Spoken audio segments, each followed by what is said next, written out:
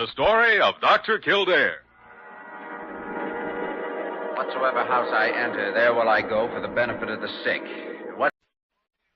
The story of Dr. Kildare. Whatsoever house I enter, there will I go for the benefit of the sick. Whatsoever things I see or hear concerning the life of men, I will keep silence thereon, counting such things to be held as sacred trusts. I will exercise my art solely for the... The story of Dr. Kildare, starring Lou Ayres and Lionel Barrymore. Metro-Goldwyn-Mayer brought you those famous motion pictures. Now this exciting, heartwarming series is heard on radio. In just a moment, the story of Dr. Kildare. But first, your announcer.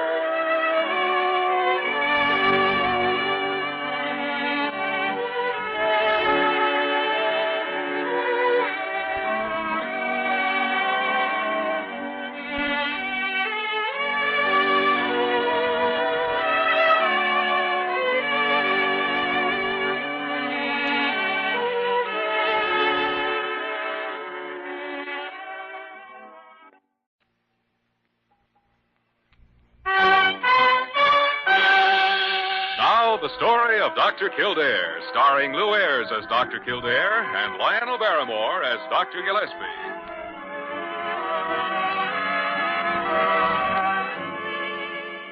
Blair General Hospital, one of the great citadels of American medicine. Clump of gray-white buildings planted deep in the heart of New York. A nerve center of medical progress where great minds and skilled hands wage man's everlasting battle against death and disease. Blair General Hospital, where life begins, where life ends, where life goes on.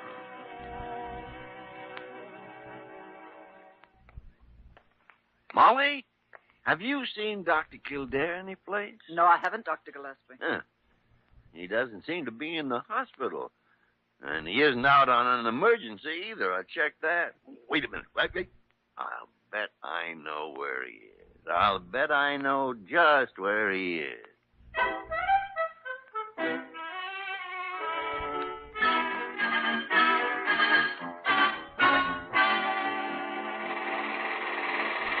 Uh-huh. I thought I'd find you down here. Oh, hello, Dr. Gillespie. Say, look at that big crane operate, will you? Isn't that something? I should say it is. And look at the way those girders are being lifted up just as though there weren't any... Yeah. Jimmy Kildare, you have no business down here. You're on duty at the hospital, and no one at the hospital has known where to find you. Well, I just walked down here for a minute to watch. Has anyone wanted me? They certainly have. Who? Me. You? Yes, me. And when I want you, I'm supposed to be able to find you. Yes, Doctor. There goes that crane again. Look at that. You know, as long as I've been at the hospital, no one has had to go looking for me during working hours. And another thing... Well. Here are my two naughty boys. Good morning, Dr. Good morning. Drew. Now, where should we be right this minute? Come on, Kildare. I told you that you shouldn't I be... hope you aren't teaching Dr. Kildare bad habits, Dr. Gillespie. You hope I'm not. Every time a new building has gone up anywhere in the neighborhood, Dr. Kildare, we've had the same trouble with Dr. Gillespie. He's like a big, overgrown boy. Can't keep away. Oh, that's not true. That's ridiculous. I Come never... on now. Back to work. Come on. So you've had this kind of trouble with Dr. Gillespie before, have you? If I hadn't come along just when I did, heaven only knows how long he would have stood there. Ah, pickles. You talk as though I were a delinquent minor. Well, dear fellow, as head of the hospital, I must administer the scoldings as well as the pats on the head when they're needed.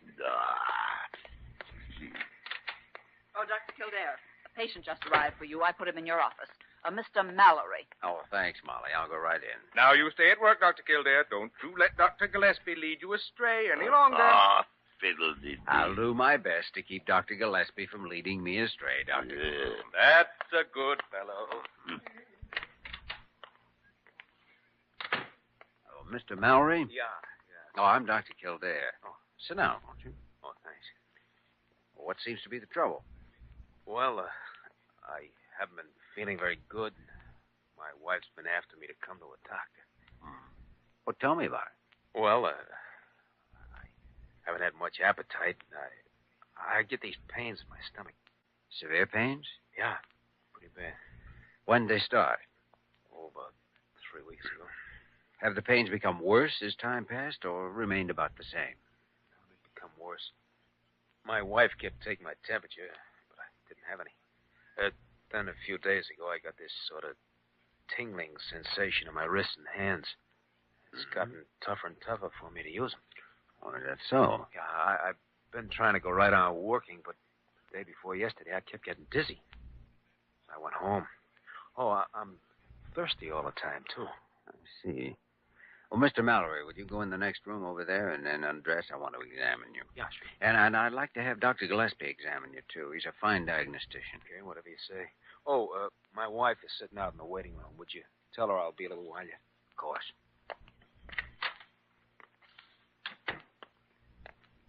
Mrs. Mallory? Yes. Oh, I'm Dr. Kildare. Your husband's going to be a little while yet, and we're going to examine him. Do you think it's anything serious, Doctor? Oh, it's nothing for you to worry about. Tell me, what does your husband do? He's a painter. I see. I wanted him to come to see a doctor before this, but he's so stubborn about things like that. Have you noticed any change in his disposition lately? Oh, I should say I have. He's been constantly irritable and depressed. Of course, he's been feeling so rotten. Yes, I understand that. The foreman called him in last week and told him he'd been making mistakes that had cost the company money. And, well, if he made any more, they were going to have to let him go. Well, that's because of the way he's been feeling. That won't last. Where's he been working?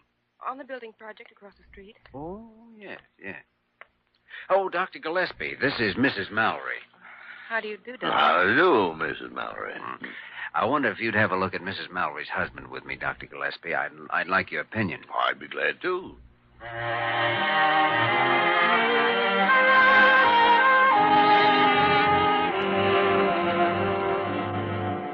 His abdominal pains are localized and relieved by deep pressure. Mr. Mallory, will you open your mouth again, please? Yeah. You see, there's absolutely no sign of any bluish line around his mouth and gums. Certainly isn't. And that's what's astounding. Oh, why, Dr. Gillespie? Well, you have all the other indications of plumbism, but... Plumbism? Lead poisoning. You say you're a painter, Mr. Mallory? Yeah.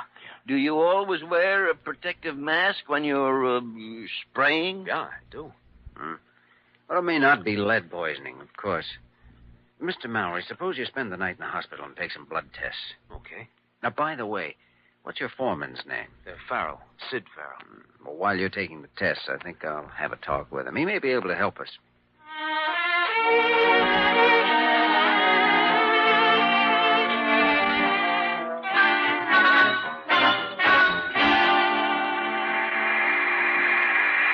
Mr. Farrell, I'm Dr. Kildare from Blair General Hospital. This is Dr. Gillespie. Well, how do you do?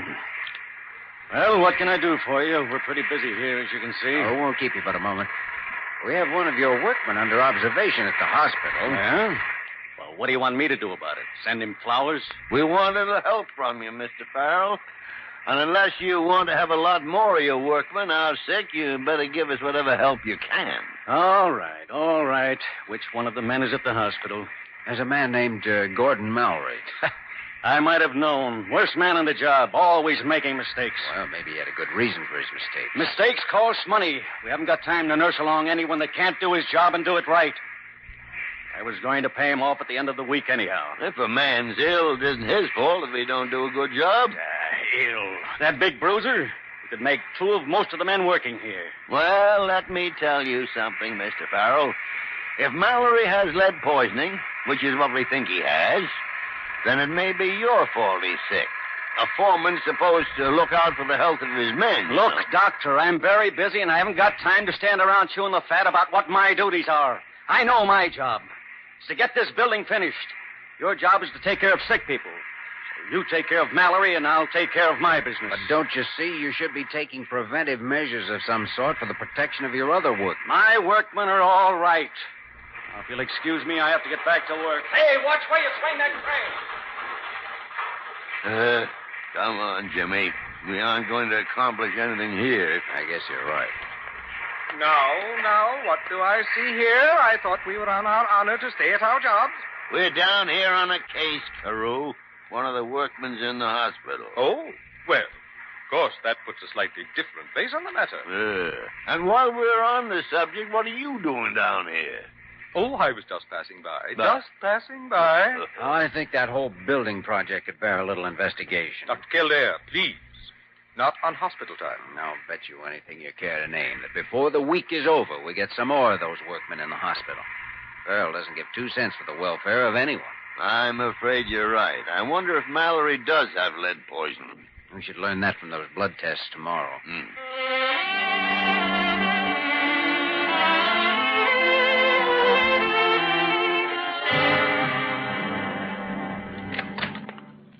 Doctor, I thought you'd never come.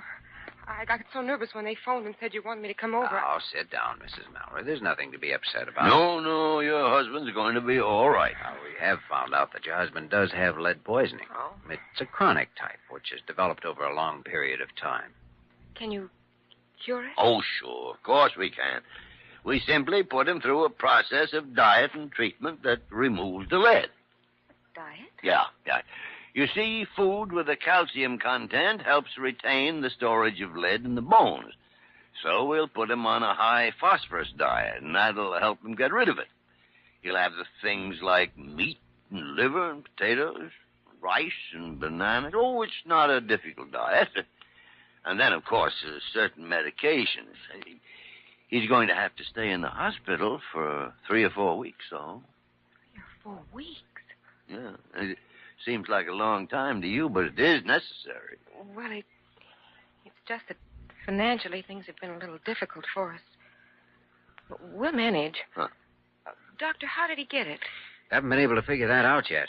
I do believe that the construction company is responsible for your husband's illness, and yet he said he did have his mask on all the time, and that should have given him adequate protection. Yes, a real puzzler, all right.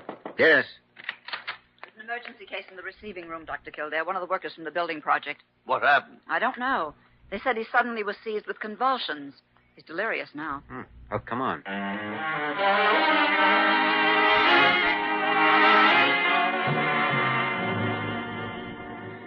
Well, this man has a bluish line along his gum margins, all right. Look at that. Yeah. This is an acute case of lead poisoning, all right. I'll inject magnesium sulfate right away. I have it right here, Doctor. Thank you, Molly. Now, if you'll clean a spot right along the vein. Mm-hmm. That's right. There, that should quiet him. Now, then, I want him to have lavage with 1% sodium sulfate, egg albumin drinks, and calcium gluconate intramuscularly. Yes, Doctor. By the way, what does this man do on a construction job? They said he's a welder. Welder? Mm-hmm. Doesn't add up. Well, let's go back down to that building project and have another talk with the foreman. And this time, let's inspect the whole place. We've got to find out what's happening to those men, and Farrell or no one else is going to stop us.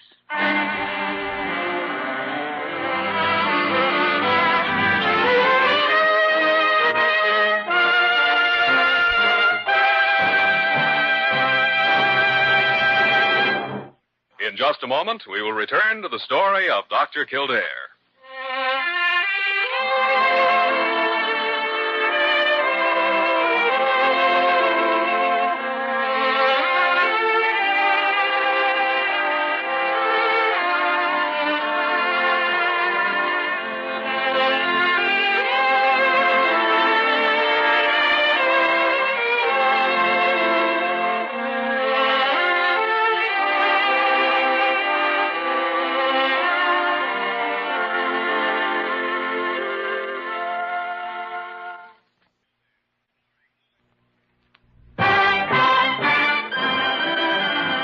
Continue with the story of Dr. Kildare, starring Lou Ayres as Dr. Kildare and Lionel Barrymore as Dr. Gillespie.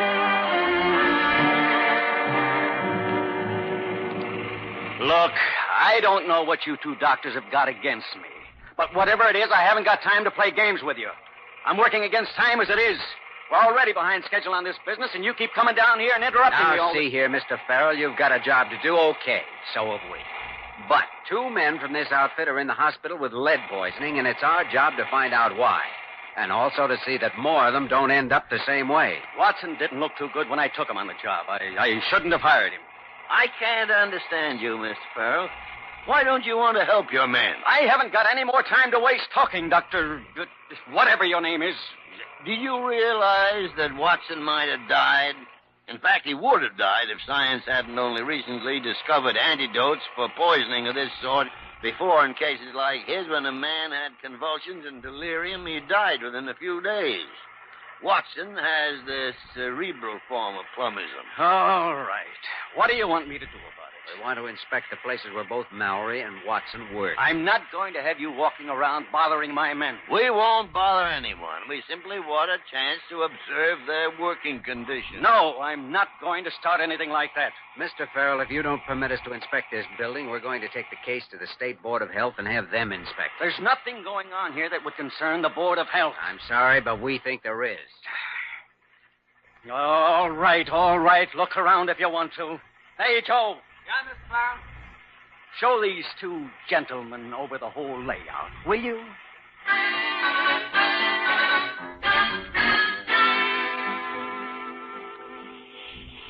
Now, there's the paint shop, Doctor. Oh, this is where Mallory works, huh? That's right. Men are wearing protective masks, all right. Well, I have to. Company wouldn't let a man work without a mask. Oh, lunchtime, huh? Well, for some of the men, it's a rush job. They only take 30 minutes for lunch in shifts.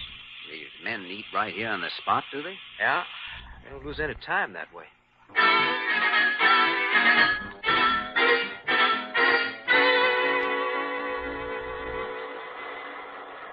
Wow. It's hot down here, isn't it? What are those men doing? They burn the rivet holes. Oh, yes. This is where Watson worked. Huh. How can they sit here and eat in all this heat? Oh, they get used to it. They certainly must. I couldn't take it for very long. Well, come on, let's get out of here.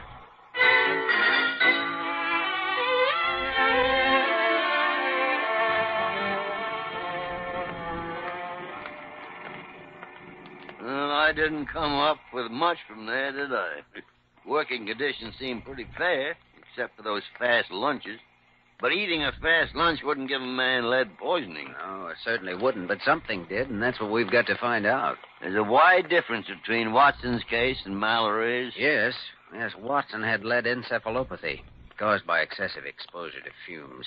His case is acute. Mallory's isn't. Mallory wore a mask. Yes, and that mask should have protected him completely. Now, what about Watson? Well, let's go up and see him as soon as we get back. He ought to be improved enough by now to be able to talk to us.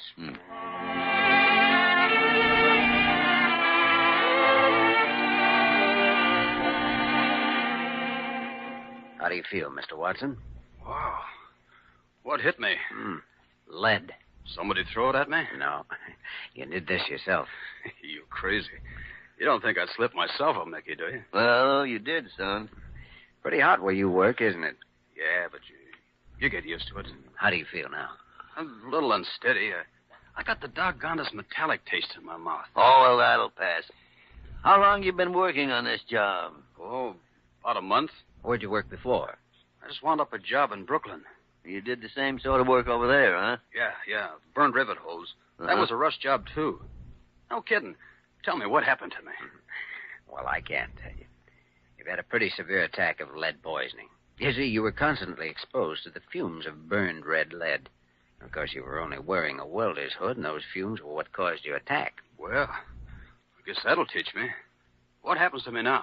Well, you will stay here in the hospital for a short period of treatment. But you'll be all right. Well, we've got a buddy of yours here for the same job. Yeah, I know. Mallory, nice guy. In a day or so, we'll put you both in the same room so you can have someone to talk to. Thanks.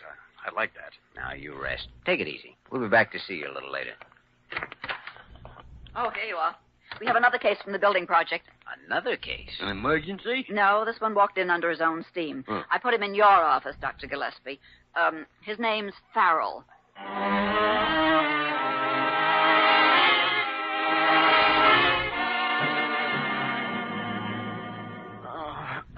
Oh, that hurts. Oh, pressure hurts, does it? Oh, after you left, I got hold of a book on lead poisoning and read up on it. It'd be pretty serious at that, can't it? It's a very serious matter, Mr. Farrell. What are you going to do about me? I don't know. What do you suggest, Dr. Gillespie? I've been turning the matter over in my mind, Dr. Kildare. You'll have to put me through that de-leading process, won't you? I don't think that would help in your case. Do you, Dr. Gillespie? No, I'm afraid not, Dr. Kildare. You mean nothing can be done to help me? None of the antidotes for lead poisoning will do a thing. Why not? Because you don't have lead poisoning. I don't? No. But I've got all the symptoms.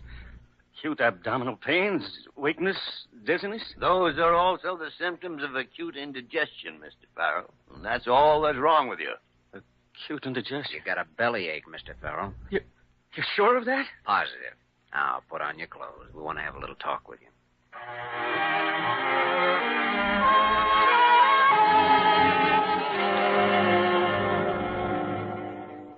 Mr. Farrell, fortunately, both of your men are getting well. With a little cooperation from you, I think we can prevent any more of them from becoming sick.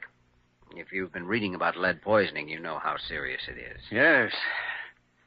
You know, I must admit I owe both of you doctors an apology. Now, Mr. Mallory has a temporary paralysis in his wrists and hands, but as soon as the de-leading process is completed, he'll be given massage and exercise, and he should recover pretty quickly. Do you know what caused Mallory's illness? It couldn't have been the fumes because he wore a mask. Well, that's right. It was quite a problem to Dr. Kildare and myself, but we finally figured it out. Mallory ate his lunch right where he worked. While he was eating, other men were spraying. Over a long period of time, he was exposed to the gradual amounts of fumes and absorbed enough to cause a poisoning. Well, did this just happen on my job? No. This happened over a period of about 3 years. Mallory always ate close to the job. It never occurred to him not to. Well, I'll talk to all the men about it right away. Now, Watson's case is a little different. He was overcome by the fumes from the burned paint, and his illness is much more serious than Mallory's.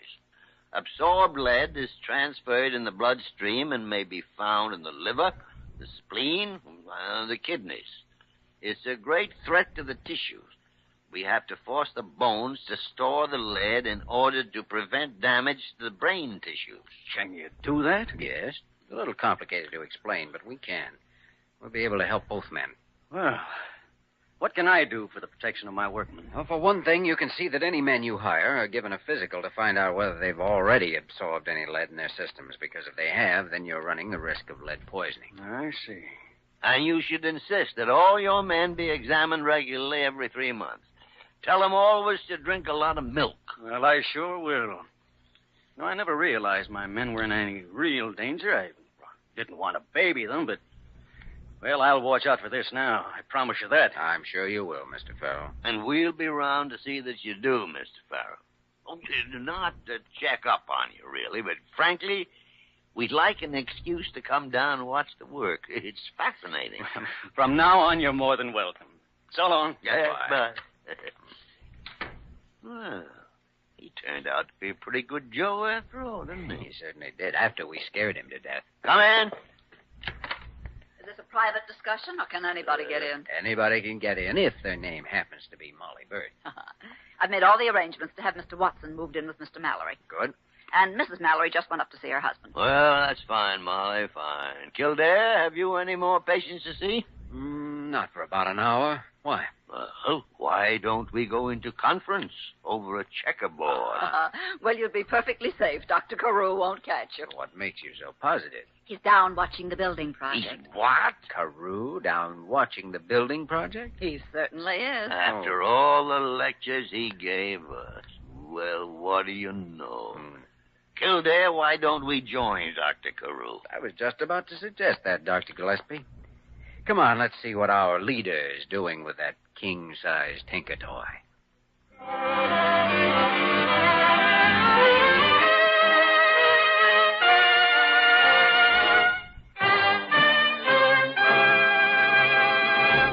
In just a moment, we will return to the story of Dr. Kildare.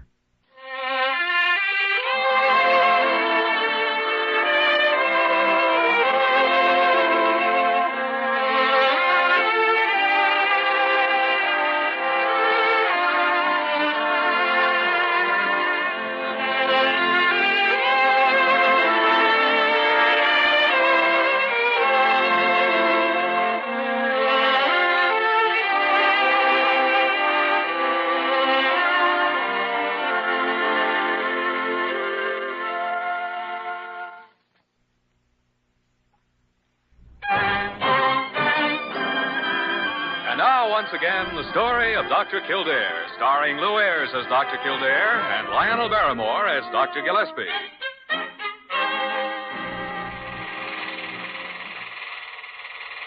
Well, Dr. Carew, what a surprise to find you here. Yes, we didn't know you were interested in things like this. Oh, you dear fellows.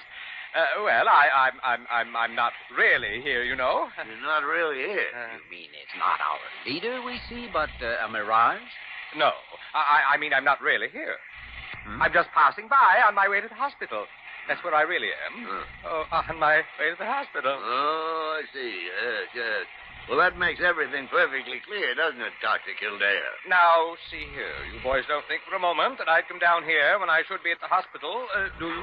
No. Oh, no, indeed. Oh, look at that train go. Isn't that something? It certainly is. Biggest crane I've ever seen. That really is something. You know, when I was a boy, I was one, you know. That's the kind of job I wanted to do.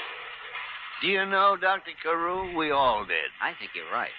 And it's because of the boy each of us was and still is inside that we're down here right now. You may be right, Dr. Gillespie. Oh, he is right.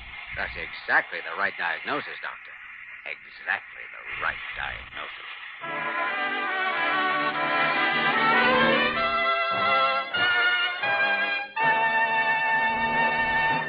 You have just heard the story of Dr. Kildare, starring Lou Ayres and Lionel Barrymore. This program was written by Gene Holloway and directed by William P. Russo. Original music was composed and conducted by Walter Schumann. Supporting cast included Eleanor Audley, Ted Osborne, Dick Simmons, Tony Barrett, Jack Petruzzi, and Lillian Baeff. Dick Joy speaking.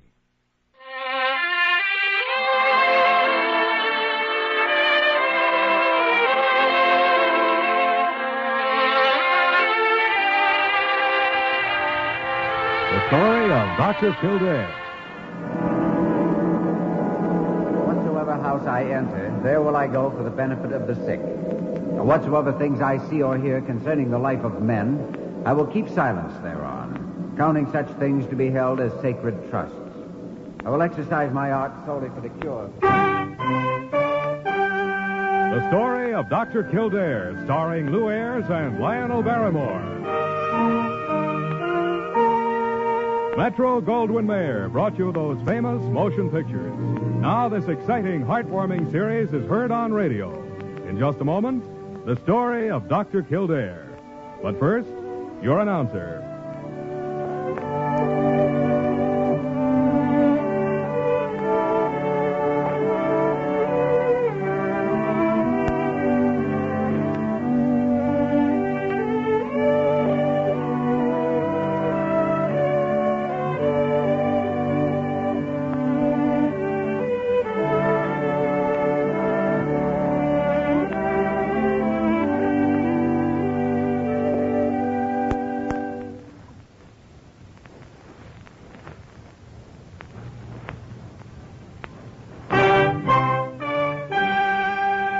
And now, the story of Dr. Kildare, starring Lou Ayres as Dr. Kildare and Lionel Barrymore as Dr. Gillespie.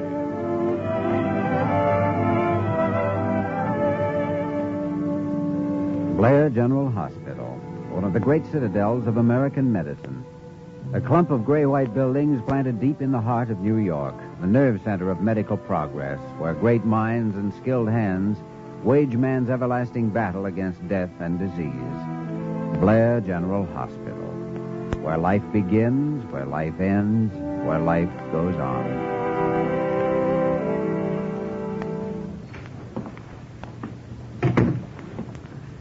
Did you complete your examination, Dr. Kildare? Yes, I did, Dr. Gillespie. And what was your diagnosis? Glaucoma. Yeah.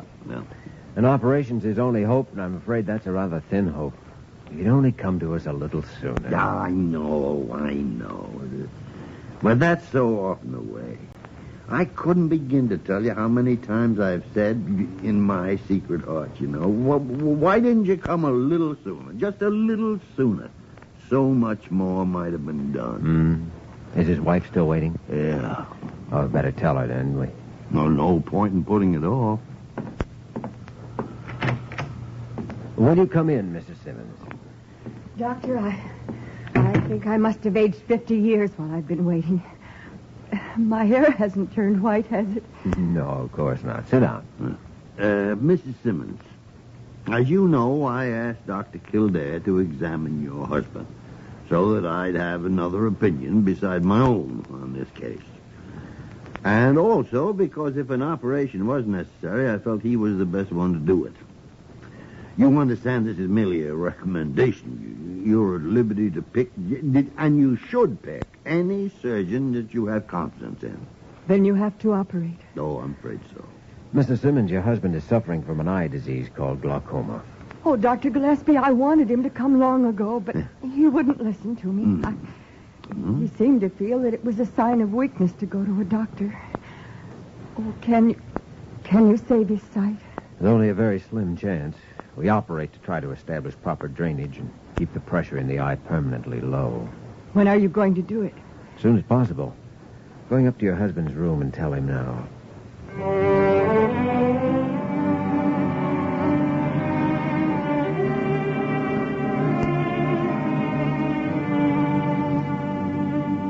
Well, Mr. Simmons, that's the whole story. All right. Let's get it over with. That's what I hoped you'd say. I'll be able to see after this operation, won't I? Oh, I hope so. It's hard to guarantee the results. I'm not going to see. You might as well finish me off in that operating room tomorrow. If I'm not going to see, I don't want to live.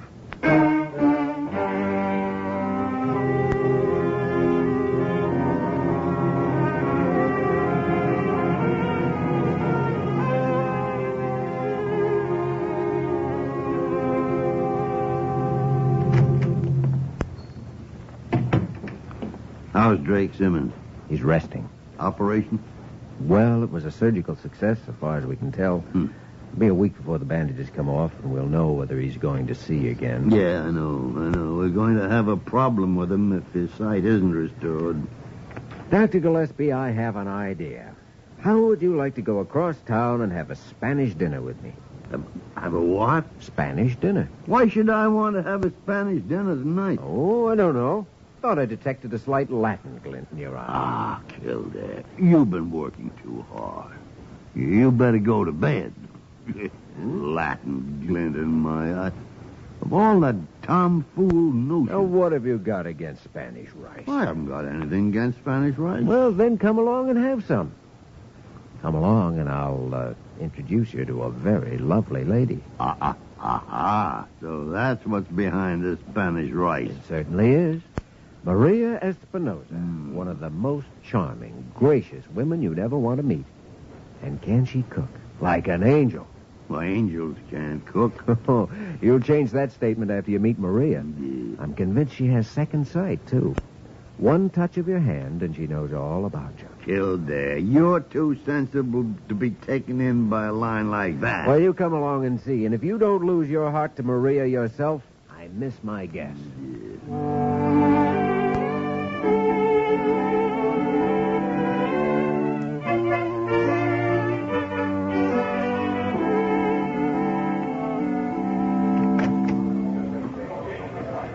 There she is, over at that corner table.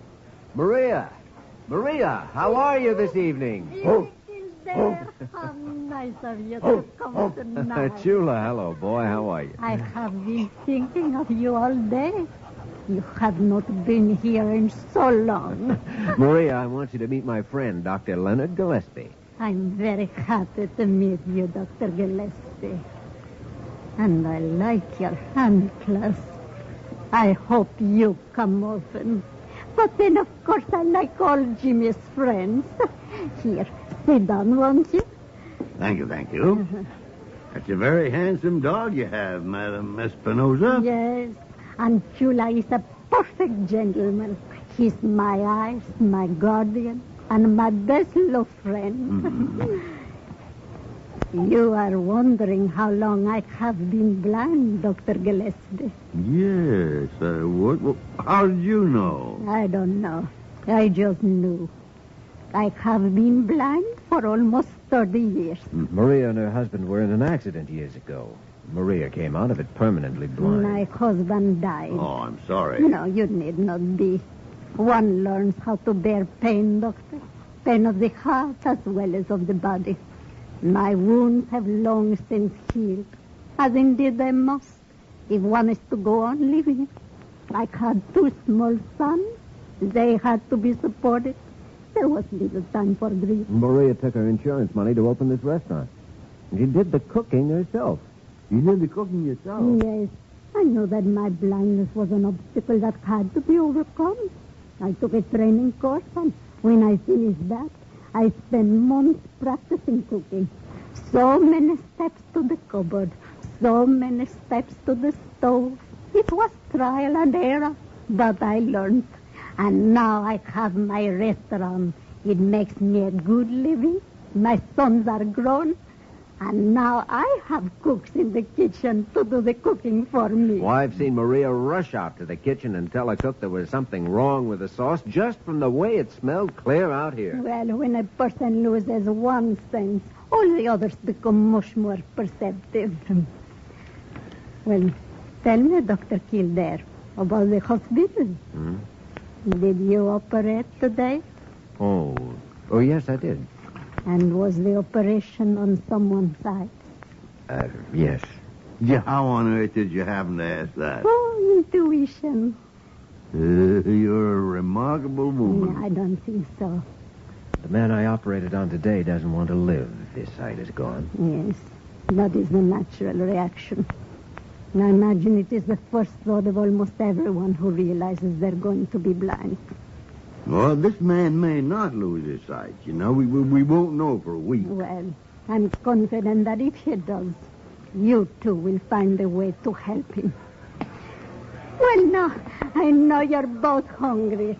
How about the Spanish pot roast? Is it particularly good tonight? That's for me. Oh, sounds wonderful. I get it for you myself. I won't be long. What an amazing woman. Isn't she wonderful? Yes, too bad more of us don't have her courage and her wisdom.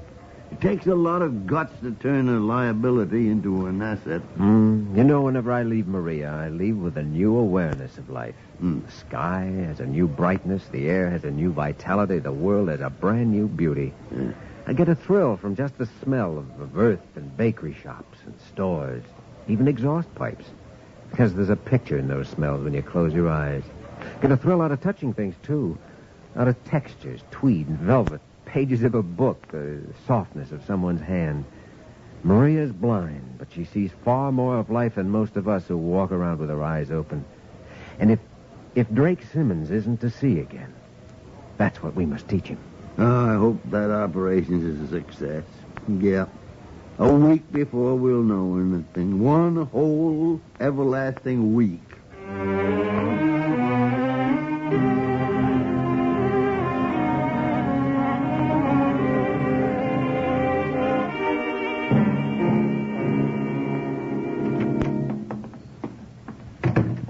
That you, Doctor?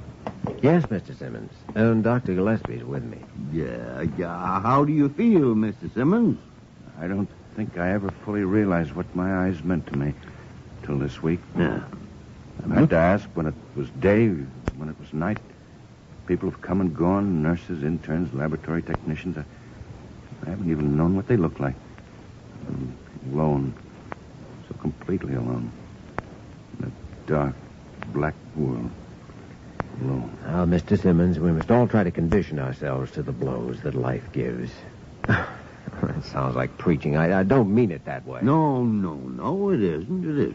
It's common sense. Are you trying to tell me that I'm not going to see again? No, only that we don't know. Even after we remove these bandages today, we can't be completely certain of the results for a while. Well, take them off. Take them off. Let's find out. We'll take them off right now. What's it like out today? It's going to rain. Now, sit still, Mr. Simmons, while Dr. Kildare works on those bandages. What time is it? It's about 10 in the morning. Any interesting news in the headlines? Oh, nothing particular. Oh. Well, there we are. Now, open your eyes, Mr. Simmons. I can't see very much. Can you see anything? I can see sort of a thin film of light. I can see a film of light. Dr. Kildare, that means something, doesn't it? Doesn't it mean something? Yes, of course it does.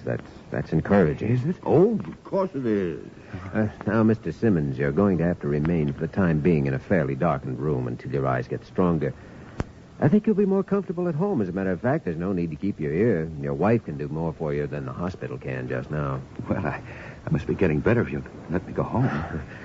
Your wife is down the hall, and I want to talk to her. I'd like you to try and take a nap now, if you will. Oh, yes, of course I will.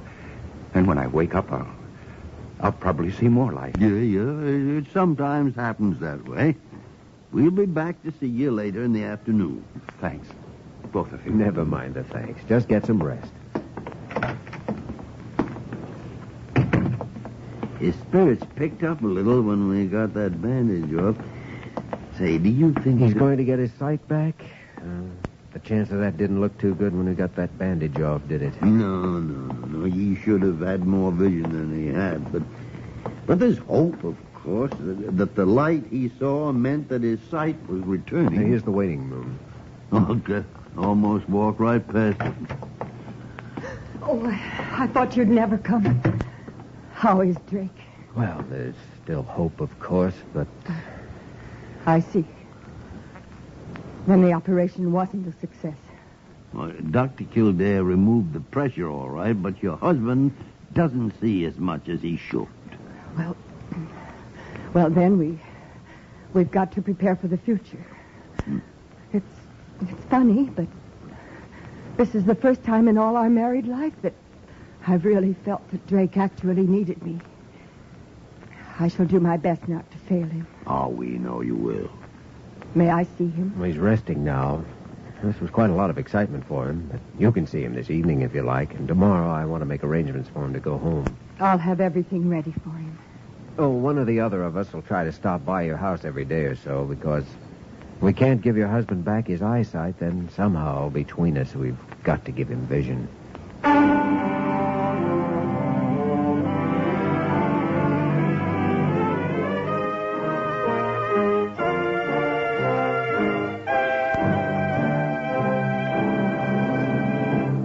We return to the story of Dr. Kildare in just a moment.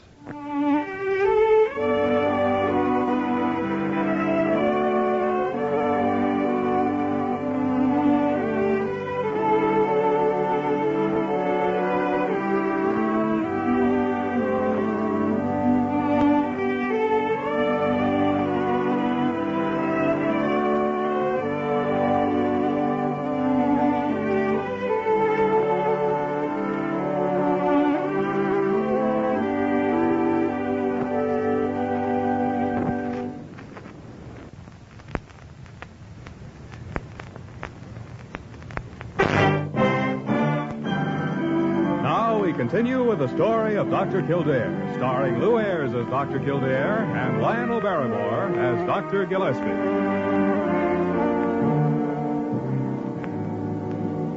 Dorothy! Dorothy! Yes, darling, yes. Is it night or is it day? Is it night or day? Oh, it's night, darling. You have the lights on? Why, no. I thought you were sleeping. You're right. It isn't night, it's day.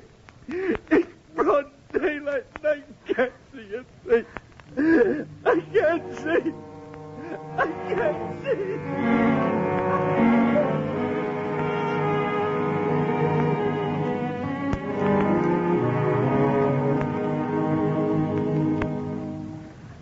Why are you so quiet, Kildare? You've been staring out of that window almost an hour without saying a word. I was looking at the city. Modern miracle. Symmetrically and beautifully laid out on Manhattan Island. How wonderful to be able to see it. Kildare, you've fallen into a very dangerous frame of mind. What do you mean? Well, subconsciously, you're sympathizing so much with your patients, you may not even be able to help them. Never thought of that. You may be right. Drake Simmons doesn't need any sympathy. He has plenty of that for himself. He's got to stop thinking of the things he doesn't have and look for the things that he has. And you've got to do the same thing. That is, if you want to help him, you've got to show Drake Simmons that there are things to live for. Hello? Yeah. Oh, yes, Mrs. Simmons. What? Oh, no. What? Just a minute. Let me put Dr. Kildare on. Kildare. Simmons is taking poison. What? Pneumonia. He found a bottle in the bathroom. Give me the phone. Hello, Mrs. Simmons. Mrs. Simmons, give your husband olive oil in large quantities of water. We'll be right over.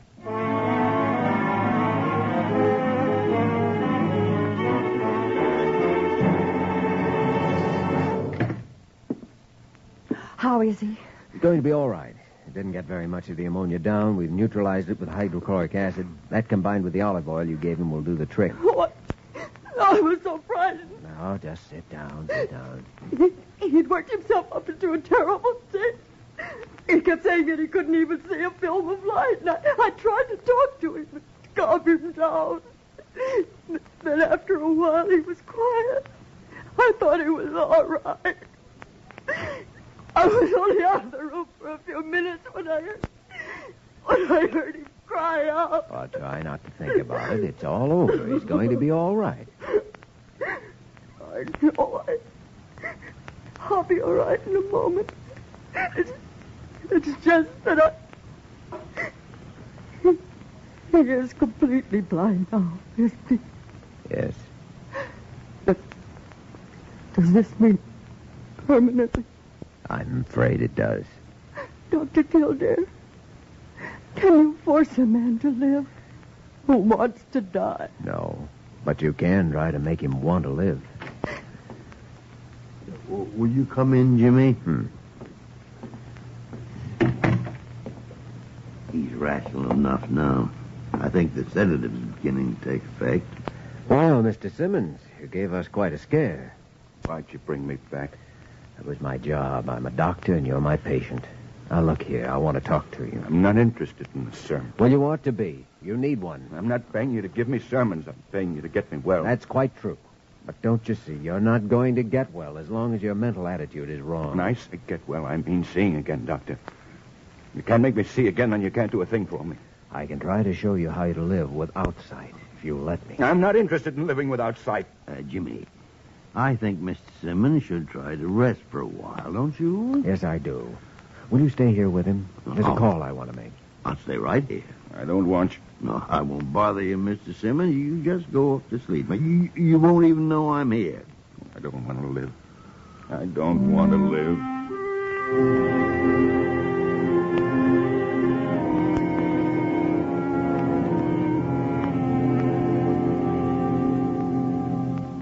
Maria, I need your help. The man you operate on is not going to see again. No, he isn't. Tried to kill himself yesterday, and before that I tried to talk to him in every way I knew. Tried to tell him your philosophy, to point out all the things he has to live for. I argued, pleaded, begged. Don't think he heard a word I said. You will take me to him? If you will come. You know I will. I've never felt more helpless or more like a failure in my life. No, don't say that, Jimmy. This goes beyond medicine. Remember the old saying about the blind leading the blind? Let me get my coat. We go at once.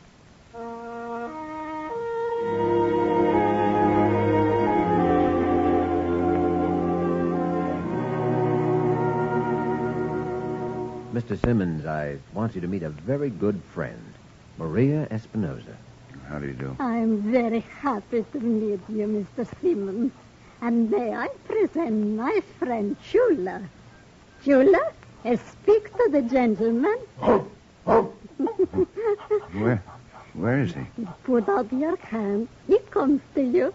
Go on, Chula. That's right. He's a big dog. Chula is my eyes. Oh. You're... Yes, I'm blind. You're blind, too. Well, tell me. I know you two will excuse me for a few minutes. I have to call the hospital. How are they getting on? I think they'll end up good friends.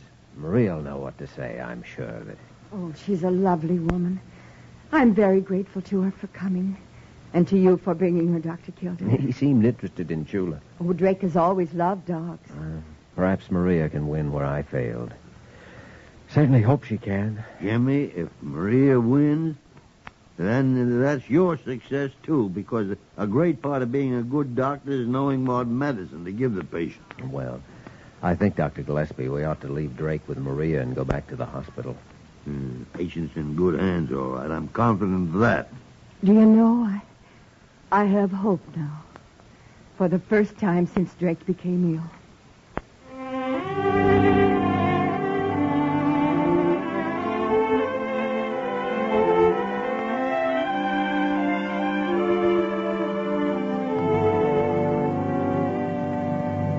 Well, Mr. Simmons, I'm happy to say I find you in excellent physical condition. And I'm equally happy to say I find you the same. I feel splendid, thank you. Do you know what Drake's doing now? Maria has taught him to cook. And he's fixed us some of the most wonderful Spanish dinners you'd ever want to eat. I couldn't even boil water without burning it before I lost my sight. Do you know what we're planning to do? No, what? Well, we're thinking of opening a school for blind children. There's so much to be done in that field, and with Drake and Maria to teach and some other people we've met, we might really accomplish something. Oh, I think that's a splendid idea. So do I. Let us know if there's anything we can do to help. We certainly will. Goodbye, Dr. Kildare. Dr. Gillespie. Thanks again for everything. Goodbye. You did a fine job there, Jimmy. Oh, I didn't do a thing. I almost failed completely. Thank heaven for the Marias of this world. We can all learn from them. We can indeed, Dr. Kildare. We can indeed.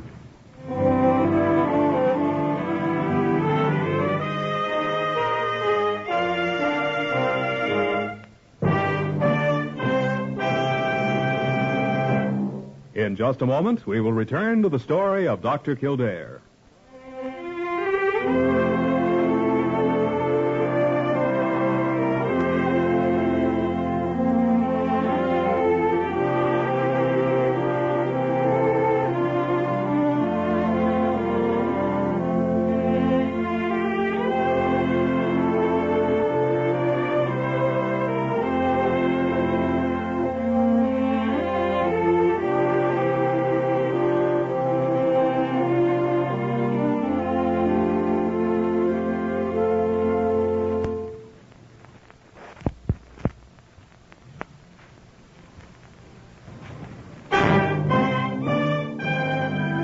And now, once again, the story of Dr. Kildare, starring Lou Ayres as Dr. Kildare and Lionel Barrymore as Dr. Gillespie.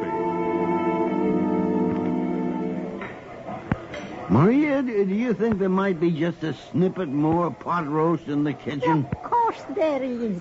Manuel, bring Dr. Gillespie more pot roast. Si, Maria.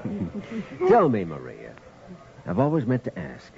What did you say to Mr. Simmons that day? Oh, I told him he was a very foolish man to carry on like such a small child. I told him how much more fortunate he was than I. That he still had his wife, a lovely home, security.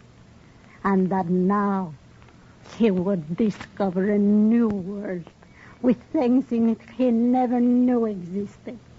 I told him he would see things with his soul that he had never seen with his eyes. I know that inside I was praying that the right words would come to me, and somehow they did. Well, Drake Simmons is certainly a changed man. He certainly is fortunate that we knew you and were able to take you to him. Careful now, you give me the big head with all this compliment. No, a big head never goes with a big heart. Thanks, Maria, for what you taught Drake Simmons about courage and for what you taught me about life.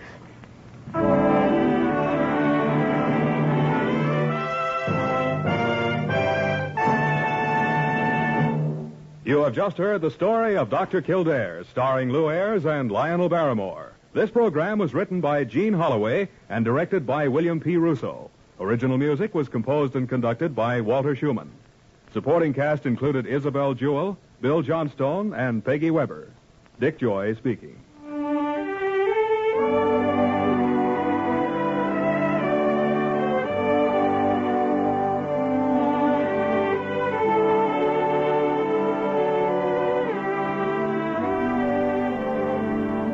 You're listening to HOJO Radio. More classic old-time radio coming your way next. The Grape Nuts Flakes program, starring Jack Benny, with Mary Livingston, Phil Harris, Dennis Day, Rochester, and yours truly, Don Wilson.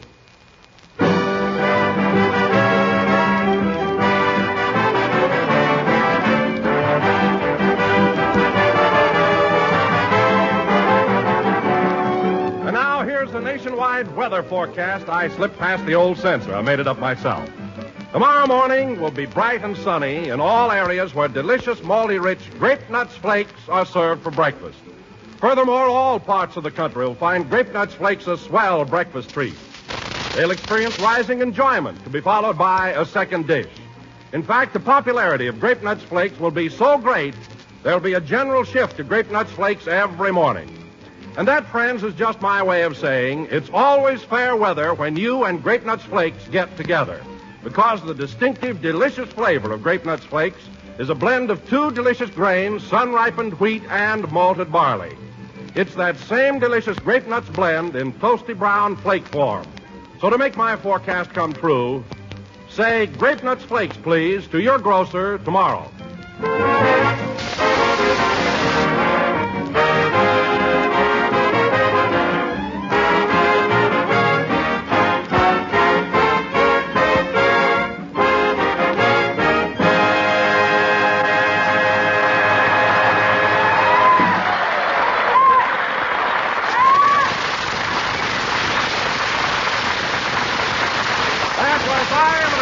Played by the orchestra. Now, ladies and gentlemen, the elections being over, we bring you a man who was swept into office by an overwhelming majority.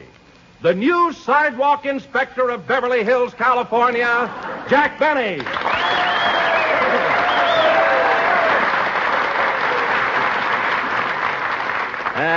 Thank you, thank you. Hooray for Benny! Thank you, sir, thank you. Hello again, this is Jack Benny talking. And first of all this evening, I'd like to thank my many friends in Beverly Hills who had the confidence and foresight to elect me Chief Inspector of Sidewalks, Driveways, Curbings, and Gutters.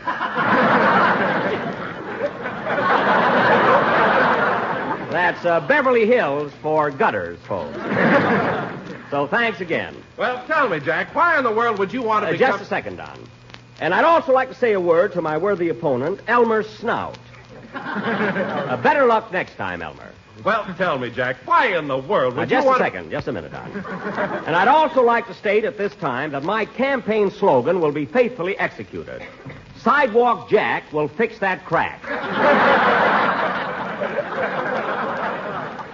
Yes, sir. Oh, hello, Mary. Hello, Governor. Congratulations. I didn't run for governor. I'm starting out at the bottom. Well, you can't get lower than the gutter. Never mind. Huh? Tell me, Jack, why in the world would you want to run for the office of sidewalk inspector? Well, it's very simple, Don. Sure, Jack's always walking around with his head bent down, so he might as well get 20 cents an hour for it. That's 22 cents, sister, and I get priorities on arch supporters. Where are you getting your arches? From Little Rock, Arkansas. I can go along with a gag, you know. Anyway, I was elected by an overwhelming majority, according to my campaign manager. Oh, by the way, Jack, who handled your campaign? Jim Farley. And he, No, he really put me over. Say, did Jim Farley come all the way from New York just to handle your campaign? Oh, this isn't the Farley you're thinking of, Don. This is Jim Farley. He's Chinese.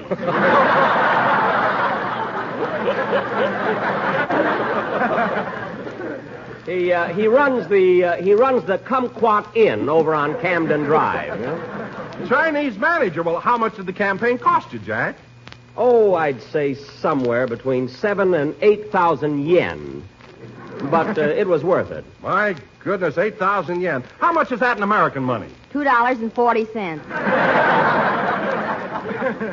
It was more than $240 for the picnic and outing alone. So what are you talking about? Hiya, Jackson. Congratulations on your election. Thanks, Bill. How does it feel to be in the White House? Phil, I'm just sidewalk inspector. I'm not going to run for president for years. You know, Roosevelt's going to be glad to hear that. The only thing I can't understand about that gag, how did Phil know that Roosevelt was president?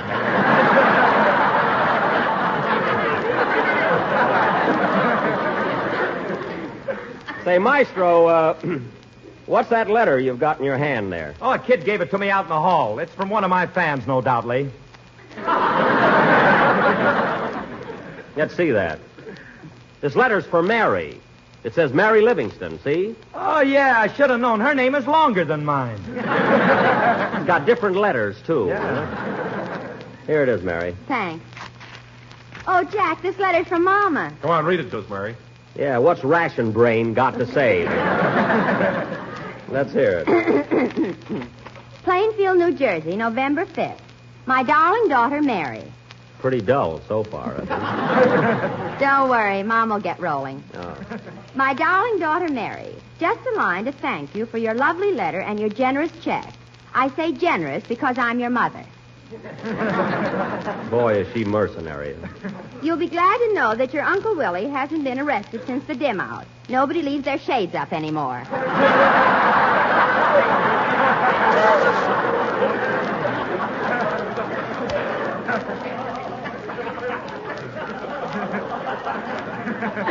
Too bad. What else has Frizzletop got to say? Go ahead. Your father and I went to New York last week and saw Jack and Ann Sheridan in their new picture, George Washington Slept Here. Well. There were a lot of laughs, especially when your father accused the man next to him of stealing his shoes. You're probably cold with no socks on you. Incidentally, Mary, I don't know if I ever told you this, but George Washington is supposed to have slept right here in our little stone house in Plainfield. Washington slept there?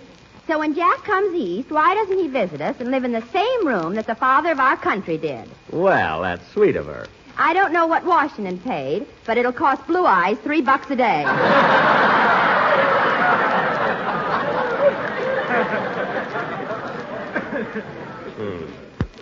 Good thing she called me Blue Eyes. No more news, so we'll close with love to all. From your mother, 5 by 5 Livingston. Ha. Ain't she the one? Well, Phil, it's about time. Oh, wait a minute, Jack. Here's a P.S. Oh. Just heard from your brother Hillard, who's in the Air Corps. He must have received his wings all right, as he has just been promoted to Yardbird.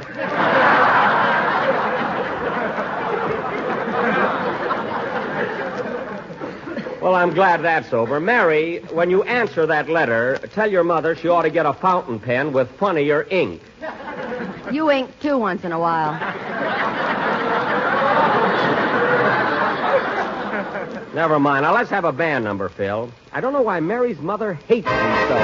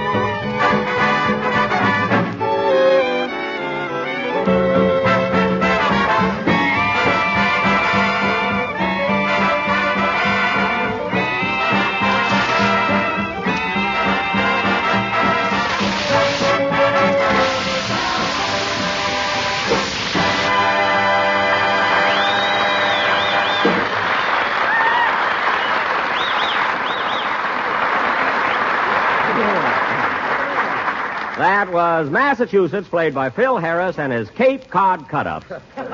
Incidentally, Phil, that's a peculiar title for a song, isn't it? Massachusetts. Well, after all, Jack, they've got a song called San Francisco, and they got one called St. Louis Blues, and then there's that new one, Kalamazoo. What about it? Well, Massachusetts is a big city. Why can't they have a song?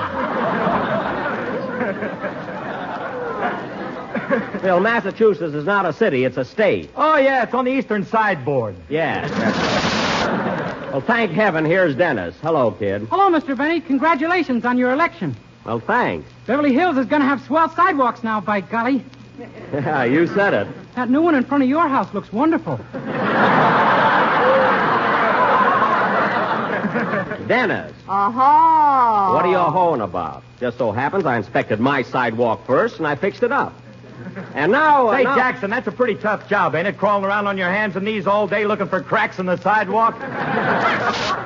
Well... Who crawls around? He's got an anteater on a leash. That's not an anteater. That's Barney Dean, my assistant. He's a short fellow with a flexible nose. And now, folks, for the first time this season, we shall delight and thrill you with an original one-act play written by Mr. Don Wilson, our old fat Noel Coward. Take it, Mr. Wilson. The scene, ladies and gentlemen, is the little cottage of Mr. and Mrs. Oglethorpe J. Twink in Glendale, California. It is breakfast time, and Mr. Twink, played by Jack Benny, the eminent politician... Hooray for Benny!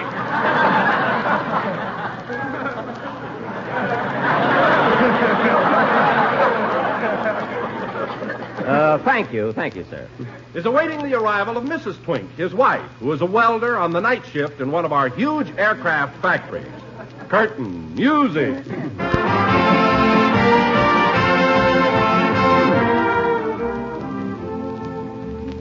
Oh, dear. 7 a.m. and Clarabelle isn't home yet. It's payday, too. I hope she didn't get into a crap game with some of the girls. Oh, well, she works hard. She's entitled to a little fun, I guess. I wonder who that is. Come in. Why, it's the ice girl. Hello, Gloria. Any ice today, Twinkie? Darn you, Gloria, for the third time today, no. I'm a married man. Oh, come on. Don't you want a cake of ice, sweetie? No, and take your foot out of the door.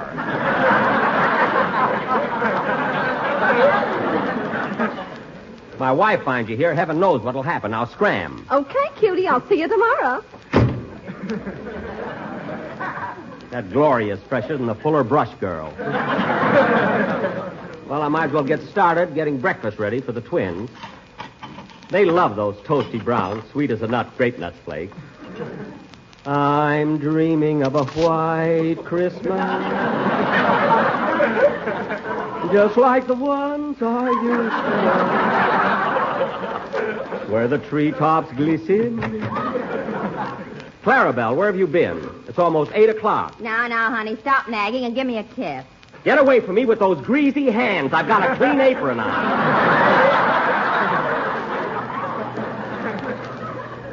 Now, you tidy up. Okay, hand me the Dutch cleanser. I want to wash my face. Here you are. I'm dreaming of a white Christmas, just like the... You want some breakfast, dear? Yes, but first give me my kiss. Now, Clarabelle. Come on, kiss me. Not so early in the morning. Oh, God, don't be so rough, Clarabelle. Now, you broke the clasp on my slave bracelet. Look. Well, I'll take it to the plant tonight and weld it for you. By the way, Oglethorpe, aren't the twins up yet? Joe and Josephine? Here they come now. Hello, Joe. Hello, Dowdy.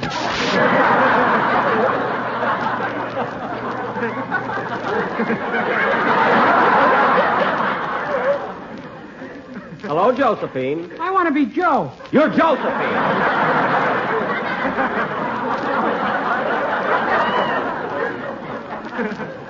Now, sit down, children, and have your toasty brown, sweet as a nut, grape nuts flakes. Oh, dirty. Toasted brown, sweet as a nut, grape nuts flakes.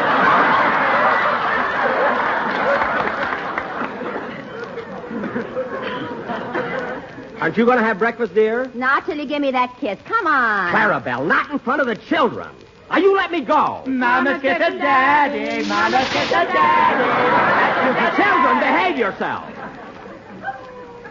And you too, Clarabelle. Sit down and eat your grape nuts today. You left out Toasty Brown, sweet as a nut. Oh, yes. I'm dreaming of a white Christmas, just like the ones I used to know. Oh, it's Gloria. Say, Twinkie, honey, did I leave my ice tongs here? Jiggers, Gloria, my wife is home. Oh, so she calls you Twinkie, honey, eh? So you've been playing around with that ice girl. I have not. I'm dreaming of a white Christmas. You're going to have a white Christmas. Bandages. Clarabelle, now put me down. Clarabelle, out! Out! And so we leave Mr. Twink, chin up but with blackened eyes and with the happy knowledge that his wife's entire family is about to enjoy a breakfast of those toasty brown sweeters and that grape nuts flakes. I thank you.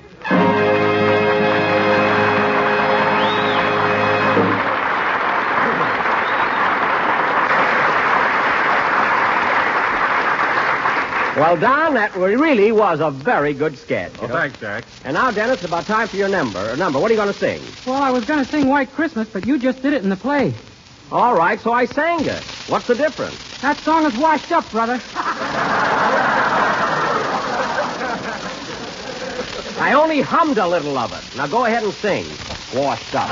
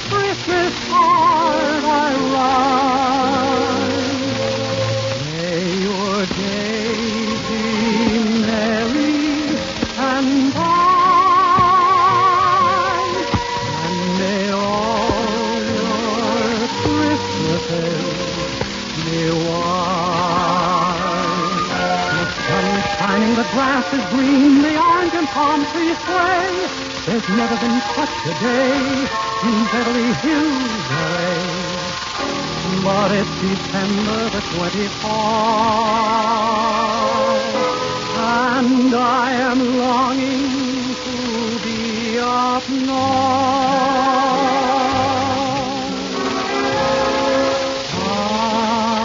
I'm dreaming of a white Christmas, just like the ones I used to know. May your days be merry and bright, and may all your Christmases be white. May all your Christmases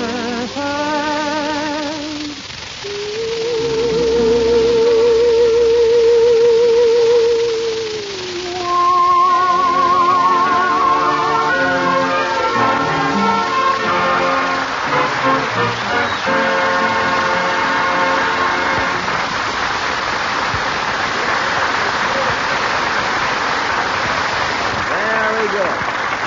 Very good.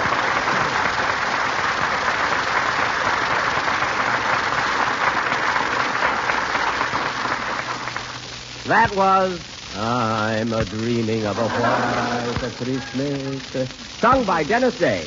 And very good, kid. That was all right. Speaking of Christmas, Mr. Benny, what are you going to give me for a present? Now, wait a minute, Dennis. No need of worrying about your present so soon. Christmas is almost 2 months away. I mean last Christmas.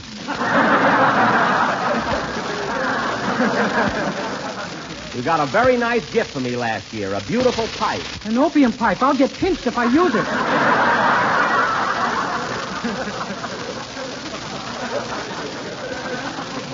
That pipe is for blowing soap bubbles. What an imagination that kid's got, huh?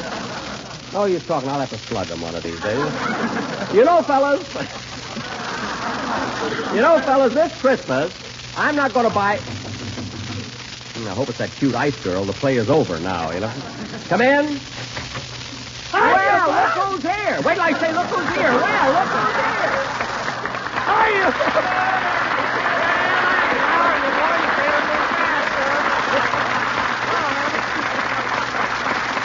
He's in such a hurry to get on. Andy Devine, how are you? Well, Andy, it's about time you've been paying us a visit. Why haven't you been around before? Well, we've been pretty busy on the farm, Buck. Got a lot of harvesting to do. Well, that's really a problem now with the shortage of help and everything, huh? Well, it worked out swell for us. We got 12 pretty college girls helping us pick tomatoes. Pretty, eh? Say, I bet that makes your paw happy, huh? Oh, he loves it, Buck. I caught him out in the field with all the girls yesterday, and he had a sultan suit on. A sultan suit? You mean he was dressed like a sultan? Yeah, a Turkish towel and a pair of Moss red bloomers. What? He was loaded. Well, Andy, isn't your more jealous? I mean, your father out in the field chasing all those pretty girls? Oh, he'll never catch him, Buck. Pa's got a flat iron tied to his beard. Well, that's one way to keep the old boy down. Well, it's nice of you to drop in, Andy. So long. So long. Oh, by the way, I nearly forgot. Are you still interested in buying a horse? Yes, I've been looking at horses all week, now that I haven't got the Maxwell anymore. Well, I got just the animal you want. Pa's out in the hall with her right now. You got a horse out in the lobby of NBC? Yeah, I'll show her to you. Now, Andy. Come on in, Pa. Bring Leona with you. I don't want a horse in this studio. Don't worry. She's gentle as a lamb. Oh, my goodness. Hold her back. Hold her back, Pa. I've got her. Whoa, Leone. Whoa, now. Look out. Look out. Watch out for the orchestra.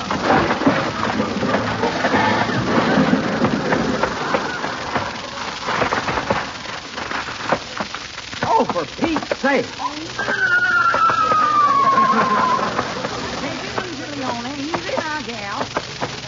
What a mess. Say, Pa, you remember Jack Benny, don't you? Hey? Jack Benny. Hey? He's a little deaf, but Jack Benny, Pa. Oh, yes, hiya, Buck. Glad to see you, Mr. Devine. Who's the brunette? Well, that's Mary Livingston. This is Andy's father, Mary. Hello, Mr. Devine. I wish I had my bloomers on, doggone Why, Mr. Devine. Well, how about the horse, Buck? Leona's a mighty good buy. A good buy? Goodbye, goodbye. So long, everybody.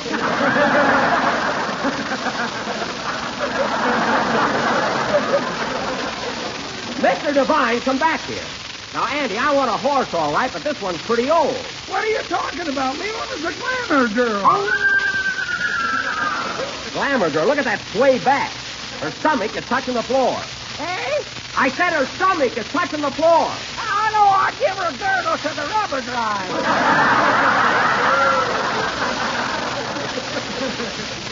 Well, I wish I knew how old she was. Well, look at her teeth, Jack. That's a good way to tell. Oh, yes. Would you mind showing me her teeth, Mr. Devine? Glad to. Here you are. Put them back in her mouth.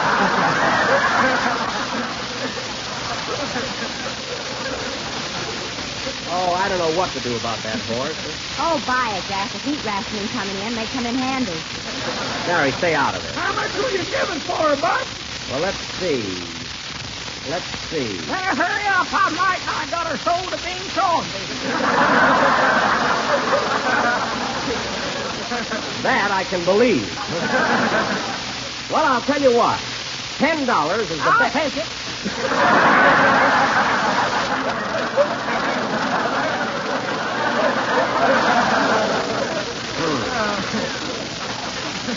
Well, here you are, Mr. Devine. Here's a $5 bill. Thanks. And here's 5 ones. That's 6, 7, 8, 9. Hold everything, I'm not taking that horse. Give me that money back. Oh, there's nothing to get excited about. She's just got a little cold. A cold?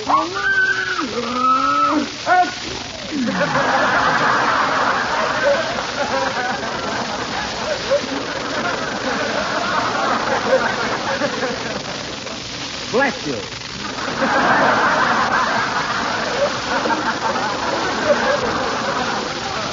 Well, I guess I'm hooked. Might as well have the horse. Come on, Leona, you go out in the hall. Get going now. Come on. Oh, whoa, Leona. Leona, look out!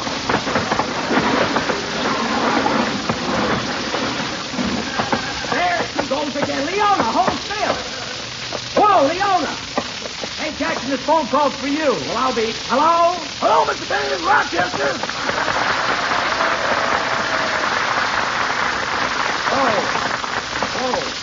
Whoa, Leona, whoa. What do you want, Rochester? Everything's all set, boss. I just bought a horse. What? I told you to look at horses, not buy one. But this one's a bargain. I got a bag of oats, a racing farm, and a jockey with it. Now, look, Rochester, I just bought a horse for $10. Well, the one I bought is breathing. I paid 18. Mine's breathing, too. Whoa, Leona, whoa. Dennis, watch out. Dennis. What's wrong? Leona just kicked you in the head. She did? I better get some aspirin. Now, Rochester. Yes, boss? Whoa, Leona, whoa. You take that horse back to the man and get your $18. I can only get 10. He paid me $8 commission.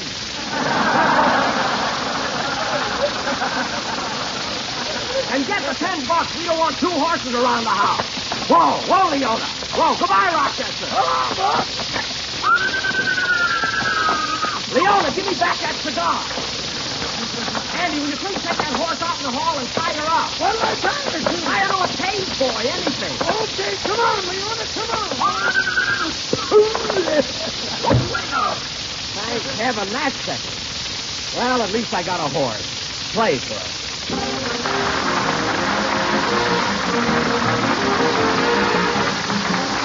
Friends, just because you find that meat and some of the other nutritious foods are growing scarcer and more expensive, don't deprive yourself of the nourishment you need for robust health and well-being. For instance, if you're eating less meat, then eat more of the other things that supply many of the food values of meat, such as whole grain cereals with lots of milk. For whole grain cereals like Grape Nuts Flakes are plentiful, nutritious, and thrifty. In every helping of toasty brown Grape Nuts Flakes and milk, you get remarkably well-balanced nourishment. You get protein and minerals such as iron, calcium, and phosphorus. And Grape Nuts Flakes give you 2 of the important B vitamins, niacin to help prevent loss of appetite and weight, plus vitamin B1, the nerve and energy vitamin, essential food factors we need more than ever. So to help keep your family up to par, serve them delicious, malty-rich Grape Nuts Flakes and milk every day. That was the last number of the 6th program of the new Grape Nuts Flakes series. And next Sunday, we're broadcasting from the Naval Air Base at Terminal Island, California.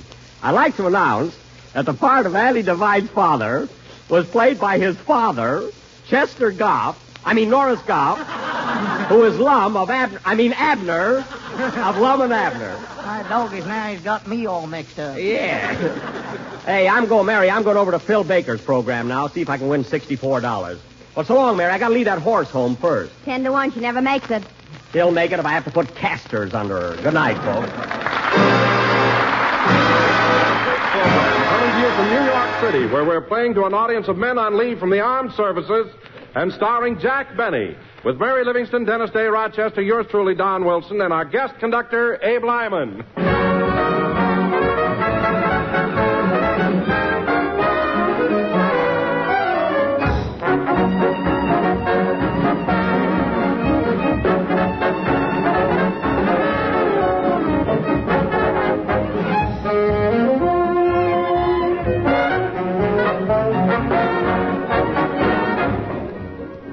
I met a woman today who has 3 sons on 3 different work shifts.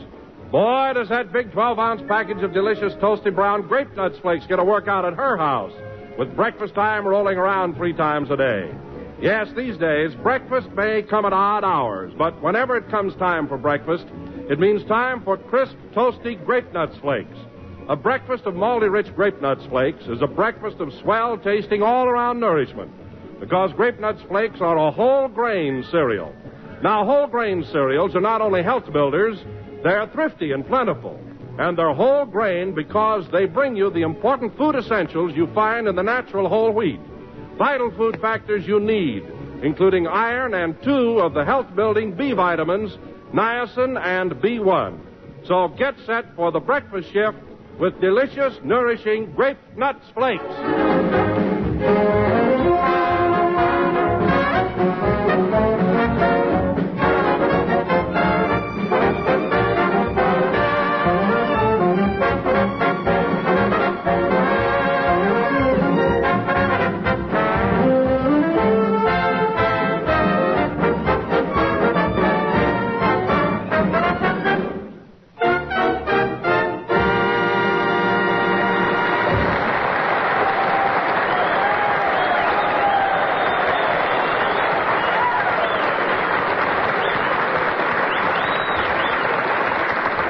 And now, ladies and gentlemen, for the most fantastic introduction of the year. Fantastic? I bring you a famous concert violinist who is making his debut this evening at Carnegie Hall, Jack Benny.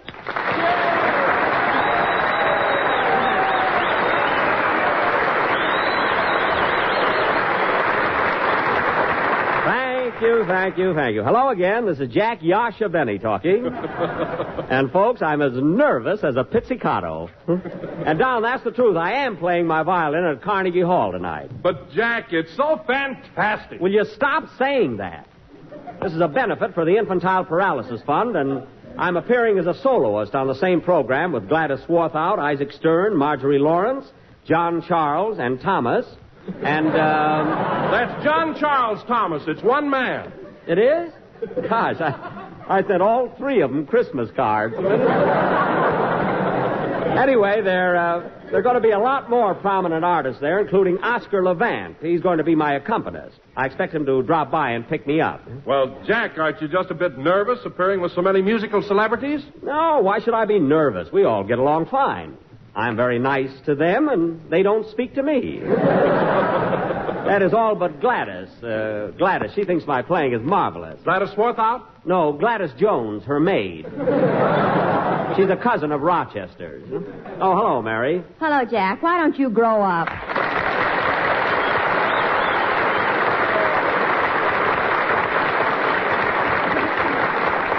Mary, what do you mean, why don't I grow up? Well, I passed Carnegie Hall just now, and what's the idea of writing your name on all the posters? I didn't write my name. It's printed. You know, I'm making my debut there tonight. Gee whiz. Just think, my first appearance on the concert stage. Gosh. Too bad my old violin teacher can't be there. Too bad he shot himself during your 5th lesson. Yeah, I'll never forget that afternoon. I was right in the middle of da-da-da-da-dee-da-dee-da-dee-da-da-da-dee-da, and bang. And I had 5 more lessons coming. By the way, Mary, you're attending the concert tonight, aren't you? Who else is appearing? Well, there's Gladys Swarthout, Isaac Stern, John Charles Thomas. John Charles Thomas. Yeah. You know, Jack, that always sounds funny to me, a man with 3 first names. Yep, John Charles Thomas. Incidentally, it's not commonly known, but I have 3 first names, too. That's right, Jack Jerk Benny.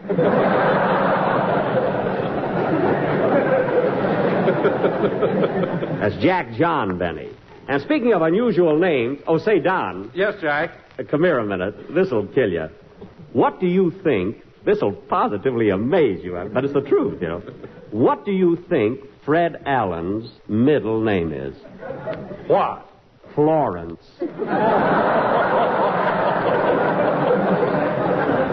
Fred Florence Allen. Imagine. Well, why in the world did his parents ever name him Florence? Well, I'll give you a hint, Don. Allen didn't shave until he was 33 years old.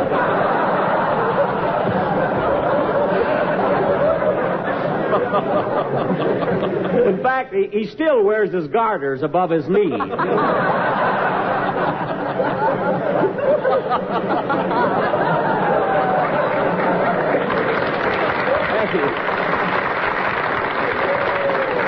Hey, Mervyn, Doris is in the audience.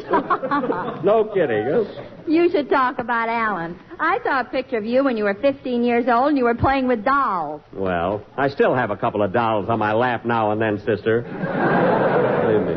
They're still full of sawdust, too. Well, that's the cattiest remark I've ever heard. Speaking of cats, whatever became of that girl you were engaged to? Speaking of cats, what girl? The one with the big grin and the whiskers.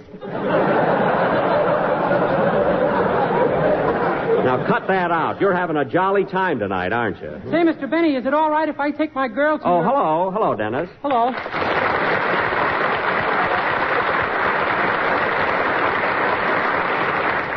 What did you want, kid? I said, is it all right if I take my girl to your concert at Carnegie Hall? Well, sure, Dennis. Is she a music lover? Is she? She's got a short thumb from pushing nickels in jukeboxes.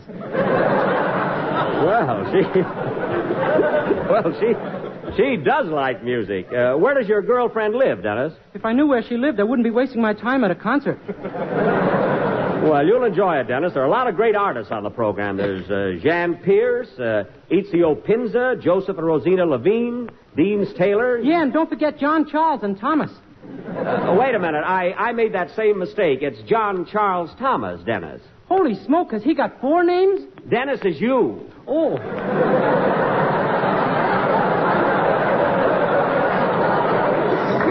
In the blue suit here. What? In the blue suit here. Yes.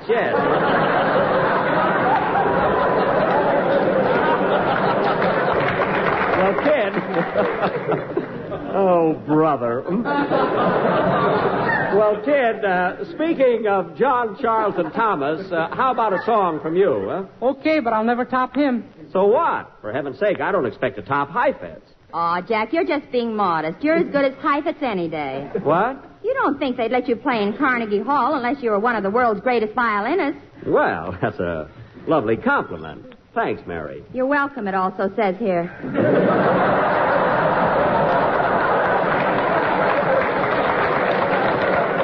Don't spoil it. You always have to do that. Huh? Well, I don't know about anyone else, but personally, I think Mr. Benny is one of the finest violinists of this earache. That's era. Earache. Well, there's 2 compliments shot to... Oh, well. Sing, Dennis, and let's get on with the show. Huh?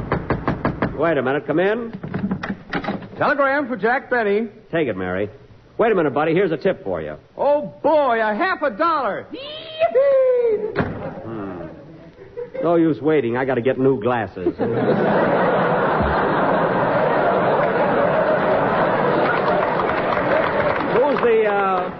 Who's the wire from, Mary? It's from your father. Oh, good old Dad. What does he say? Dear son, congratulations on your appearance in Carnegie Hall tonight.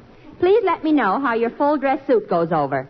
He made me a beauty, folks. The tails change color like a peacock. You know? Sing, Dennis. Well, I'll probably get slugged for this, but I got a cold. All right, do the best you can. What do you care?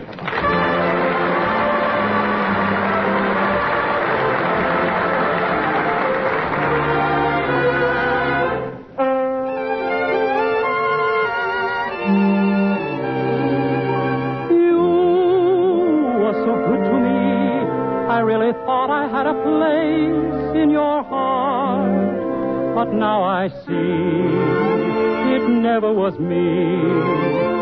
It was someone else right from the start. You're dreaming, he's dreaming, I'm dreaming too. But 3 dreams are one too many.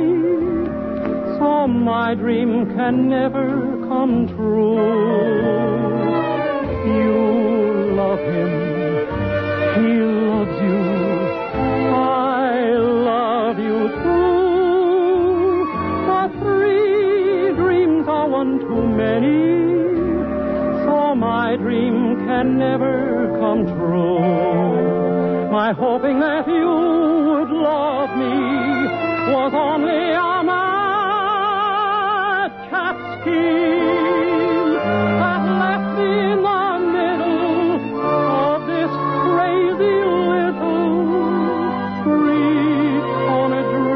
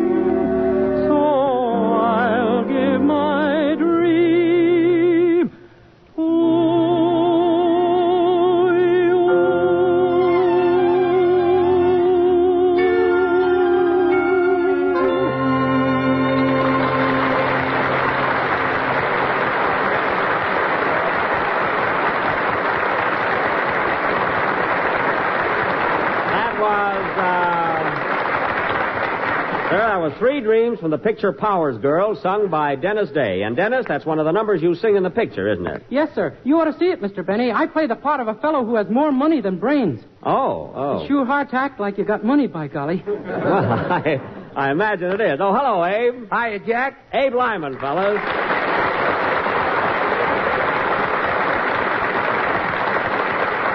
All right, Abe, stop shaking hands over your head like a prize fighter. What a character. Hey, before I forget it, Jack, congratulations. I hear you're going to play at Canarsie Hall tonight.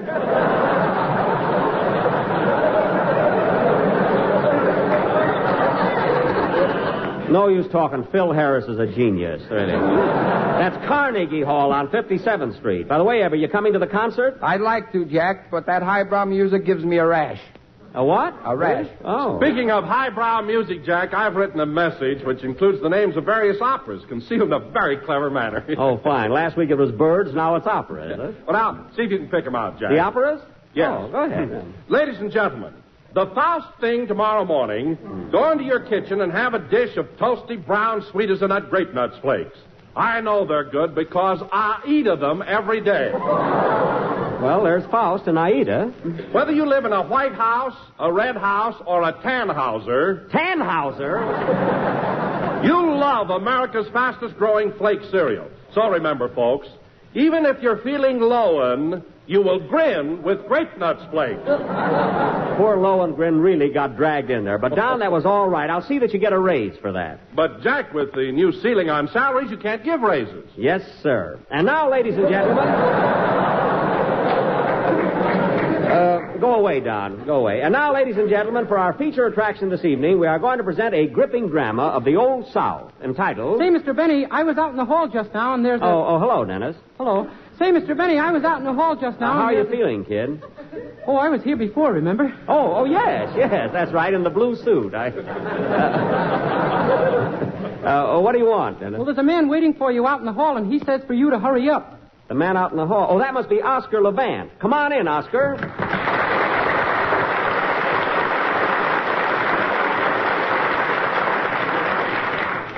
Hello, Jack. Are you all ready? Yes, I'm ready to go. Well, Oscar, I see you're prepared to accompany me on the piano tonight. Do you always wear those white gloves? These are my hands. I just came from the blood bank. Oh. Very good. I'll have to watch out for this guy. He's sharper than a buck tooth. I'll be through here in a few minutes, Oscar. Then we'll hop in a cab and go over to Carnegie Hall. Just think, Benny and Levant playing a duet. Let's walk. Maybe we'll get run over before we get there.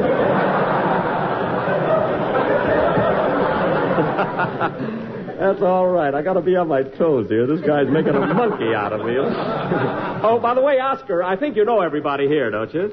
Sure. Oh, Mary, didn't I see you at the Stork Club last night? The Stork Club? Yes, you were dancing with that South American. Oh, that was Jack with a black toupee. I was in bed by 10 o'clock last night. Although I couldn't sleep, I was so nervous thinking about our concert tonight. You were nervous. My wife had to pull me off the windowsill 3 times. I gotta watch out. He's an ad-libbing fool, you know? Oh, Oscar, I don't think you know Abe Lyman, our band leader. I've known Abe for years. Sure, we sat together at Rubens last night. Say, Oscar, you know, there was a pretty good bowl of soup I drank. You didn't drink that soup. You auditioned it. You beat me to it, Oscar. I was just going to ad-lib something like that. Honest, I was. You couldn't ad-lib a sneeze with a nose full of pepper. I couldn't, eh? Well, go ahead and say something. Go ahead, ad-lib. Well? Go ahead. Say something funny. Well. This seems to be a good time to say hello to my mother. Hello, Mom.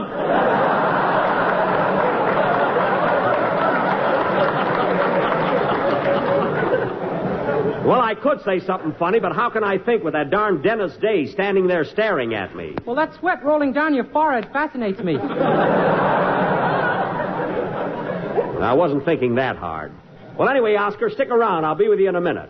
And now, ladies and gentlemen, as I start to announce, we're going to do a satire on one of radio's most intelligent and popular programs, Information Please. Wait a minute. You said we were going to do... Never mind. And we have prevailed upon Mr. Oscar Levant to come over here this evening and be our guest expert. I come over here to pick you up and take you to Carnegie Hall. Well, for heaven's sake, Oscar, as long as you're here, let's have some fun. It's a small enough favor to ask me after I got you on that concert. You got me on? Yes. You better lay off that Benzadrain, brother. All right, be a sport. I certainly can't do a program like Information, Please, with dopes like Abe Lyman and Dennis Day. And you. And me. Now cut that out. Anyway, ladies and gentlemen, right after a number by Abe Lyman and his orchestra, we'll present our own version of the... I'll take it. That must be Rochester. I told him to bring my full-dress suit over here.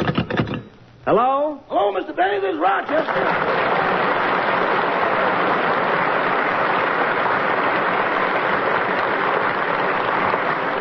Yes, Rochester. I'm just leaving the hotel, boss. I've got your top hat, white tie, and tail. That's tails. Tail. One of them got caught in the elevator.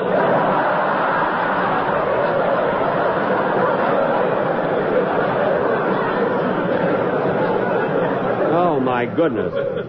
Well, I'll certainly look funny playing my violin in Carnegie Hall with one tail. You might as well face it, boss. You're going to look funny anyway. Well, that's one of the most careless things I ever heard.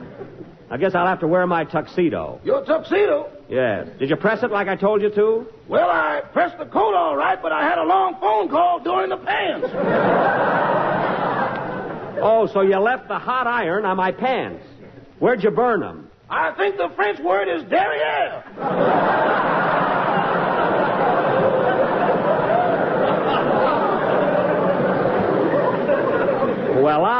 Well, what am I going to do? I can bring along some black paint. Never mind that. I'll just have to be careful how I take my bow. Oh, wait a minute. I have another idea. I think I'll wear my blue serge suit. That blue serge is awful shiny, boss. It is not shiny. I wish I had a diamond that threw up a glare like that. Look, Rochester, no excuses. You get over here right away with my blue serge suit. Goodbye. Goodbye, boss. Sorry, Oscar. I'll have to wear a blue serge suit tonight. Will that be all right? Sure. I'm wearing a leopard skin myself. Very good. What a guy. He's really on the beam. Play, Lyman.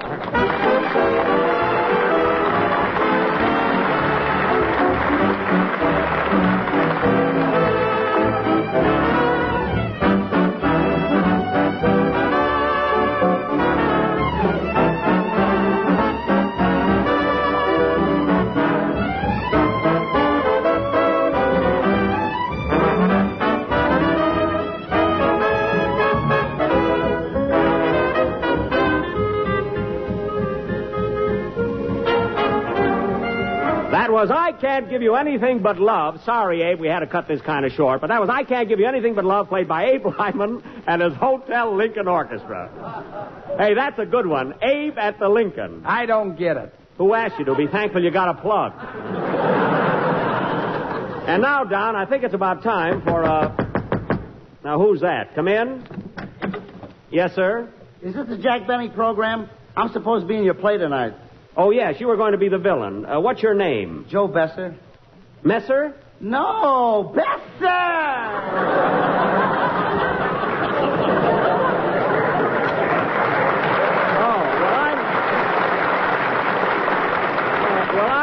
I'm sorry, Mr. Besser. We're not doing a play this evening. Now, wait a minute. I want to act. All right, calm down. I'll find something for you to do. You better, you old crazy you.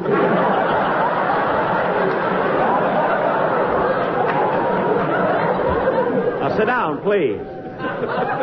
All right, Don, let's get started. And now, folks, we bring you our version of Information, Please, with that noted raconteur, lecturer, and book reviewer of the Breeders' Gazette, Clifton Bennyman. Thank you. Thank you, Milton Wilson. And now, ladies and gentlemen, I'm sure you all know the rules of Information, Please. I will read several questions submitted by our listeners. And for each question which is not answered by our board of experts, we will give away a page from the Encyclopedia Britannica and one grape nut flake. Are the grape nut flakes here, Mr. Wilson? Yes, sir. The register's loaded. Good. Now, I'd like to have you meet our board of experts. First, Mr. Oscar Levant, noted pianist. Which is it, Oscar? Pianist or pianist? What's the difference? After tonight, I may be washed up. I gotta watch this guy. He's dynamite. Huh? And next, Miss Mary Livingston, well-known authority on poetry. Have you a sample for us, Miss Livingston? Twinkle, twinkle, little star, how I wonder what you are. Shining up above so high, don't you know there's a dim out? Very, very good. And now, Mr. Abe Lyman, noted authority on Shakespeare and literary light. There's a dim out there, too. You said it. Mr. Dennis Day, world-famous authority on. On what? And last but not least... Sit down, Dennis. Sit down. Mr. Joe Besser, authority on archaeology, ichthyology, and paleontology. Well, get him! And now, folks, we will proceed... You old crazy you!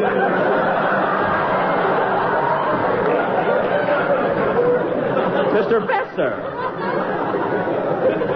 We will proceed with information, please.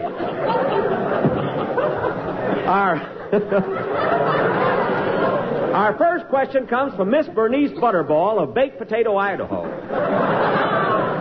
Miss Butterball wants to know if you can name 3 presidents of the United States whose names begin with W. Well, I see you have your hand raised, Mr. Day. That's nerves. It just flew up.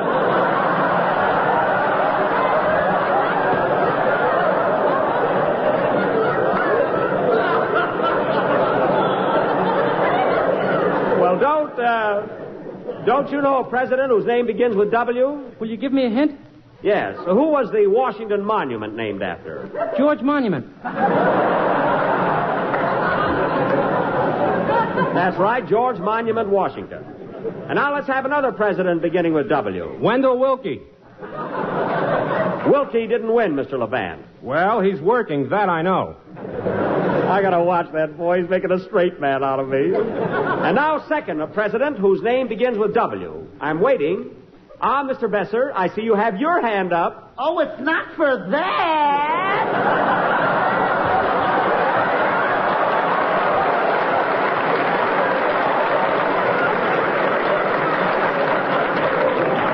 Well, it looks like Miss Butterball has stumped the experts. So we are sending her immediately a page from the Encyclopedia Britannica and a grape nut plate. Now, here's a letter. Here's a letter from Dr. Bert Scott of Beverly Hills, California. Dr. Scott is a dentist, and he says, Dear Mr. Benny, I have written, and if you don't remit promptly, I will...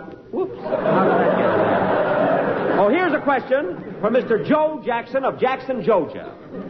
Mr. Jackson wants to know what the following girls have in common. Joan Crawford, Joan Leslie, Joan Bennett, Joan Fontaine... Oh, shut up! Not so fast!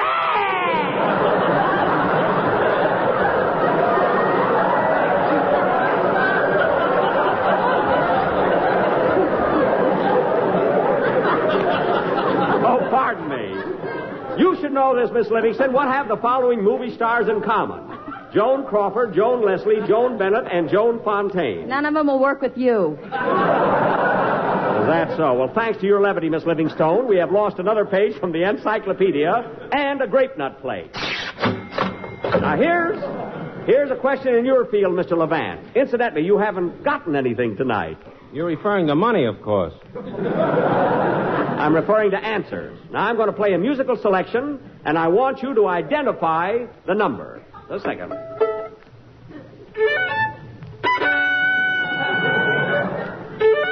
Not so loud! Mr. Besser, please. Now, I'll play it again. I'll play it again, Mr. Levant, and see if you can identify it.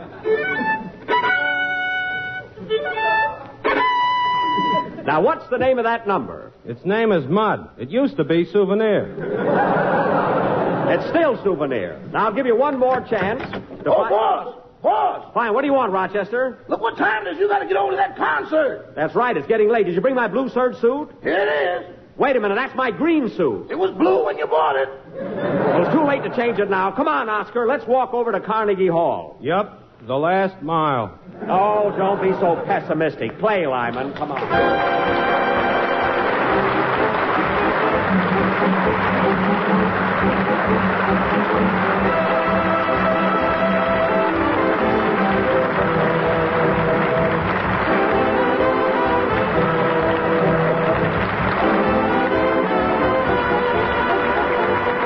That was the last number of the 16th program of the new Grape Nuts Flake series. And I want to thank Oscar Levant for appearing here tonight, and also Joe Besser, one of the stars of the Olson and Johnson hit Sons of Fun. Next Sunday night, folks, we'll be broadcasting from Fort Meade, Maryland. And tomorrow we'll be seeing you boys of the Coast Guard at Manhattan Beach. With my whole gang, including Danny Kaye, the star of Let's Face It. Good night, folks.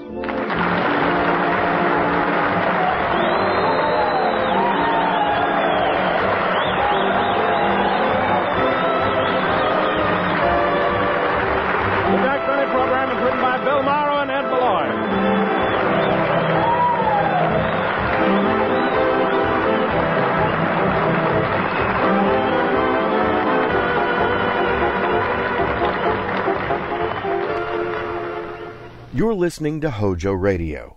When the will was read, everybody figured she'd been crazy when she wrote it. And that included me. But I changed my mind after spending a night on an island with a pig, a cat, and an ape. Because in reality, they were people. From the pen of Raymond Chandler, outstanding author of crime fiction, comes his most famous character as CBS presents The Adventures of Philip Marlowe.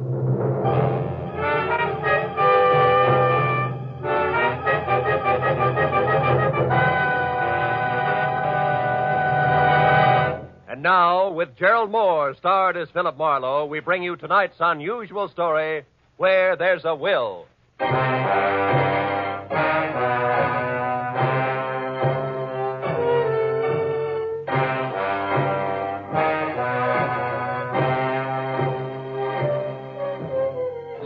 had spent the whole day on a noisy job which had concerned itself with a lot of people who talked a lot and said nothing. When I finally locked up my office for the night, I was worn out. As I drove slowly along the street, I was glad to be heading for home and a little peace and quiet. At least that's what I thought. But when I pulled up for a full stop sign, only a half a block from my apartment, something happened which brought my little dream of peace and quiet to an end. The car door opposite me flew open, and something mighty excited jumped in. I'm being followed. Drive on, please. The law? No, please drive on. Okay, lady, get a good grip on the upholstery.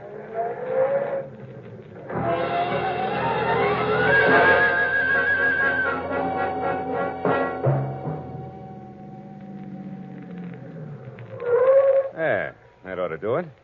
Now, what's the... Say, you look a little pale and beautiful.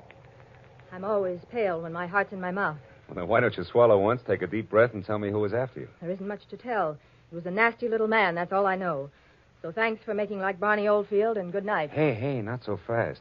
It's impolite to hitch and run. Look, mister, right now I'm up to my earrings in trouble, and that leaves very little time for small talk with strangers, even nice ones.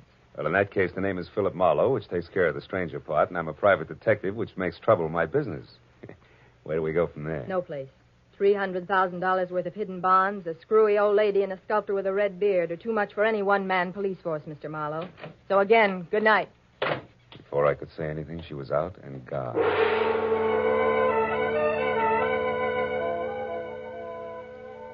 There was only the heady scent of taboo in the air, and the memory of a gorgeous profile with jet black hair and pale blue eyes.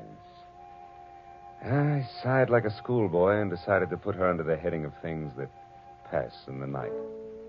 But I couldn't. Why, out of all the cars in Los Angeles, should she have picked on mine?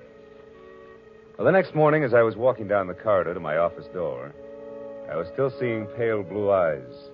Maybe that's why I didn't notice the man who waited outside my door until I was almost on top of him. He was well-dressed and about 35.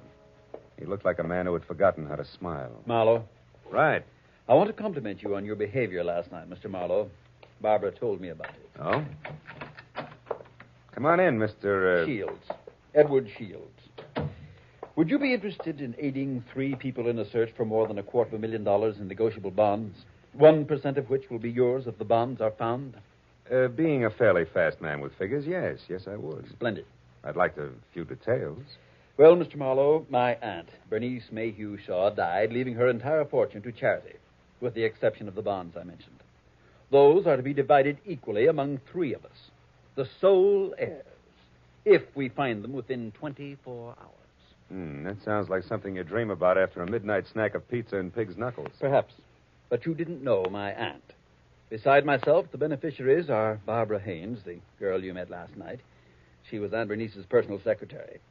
And another nephew, Harlan Crane, who, at the moment, happens to be a sculptor. Happens to be? 6 months ago, he was a sailor.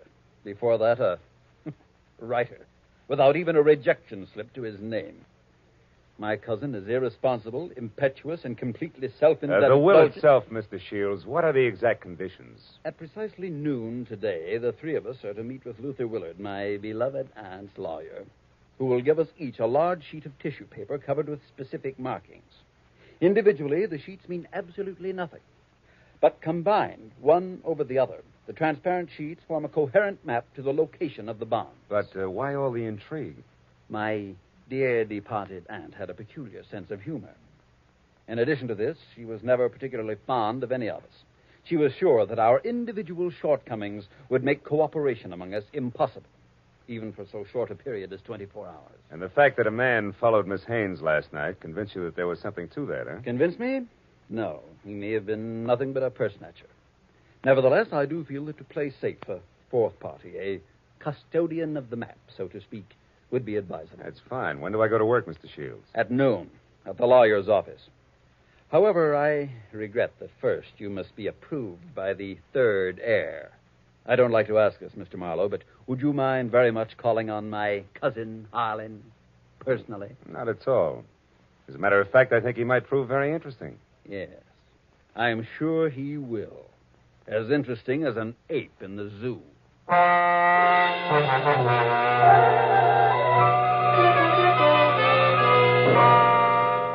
I felt like saying, look, Shields, I'm not as gullible as I look. But then I thought a client's a client, and I decided to play along. Harlan Crane, 6 foot, red-bearded giant, talked as he worked, wielding a 10-pound sculptor's mallet like it was an 18th century quill. I'll be frank with you, Marlowe. Money isn't everything to me and never has been. However, $100,000 will buy a lot of marble. Half the state of Vermont, I'd say. But coming to the point, Mr. Crane, do I get your seal of approval? Oh, I imagine you'll be all right. Anyone who can get by Shields, the all-American Scrooge, ought to do. Thanks, a million. I'm not being personal where you're concerned. It's just a matter of facing a fact bluntly. Edward Shields is conniving, avaricious, and dull. I heartily recommend him to nobody. And the girl, Barbara, you feel the same way about her? No, I don't. And the truth of the matter, Marlowe, is that I know very little about Barbara Haynes. But what I do know, I like very much. Yeah, that I can understand. Marlowe, do you realize that once you have the whole map in your possession, you're worth an awful lot of money? Of course I do. The whole map, I have a market value of exactly $300,000. That's right, fellow. $300,000, dead or alive.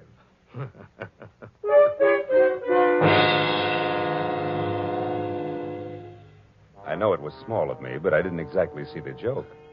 And things got less funny as time went on. Later, as me and my trio got off the elevator at the lawyer's office, old Luther Willard, Aunt Bernice's attorney, was waiting for us, so excited he could hardly talk. I've been held up. What? Yes. A little man. He wanted the map. Little man, dark complexion? Yes. Had a scar on the side of his neck. Are the maps all right? The maps? Oh, yes, they're all right. Now, wait a minute, everybody. Give him a chance. Mr. Willard, tell us exactly what happened. This is Mr. Marlowe. We told you about him, Mr. Willard. Of course, yes. Come into my office. You see, I was putting some papers into my safe when this little man stepped up behind me and demanded the maps. Were they in the safe? No, thank heavens. Make yourselves comfortable. The please. maps, Mr. Willard, where are they now? Well, right here, where they were all the time. Here under the blotter on my desk. Clever of me, wasn't it? Wax seals, still intact. I'll take all 3 of them right now, Mr. Willard. That is, if there are no objections. All right, then I guess we can be on our way. Hold on, Mr. Marlowe. There are still 2 things you people must know.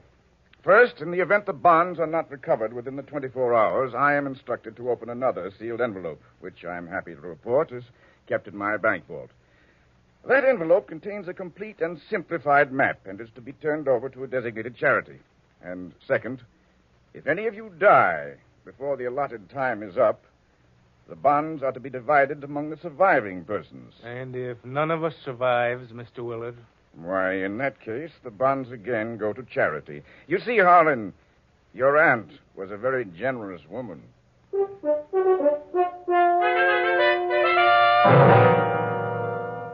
After arranging to meet with the three heirs at Shields' place later that afternoon, I headed for the nice and public library, where I figured I'd be able to examine the maps in safety.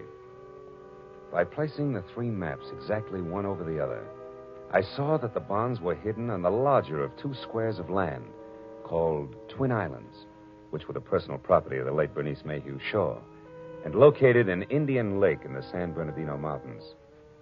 As I left the library with the 3 maps in my pocket, I felt like a well-fed mallard on the opening day of hunting season. Then I knew I was being followed. As I slipped into a doorway and turned, I saw it was the nasty little man with the scar. All right, you, we're through playing tag. Oh, let me go. Not yet, Shorty, not until you talk loud and clear. No, don't hit me, please. Please hit me down. I'll talk. I'll tell you everything. All right. If you're sure you can get it all straight the first time, there. Now, the whole story, beginning, middle, and end. Yeah, like you say, whole story. Okay. Starts like this. Oh!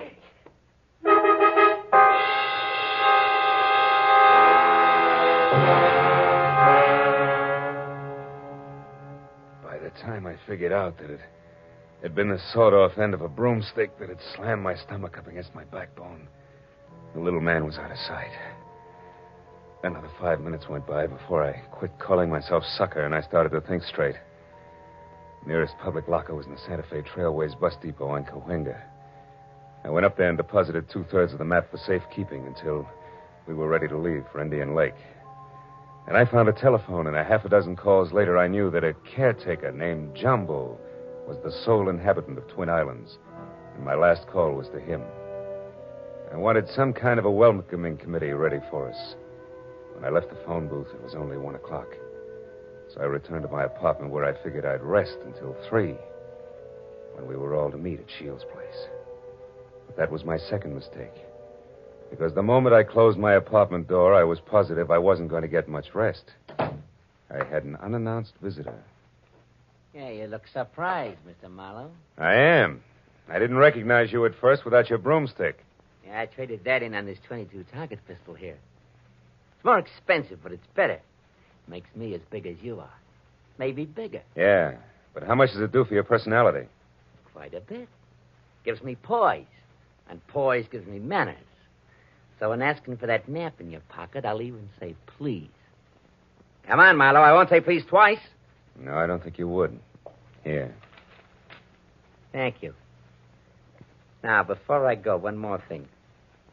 The hall outside here is straight and narrow, right to the stairs, and that makes it fine for shooting.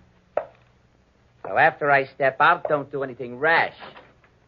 For a while.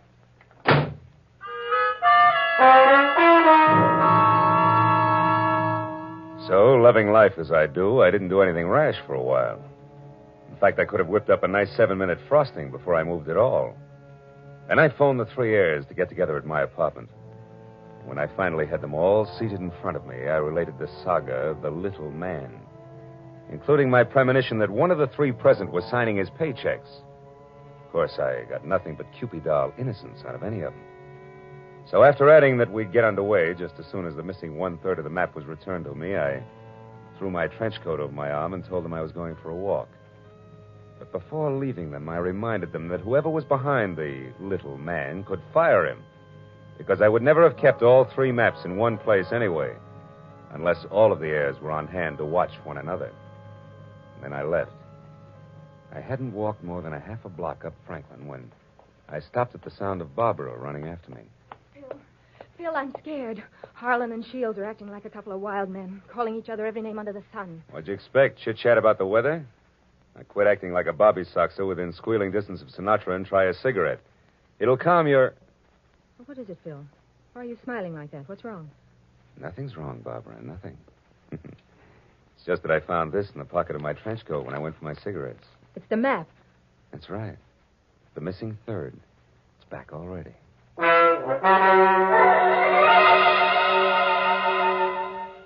When that missing 3rd part of the map turned up so fast, I figured The heirs had decided to play ball, but I made a mental note to keep my eyes on them anyway. At 3 o'clock, I went to Edward Shields' hillside house in Laurel Canyon for the scheduled meeting. Shields wasn't home yet, but Cousin Harlan was there, admiring the view. Barbara showed up a few minutes later in a convertible, and Shields arrived last by cab. It finally began to look as though we might actually start out all together. Well, I see we all arrived, safe and sound. Yeah. Disappointed? Only by your clumsy attempts at humor, Harlan. Stop it, boys. Let's get started. Phil, have you looked at the map? Where are we going? To Indian Lake. It's a 4-hour drive, so if you're all ready, I suggest we get started. Very well. I'll go up to the garage and get the car. So Aunt Bernice hid the bonds in a roost at Twin Islands, eh? Well, well, well. Nobody seemed surprised at the location Aunt Bernice had chosen to hide her bonds. And Harlan, Barbara, and I stood on the front porch watching Shields as he climbed the very steep driveway to his garage in the car. But Barbara got more of my attention than Shields. She made a mighty dreamy picture. And she leaned casually back against the rail of the porch. She wasn't aware that I was watching her. And I suddenly saw her go tense, her eyes filled with fear, and I quickly turned to follow her stare. Shields' car was going at a rapid clip down the steep driveway. I still couldn't figure out Barbara's concern, and then she started screaming. The car's out of control. The car was headed for the edge of a cliff. His brakes are out. You go over. The tree stopped him. Shields, are you hurt? No, I'm all right. The brakes. I tried to stop You them. hadn't hit that tree. You'd have gone over the edge. Let's have a look at those brakes, Shields. Well, no wonder. What is it? Brake line's broken. Every drop of fluid drained out. I might have been killed. No might about it, Shields. We stood there for a while, all looking at one another, but nothing was said. Brake lines rarely snap accidentally. And I remembered that Harlan had been at Shields' house early, and the car had been in the garage, and Barbara... Well, I had to admit that she actually had anticipated the car going out of control. Well, the 24 hours for finding the bonds were slipping by, and I knew we had to get to Indian Lake. We held a short powwow without passing the peace pipe, and we decided to take Barbara's car. We picked up the rest of the map, which I'd checked at the bus station, and we shoved off. After a 4-hour drive that was about as relaxing as the thought of an overdue time bomb in a day nursery, we finally pulled up to the shores of Indian Lake. Jumbo, the caretaker, was waiting at the dock. He knew how to handle a boat, and a few minutes later we could see Twin Islands. We headed for the smaller of the two, where I could make out a rambling lodge. The other island, a quarter of a mile away, seemed deserted. Shields was the first one ashore. Here, Barbara, let me help you. Run along, boy. I'll help Barbara. Thanks, Harlan. Well, Marlowe, what now? Well, first we go up to the house. Oh, Jumbo, you got everything ready for us? Hey, Jumbo. Huh? Oh, sure, everything's ready, Mr. Marlowe. Just like you said, I opened 4 of the upstairs rooms. Open the rooms? We're not going to sleep out here, are we? I'm going to try. But this isn't a vacation. We're here to find the bonds and get out. You realize it's almost 9 already? That leaves us just 15 hours, Marlowe. Yeah, I know. I got a good watch, and I count to 24, and I'm also giving orders to Don't you 3. get high-handed, Marlowe. You're an employee of ours, and that's all. Let's get the map together and start looking for those bonds right now. Take it easy, big man. The bonds are hidden on the other island. The map is as tangled as a second-hand spider web. We wouldn't get anything at all down in the dark. That's your opinion. Look, you people hired me to help you find those bonds. If I have to get nasty to make you take orders, I can do that, too. Now, let's play like we're smart and go up to the lodge and relax. All right, Marlowe. But remember, we'd better have those bonds by tomorrow, or someone else will be nasty. Very nasty. And I mean me. What? You too?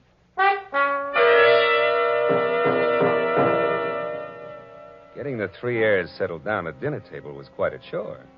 And when I was sure they'd keep an eye on each other, I slipped outside. I hid 1/3 of the map in a drain pipe. Then I went upstairs to my room, and I hid another 1/3 in the window shade. Now, the maps were settled, and I began to think about other things, like the accident to Shields' car. And there were too many accidents and coincidences to suit me.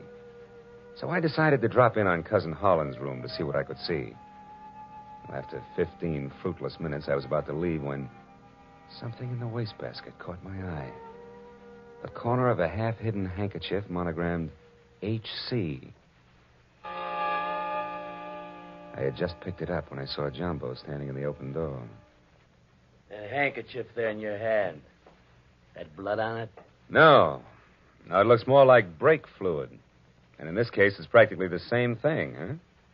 I think we'll leave it right here in the wastebasket, Jumbo. Oh, did you want something?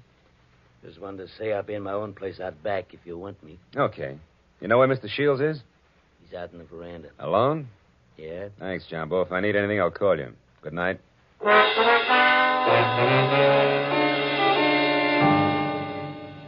Shields. Oh, it's you, Marlowe. What's wrong? You sound like a man expecting trouble. I was nearly killed in my car this afternoon, and I don't think that was the end of it. Yeah, and don't stand too close to high windows. Thank you. It's comforting to know that I am not alone in my suspicions. Maybe, how are you betting? On the beauty or the beast? Don't be absurd. I hope someday to marry Barbara. Yeah? Well, a guy might be beating your time right now with a sculptor's mallet. You may be naive, Mr. Marlowe, but Barbara isn't. I saw them just a moment ago walking down to the boathouse. Harlan's galloping after her like a half-baked idiot, as usual. But if Miss Haynes prefers me, what can he do about it? There was an answer for that, but it seemed a little obvious under the circumstances. Well, a few minutes later, Shields went inside, and I made a beeline for the boathouse to water down a certain hot-headed sculptor named Harlan. When I got within earshot, I knew I'd be as welcome as whooping cough at a glassblower's convention. So I stopped and listened. Barbara, darling, I'm falling in love with you. You know that, don't you? Let me hold you close. Harlan, Oh, Harlan. This is real, Barbara. For the first time in my life, I'm truly in love. I want to do things for you, make you happy. Please wait. I'm not completely free. There are still ties with Edward, you know. Shields. That fat, stingy Babbitt. He's no man for you. Why, if he so much as touches you from now on up... Wait a minute, Barbara. Marlowe, you cheap, snooping eavesdropper. Eavesdropping's a minor vice compared to some of the shenanigans going on around here. Just what do you mean by that? A word to the wise is sufficient. You, I'll give a few more. Now, somebody's trying to cut our little triangle down to two sides before noon tomorrow. What I've seen so far I don't like, so I'm warning everybody. Just what are you accusing me of? Harlan, stop it. Don't be a fool. Will you cavemen control yourselves until those bonds are found? Come on, Harlan, let's go in. Good night, Marlowe. Don't get your head caught in any transoms.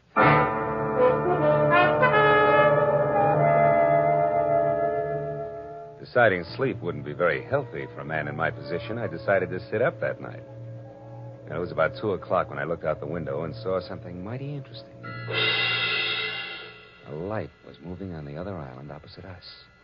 I got hold of Jumbo and we went over there as fast as we could.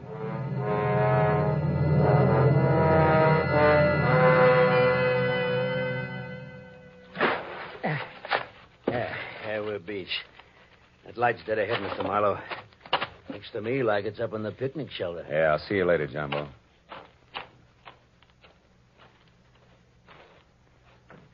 Who's there? Guess who? Oh, Marlowe. I didn't hear you come up. The wind's too strong, I guess. I'm glad to see you. It's spooky here all alone. Oh, sure. What's the idea? Decide to do a little freelance prospecting? Yeah, that's right.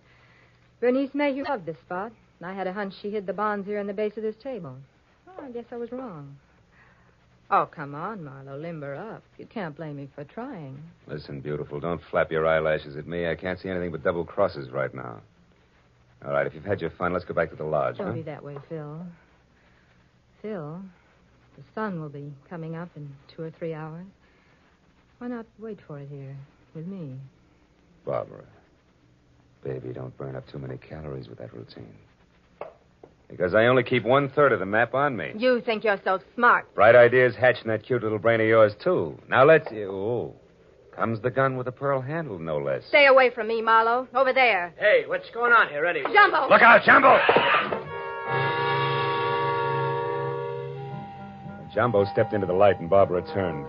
I made a swipe at her gun hand that knocked pistol, purse, and lamp all over the picnic shelter. I found the gun and gave it to Jumbo. Then I started to pick up an assortment of knickknacks that had spilled out of her purse.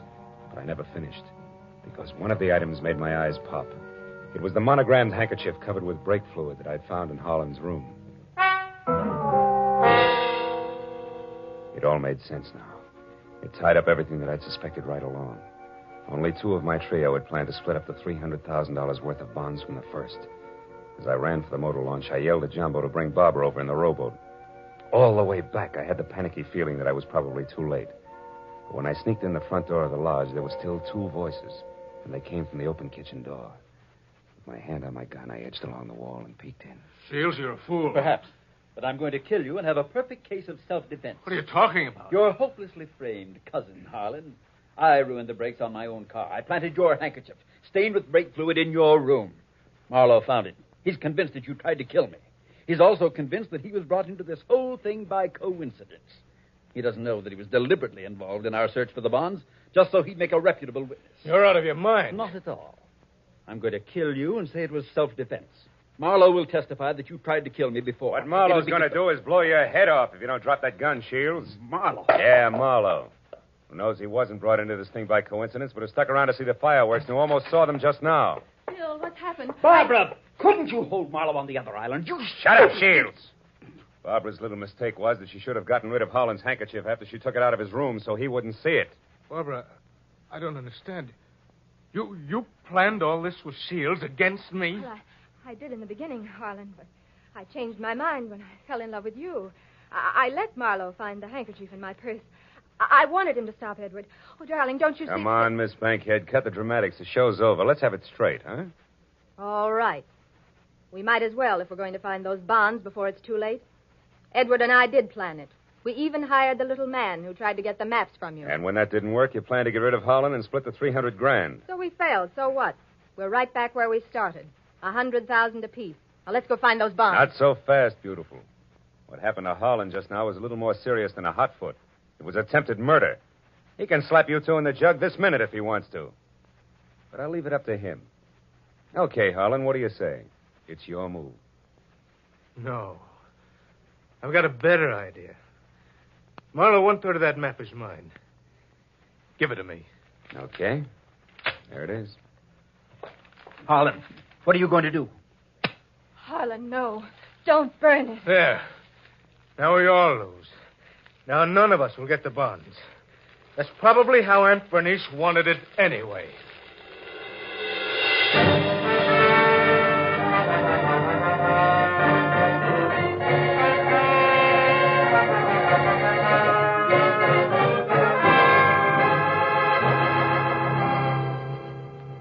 It was almost noon. I was standing on the veranda of the lodge, and a scrawny old crow was perched up on the roof. I saw Barbara and Shields quietly pull away in a boat with Jumbo. And I saw Holland lumbering off to the far end of the island to sulk. And as I watched the three of them, I couldn't help thinking. A pig in a pinstriped suit, an ape with a red beard, and an alley cat in nylon. Yeah. Keep laughing, Aunt Bernice. You were right. Greed, treachery, and rashness don't mix, even for 24 hours. And the 1% of the bonds I was to get? Well, that's my contribution to charity. Who knows? Maybe I can take it off my income tax.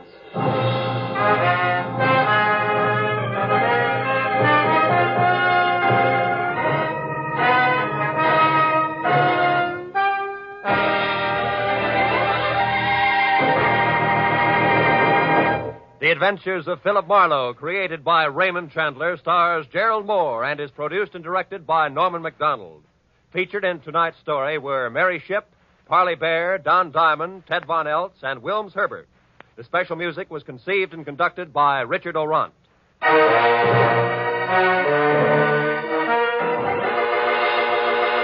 Be sure to be with us again next week when Philip Marlowe says... When I got the crisp $50 bill in advance, I figured my client had a heart of gold. But after I was beat up, double-crossed, and shot at, I realized just how hard a heart of gold could be.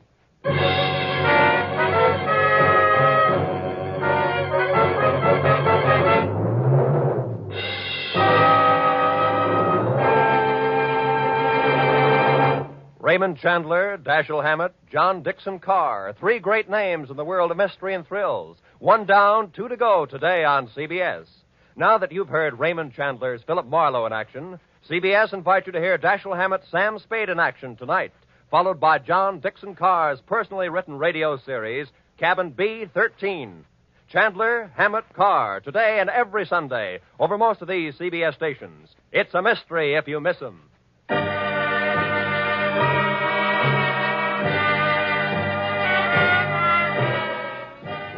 Cohen speaking for CBS, the Columbia Broadcasting System.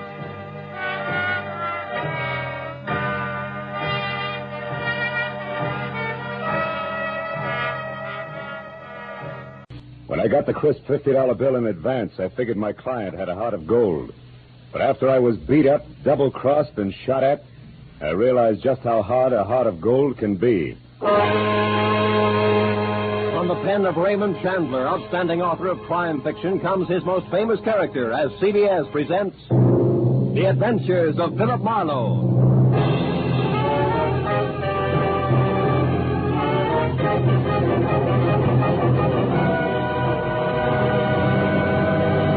And now, with Gerald Moore starred as Philip Marlowe, we bring you tonight's unusual story, The Heart of Gold.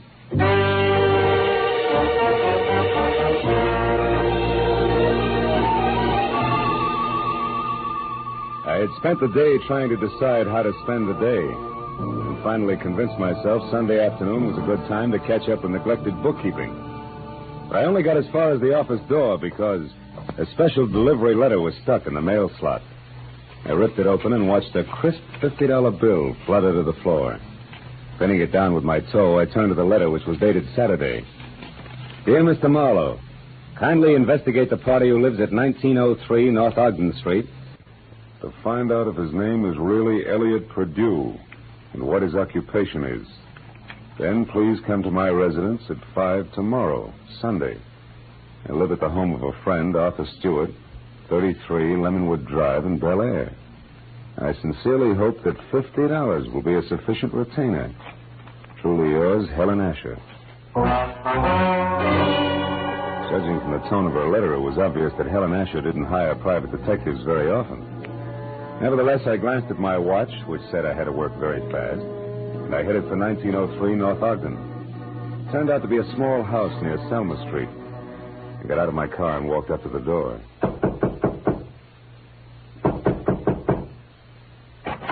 Good afternoon, sir. You the resident here? That's right. What do you want? I represent the Dr. Potter poll of public opinion. I'd like to ask you a few questions regarding... Sorry, but I don't have any opinions to express. Oh, even the opinions of a man with no opinions are important to us. Now, let's just let me step inside here, get out my notebook. There we are. All right, but make it fast. Right. Now, what is your occupation? I'm an investment broker. With which firm? I'm independent. I see. And what is your name, sir? What do you need my name for? Well, for my personal records in case I have to come back. Elliot Perdue. Uh-huh. Do you have any hobbies other than horse racing? What do you mean?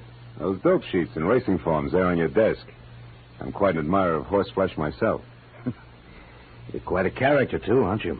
Working on Sunday and all? Well, you know how public opinion is. It goes right on, rain, shine, or Sunday. Excuse me a moment.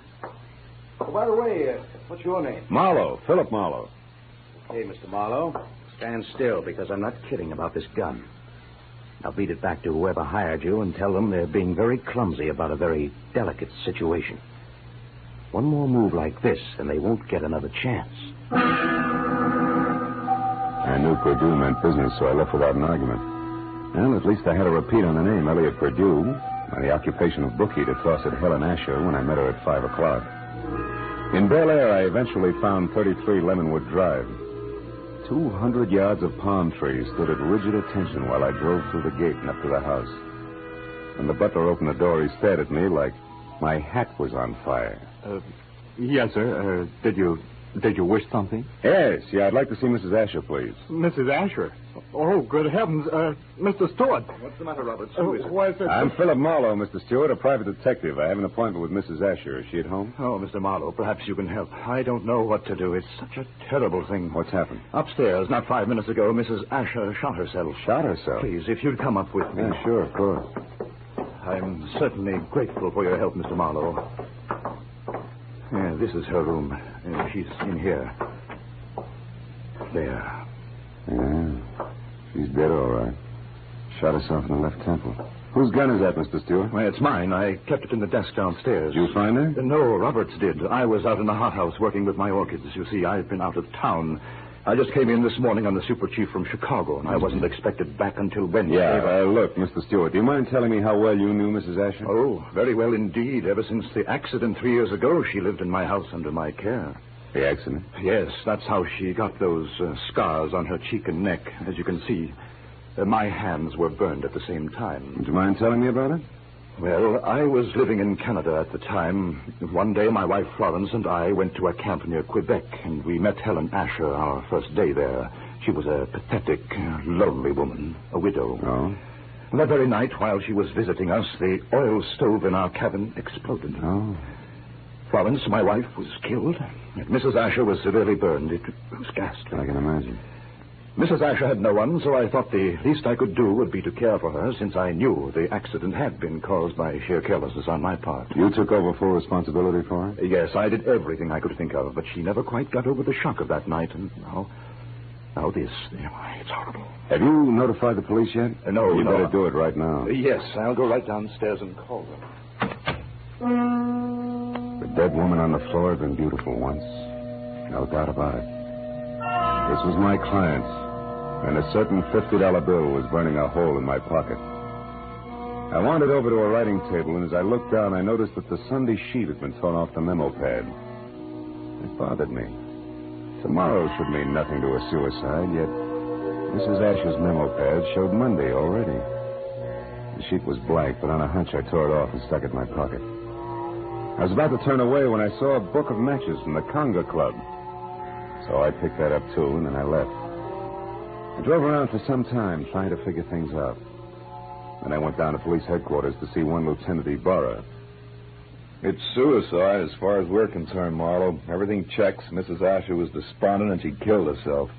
She didn't leave a suicide letter, but they don't always. How'd you get in on this? Well, she paid me $50 in advance to air out a small-time bookie or worse named Elliot Purdue. Incidentally, what's the background on Arthur Stewart? Oh, he's a big-money fashion designer. Started his business on his wife's insurance. She died in an accident in Canada. He did a lot for Mrs. Asher because he felt responsible. Yeah, I know all that. But was she left-handed? Did Stewart come in on the super chief this morning, and was it the butler that found the body? That's right. We checked it all. Oh. Hey, look, Phil, do you have any good reason to think this isn't suicide? No, not really. It's just that $50 in advance that bothers me, I guess. Oh, by the way, I've got a piece of paper I'd like the boys in the lab to run a test on, okay? Sure, Casey will fix you up. Marlowe, I figure suicide now, but I can always change my mind.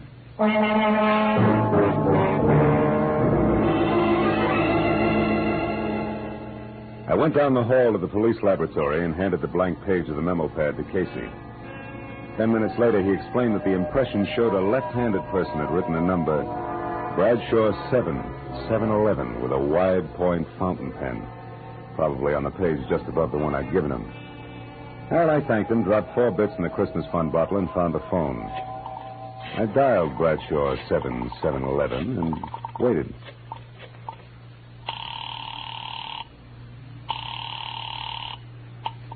Hello? Hello? Who's this? The man in the moon. Come up and see me some other time. Hey, wait a minute. I like your voice. And besides, 711 is a very lucky number. Uh-huh. 3 passes in a row. But don't let it fool you, Jack. The answer is no dice. Goodbye. Yes, well? I gathered she was in no mood for playing, so I decided to be strictly business and dialed again. There was no answer. I let it ring for some time, but Miss Golden's voice obviously wasn't taking any more anonymous calls. I'd left only the long shot, the book of matches I'd found on Mrs. Asher's desk. The Conga Club was on the Sunset Strip, so I drove out there, found a parking space on a side street nearby, and went in. I didn't know exactly what I was looking for, so I paid $1.10 for a scotch and soda worth 40 cents, just to help pass the time. An amber spotlight was glistening down on a set of sequin contours that would have melted the Ice Age down to a fortnight. And she was singing. For wherever my man is, I am his forever.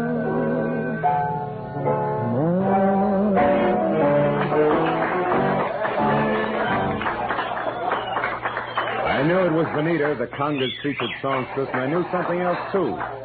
There was no mistaking that voice. She was the girl with the lucky phone number. I wrote her a note, called a waiter to the table to deliver it, and then sat back to watch her as she glided over and sidled into a chair opposite me. It was your penmanship that intrigued me, Mr. Malone. It was your voice and so forth, mostly the so forth, that got me, Benita. Would you care to decipher the Sanskrit you call a note? The waiter said you wrote it. Sure. It says important business. That's an idiom. If you wanted to talk turkey, how would you translate it? Do you know a woman named Helen Asher? Not that I remember. Why? Well, your phone number showed up on a memo pad. How do you account for that? How should I know? Maybe she intended to call me up. Look, you're quite a handsome man, Mr. Marlowe. But you look silly with your nose bent. Why do you keep sticking it into other people's business? Because besides being paid for it, it sometimes leads to meeting interesting and beautiful people. Present company included. What do you want? Mrs. Asher killed herself tonight. Mrs. Asher's dead? Yeah.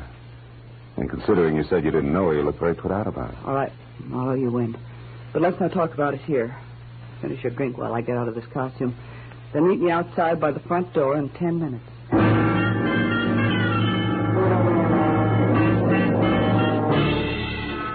When she headed for the back of the club, I headed for the front. I got out the door and down in my car just in time to see her leave by the stage entrance. She jumped into a yellow convertible, ripped down Sunset Boulevard, turned onto Doheny, and scraped to a halt in front of the Regent Apartments. At the door, a tall, sunburned man popped up from somewhere and intercepted her. It was Elliot Perdue. A short but hot argument took place, and apparently Perdue won, because they went in together. I found the name Benita Malone over the mailbox in number 5 and got to her apartment door just as the second round started. No, I haven't changed my mind, Elliot. I've been doing a little research since you threw me over, Benita. I've got you and your precious plans right here in the palm of my hand. What are you talking about? This little heart-shaped locket on this little golden chain. Let me see that. No. I'm not showing this trinket until just the right moment. Listen, Elliot, I don't know what's brewing in that slimy brain of yours. But get this, if you try to monkey with my life again, so help me, I'll kill you. Now, get out. Benita, would you be interested if I told you that I know Mrs. Asher's secret? And would you be interested if I told you that Mrs. Asher killed herself tonight? That slows you down, doesn't it, bright boy? Yes, but it doesn't stop me, beautiful. I'll be seeing you before you know it. I ducked into an alcove and heard Benita slam the door on Perdue's coattails as he left.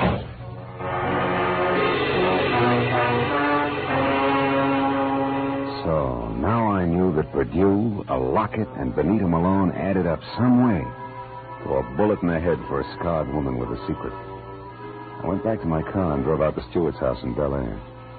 When you were here before, Marlowe, I was so upset I hardly realized you were a private detective. You had an appointment with Mrs. Asher. Had she hired you? Yes, to investigate someone, but she didn't live long enough to give me the details. Now, what sort of trouble could she have been in to have needed a private detective? I don't know. But perhaps you can help me find out by answering a few questions. Anything at all, Mr. Marlowe. Does the name Elliot Perdue mean anything to you, Mr. Stewart? Elliot Perdue? No, I'm afraid not. How about Benita Malone?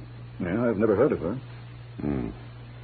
You know anything about a heart-shaped locket on a gold chain? A locket? A gold locket? Yeah. Mrs. Asher had a heart-shaped gold locket. Where'd she keep it? Well, upstairs in her jewelry box, I should imagine. Come on, let's have a look, huh? Yes. Right up these stairs here. This is her room, Marlowe.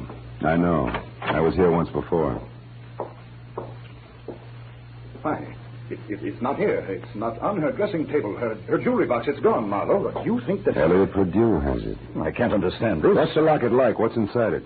Just a picture. It was valued by Mrs. Asher because it was the only one she kept of herself the way she looked before the accident. Now, why would anyone else want that? I don't know. But when we get that locket, we'll get a lot of answers along with it.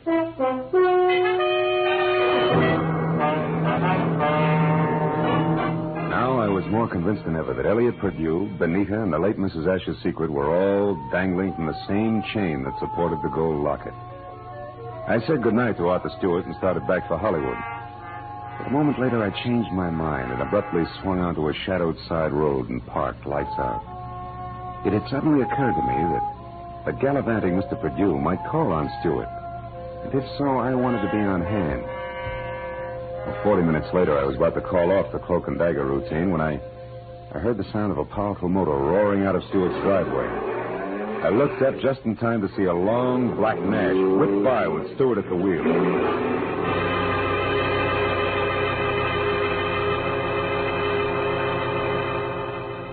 From the speed of the car, I was certain he wasn't going out for the morning papers. Decided to go back to the house and question the butler while I could have him to myself. Oh, why, no, Mr. Marlowe. I haven't any idea where Mr. Stewart went. I only know that he had a telephone call, after which he dashed out of the house highly upset. Well, maybe some sick friend needed sitting up with, huh? But tell me, Roberts, did you ever hear of a man named Elliot Perdue? Oh, yes, sir. He called on Mrs. Asher here once or twice while Mr. Stewart was away on business. When did you last see this Mr. Perdue, Roberts? Yesterday morning, sir, about 10 o'clock. And one thing more, did you ever see Mrs. Asher wearing a gold locket, a heart-shaped one? Oh, quite often, sir. As a matter of fact, she asked me about it just yesterday morning, shortly after Mr. Perdue left. She couldn't locate it anyplace. A singular coincidence, huh? Oh, by the way, what do you know about a singer named Benita? Benita? I've never heard of her, sir. Are you sure she's never been out here as Mr. Stewart's guest? Why, I'm positive, sir. Mr. Stewart never has any ladies out here, of any kind. Oh? Doesn't that strike you as being strange, Roberts? After all, Mr. Stewart's a very eligible widower. Widower, yes, Mr. Marlowe, but philanderer, no. Good night, sir.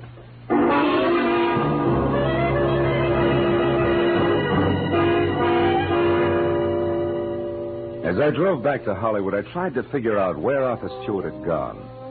But I had about as much to work with as Gypsy Rose Lee after a third encore. And after discounting Benita's place in the Conga, there was only Elliot Perdue's house on North Ogden. 15 minutes later, I walked up to it, but the place was as dark and as quiet as the inside of a coffin. I was about to turn back to my car when suddenly I caught the reflection of a sliver of light bouncing off the glass in Mr. Perdue's living room.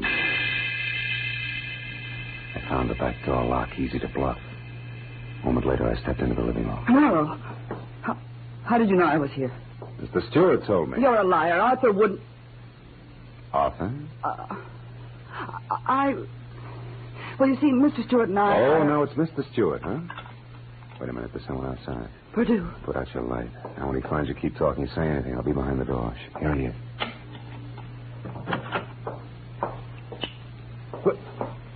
Well, Benita. What a waste of time, my dear. While you've been here rearranging my socks, I've been talking to your boyfriend with the locket safely tucked away right here in my breast pocket. How clever of you. How absolutely ingenious. It's a bit late for nasty words between us, Benita, because possession of you was part of the bargain I struck with Mr. Stewart. You see, What are you staring at? My big blue eyes, Perdue. Don't move or I'll blast you. You'll do nothing. No. Get the gun, Benita. Now, Perdue, we'll play some more. Now the gentleman's breast pocket. Here it is, Benita. Safe and sound. Which is just the way I want it, Phil. What? My own gun. Why, you beautiful the locket, snake. Marlowe. Come on, I get nervous with one of these things in my hands. Throw it here.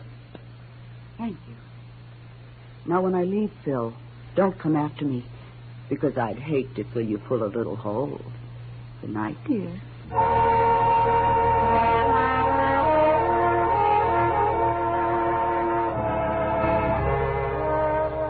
When Benita stepped out of that house, I solemnly swore I wouldn't trust another woman for the next 100 years. But a groan from the body on the floor brought me back to 1948 and Elliot Perdue. I knew that he had seen the picture in the locket, so I went to work on him. Come on, Perdue, snap out of it. Come on.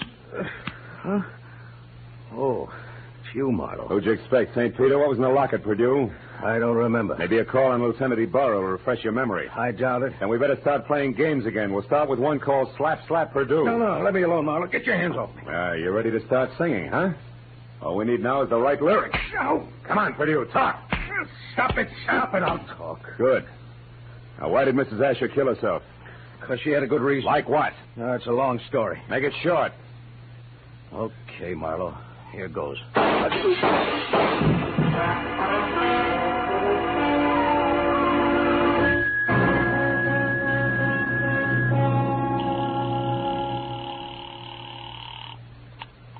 Lieutenant Ibarra speaking. Marlowe Ibarra. There's a 5-minute-old corpse lying in his living room at 1903 North Ogden. Name is Elliot Perdue. 3 shots through a closed window. I was lucky. Any description of the killer? No, none. Now, look, Ibarra, right now I'm going after a songbird named Benita Malone at the Regent Apartments on Doheny. Will you cover me there without sirens? Sure, Marlowe. I'll attend to it in person.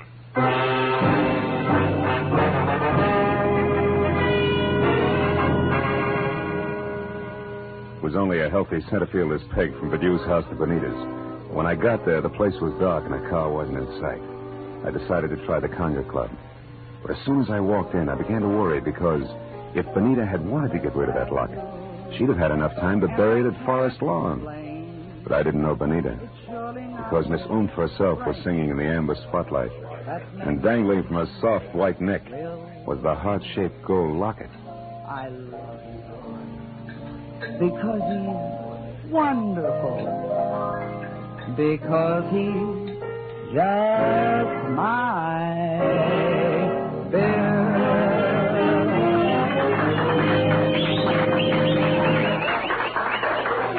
When she caught my eye, she smiled like a maitre d', and the moment she was through with her song, she headed back in my direction. But before she got to me, I saw her give the high sign to an ape in a tuxedo. He looked at her and then across toward my table and left the room. I watched Benita glide across the floor in my direction. She was distinctly a thing of beauty.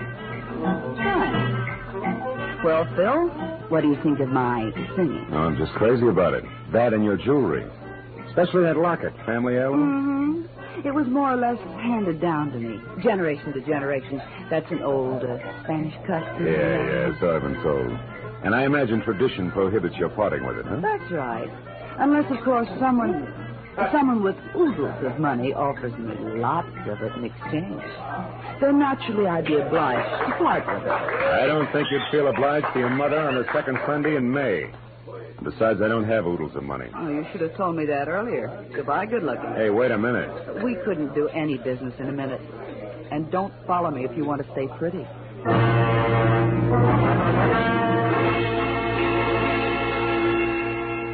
She pivoted on a spike heel and took off for a dressing room, and I knew that if I followed, I was scheduled for a nasty tete-a-tete with an ape in a tuxedo. When I made the lower floor and saw that the long corridor to her room was empty, I knew the setup. The ape would be on the other side of the door waiting. Benita still had my gun, so I got the nearest substitute for a blackjack, a full bottle of Paul Masson champagne. Then I walked noisily down the corridor as far as her door and knocked. Turned the knob slowly, kicked the door open, and stood clear. It worked.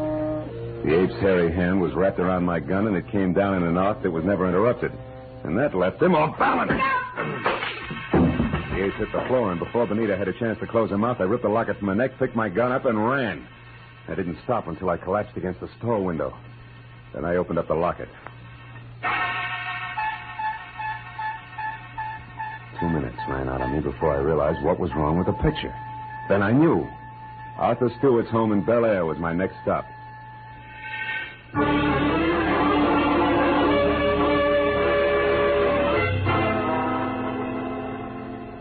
30 minutes later, I pulled up away from the place and parked. And keeping in the shadows, I approached the house where only the library and an upstairs bedroom showed any light. The library had French windows. When I moved up close, I was startled by the sight of a figure going through Stewart's desk. I stepped into the room and found it was my little friend, Benita. I've got my own gun again, Benita. Phil. Oh, doing a little dusting, honey? Oh, don't be funny. I'm not trying to. How is it you're not upstairs helping Stewart pack? Because I've already finished packing, Mr. Marlowe, and don't turn around. That was well done, Benita. Oh, fine. Sucked in by a little decoy sprinkled with sequins. Don't mind the pose, Marlowe. Just toss your gun on the couch over there. Now. That's better. You know, Marlowe, I can't say that I'm very sorry for you. I don't expect condolences from a character who murdered a woman this afternoon and a man this evening. You killed Mrs. Asher? Yes, and that blackmailing scum Purdue as well. But both murders were very necessary, Benita. Even as Marlowe's here will be.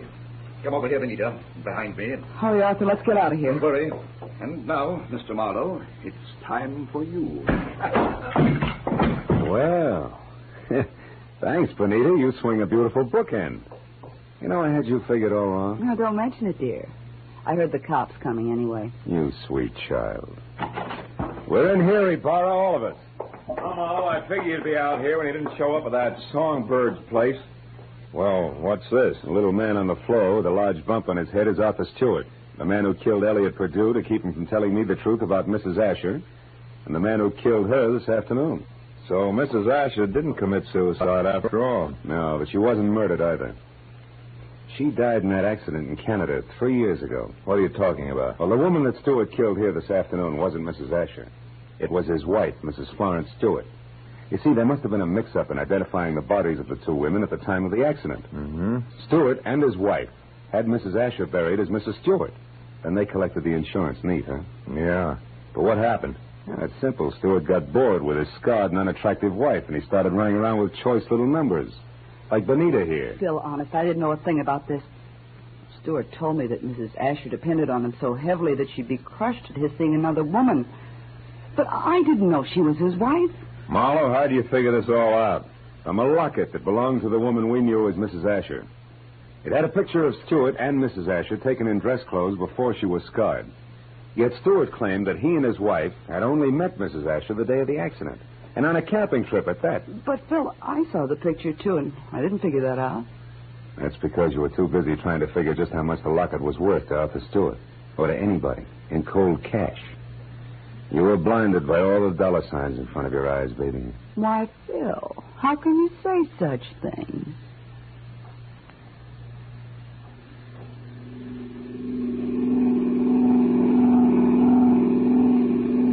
Now, Marlowe, just so I don't toss and turn all night, tell me just why you were hired in the first place. Well, Ibarra, it goes something like this. When Perdue knew that he was losing Benita to Stewart, he decided to check up on the opposition. And he not only found out what he wanted to know, but he found out a lot of things, too, that he didn't want to know. Mrs. Stewart, the late Mrs. Asher, became suspicious of his questioning, and incidentally of her husband. So she sent for me. Well, Marlowe, Stewart certainly had me fooled. I doped him out to be a very generous guy, a great benefactor who was doing the right thing for a lonely, unfortunate woman. Yeah, looked like he had a heart of gold, all right. But a funny thing, Ibarra, in the end, it was this heart of gold, this locket here, that got him. Mind if I keep it? Not at all. You had a tough enough time getting hold of it. Good night, Phil.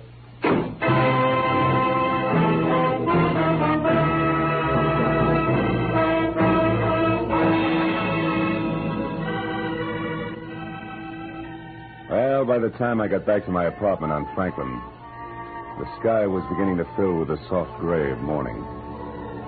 I pulled the blinds down in my bedroom and sat down for a last cigarette. I had mixed with a lot of funny people that day. But for some cockeyed reason, I kept thinking of Benita Malone, a girl who was no better than she had to be. Finally, I put her out of my mind, and I was about to turn off the desk lamp when I noticed my memo pad. Still read Sunday, which was understandable. But scrawled across the top sheet was a telephone number. And I couldn't figure how it got there. It was written in crimson lipstick. Bradshaw 7. 7-Eleven.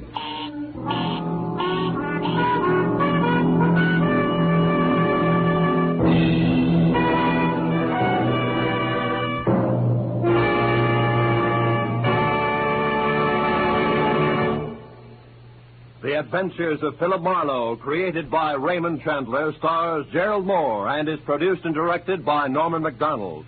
Featured in tonight's cast were Gloria Blondell, John Daner, Jack Moyles, and Ben Wright. Detective Lieutenant Ibarra was played by Jeff Corey. The special music was conceived and conducted by Richard Orant.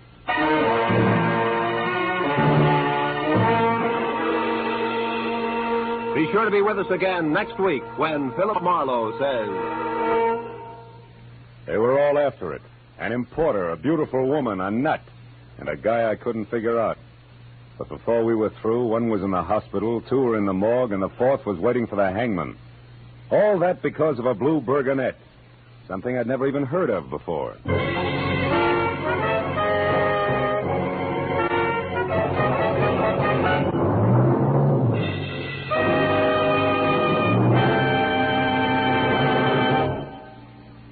Dr. Fabian, the ship's doctor in cabin B-13, tells a new story of danger in far ports tonight over most of the CBS network stations.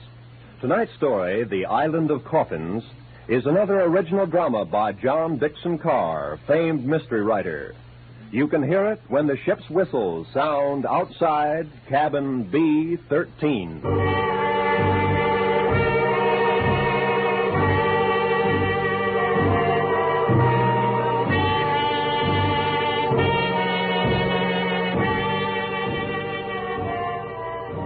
This is Roy Rowan speaking. This is CBS, the Columbia Broadcasting System. You're listening to HOJO Radio. Stay tuned. The story of Dr. Kildare. Whatsoever house I enter, there will I go for the benefit of the sick. Or whatsoever things I see or hear concerning the life of men, I will keep silence thereon, counting such things to be held as sacred trusts. I will exercise my art solely for the cure. The story of Dr. Kildare, starring Lou Ayres and Lionel Barrymore. Metro-Goldwyn-Mayer brought you those famous motion pictures. Now this exciting, heartwarming series is heard on radio. In just a moment, the story of Dr. Kildare. But first, your announcer.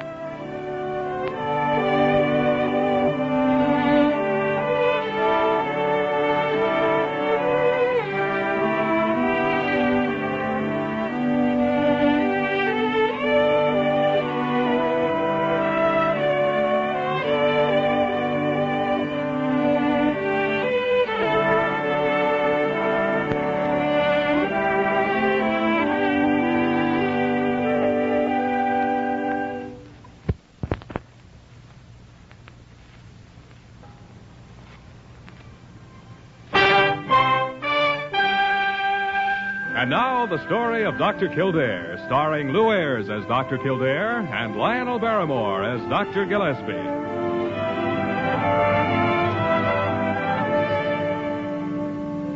Blair General Hospital, one of the great citadels of American medicine.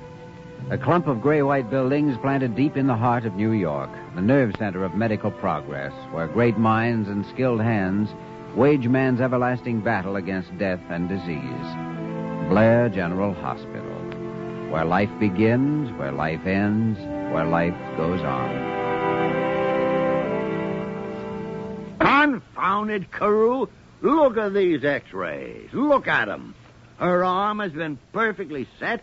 She's 15 years old. Why, she doesn't even need a doctor. Then by all means, Dr. Gillespie, use your own judgment. A simple fracture of the arm, and I'm supposed to take personal charge of the case.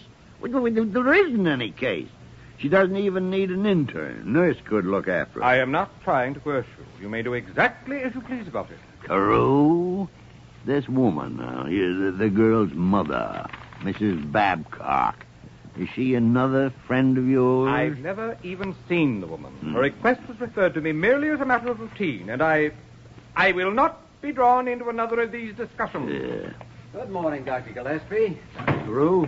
Come in, Kildare. Come on in. You may be interested to know that after 30 years of medical achievement, I have just been reduced to diagnosing broken arms. Really? Now, Dr. Gillespie... Furthermore, this particular broken arm has already been treated, set, and cut. Please.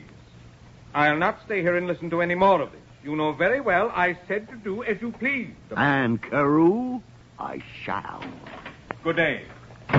Yeah. That blue-blooded moron, dollar-chasing pipsqueak. Yes, I'm a little surprised he isn't in the lounge, rolling out the carpet and fluffing up his gardenia for Mrs. Babcock. Yeah. Apparently he doesn't know who she is. Well, beyond the fact that she has a daughter with a broken arm, neither do I. What? You've never bathed in a Babcock bathtub? I am unclean, Jimmy. Does this woman sell bathtubs? No, but her late husband made about $10 million manufacturing them. Interested? I am not. She was also a well-known specialty dancer before she married. Oh, dancer, huh? She attracted particular attention at the Paris Exposition with her unique rendition of the can-can. Well, now, you don't say. You know, I think you ought to take the case. Well, now, that might be a good idea, to see that the child's arm heals properly. Then you'll do it? Well, yes. Yes, I will, Jimmy. I will. Parker? Yes, Dr. Gillespie. Parker, there's a Mrs. Babcock down in the lounge. Has a daughter with a broken arm. Tell her I'll take the case. A simple fracture? Yes, a simple fracture. Well, all right. I'll go with you, Parker. Oh, by the way, there is one thing. That Paris Exposition was in 1921. See you later. 1921. Like that. Oh, Kildare. I've been taken in.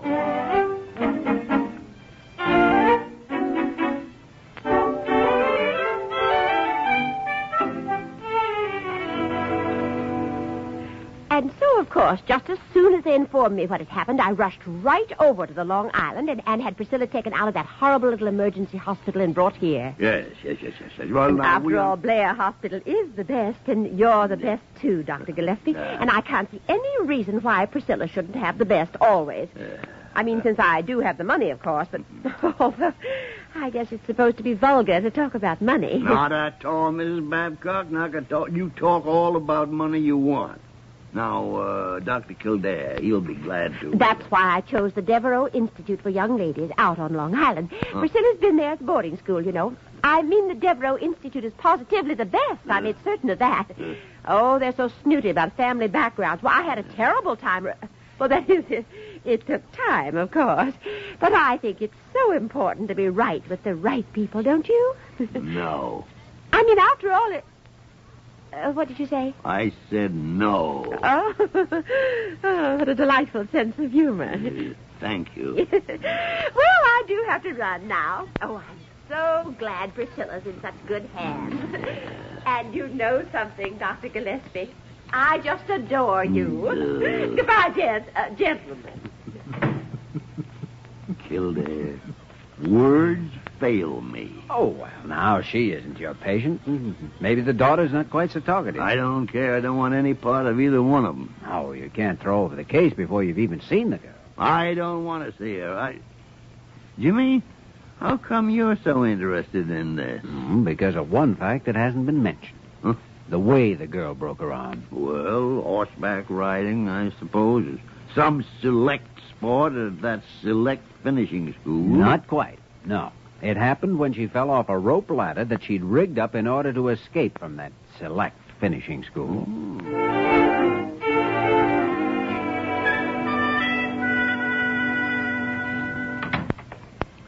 Good morning, Priscilla. I'm Dr. Gillespie. How do you do, sir? You might call this merely a got-acquainted visit today, young lady. Since I'm responsible for that arm of yours, I thought that possibly... There is no reason to be concerned about my arm. Considering my age, general tone of health, and rate of metabolism, the bone should knit quickly and without any trouble at all. You seem rather well informed on the subject. I'm rather well informed on most subjects, Doctor, and especially well on scientific subjects. Oh, I see. Then I take it you regard yourself as a scientist. In an embryo stage, yes. Advanced, however, some 10 to 12 years beyond my actual age. Which I recall is 15. Correct. That, of course, I'm unable to change. But no doubt you would if you could. Any particular field of science in which you specialize? My most intense interest is directed toward the realm of astronomy and astrophysics. Well, that's quite a good-sized realm. I presume the subject of medicine has also engaged your attention at one time or another. Only superficially. After all, it is merely a byproduct of true science. Yeah, just a byproduct. Yeah. I say this quite impersonally, Doctor. But medicine simply does not have enough scope to challenge my intellectual curiosity. Miss Babcock, I no longer have the least doubt but what your arm will heal precisely on schedule. It wouldn't dare not to.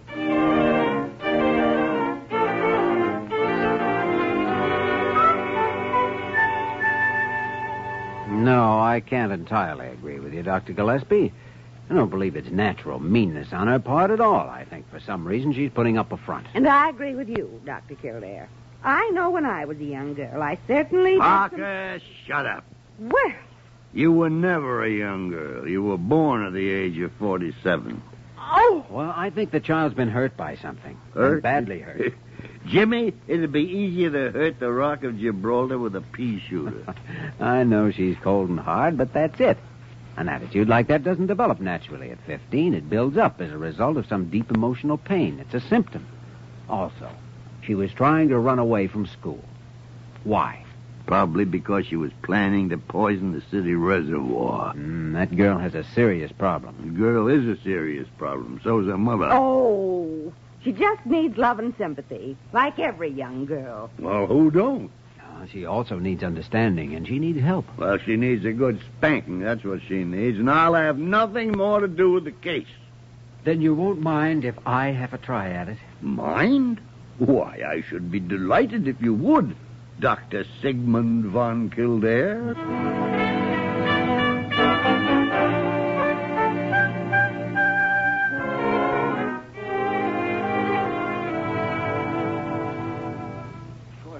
Enough mathematical background to follow all phases of the theory, but the general development seems to be entirely logical. Priscilla, you've spent a lot of time on this, haven't you? Yes, it's the only thing in life that interests me, Dr. Kildare. I see. And what about, human relations? People are unimportant to me. I have no need for human relations, as you call it. And you never get lonely? Certainly not. Tell me something, Priscilla. Isn't truth the one great ideal of all science? Yes, truth above everything else. Then why do you go on deliberately lying to me? What? For the last half hour, you've told me one lie right after another. What about this shining ideal of truth? Do you really believe it? Or is that another lie? And if you do believe it, why don't you stick to it instead of lying to me every time you draw a breath? And what about this scientific talk? Just a pose to impress somebody? What are you? A fake? A phony? Well, now, that's better. Now, I'm sorry, Priscilla, but it was the only way to break you down and find out what's wrong. Now, please understand this. I'm for you, and I want to help you. Now, let's talk about it. Come on. They hate me, Dr. Kildare. All of them at school hate me. I don't have a friend. Not even one single friend in the whole world. Yes, I understand. They stick together because their grandfathers all knew one another. And you're left on the outside, right? They laugh at me. Make fun of me because I know things. Because I want to know things. I won't go back there. I won't. There now, honey. We've got a lot more talking to do yet. And then we'll try to find a solution. But right now, just realize this. You do have a friend. That is, if you want me for a friend.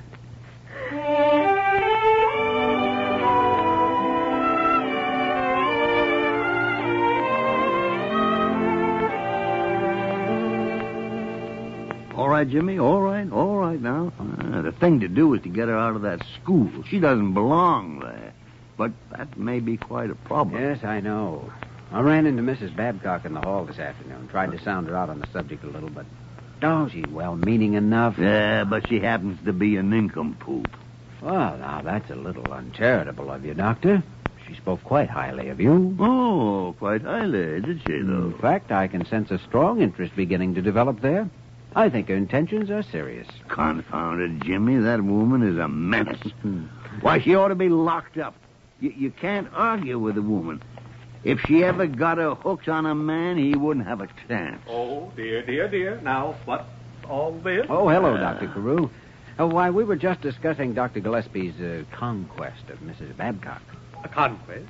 Indeed. Why, Dr. Gillespie, you dog, you. Carew! Now. Just a little pleasantry of mine, you know. I really should meet this charming lady. Yes, you certainly ought to. Serve you both right. Oh, dear, you are in a state. I think you'll be all right as soon as he gets used to it, Dr. Carew. After all, this romance did develop rather unexpectedly, you know. Romance? Kildare? If you want an unexpected romance, I'll give you one. Here. Listen to this poem that Parker found in Priscilla's room this afternoon. Mm-hmm. You want to hear it? Mm-hmm. Yeah. It goes, "The eyes of my love gleam like the pole star, and the tones of his voice sound in harmonies cyclical. The brow of my love is a theorem from Euclid, and his glance makes my pulse beat ultrasonical." Free verse, I suppose you'd call it. Free as the air, that verse. Scientific surrealism. I'd like to get a look at that boy. Yeah, then go find a mirror, Jimmy, because she's dedicated the poem to Dr. James Kildare.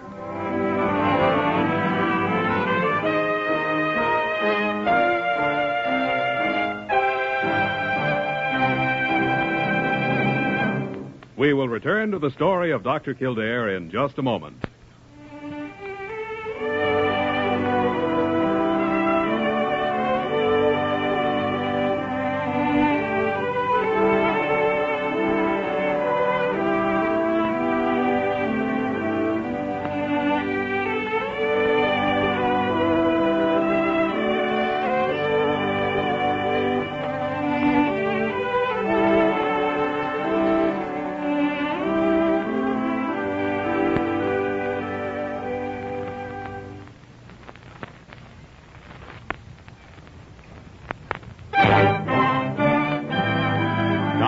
continue with the story of Dr. Kildare, starring Lou Ayres as Dr. Kildare and Lionel Barrymore as Dr. Gillespie. I think it's just simply amazing, Dr. Kildare, the way that girl has changed since she came here, and in just 4 days, too. Yes, there's a big difference, all right, Parker. She's trying so hard to learn how to be friendly that it's just pitiful. The worst of it is, in just a few days, she'll have to go right back and face the same misery. Oh, Dr. Kildare, can't anything be done? I know the one thing that should be done, but I don't know how it can be done. She should be taken out of that finishing school immediately. Priscilla Babcock? Yes. Of course she should. You had no business being sent there in the first place. Well, all right, Dr. Gillespie, how about a practical suggestion? What can we do about it? Nothing. She belongs in some science preparatory institute. The Rodman Academy, for example. Yes, Rodman's would be perfect. Yes. She'd get individual guidance, and she'd find the emotional outlet that she needs so badly. But I thought she'd found that in you. Oh, wait a minute. That's a passing phase. Doesn't mean a thing. Yeah. I hope. You know, Dr. Gillespie, there might be one possible way to get Mrs. Babcock to change her mind. Oh, indeed. Well, if she were advised to change her daughter's school by someone who was in position to, play on her affections, then she might do it. Yes. There's always a possibility in getting someone to change the... Kildare, I won't do it.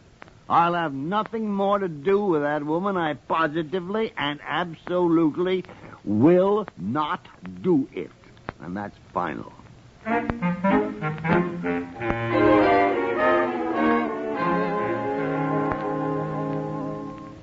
Mrs. Babcock, I asked you to come here this afternoon because certain considerations make it advisable that we discuss a subject of some importance to both of us. Oh, I understand perfectly, Dr. Gillespie. Yes.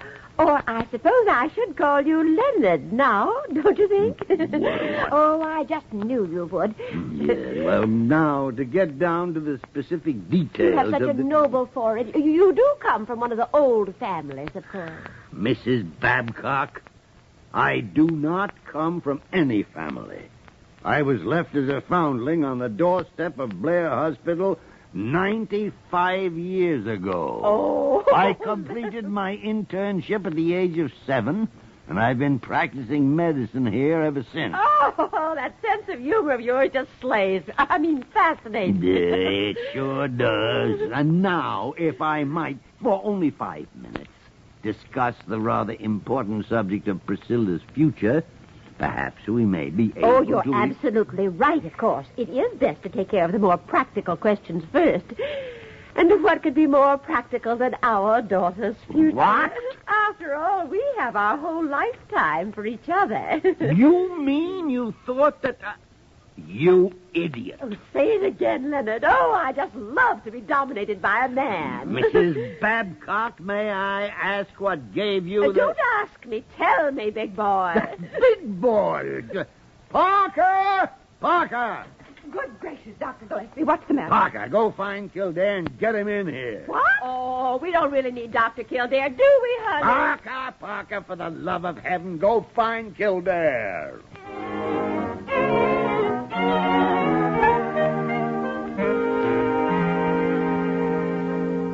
It's all right, Dr. Gillespie. It's all right. Just relax. She's gone now. You're safe. You've got nothing to worry about. Kildare, she's a maniac. That woman's a raving maniac. I don't know how you do it. You insult them, and still they go wild.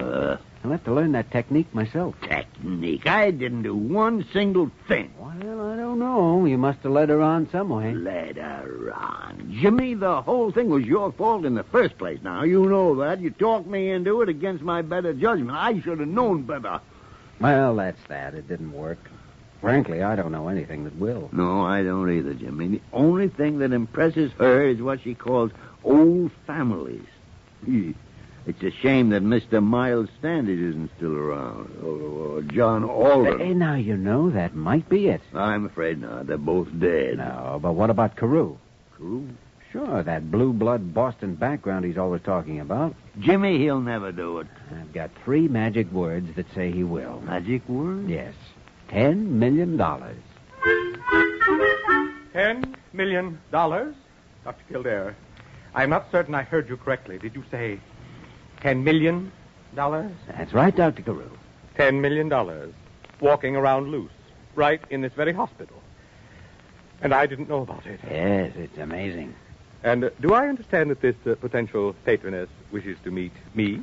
Dr. Carew, if you'll pardon the colloquialism, she's down in my office right now, frothing at the bit. Oh, yes. Yes. Then you think the best approach toward getting a contribution toward advancing the interests of Blair Hospital will be to urge Mrs. Babcock to put her daughter in the Rodman Academy. I think it's the only way, Dr. Carew. The girl's extremely unhappy at present and in danger of becoming a mental problem. Now, if we can prevent that, if we can help her, Mrs. Babcock's gratitude may very well be boundless. Oh, dear me. Boundless, you think? Well, after all, she's an ex-chorus girl, and as you know, show people are noted for their generosity. Yes, well, that's sometimes overrated, I think. My wife, you understand, was a former burlesque a dancer. Yes, I know. Dr. Kildare, I'll do it. I am sincerely convinced that it's for the best interests of the patient? Of the patient? Oh, yes, of course, the patient. Shall we join Mrs. Babcock?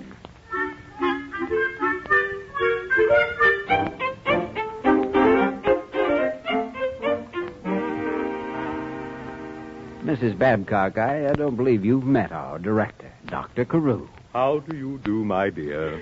Charmed, I'm sure. Did you say Mrs. Babcock? Am I to understand that this lovely young girl is married? Oh, Dr. Carew. Mrs. Babcock is, most unfortunately, a widow, Dr. Carew. How tragic. Yes, isn't it? Her late husband was Worthington Babcock of Connecticut. Perhaps you may have... Oh, yes. There were some Babcocks with whom members of my family corresponded so far back as the Revolutionary days. Dr. Carew, are you by any chance from a very old family? My dear, the Carew family is probably older than any other in Boston. Oh, it must be just wonderful. Well, that sort of thing does carry its responsibilities, you know. Why, I suppose you've been intimate friends with the Babbitts for generations. The Babbitt? Of course, Dr. Carew. The Babbitts in Boston. Oh, I've heard you mention them often. Oh, yes, indeed. Dr. Carew, now, about the matter you mentioned. Oh, yes, that. Mrs. Babcock, I have been discussing your daughter with Dr. Kildare. That school she's attending simply won't do. It won't do at all. Well, what school would you suggest? An immediate transfer to the Rodman Academy? Yes, Rodman. It's positively the best. Oh, I'll do it this afternoon. Oh, you're so right, Dr. Carew. It is hard for a woman alone with money that has to be managed and all sorts of problems. Yes. Mrs. Babcock, I would like to talk with you concerning a subject which is very near to my heart.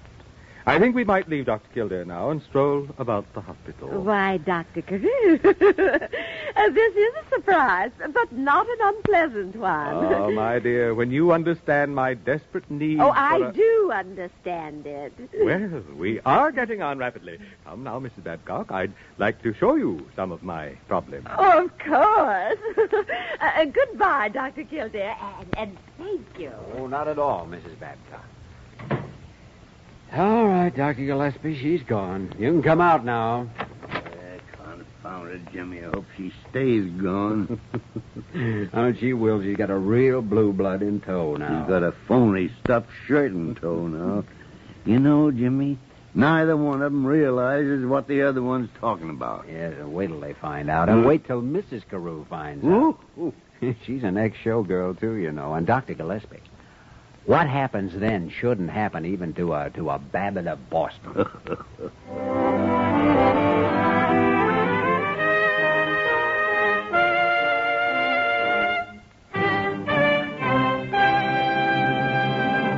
In just a moment, we will return to the story of Dr. Kildare.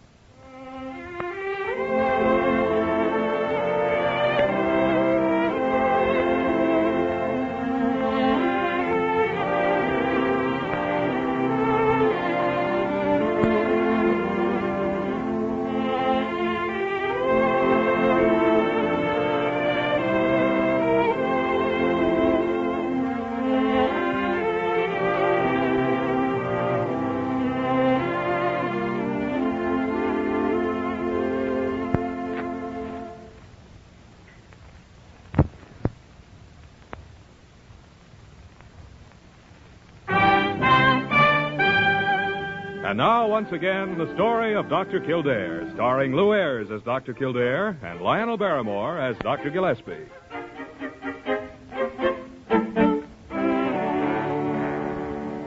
Oh, I'm so happy, Dr. Kildare, Dr. Gillespie. I don't know how you ever got Mother to do it, but you did, and that's the important thing. Yes, well, it was a little complicated, Priscilla. I'm supposed to register at the academy on Monday and start Tuesday, and I can hardly wait. The Rodmans came in to see me yesterday, you know. Oh, yes, we talked to them. Their son Dave was with them. I know. Dr. Gillespie and I met him. Oh, yes.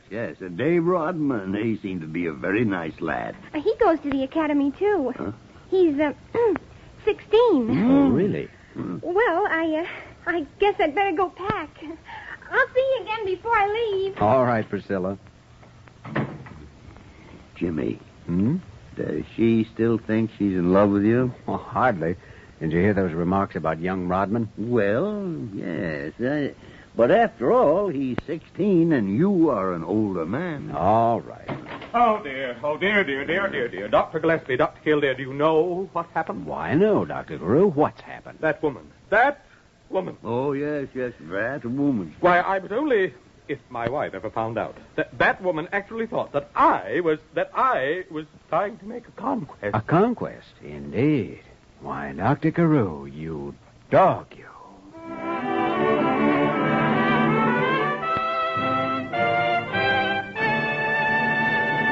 You have just heard the story of Dr. Kildare, starring Lou Ayres and Lionel Barrymore. This program was written by Les Crutchfield and directed by William P. Russo.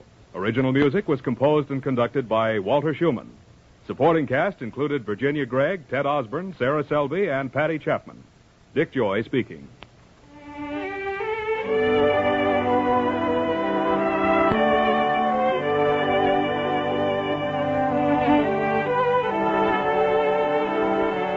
The story of Dr. Kildare. Whatsoever house I enter, there will I go for the benefit of the sick.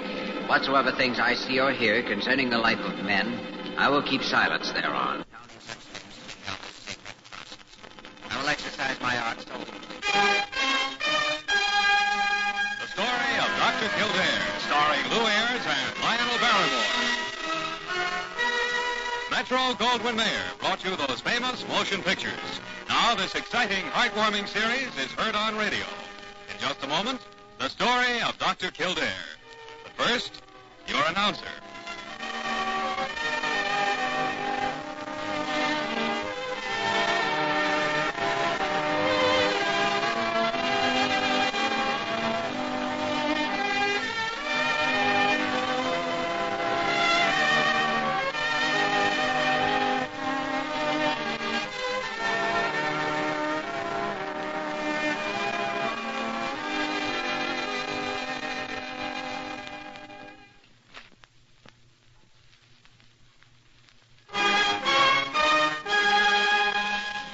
The story of Dr. Kildare, starring Lou Ayres as Dr. Kildare and Lionel Barrymore as Dr. Gillespie.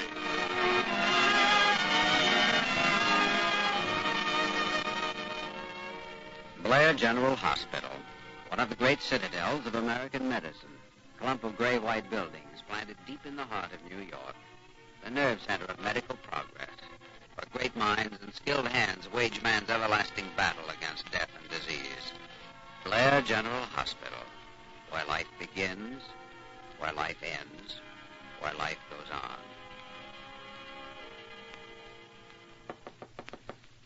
Come in. I just thought I'd look in and see if you had everything packed, Dr. Kildare. Oh, yes. Thanks, Molly. I'm all ready. How's Dr. Gillespie doing? Oh, he's packed and unpacked his bag 20 times. I'll bet. Honestly, you think you were going on a tour of the world instead of a week's hunting trip. He likes to make a production of everything. He's pretending that it's all a terrific nuisance and he doesn't really want to go. But he isn't fooling anyone. No. Good morning, Dr. Good morning, Molly. Well, dear fellow, almost ready for your holiday, are you? Yes, Dr. Carew. I've made my rounds with my patients with Dr. Merriman. They're all in good shape. I know Dr. Merriman can take care of anything that might come up. I'm glad you and Dr. Gillespie are having an outing. You both have certainly worked hard this past year. You have it coming to you. When do we leave for the train? Oh, Dr. Gillespie. Oh, we have a couple of hours yet. I hate being late for trains. I like to start early and take my time. We can start an hour from now and still be early and take our time. Yeah. Did you make any decision yet about Dr. Wheeler, Dr. Carew? I haven't made a final decision as yet, no. But I'm very upset. Very. Every doctor on the staff of Blair General must be reliable. Well, I certainly agree with you there, but I think Wheeler is reliable. Any doctor who goes to pieces in the middle of an operation is not reliable. I shudder to think what might have happened if Kildare hadn't been in there to take over. Well, I wasn't there because I thought Wheeler was inefficient. I simply stopped by to watch him operate, to observe his technique. If you hadn't been there, the child might have died. But I was there, and the child's doing fine, so why can't we forget the whole thing? And suppose it happens again when another doctor isn't present? Well, personally, I think Wheeler's just been working too hard, that's all. I know he was on emergency all last week. I like Wheeler. Of course, he's young, and he hasn't had a lot of experience yet, but he's intelligent, he's got heart, and he shows great interest in his work. I think he has a fine future in medicine. Gentlemen, I have a responsibility to the patients in this hospital. I cannot keep a man that I no longer have confidence in. Why, I'd be a nervous wreck every time he went into the operating room. What explanation has Dr. Wheeler offered? No explanation whatsoever. The story that's going around the hospital is that he was out to a party the night before the operation and didn't get any sleep. Wait, you asked him for an explanation? Yes. But all he says is there isn't any explanation. He just went to pieces. Well, now enough of that. I'll have the matter all settled before you dear fellows return from your holiday. Have a good time and be back a week from Monday promptly at 9 a.m. We'll be here. Promptly. Have a good time. Wheeler's in quite a jam. What do you think the reason is? I don't know. Let's stop by his room on the way and find out. All right. Why don't you get your bag and I'll meet you at the elevator?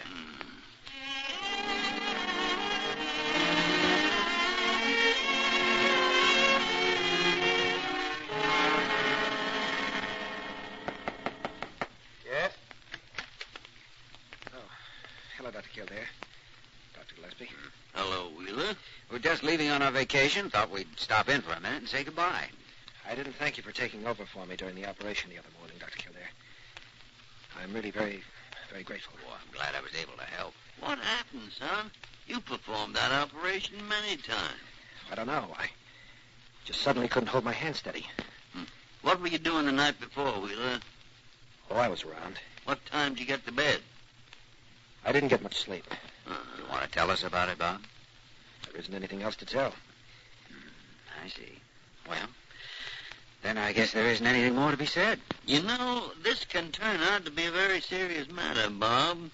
For your own good, you should be willing to talk about it, to present whatever excuse you have. I don't have an excuse, Dr. Gillespie.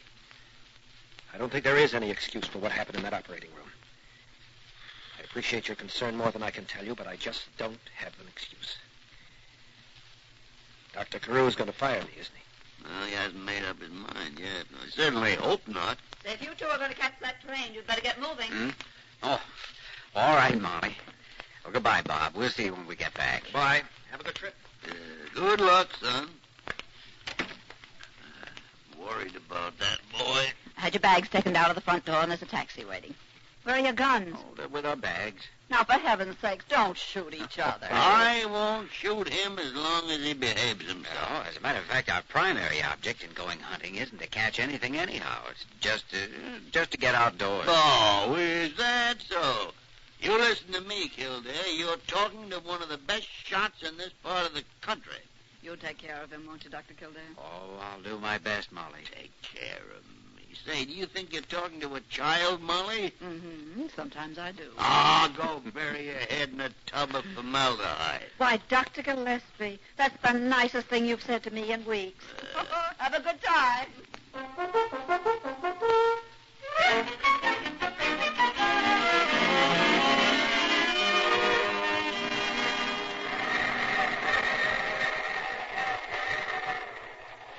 Well, we'll be in the station in a few minutes. You're pretty country up here. Yeah, I like the mountains. Yes. I used to spend a lot of time up here with my father when I was a boy. Nothing much to the town. Boarding house, combination bar and grill, and a church, meeting room. That's about all. People live in cabins scattered back through the mountains. But the hunting and the fishing, they're wonderful. And there's something in the air. Something that makes you throw your shoulders back and start climbing. We're getting in. Uh-huh. Streets are always empty, by the way. You won't see a soul around. I'll get the bags. You go ahead. They don't stop here long.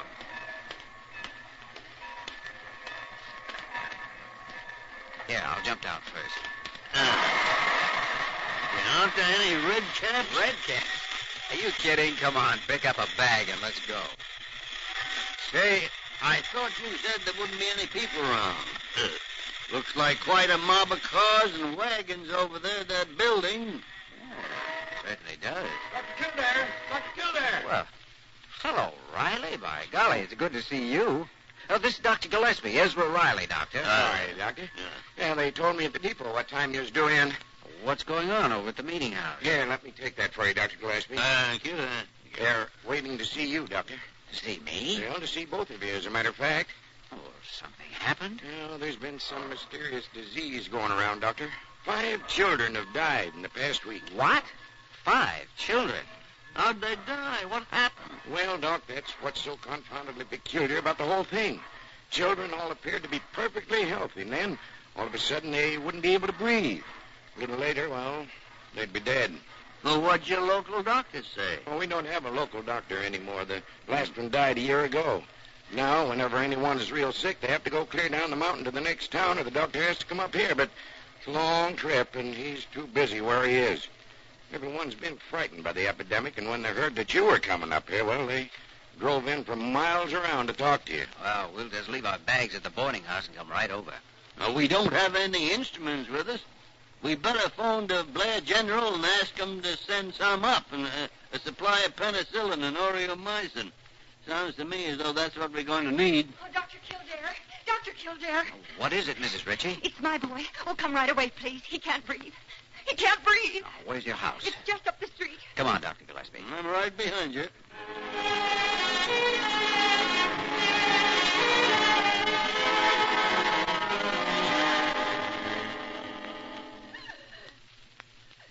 Poor kid. You gotta act fast, Kildare. That's laryngotracheitis, all right. What's that? It's an inflammation of the larynx and the trachea. It's caused by a germ similar to influenza. It closes the opening to the larynx, causing asphyxiation. I'm going to have to perform a tracheotomy if your son's to live, Mrs. Ritchie. I haven't any instruments. Let me think. Yes, I have a hunting knife in my pocket somewhere. Ah, here it is. Have you a pair of tweezers? Yes, I have. All right, just get me some alcohol and quickly. We'll operate with what we have. We'll have to work without an anesthetic. What are you going to do? I'm afraid I'll have to cut an opening in the throat so he can breathe.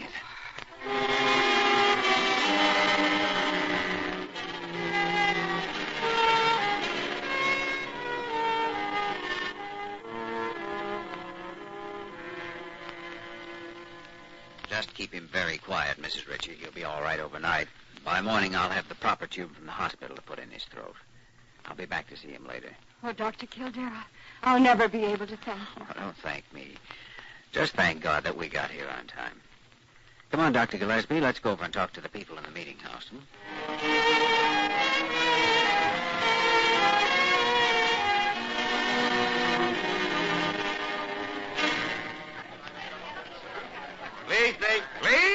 Please, quiet now, please. Listen closely, and I'll try to explain it to you all at once. Your children are suffering from an infant-type virus. It's easily spread from one child to another on handkerchiefs or books and pencils or drinking cups in any number of ways.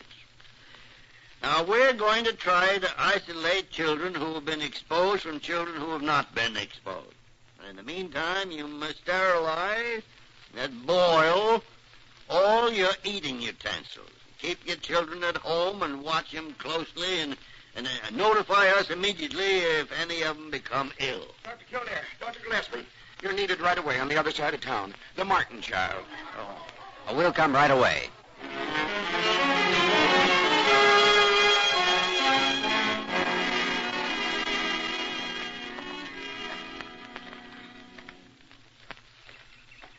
Well, good morning. What are you doing up so early? Oh, good morning. I was just sitting here on the back steps, watching the forest come to life. It's going to be a fine day. Oh, beautiful. You know, when I was a kid, I used to sit here and pretend I could see Indians slipping from tree to tree. Old Daniel Boone riding along on his horse. Davy Crockett with his bear. Sometimes when there was a crack of thunder and a flash of lightning, I'd almost see Paul Bunyan striding across the sky. In those days, I was going to be an explorer and lead expeditions to new frontiers. Well, it seems to me that scientists and doctors are the only real explorers left in the world today. And the frontiers of medical progress are the last real pinnacles left for man to conquer. You're prejudiced, of course. Oh, yeah, sure, of course. Medicine is my whole world and my only really important world. Everything else must take second place. You know, sometimes I think it means more to be a doctor in a town like this than in a big institution like Blair General. Now, Jimmy, don't go getting any fool ideas like that. Well, there's so many doctors at the hospital and not one doctor here. Well, you can see that if there'd been a doctor last week, 5 children might be alive now. Hello there. Oh. Why, it's Molly and Dr. Wheeler. What are you two doing here? Good morning. Bob and I came to the rescue. We've got penicillin, instruments, aureomycin, everything else. Asked for another doctor, and I volunteered for the job. And I convinced Dr. Carew that if there was an epidemic, you certainly needed a nurse. We certainly are glad to have you both. Oh, thanks. Is it a bad epidemic? Oh, pretty bad. These kinds of cases are difficult to handle because the child seems perfectly normal and well, and then suddenly, a few hours later, he's ill. However, with penicillin and aureomycin, I think we'll be able to check it fairly rapidly. I'd like to have a look at the patients I operated on last night right away. So what can I do, Doctor? Would you be willing to wait around here, Bob, in case any emergencies develop? You bet. Well, I imagine you'll want to go upstairs and rest for a while after you drive anyhow. Well, I would if I'm not needed. And I would like a long, hot bath. You just go right in and holler for Mrs. Kelly. She'll take care of you. May I borrow your car, Bob? Help yourself, sure. Thanks. Well, come on, Dr. Gillespie. Let's get to work, huh?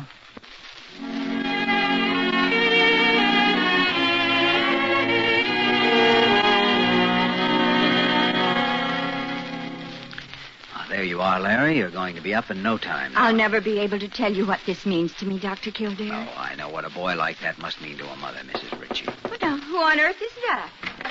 Molly? Oh, please come at once. Bob and I went out on a case. It's a little girl, and she's in pretty bad shape. She needs an emergency right away. Well, Dr. Wheeler can He asked me to get you as quickly as possible, Dr. Kildare.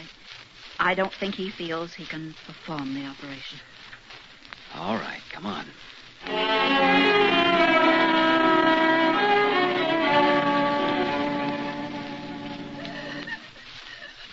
Bob, everything's ready for you. You want me to operate? Yes. I want you to save this child to life. You can do it, Dr. Wheeler. You can do it.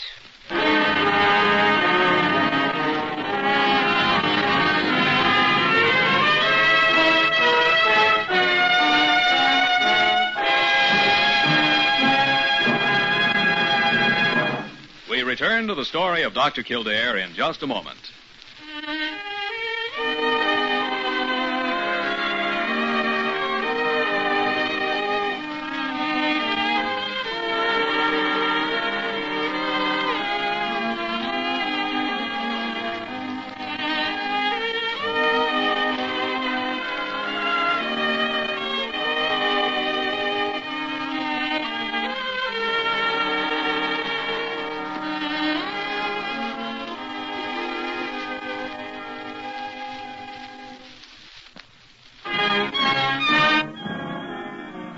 We continue the story of Dr. Kildare, starring Lou Ayres as Dr. Kildare and Lionel Barrymore as Dr. Gillespie.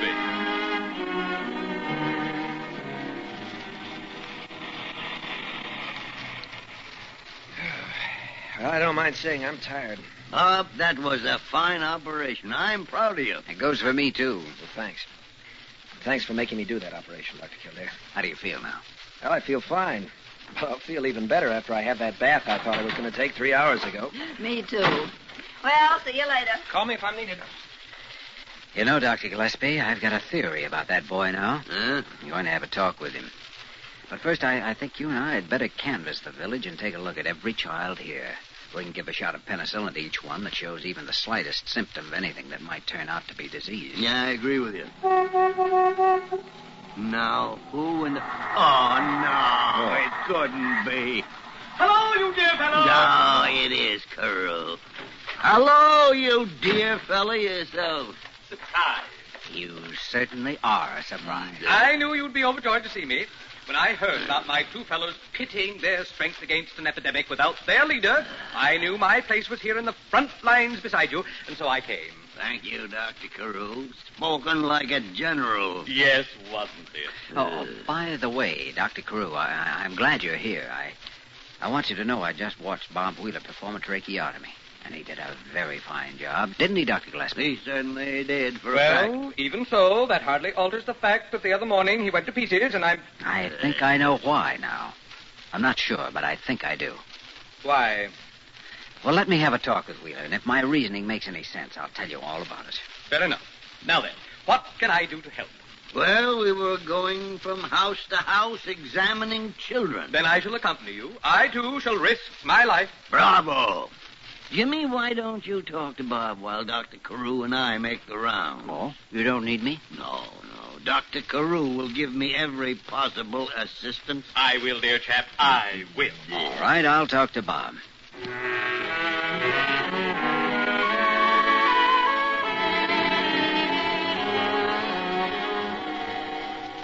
Bob, before that tonsillectomy the other day, you had chills, didn't you? Why, I'm not sure. Did I? Yes.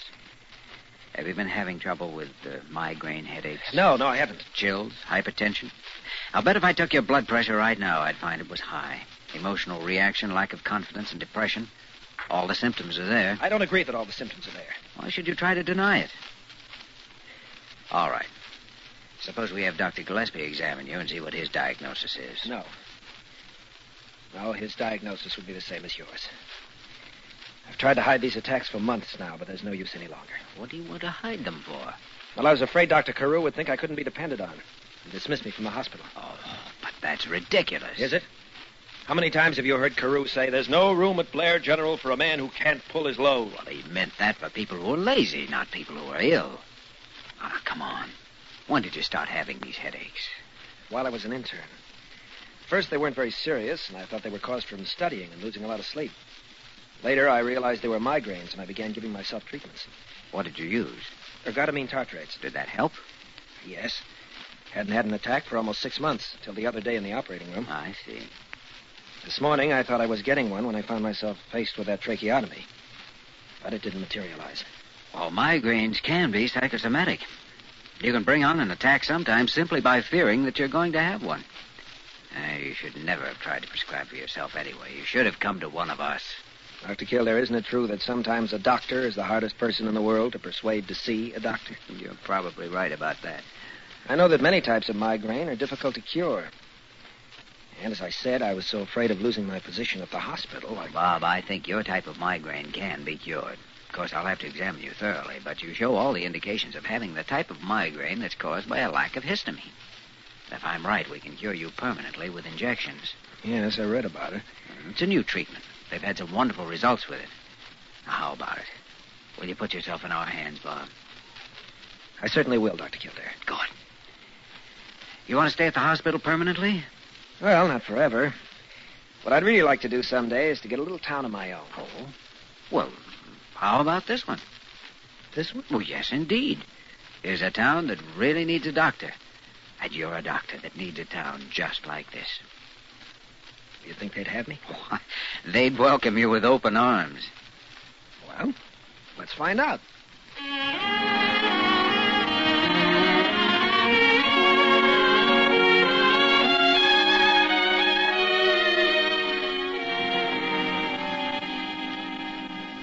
Well, Dr. Wheeler, Blair General will miss you.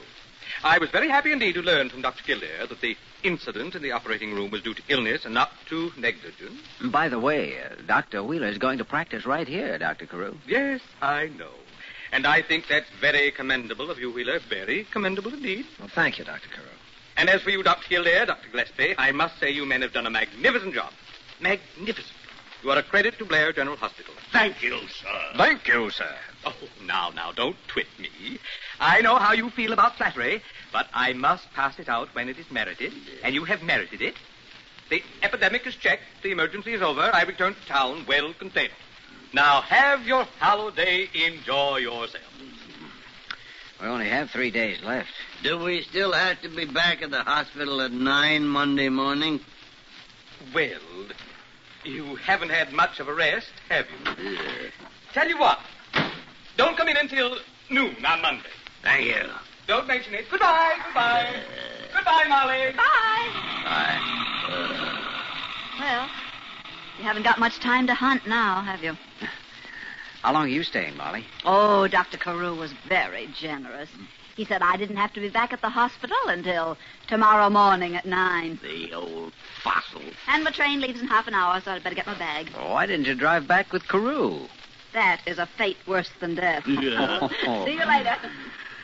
Oh, it's a beautiful day. I'm going to hate to leave. I don't blame you, Dr. Kildare. Come on, both of you. Let me show you around my town.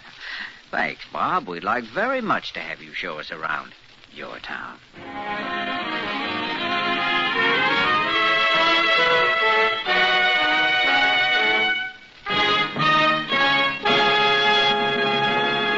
In just a moment, we will return to the story of Dr. Kildare.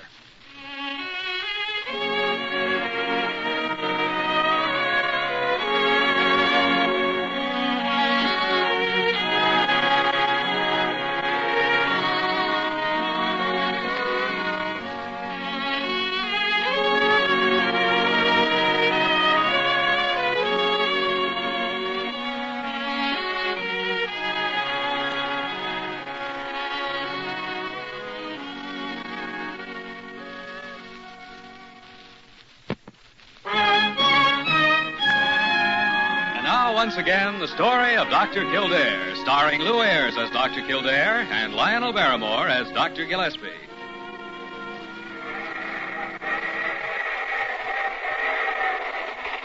Nice country. Like to come up here sometime for a vacation. We didn't have much of a vacation at Dad, did we? Wouldn't you think that old goat Carew would have given us a few extra days? Carew never gives away anything except advice. You know, as hard as we worked all week, I still feel as though I had a rest. Oh, so do I. I guess that comes from living in fresh air and hiking and no all that. Food ever tasted better, I'll tell you that. I was really hungry.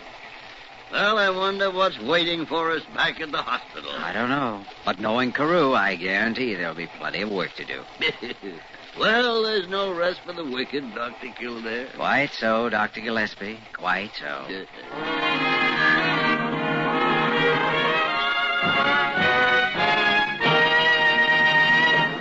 You have just heard the story of Dr. Kildare, starring Lou Ayres and Lionel Barrymore. This program was written by Gene Holloway and directed by William P. Russo.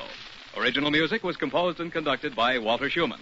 Supporting cast included Eleanor Audley, Ted Osborne, David Ellis, Isabel Jewell, and Ken Christie. Dick Joy speaking.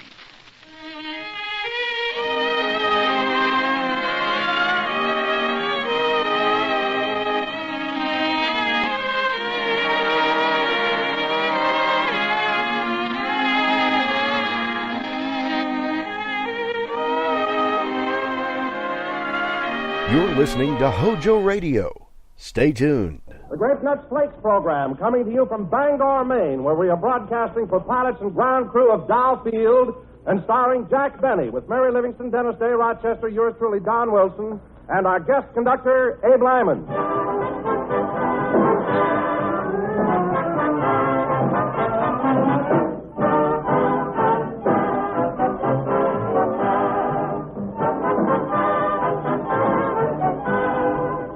Have you ever noticed the way a man greets his wife? Before breakfast, he says, hello, wife. Sounds pretty glum, doesn't he? But just sit that same grumpy guy down to a big, tempting bowl full of delicious, toasty brown grape nuts flakes. Just let him sample that wide-awake, malty-rich goodness, and he'll manage time out to say, hello, darling, gee, but these grape nuts flakes taste swell. Yes, ma'am, that's the kind of morning magic you can work any day in the week with those delicious, sweet-as-a-nut grape nuts flakes. thanks to the super swell flavor that's so entirely different from any other flake cereal. Because it's a rich two-grain blend of sun-ripened wheat and malted barley. So get set for swell-tasting breakfast and get set for plenty of praise by asking your grocer for delicious, toasty brown grape nut flakes in the 12-ounce economy-size package.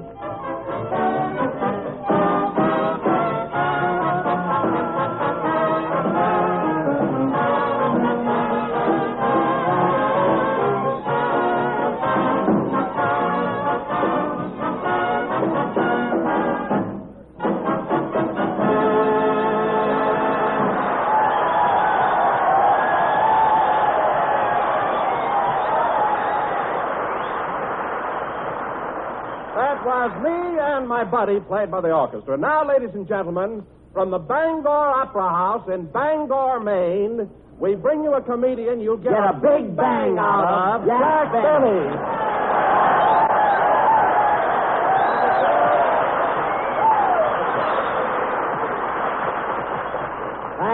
Thank you. Hello again, this is Jack Benny talking. And, Don, I could see that introduction coming a mile away.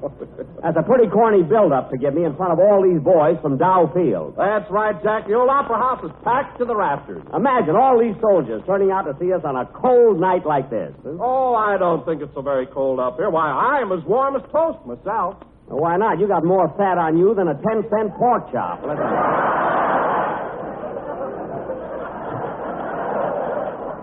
No kidding. Now, wait a minute, Jack. I'm not so fat. Oh, no? I wish I had a nickel for every time your girdle had a nervous breakdown. And don't tell me it isn't cold here. I slept under 12 blankets last night. I felt like the bottom wheat cake. You know, Don, weather like this... Come in. Mr. Benny? Yes? On behalf of the fishermen of Penobscot Bay, I'd like to present you with this real live lobster. Well, thanks very much. I'll have him for dinner. Oh, he's had dinner. Why don't you take him to a movie?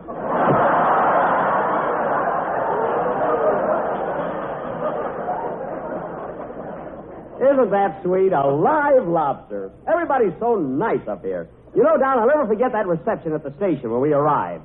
They had tanks and jeeps and sleighs, soldiers, Indians. You know, a real Indian drove me from the station to my hotel. Are you sure he was a real Indian? I think so. When he left, he had my toupee hanging from his belt. And I bought it just for this cold weather. Oh, hello, Mary. Hello, Jack. Hiya, fellas.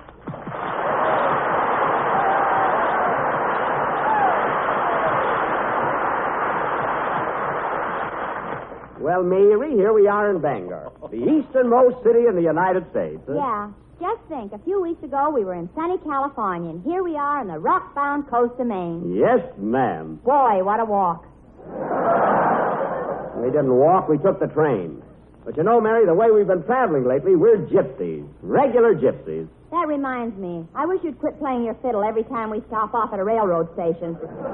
Oh, the few pennies I pick up hardly pay for the rosin. Forget it. And dangling Dennis Day out of the window on a string. Never mind. People know he's not a monkey. Well, as long as Dennis believes it, that's all that's necessary. Here comes the kid now. Hello, Dennis. Boy, am I sick of peanuts.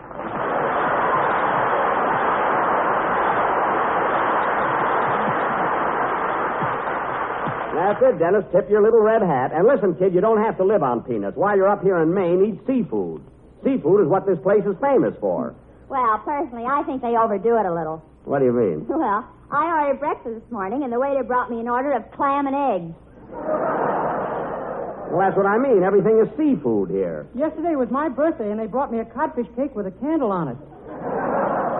What? I don't care much for codfish, but the candle was delicious.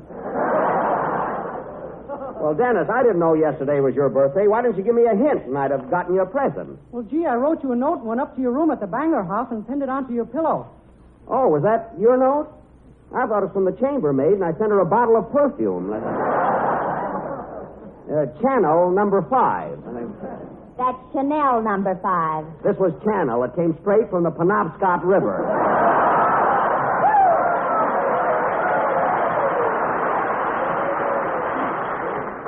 Anyway, Dennis, when I go shopping tomorrow, I'll get you something for your birthday. Now, what do you want? Would a gold wristwatch be asking too much? Yes.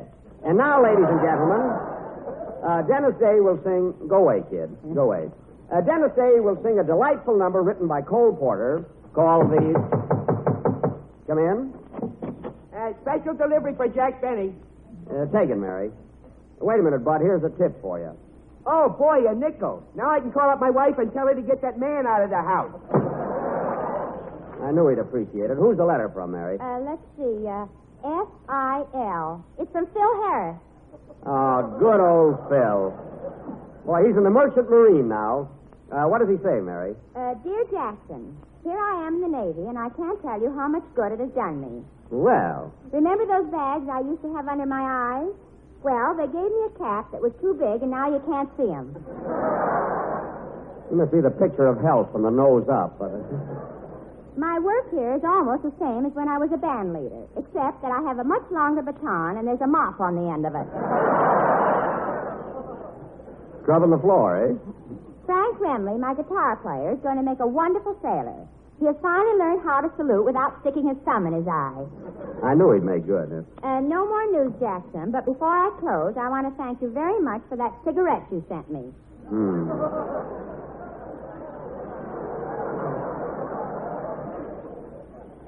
Me and the boys enjoyed it very much. What's he talking about? I sent him a whole package of cigarettes. Happy New Year and love to the whole gang from Barnacle Phil the Sailor. And if you're listening in, Phil, Happy New Year to you and all the boys at Catalina.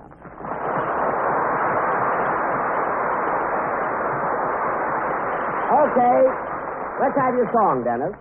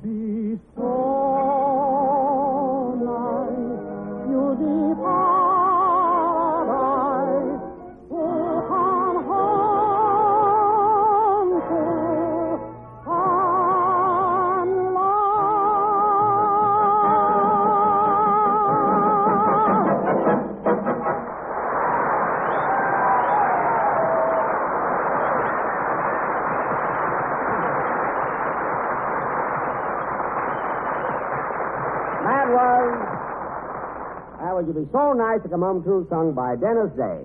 And very good, Dennis. Thanks, Mr. Benny. And I want to dedicate that number to a very sweet girl I met at the Peacock Room last night. Betty Lou Bumgarter. If you remember, Dennis, I introduced you to Miss Bumgarter. I met her first. What do you mean you met her first? You were both sitting at a table and she came over and took your order. I'm not talking about the waitress. I mean the beautiful girl Dennis and I danced with. And what a dress she had on. Wow! Well, it was a rather daring outfit. One of those strapless evening gowns. I got so nervous I made her put on my suspenders. Yes, Dodo, when you got up to dance with her, your pants fell down. Anyway, Dennis, you owe me for half the dinner. What about the cab fare for taking Betty Lou home? I ought to pay half of that, too. No, Dennis. You remember, you didn't ride with us. I took Betty Lou home alone. Oh, yeah? That wasn't a spare tire hanging on the back, brother.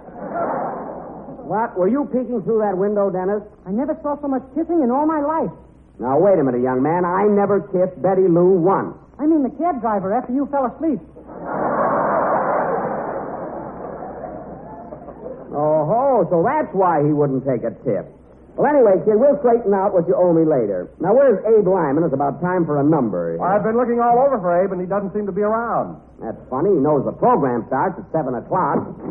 You think that... Oh, here he is now. Hiya, Jack. Sorry I'm late. Hello, fellas.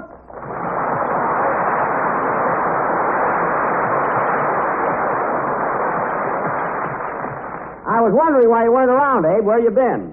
Well, it took me a long time to get here. I'm living over in Bath, 100 miles away. You're living in Bath, Maine? Yeah, I got a room in Bath like you told me to.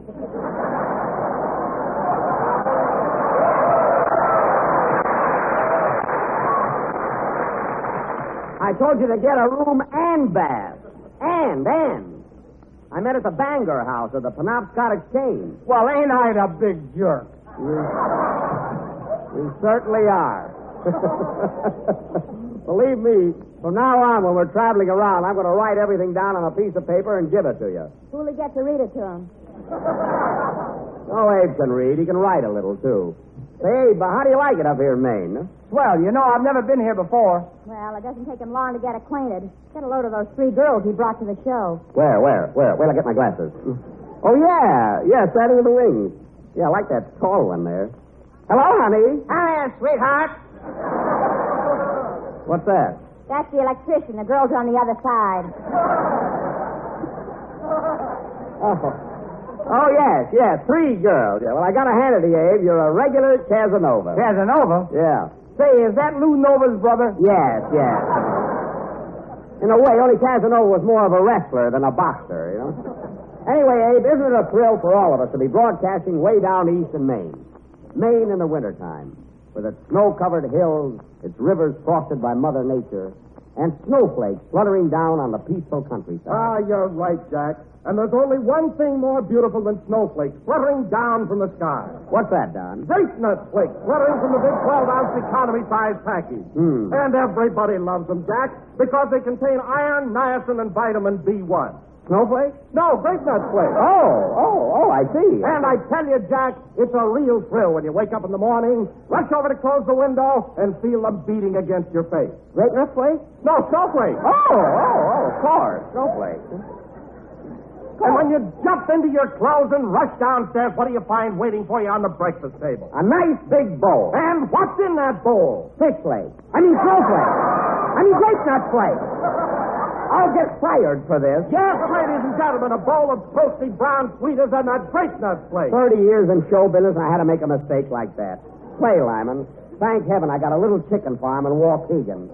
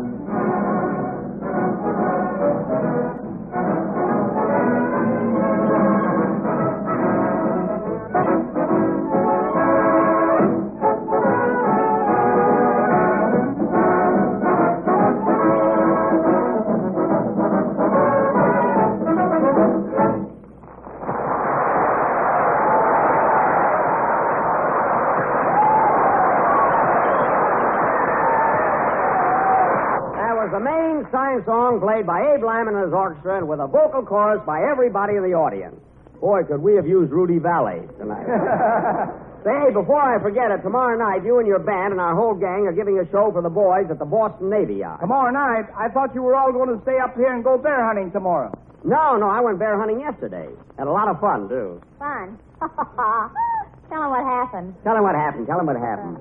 Nobody's interested. Oh, I am, Mary. Now tell us all about it. Well, Oh, well, it seems that Jack Thomas and his Baumgartner a new fur coat. I did not. So he bought a gun and went out to bag a bear for his bag.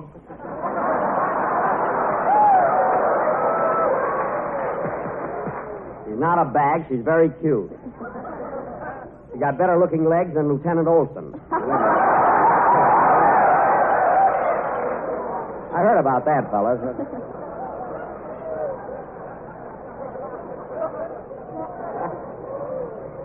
Go ahead, Barry. Anyway, Friday afternoon, Dennis, Jack, Rochester, and myself drove up to Guernsey's Winter Sports Lodge, and the next morning, must have been about 5 a.m., I heard the alarm clock ringing in Jack's room.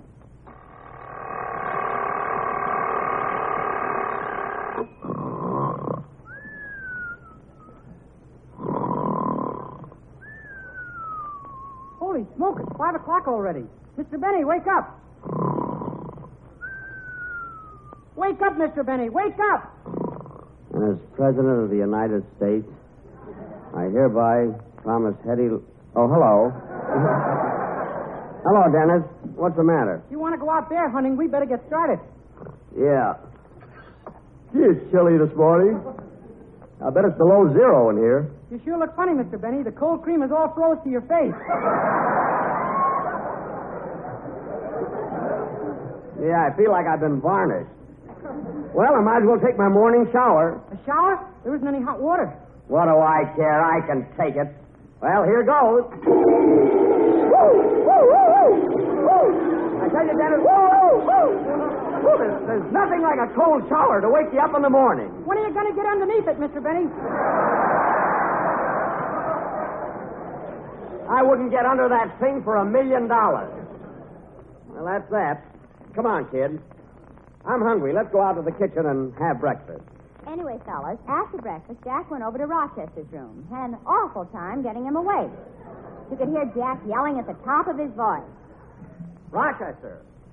Hey, Rochester. Come on, Rochester. We got to get going. Rochester, wake up. What time is it, sugar?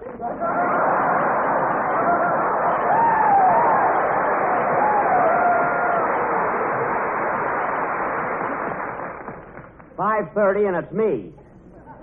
Now kick those blankets off and get your clothes on. I ain't had my clothes off since we left California. Well, then get up. And listen, what's the idea of wearing those ear muffs in bed? That's so I don't have to look all over for my ears in the morning. Now, Rochester, quit stalling. I'll give you just 3 to get out of that bed. 1, 2, 3. Rochester!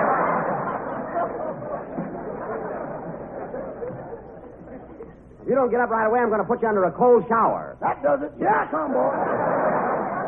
I thought so. Now, hurry up. We're all waiting for you. We'll get started in a few minutes, Mary. Now, where's that Indian guide? He should be here by now. What do you want a guide for?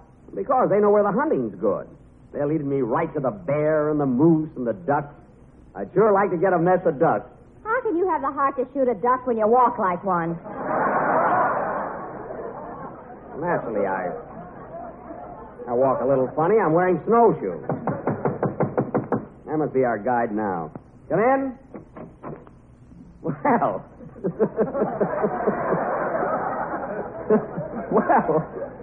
Well, hello there. You want him, Indian guide?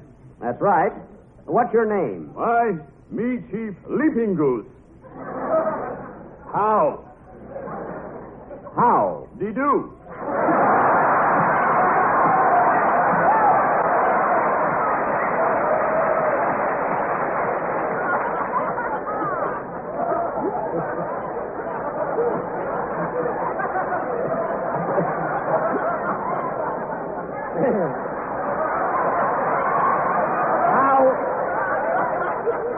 Howdy do.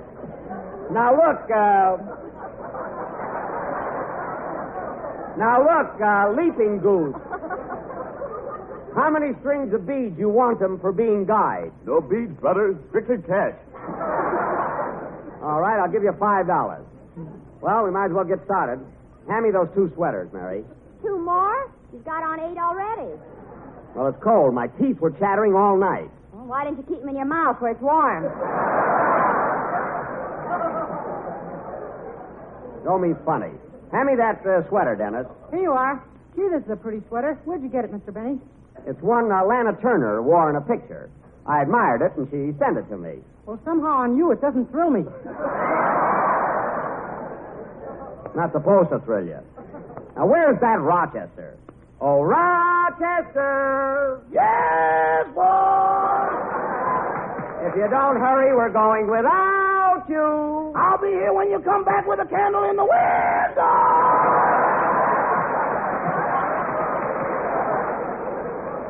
You get out here. Well, come on, Leaping Goose. Let's get our... Leaping Goose. Let's get our equipment together. Oh, boy, we're going bear hunting.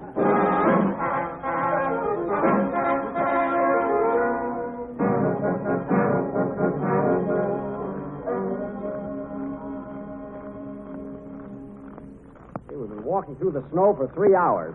Hey, Leaping Goose, we haven't seen a bear or a moose or anything. Leaping Goose, much embarrassed. His face very red. Well, of course it's red. You're an Indian. Oh. I know how to get a moose. Now, quiet, everybody. Gosh, what's that? That's the mating call of the wild moose. Are you going to marry a moose, Mr. Benny? No, I want to shoot one. There are a lot of them around. Well, what do you want to shoot a moose for? He wants to get a hat rack the hard way. I want to get a bear. That's what I want. Now, stick close to me, Mary. Okay. You too, Dennis. Yes, sir. And Rochester. Rochester, keep up with us. I don't want you to get lost in this snow. Who, me? Just stay near us, that's all. Say, Mr. Benny, what's that? What's what? That little animal sitting on the log over there.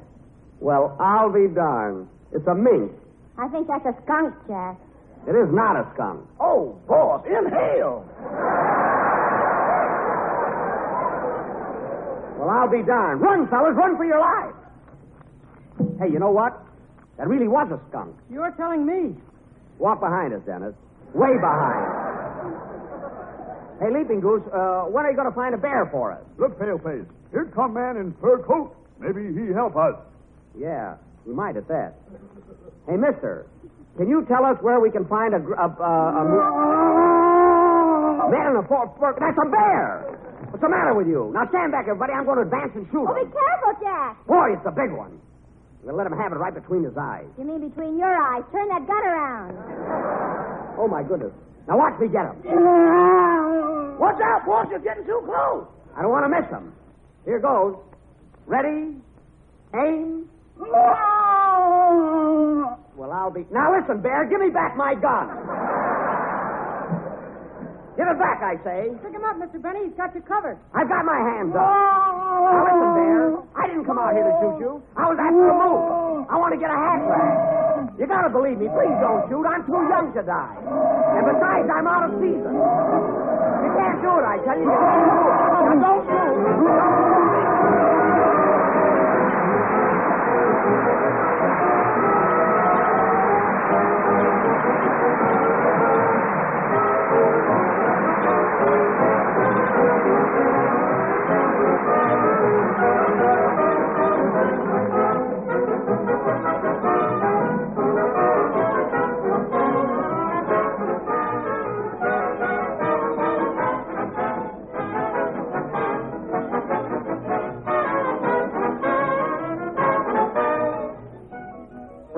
Have you ever noticed how proud Grandma feels when she sizes up Junior and says, my, how he's grown? Well, we feel very much the same way about delicious toasty brown grape nuts flakes because, boy, how they've grown.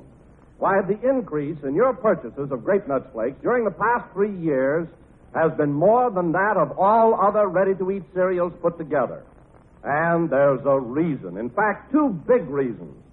First, it's the malty, rich, sweet as a nut flavor of Grape Nuts Flakes. Second, it's the grand nourishment you get from Grape Nuts Flakes. You see, they're a whole grain cereal bringing you important vital food factors you find in the natural whole wheat, plus extra vitamin B1. Essential food values recommended as part of your daily diet by our National Nutrition Program. So for delicious, nutritious breakfasts, serve tempting, toasty brown Grape Nuts Flakes, America's fastest growing breakfast cereal.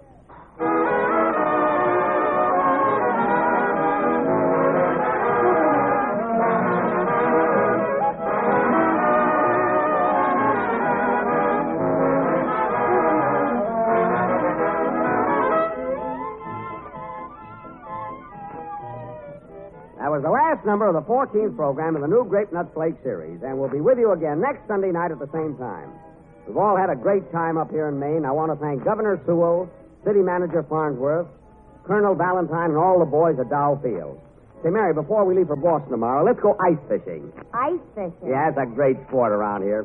You cut a hole in the ice, drop in your line with a hook on it, and catch a fish. Anything over a half a pound will pull you right in. Yeah, I guess so. Good night, folks.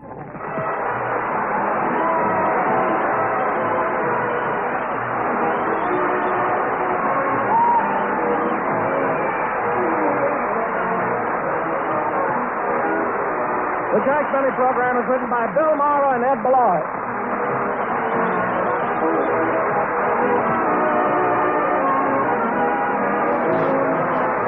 It certainly is nice having you with us. This is really like old times. Well, that goes for me, too, Don. I'm sure glad to be back on the program.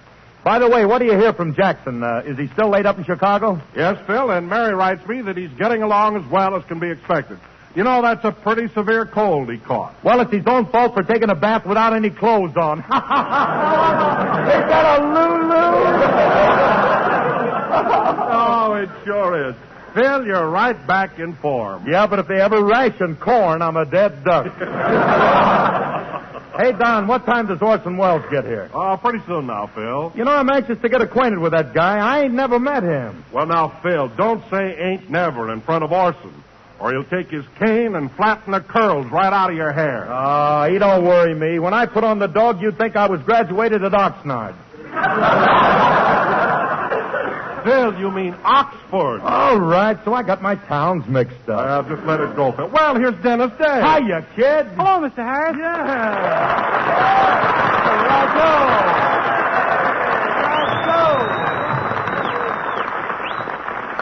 Say, Mr. Wilson, what do you hear from Mr. Benny? Oh, he's getting along much better, Dennis. Darn it, and I mailed him a pint of blood this morning. A pint of blood? I bumped my nose on a door. There was no use wasting it. Hey, kid, have I got news for you? Guess who's taking Jack's place on the program tonight? Who? Orson Welles. That's who. Orson Welles. Gosh, I'm scared. What are you scared of? Orson may be a little eccentric, but after all, he's a genius. A genius? You mean he can figure out his income tax? I wouldn't doubt it. He's probably all set for tomorrow. Oh, that must be Orson now. Come in. Pardon me. Has Mr. Wells arrived yet? No, not yet. I am his secretary, Miss Harrington. If you don't mind, I'll wait for him. No, come right in. Thank you. Now, which one of these microphones will be used by Mr. Wells? That one right there, miss. Then I shall spray it.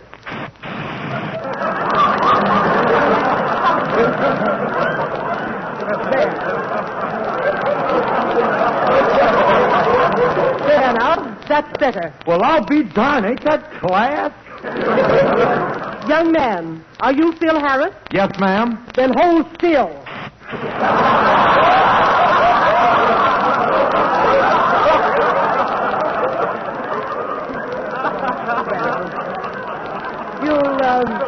You'll be all right now.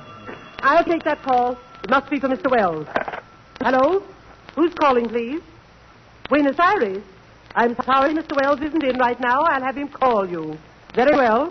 Wow, Buenos Aires. I didn't know Orson knew anybody in Australia. Australia? Mr. Harris, Buenos Aires is in South America. Would you like to make a little bet on that, sister?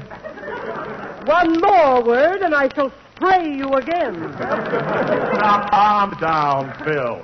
And for heaven's sake, when Orson comes in, don't flaunt your ignorance. What do you mean, ignorance? See this book I got here? It says Shakespeare on it, don't it? So what? Oh, when Orson comes in, I'll be reading Shakespeare. Like this. Oh, for goodness sake, Phil, you're reading the book upside down. That's the hard way. All I know is it's Shakespeare. Well, that must be Orson now. Mr. Wells never knocks. He kicks the door right down. Oh, come in? Studio B, I presume? Yes? I've come to clear the way for Mr. Wells. I'm Mr. Toodlequirtle, his secretary. His secretary? Then who's Miss Harrington? She's his private secretary. I am right out in the open. Oh, well, come right in. Thank you. Miss Harrington, has Mr. Wells' microphone been sprayed? Yes, also Mr. Harris. Good. Oh, the master approaches.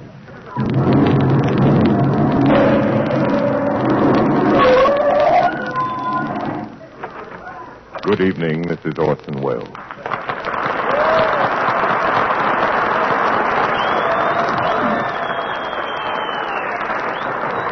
Thank you. Thank you, ladies and gentlemen. Miss Harrington, has this microphone been sprayed? Yes, Mr. Wells. Well, Orson, I can't tell you how much we appreciate your coming over here tonight. It's awfully nice of you to step into Jack's shoes. I'm glad to do it, Don. It's a pleasure to step into a pair of shoes nowadays without handing over a coupon. Orson, that's a loo-loo. A loo-loo. Miss Harrington, are you sure this man has been sprayed? Right. Oh, by the way, has a call come in for me from South America? Yes, and I told them to call back. I hope she does. She's a lovely dish. By the way, Mr. Wilson, who is that lad peeking at me from behind your left hip? Oh, pardon me, Orson. This is Dennis Day, our tenor. It's a pleasure, Dennis. Come over here and shake hands. Go ahead and kill me. I got insurance. Don't be silly, my boy. Don't be silly. All tenors shouldn't be killed. Hey, Orson, get a load of this book I'm reading. Well, I'll be darned. Shakespeare sideways. Why, Mr. Harris, I didn't know you were fond of Shakespeare. Oh, yes. Well, what's that you're reading now? Well, it's a fascinating drama. It's called King Henry Ivy. Ivy? That's King Henry IV. The IV is 4 in Roman numerals. You mean to say them Romans counted with letters instead of numbers? Precisely. You see, in them days, Phil, them was the thing to do. Oh, I get it. A fad like. Yes, a fad like.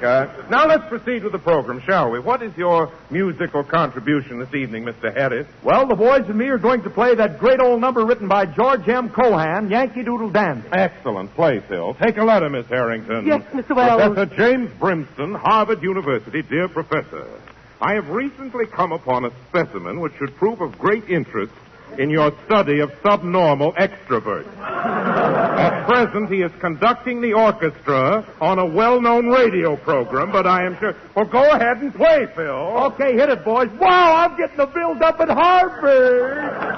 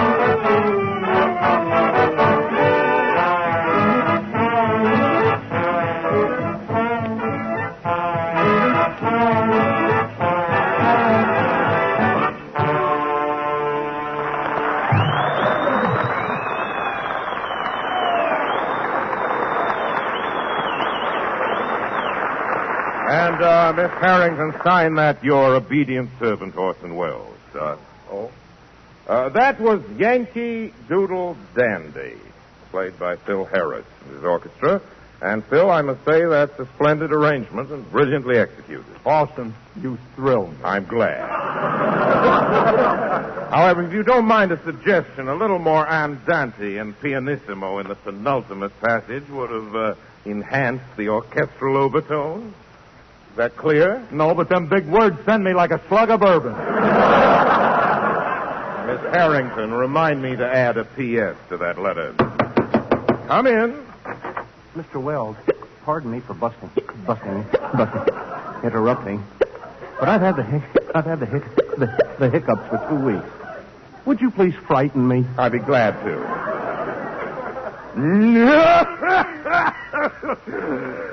The biggest laugh on the show.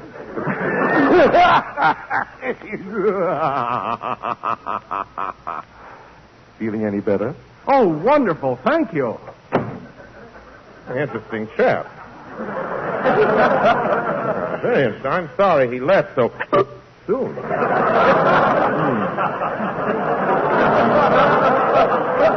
Now, as I was about to say, Phil, you have a splendid musical organization, but it should be augmented. How many men have you got now? Well, I've got 17, not counting my uncle. He's the guy with the cymbals. Cymbals? I heard no cymbals. You would if my uncle didn't always get his head caught between them. He should stop banging his head. He's gradually working it into a pyramid.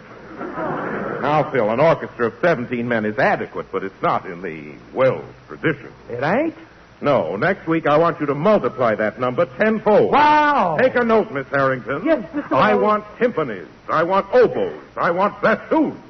And a gross of piccolos. But, Orson, who's going to pay for all this? Jack Benny, of course. Jack Benny? Yes, you won't be glad to do it. You can't be thinking of the Jack Benny we know. There'll be no trouble. I spoke to Jack on the long-distance phone yesterday. He told me money was no object. Let me ask you something, Orson. Who paid for that call? Come to think of it, I did. Take a note, Miss Harrington. The piccolos are out.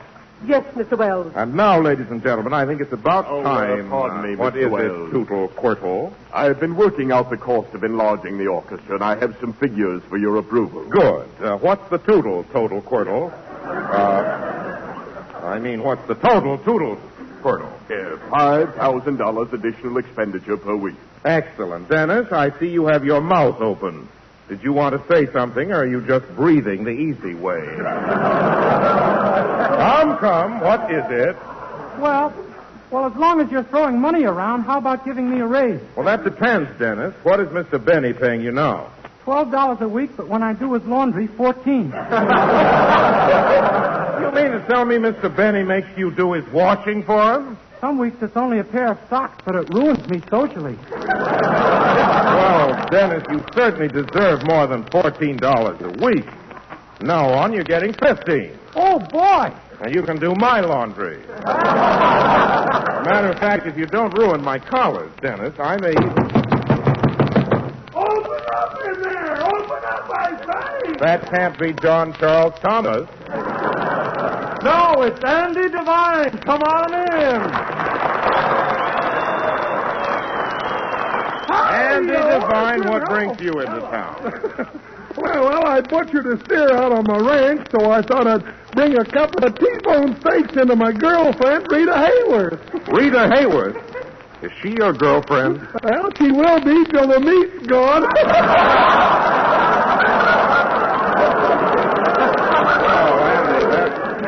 That's certainly a new approach to glamour girls. Say, Orson, what do you hear from old Buck Benny? How's his cold? Well, he's still in bed, Andy, but he's coming along pretty well. You know, Ma sent him a big bottle of her homemade cough medicine and wart remover. Cough medicine and wart remover? That sounds like powerful stuff. You said it.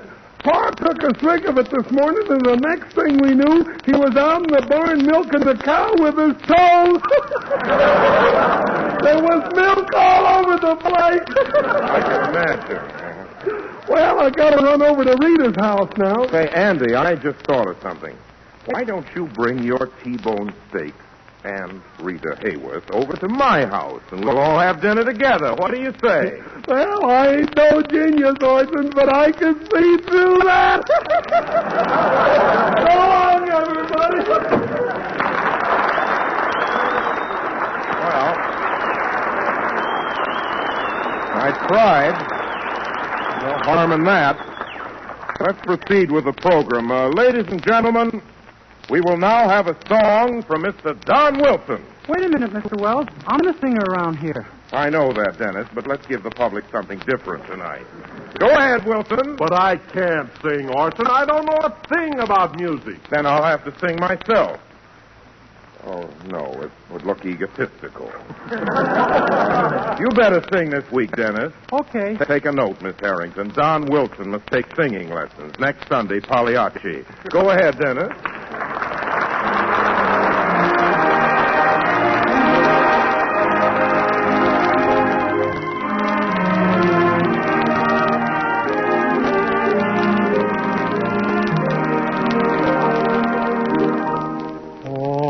Danny boy, the pipe calling from glen to glen and down the mountainside.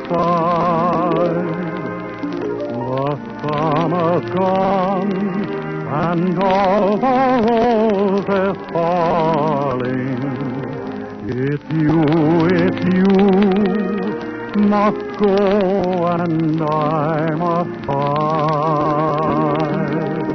A sunny back when summer's in the meadow, or when the valley's hushed and white with snow.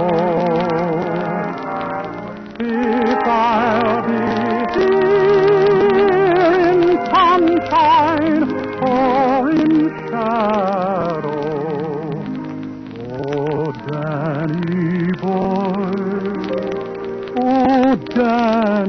boy, I love you so.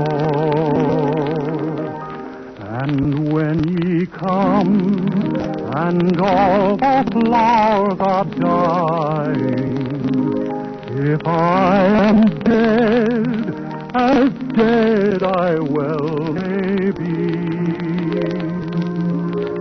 you'll come and find a place where I am lying, and kneel and say a prayer there for me,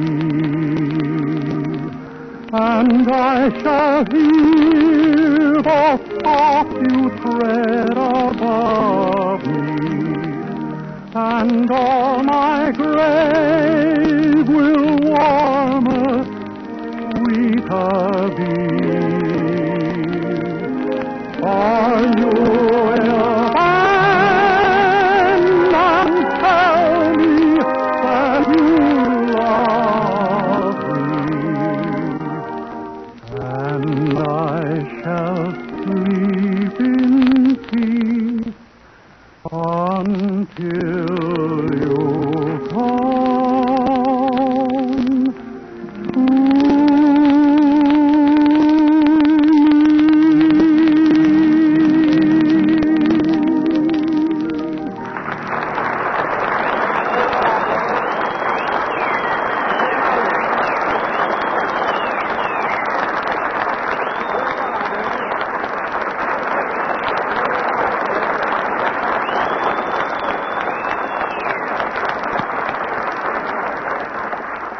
Dennis, that was a beautiful salute to St. Patrick's Day. You know, it really takes an Irishman to sing an Irish song. You are Irish, aren't you, Dennis? Just play me and see what happens. I'm sure I'd never attempt it. Dennis, ladies and gentlemen... Pardon me for interrupting, Orson. But at this time, I generally say a few words about toasty, brown, sweet as a nut, straight nut flakes. I'm glad you brought that up, Don, because I have a few suggestions in mind that I'd like to speak to the sponsor about. Speak to the sponsor? Speak to the sponsor? Speak to the sponsor? Of course, speak to the sponsor.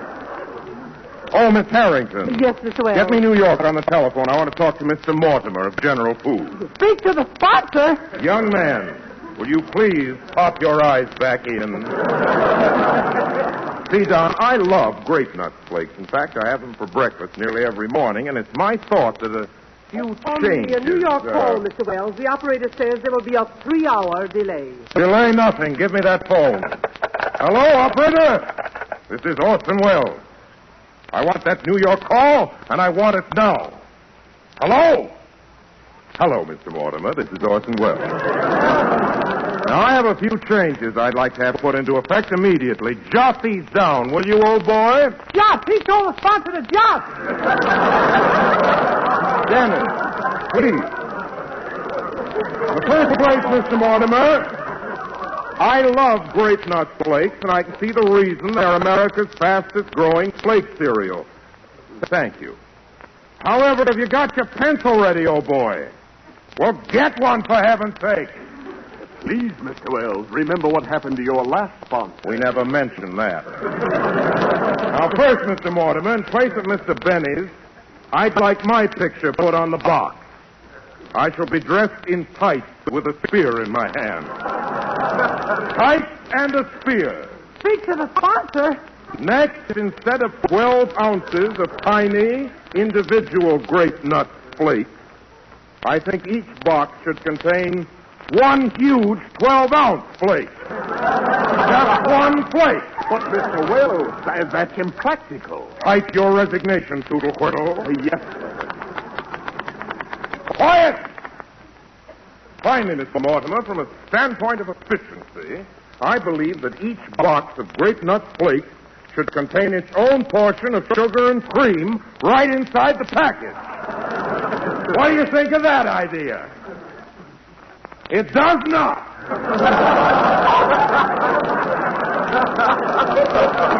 Think it over, Mr. Mortimer. Goodbye. Oh, I feel much better now. Taken my mind for its daily romp. You know, I gotta hand it to you, Orson. I bet you got brains you ain't never even used yet. Well... I've got brains I haven't used either. That's the trouble. You know, Orson, it's been an amazing experience working with you tonight. I'd just love to watch you make a picture sometime. Why, Don, why don't you and the gang pay a little visit to Orson Welles Productions next week? I'm shooting now, so you can come right out to the set. Hey, Orson, I want to ask you something. Yes, Phil? Is it true that you act, write, produce, and direct every picture you're in, or is that a lot of baloney? Maybe a lot of baloney, but I do it. Anyway, fellas, why don't you come out to the studio next week for lunch, and I'll make a picture for you in the afternoon. A whole picture? Yes, not an epic, just a good, solid drama with a message. Now, Mary should be here early in the week, so when she arrives, I want you... I'll take it, excuse me. Hello? Hello, Mr. Wells. This is Rochester.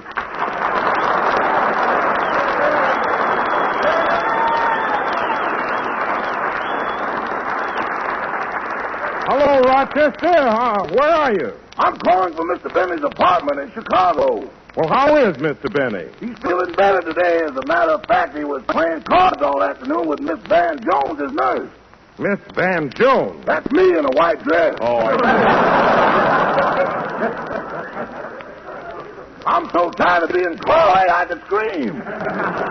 Well, Rochester, you've been close to Mr. Benny for a long time. You should be a pretty good nurse for him. I don't know about that. For 2 days, I stuck the wrong end of the thermometer in his mouth, and his temperature was 5 below zero. 5 below zero?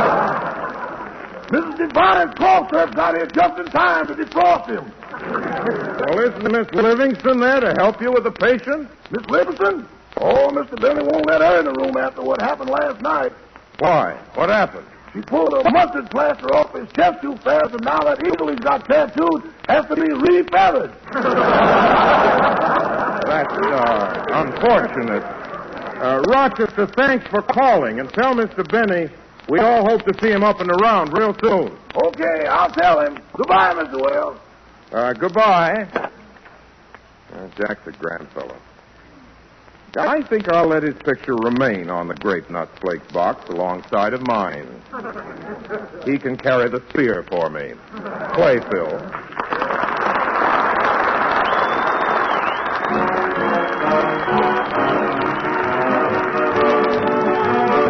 baseball excellence. And so, until next Sunday, ladies and gentlemen, this is your obedient servant, Orson Welles. And Jack, I know I'm speaking for the whole gang here and wishing you a speedy recovery. Isn't that right, folks?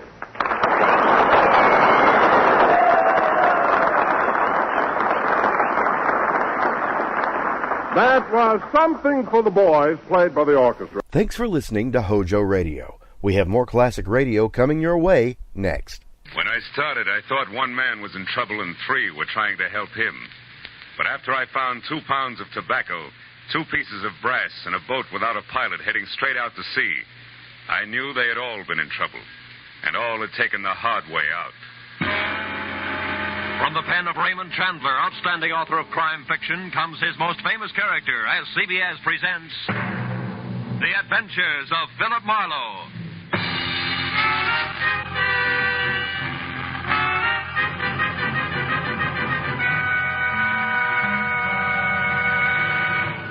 And now, with Gerald Moore, starred as Philip Marlowe, we bring you tonight's exciting story, The Hard Way Out.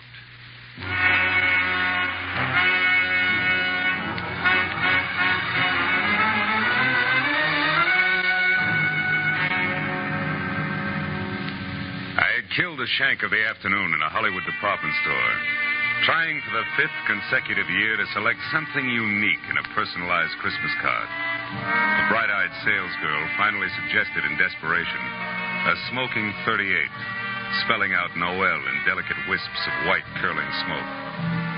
Well, I gave up, settled for a reissue of last year's unoriginal message. An hour later, I was driving out towards Sepulveda and my new client, August Quigg. And I was glad to be away from the pre-holiday crowds and back to work. When I pulled up in front of the factory building, an immodest sign told me the man I was to meet inside was president and co-founder of Quigg & Slater, manufacturers of nothing but the best in construction materials. Come in. Be with you in a minute. I'm on the phone. Listen, August Quigg does not change his policy overnight, Slater. Not after 25 years. You should know that, you of all people. Never mind the excuses, Slater. Those you always have, and they make me sick. Partnership trouble, Mr. Quigg? Oh, no, my partner is dead now 10 years. That was his son, Keith Slater. But he has nothing to say here. His father left it that way. Well, sit down, Mr. Marlowe, please. Slater is not what I want to talk to you about. All right, Mr. Quigg. Who is the man and what's his problem? My general manager, Frank Emery. No? He has embezzled $60,000 of this company's money in the last year. Then isn't this a great time for you to climb the nearest rooftop and scream copper? No, because I want to save Frank Emery, not condemn him. Why? What's so special about a general manager who keeps dipping itchy fingers into the till? Mr. Marlowe, Frank Emery has worked for me for 7 years. And in that time, he has climbed from shop worker to plant foreman to general manager. And that is something which took me 15 years. Which proves what? That Frank can one day go right to the top. Here to my job. The honest way. And that is just the path he was on until a year ago when he got married. Oh. Then he started to fill his pockets with company lettuce before he'd even gotten rid of the rice. Is that it? Yes. But don't leap to any conclusions, Mr. Marlowe. Because his wife, Sheila, is a very sweet woman. Everybody knows that. And if anything, she should be a good influence. Mr. Quigg, what's Frank Emery's salary? $175 a week. Oh. When'd you last see him? This afternoon, about 2 o'clock. I called him in here. But I didn't say anything about the shortage. We just talked. I asked him if he thought he needed a vacation. He only sulked. He said he'd be all right in a little while. Then he left. But when he got back to his desk, he only stopped there long enough to pick up his hat. That was 3 hours ago. You've called his house since? Twice, but I got no answer. Here's the number, Marlowe, and the address. Now we better stop talking, start moving. I must know what Frank Emery plans to do. Yeah, this is my private number. The plant will close in half an hour, but I'll be here working late. Okay. But before I get going, Mr. Quigg, one more question. Just so all this will make some sense to me. Were you ever in a jam like this yourself? A long time ago, maybe? And you know what it's like to be in Emery's shoes? You're a pretty alert fellow, Mr. Marlowe. I do seem to remember a rich man who once kept me out of a lot of trouble. But the details aren't very clear anymore, so good night and good luck.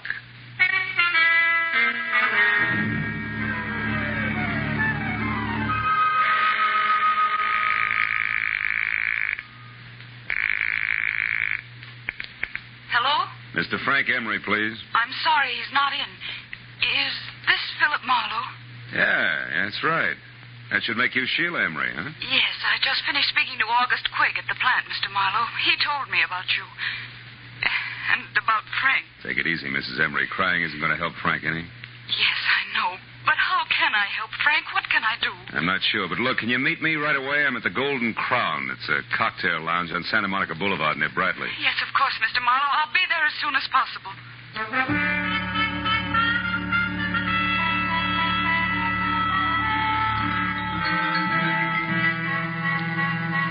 Exactly 34 minutes later, a two-tone, sleek convertible about the size of a Pullman car glided to a stop in front of the Golden Crown. The loveliness behind the wheel was wearing a $100 hand-knit dress that just wouldn't let go. I knew it couldn't be Sheila Emery, but it was. She was a tall, luscious blonde with blue-gray eyes that were set wide apart and a face that any angel would have gladly traded his wings for. Now, 5 minutes later, we were seated inside at a quiet corner booth. But only 2 weeks ago, everything was perfect, Mr. Marlowe. Frank didn't seem to have a care in the world. Mm-hmm.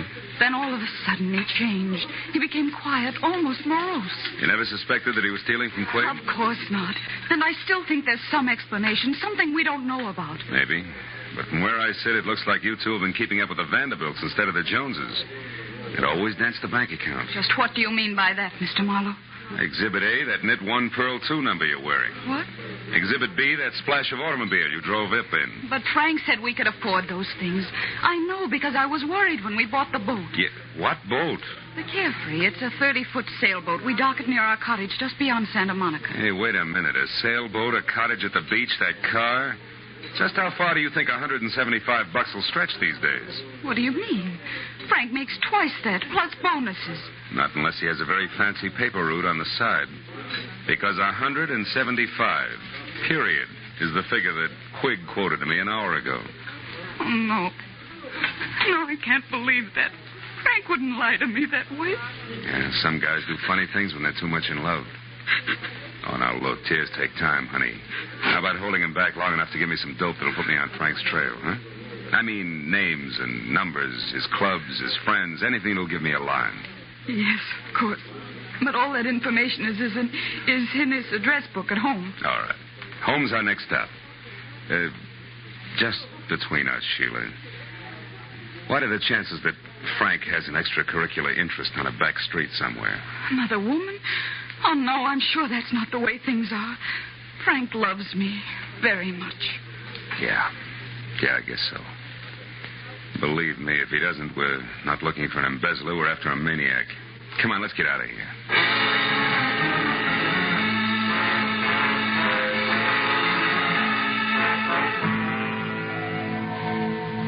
When we left the Golden Crown, Sheila was still crying and in no shape to drive. So after parking my coupe in a nearby lot, we floated out to the Emery place in Brentwood in her two-tone Nash, which did everything at the push of a button except dry a girl's tears. At her house, Sheila pulled herself together long enough to give me a handful of addresses that might possibly lead to Frank Emery. But just as I was about to leave, I noticed a single phone number scribbled in pencil on the edge of a desk blotter.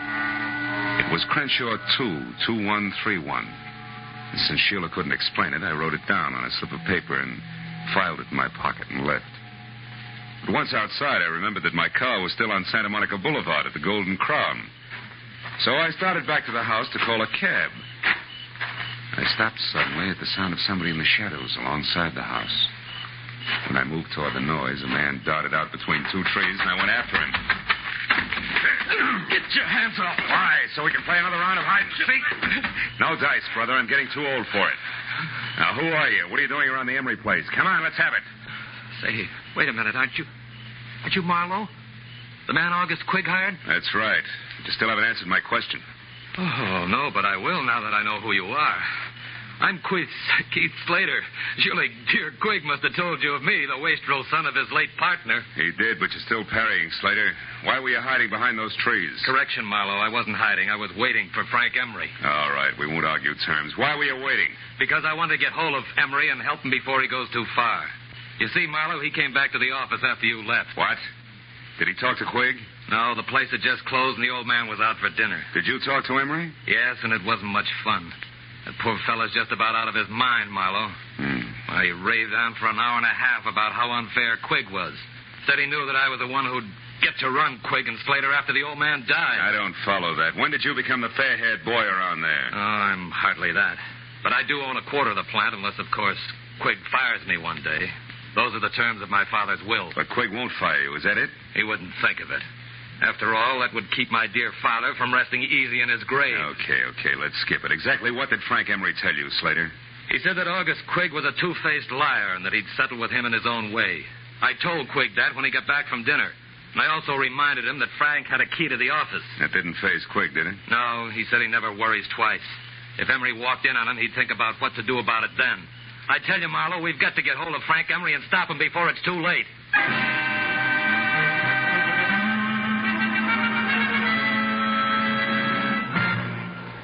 In just a moment, back to the adventures of Philip Marlowe. But first, just 1 hour from now, over most of these same CBS network stations, Eve Arden will be midway through her regular Sunday night role of Our Miss Brooks, America's most charming and most highly unusual school teacher. You've seen Eve Arden make her hilarious way through many a Hollywood movie. Now you can hear her every Sunday night as Our Miss Brooks, just a little later over most of these same CBS network stations. And now, with our star, Gerald Moore, we return to the second act of The Adventures of Philip Marlowe and tonight's story, The Hard Way Out.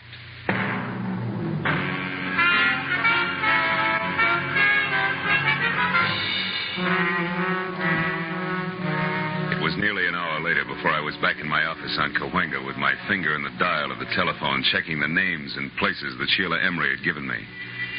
2 nightclubs, 3 hotels, and 5 friends later, I'd run through the list without a single kosher lead. Sitting there thinking of all the places a guy could disappear to, I reached into my pocket for a lifesaver and found something else. A slip of paper that read Crenshaw 22131. The number I'd seen on the desk blotter at Emery's place. So, with nothing more to lose than another millimeter off the tip of my index finger, I went back to dialing.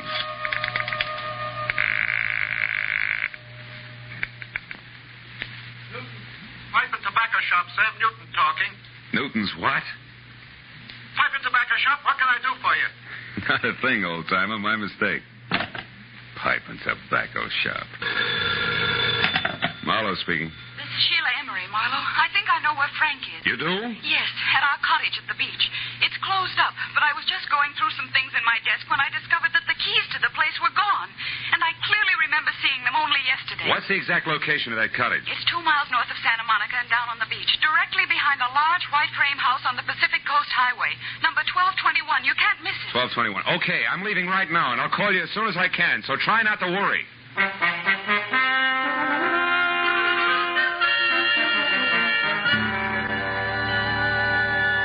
Somehow or other, I made it straight out along Sunset to the beach and then north as far as the large white frame house without being tagged for low flying by any of the boys in blue. But when I got down to the cottage on the beach, I found it deserted and boarded up like opening night at an unlicensed peep show in Boston.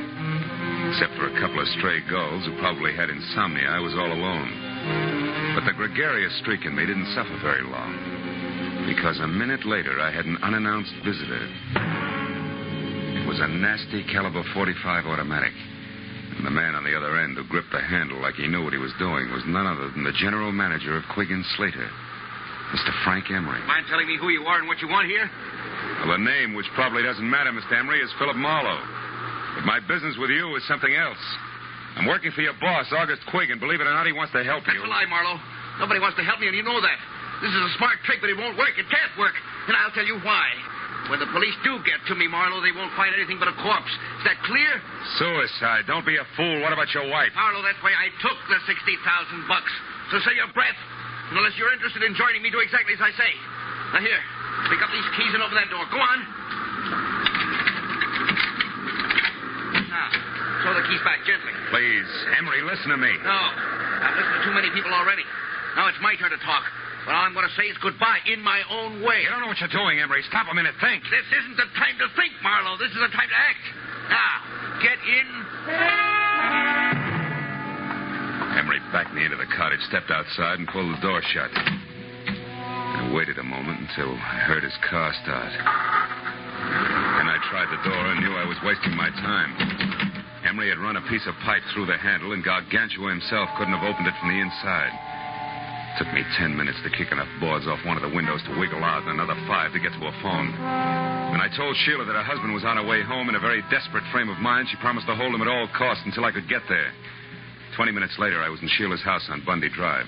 Marlowe, what happened? Where's your husband? I don't know. He hasn't been here. Oh, fine. After you called me, I waited, but he didn't come back. Marlowe, what did you mean when you said Frank was desperate? I'm afraid Frank intends to kill himself. Kill himself? Oh, no, he can't. Now, we still may be able to stop him. When he left the beach house, he was heading someplace to say goodbye. I figured for sure that meant you, but wherever he was going, he didn't want to be followed. He locked me in and... The gun. Holy smoke, where's your phone? Right over there. Oh. Well, what about a gun? Does Frank have one? Yeah, 45. Didn't come here to make his last goodbyes. That only leaves August Quigg. Do you know what you're saying? Come on, answer that phone. No answer on Quigg's private wire. You're accusing Frank of murder. He hates Mr. Quigg, yes, but I know he couldn't kill him. He couldn't. Now, you listen to me. Your husband's cornered, and he's decided to blast his way out of a hopeless situation. I'm going to Quigg's office. If Frank comes back, try to keep him here. But don't try too hard, because it might be dangerous now, even for you.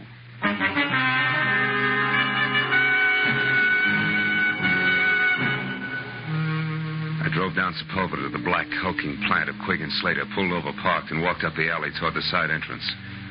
Through a barred window, I saw the feeble nightlight that glowed in the outer office. Otherwise, the place was dark. When I got to the door, I stopped. A diamond-shaped key stuck out of the lock, and the heavy door was ajar. I eased it open and listened.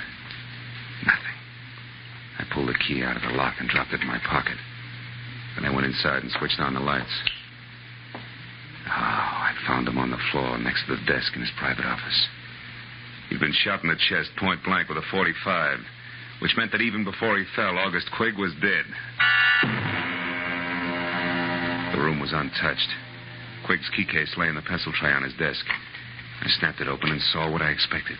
His diamond-shaped key. I switched off the lights and started out. When I heard heels clicking up the hallway, I backed up against the wall and waited. It was Keith Slater. He hesitated in the open door, a startled look on his face. Good Lord. Quigg. Hello, Slater. Who is it? Marlowe. I wouldn't touch anything if I were you. The police will want to see it just as it is. Marlowe, he's been murdered. I had no idea Frank would go this far. Yeah, he's full of surprises tonight. Are you sure he's not carrying any grudges against you? Frank and I are old friends. That old man in there was different. He wasn't human. He was a machine, a rock crusher with a concrete heart. I'm only sorry it was Frank who did that to him because he'll never be able to get away with it. He doesn't intend to. Plans to commit suicide any minute now. Tell me something straight, Slater. How does he feel about his wife? Is he jealous? Jealous? Why, Marlowe, you don't think that he might kill Sheila? I'm going to call her right away. Wait a minute. If Frank is there, a phone call would only hurry things. Come on, let's go.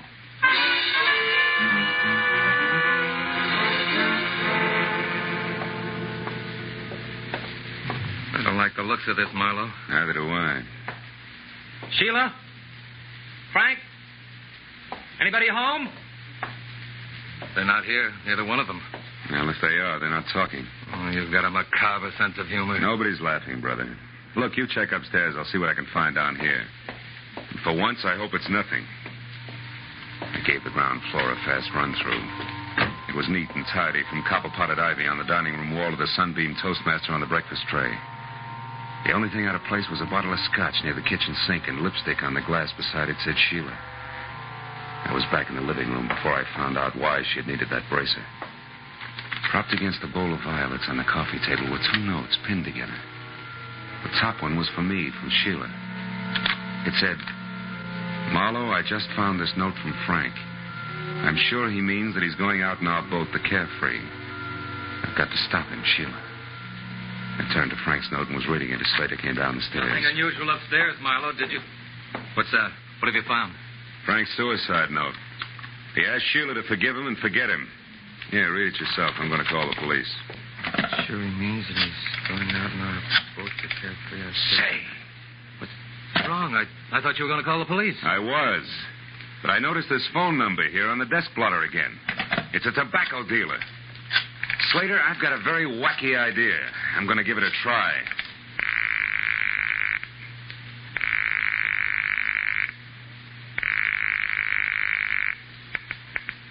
Hello? Newton Tobacco Shop? Yes, but we're closed. It's after midnight, you know. Yeah, I know. This is the police, Mr. Newton. We want some information. Police? What did you want? Take it easy. Do you have a customer named Emery, Frank Emery? Yes. He was in late this afternoon. What'd he buy? Tobacco? A special blend I make up for him. I see. How much of it did he get? Oh, my. Let me think now. 2 pounds. Yes, that's right. 2 pounds. I'm sure of it. Man could lay quite a smoke screen with 2 pounds of tobacco, couldn't he? Thanks, Mr. Newton. You've been a big help.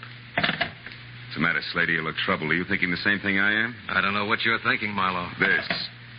Mighty weird for a guy who's planning suicide to go buy himself 2 pounds of tobacco a few hours before he blows his brains out.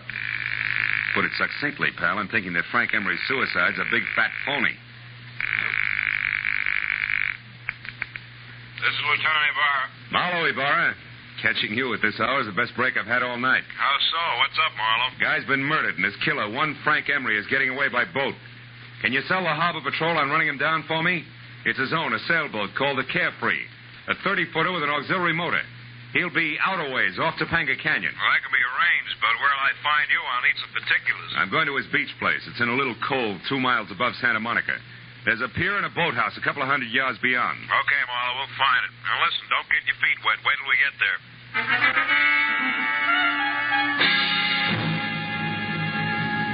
The Emery beach house was deserted and dark.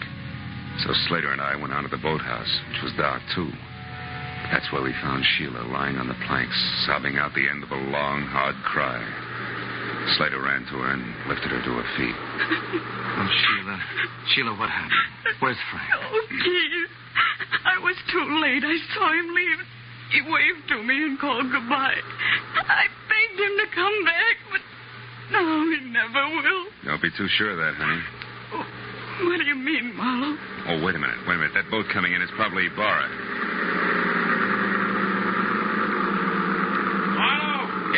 Here, Ibarra. I got another boat out looking for the Carefree, Marlowe, so I came directly here.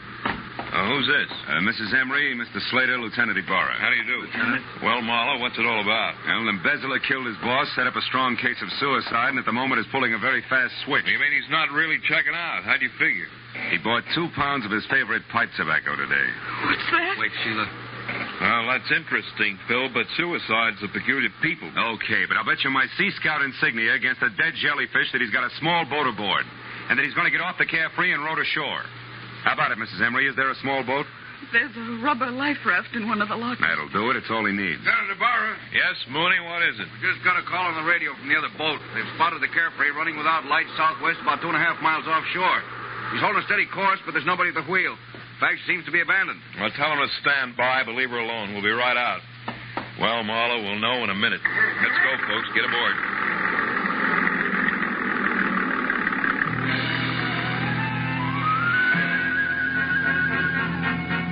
A harbor patrol cutter sliced through the black swells with the easy grace of a head waiter after a $10 tip. And all the way out, it looked as though Marlowe was going to be the bright boy of the evening. When we pulled alongside the Carefree, made her fast and boarded her, it still looked that way. It looked great, right up to the point when Ibarra peered through the porthole in the closed cabin, jerked the door open, and went inside. After that, it didn't look so good. Marlowe, come in here. Is this Frank Emery? Yeah, that's him, Ibarra. He's been shot over the heart from up close with a .45. Undoubtedly the one he still has gripped in his hand there. Lieutenant Ibarra, is it Frank? Yeah, you better not come in, Mrs. Emery. Your husband has killed himself.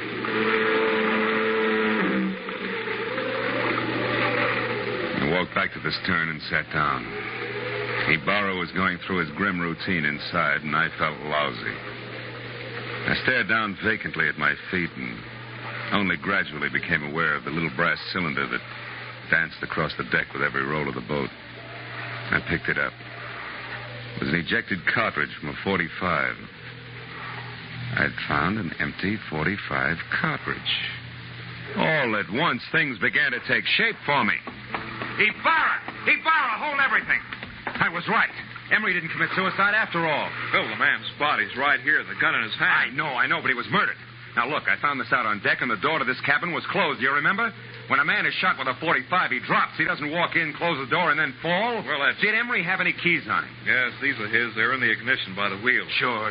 Look, this diamond-shaped one. It matches one I've got in my pocket.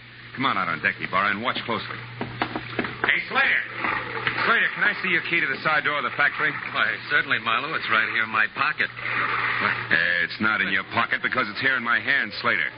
You were so excited when you shot Quigg, you ran off and left it sticking in the lock. No. And here's one for you, Mrs. Emery. While the Carefree was still tied up at the dock, you stood right here, surprised your husband in the cabin door, and shot him. This little cartridge was ejected back to the stern. But you forgot about that, because after you shoved him inside and put the gun in his hand, you closed the door. Then you started the motor, locked the wheel, and cut the boat loose. I don't know what you're talking about. Look out, Ibarra, he's after your gun! That was nice, Ibarra. Marlowe, I wouldn't have believed this.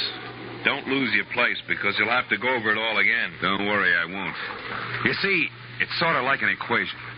2 pounds of tobacco and 2 pieces of brass added up to 2 bodies and 2 murderers.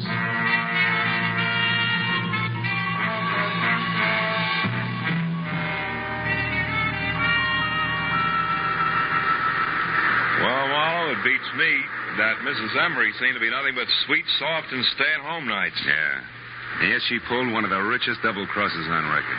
Ibarra, she let her husband steal a fortune for her and even helped him plan a fake suicide to get away. Then she turned around and used this plan, only no fake this time, to kill him. So she'd be free to marry Slater. But you didn't want Slater without the money, right? Right. As long as August Quigg lived, Slater could never be sure of his income. So Slater killed him, and they hung that on Frank Emery, too. Mm-hmm. And they worked a fast routine of pass the detective right through the middle of it all. While Slater killed Quigg, I was with Sheila. Then Slater took me over while she killed Frank. They make a great team in a shell game, Marlowe. Yeah. But you did all right. Well, see you tomorrow, the report, you know. Good night, Phil.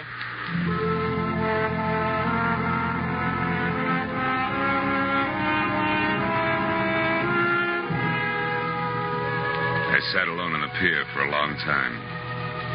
I watched the waves come in, and gradually my mind got untangled from the treachery and violence it had been wrapped up in all night. And the lady turned out to be the tiger. And then as my thoughts plowed back through the whole mess of the afternoon when I'd been shopping for Christmas cards, I made up my mind to cancel my order and have an entirely new set printed up. They say it pays to advertise, and if that's true, right across the top of my new cards in big block letters, I'm going to have the words, goodwill toward men. Who knows? Maybe it'll help. Anyway, I hope so.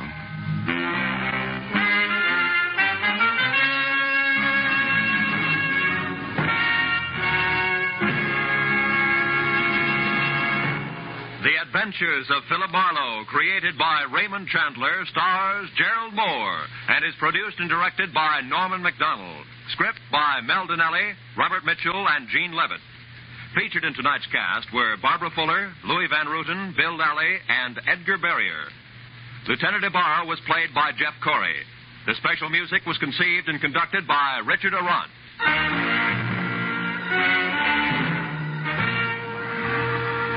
Be sure and be with us again next week when Philip Marlowe says... I walked into it smiling because it had all the corny elements. The weird doctor, the beautiful girl, the gloomy house on the windswept cliff, even the hulking menace. Only one thing was missing, the body. And that's when I stopped smiling, because I turned out to be the corpse myself, almost.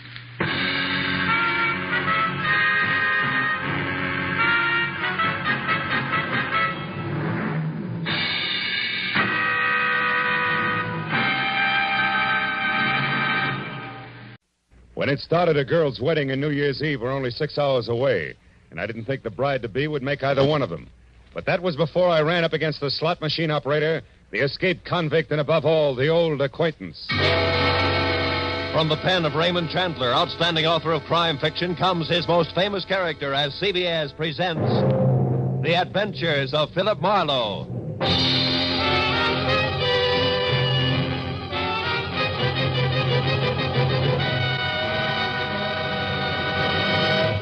And now, with Gerald Moore, starred as Philip Marlowe, we bring you tonight's exciting story, The Old Acquaintance.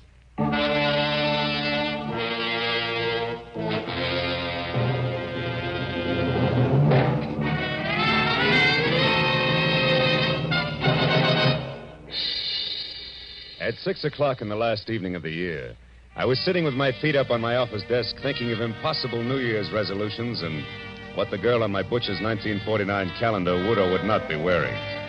But at that present point, there was a soft, almost apologetic knock on my office door.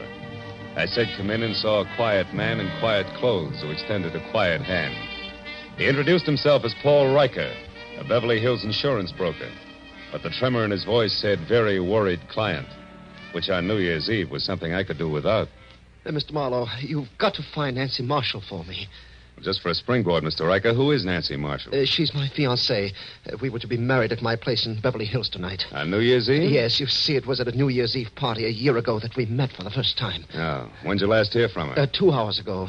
She called and said that she was in terrible trouble, that nobody, especially the police, could help her, that the wedding was off. I see. You're sure it's not just a matter of your being left at the altar, huh? Another man? Oh, no, I'm certain that's not it. Now, please, Mr. Marlowe, will you help me? Mr. Riker, to you, New Year's Eve means wedding bells, but to me, it's something else, specifically a cozy little apartment on Wilshire Boulevard where there's a very nice girl and a couple of chilled bottles of Oh, what is it, Mr. Marlowe? What's wrong? There's somebody outside. Riker, get away from that door, quick! Whoever threw those shots through the frosted glass of my office door wasn't interested in checking up on his marksmanship, because by the time I got to my feet, he was taking the stairs to the street. When I got outside, I was just in time to see him pile into a pickup truck and roar off. And the best I could do was get a face full of exhaust fumes and the last 3 numbers on his license plate, which read 711. When I got back to Riker and the glass on my office floor, I found the potential groom whiter, shakier, and less quiet than at our first meeting. Marlowe, did you get him? Do you know who it was? No, I don't. Now, relax a minute, Riker, and think. Yes. Who could possibly object to you and Nancy getting married? But that's just it. There's nobody I know of, Mr. Marlowe, and I'm positive that the same is true of Nancy. All right, now tell me, where does Nancy live? In a villa at 1428 North Havenhurst Drive, number 12. Mm-hmm. But I've already been there, and she's gone. Were you inside? No, the door was locked. But, Mr. Marlowe, I thought you had specific plans for this evening. I do. But from the way things stack up right now, they've got a better chance of keeping than Nancy Marshall. Now, look, go back to your place in Beverly Hills, stay away from frosted glass windows, and wait till you hear from me. We're real lucky, Mr. Riker. It still might turn out to be a happy New Year.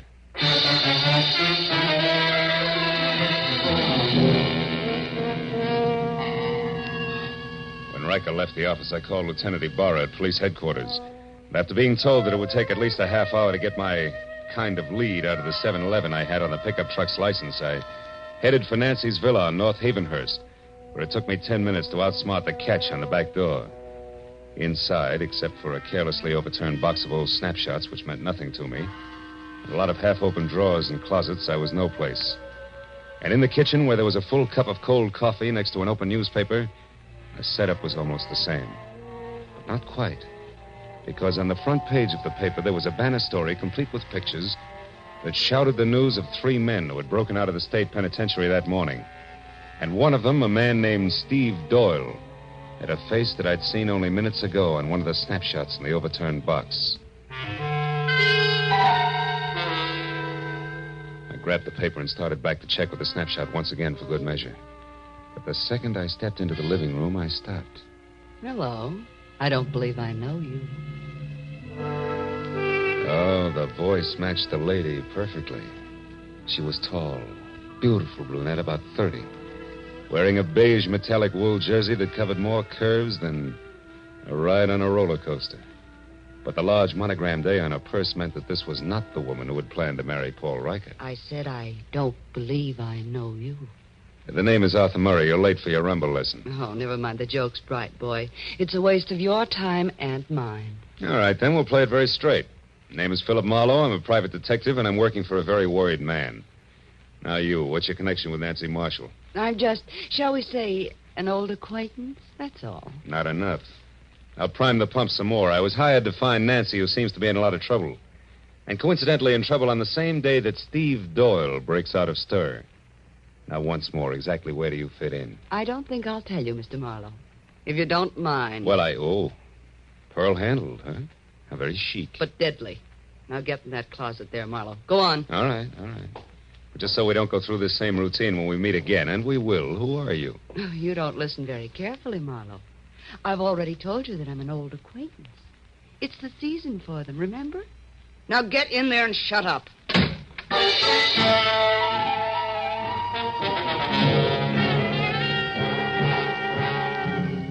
Nancy Marshall's villa was post-war construction at its worst, closets included. So I didn't stay tucked away with the mothballs any longer than it takes to say old acquaintance. The minute I'd kicked my way out, I went right for the telephone and my only 100% bona fide lead. The number's 711.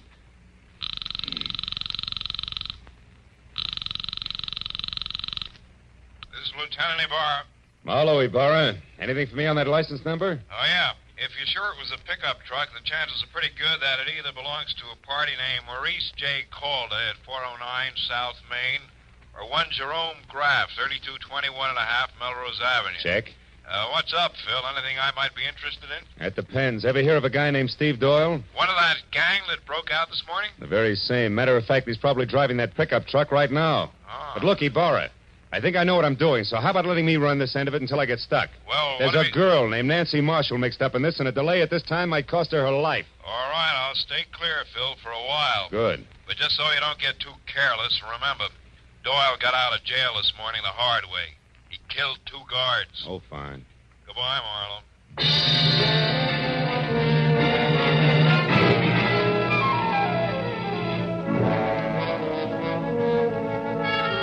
I got to 409 South Main. I knew that my first choice had to be wrong because Maurice J. Calder turned out to be a bankrupt junkman, and his pickup truck, which was loaded with everything including the kitchen sink, had 3 flat tires and hadn't moved in a week.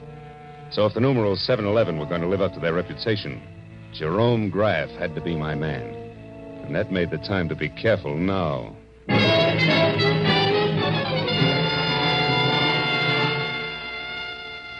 3221 and a half Melrose was a tired cottage set back about 50 weed-covered feet from the sidewalk. And from the rusted sign, Jerry Graff, mechanic, dangling at a crazy angle from a weather-beaten beam over the front door, I gathered that the place doubled as both Mr. Graff's living quarters and shop. And I didn't see any truck out front, so I decided to try the alley in the rear before I knocked on any door. It was then that I noticed for the first time that I was being watched by a short man with a long face who was slouched against a nearby tree like a marionette with no strings attached. If you're lost, mister, maybe I can help you. Maybe? I was looking for a pickup truck. Seen one around? A pickup truck? Mm-hmm. Now, I wonder what that could be. Well, it's a small deal, about a half a ton, and... Oh, I get it. Okay, here. Here's 5. Now my question. Jerry Graff owns a pickup truck, but it ain't here. It's been out since dark. But Jerry's in. He's working late tonight. Working at what? Come on, you got your 5. Talk. Okay. It ain't no secret. Jerry's a nursemaid for one-armed bandits. Slot machines, huh? Is that his racket? Yeah. He used to be a big boy with them, too. But times have changed. Now he just works on them for other guys. What other guys? Oh, mister, I wouldn't answer that for even another 5. I wouldn't stay in business very long if I did. But I'll tell you one thing for free in case you're going to visit Jerry. What's that? Watch out for him. He's a very nasty man. Thanks, but I can take care of myself, Buster.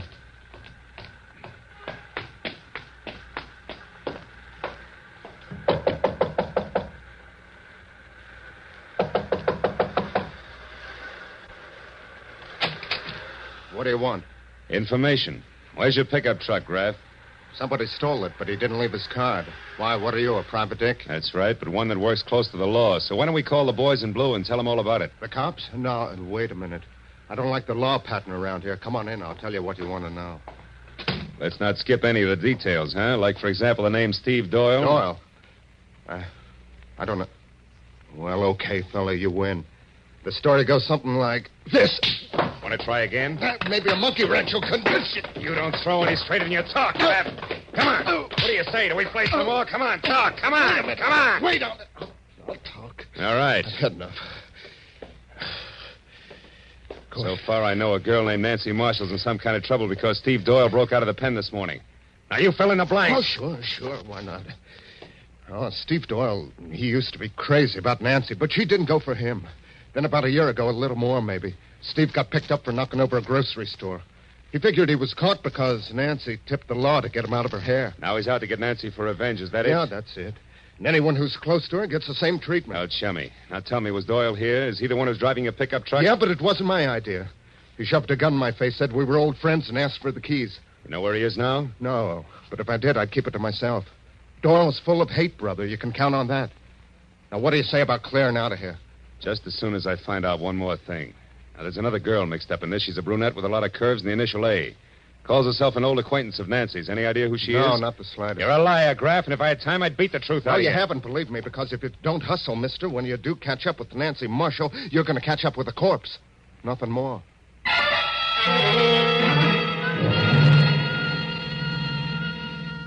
When I got outside, two things stood out in my mind like a pair of cleats at Carnegie Hall.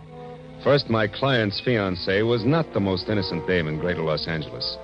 And second, I wasn't going to get any place until I could locate the old acquaintance. But then, just as I started for my car, the slouch who had sold me the dirty thumbnail sketch on Jerry Graff came running toward me. Hey, mister. Did everything work out all right? I was called away on some other business, or I'd have been here waiting. Waiting for what? Well, you know, in my game, I now and again give a guy a little more dope than he bargained for, and in that case, I sometimes end up with a bonus, so to speak. Well, right now, we're about even. But if you can tell me anything about a beautiful brunette whose first name starts with an A, I'll give you a bonus that'll keep you in beer and pretzels from now until the 4th of July. A name that begins with an A? Yeah. Hey, she visited with Graff this morning, maybe? Yeah, it's possible.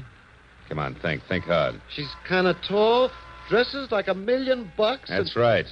Now, what's her name? Here, look. $20 bill. Her name, what is it? It's, yeah, I got it. Adrian Starr, 1312 Lookout Mountain Road. How do you know that? It was on the registration card in her car. I took a peek while she was... Trouble at Graff's. I'll take my 20. Goodbye.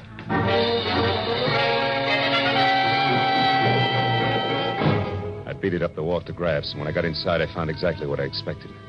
Doubled up on the floor in the middle of a lot of oily machine parts and still holding his stomach with both hands was Jerome Graff, a very dead man. I started for a telephone to call Lieutenant Ibarra, but then I noticed something small and gold lying a few feet away from the body. When I picked it up, I saw it was an ornamental buckle, the kind that a lady might wear on a coat. So I decided to skip Lieutenant Ibarra for the time being and call my client instead. Hello? This is Marlowe, Riker. Oh, yes, Marlowe. What is it? What have you found out? Quite a bit. But first, I've got to know one thing. Does Nancy Marshall have a gold belt buckle? A gold belt buckle? Yeah. Why, yes, she does on her black coat. But what about it, Marlowe? What does it mean? I'm not sure, Mr. Riker. But it may mean that Nancy Marshall just killed a man.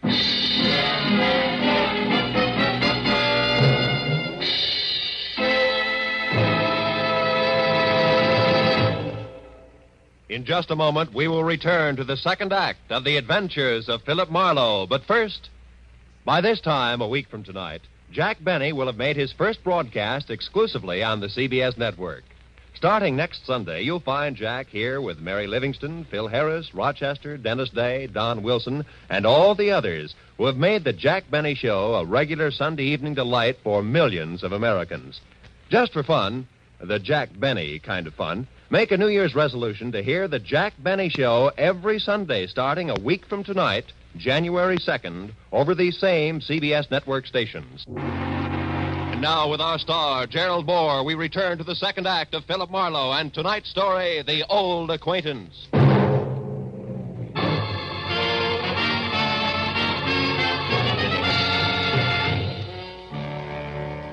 When I told Paul Riker that the chances were good that his bride-to-be had just knocked off a slot machine operator, my client reacted like I'd kicked him in the stomach. When he caught his breath again, he started telling me I was wrong and didn't stop until I hung up on him. Next thing on the agenda was I called Lieutenant Ibarra.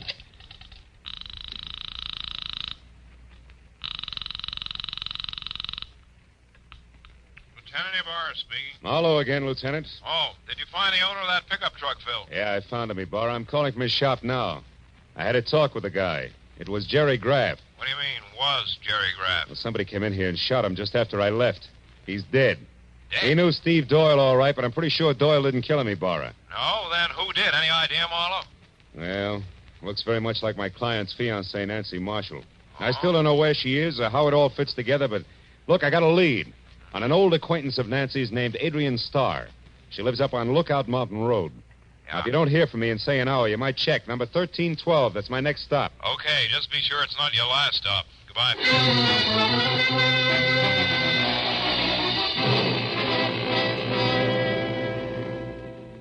I drove up Laurel Canyon to Lookout Mountain. The only sign of life was a young couple parked where they could look down at the city lights, if they wanted to. I backed into a bushy driveway across from Adrian Starr's bungalow and stopped. It was small, modern, and looked deserted, except for one dim light upstairs. I was about to get out and verify that when a pair of headlights flashed down the road and a yellow convertible swept to a halt in front of the place. It was Adrian Starr who got out. She started up the walk toward her front door, stopped suddenly, and then ran back to her car and drove off again. I kept the yellow convertible in sight. When it turned on Havenhurst and stopped in front of Nancy Marshall's villa, I pulled up in time to see Adrian step inside and close the door. So I followed her.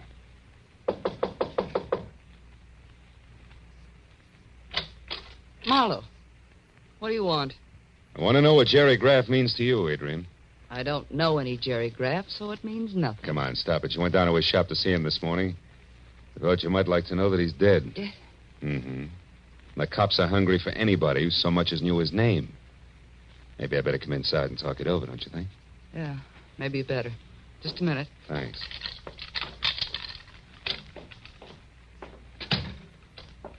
Hey, it's dark. Why don't you turn on more lights? Because I like it this way. Okay. But, honey, if you've still got that pearl-handled popcorn of yours, let's leave it out of the conversation. And let's make it straight. Why'd you drop in on Graff this morning? Because I knew that sooner or later Steve Doyle would head there. I had to know if Steve intended to leave town or was still determined to get his crazy revenge. And all for Nancy Marshall, huh? You know, you're sticking your neck out quite a ways just for old time's sake, baby. Steve Doyle's a pretty tricky guy to mix with at this point. You can say that again, Phil. Steve! Oh, Steve. Steve Doyle. That's right. Who are you, mister? Marlowe, private detective. Sit down over there, private detective. Keep your hands out of your pockets. I don't like you because you're half cop, but play it smart and you won't get hurt. Well, Adrian, like old home week, huh? Oh, it's been a long time, Steve. Yeah, it sure has. Where is she, Adrian? Where's Nancy? I don't know, Steve. You're lying to me. This is her place. You got in with a key. You've been down to see Graff. You know where she is, all right. So tell me and tell me fast. Oh, Steve, listen, forget it. Forget about Nancy. This revenge will only get you in the gas chamber. Please, let's get away. We can still make it across the border. Please take me with you. I love you, Steve, just like I always have, even when you threw me over for Nancy. Shut up. Just tell me where Nancy is. Come on, Adrian. I don't know, Steve. Stop it, Doyle. Where is she? Steve, you're hurting me. Doyle. Don't move, Marlowe. All right, fella, I told you to behave.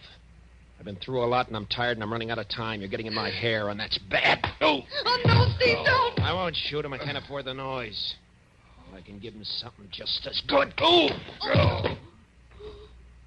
Now, Adrian, try again. Where's Nancy? I don't know, Steve. Come on, where is I she? don't know. Where's Please? Nancy? I don't know. Where's Nancy? Where's Nancy?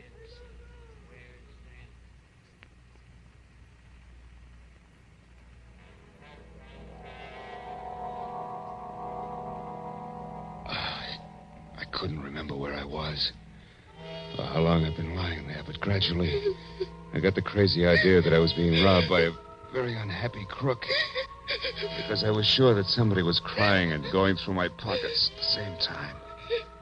Oh, I tried to open my eyes, but all I could see was a little gold buckle danced back and forth in front of me. When it finally disappeared altogether, I rolled over and hauled myself up onto my knees. And then it all came rushing back to me. I'd been in Nancy Marshall's villa with Steve Doyle and Adrian Starr. Only they were gone now, and I was alone. I heard a car start outside, so I got on my feet and made it along the wall to the door. It was Adrian, and she was behind the wheel of my coupe. Stay away from me, Marlowe. Where's Doyle? He took my car. He's going up to Nancy. I've got to stop him, Marlowe, so get out of the way. Somehow I managed to jump back just in time to keep from getting a press job with the tread of my own fist tires. And it took 10 minutes of steady concentration to get it through my throbbing head that Adrian had actually stolen my car and was gone. Oh, the cold air must have helped me because one thought led to another, and I finally began to separate the facts from the fancies. I hadn't dreamed all I thought I had. And when I realized that, the whole idea hit me and hit me hard. I knew that I'd better get out to Lookout Mountain in a hurry. I made it to Sunset, hailed a cab, and collapsed in it. Where to, mister? Lookout Mountain Road. Make it fast. Oh, it's rugged in this crap. New Year's Eve, you know. Here's $10. Does that help? It's important. Oh, it helps plenty. I know a great shortcut, a new road that's not yet finished. But how are you on bumps? Few more won't matter, pal. Let's go.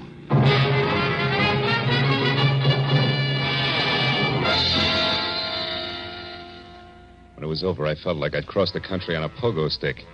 But the cab driver was a genius, and with a shortcut, we made the distance to Lookout Mountain in less than 10 minutes. When we got near the place, I sent the cab back down the hill out of danger. Went the rest of the way on foot. As I got within sight of Adrian's bungalow, I saw Steve Doyle getting out of the yellow convertible. I ran up to the house, tried the door. It was locked. Nancy, where are you? I know you're in there, baby. I'm going to find you. I have to take this joint apart.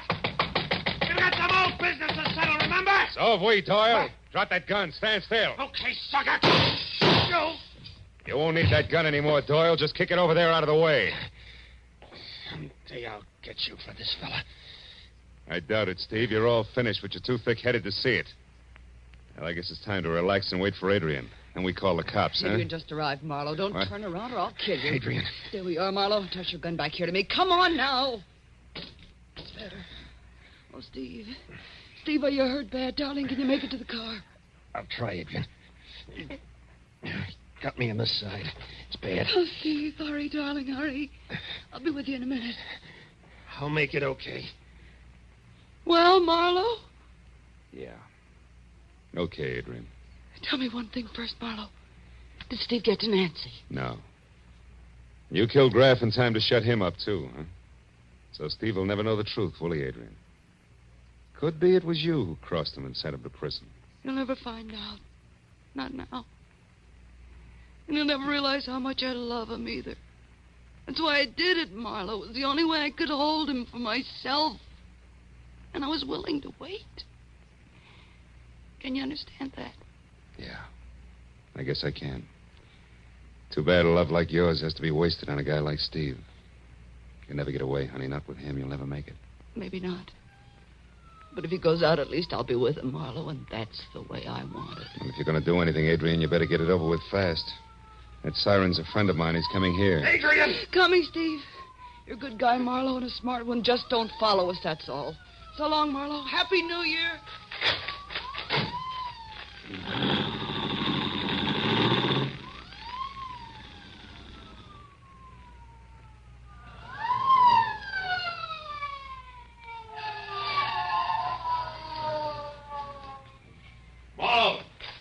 Marlowe, that corner just pull out of here. Who was in it? Steve Doyle and Adrian Starr, Ibarra. That road makes a horseshoe turn. That'll bring them out down below us there, that junction. I've got one of those streets blocked, but the other one's wide open. Look, Ibarra, there they are. She's stopping at the crossroad. Yeah, they've spotted my men down there.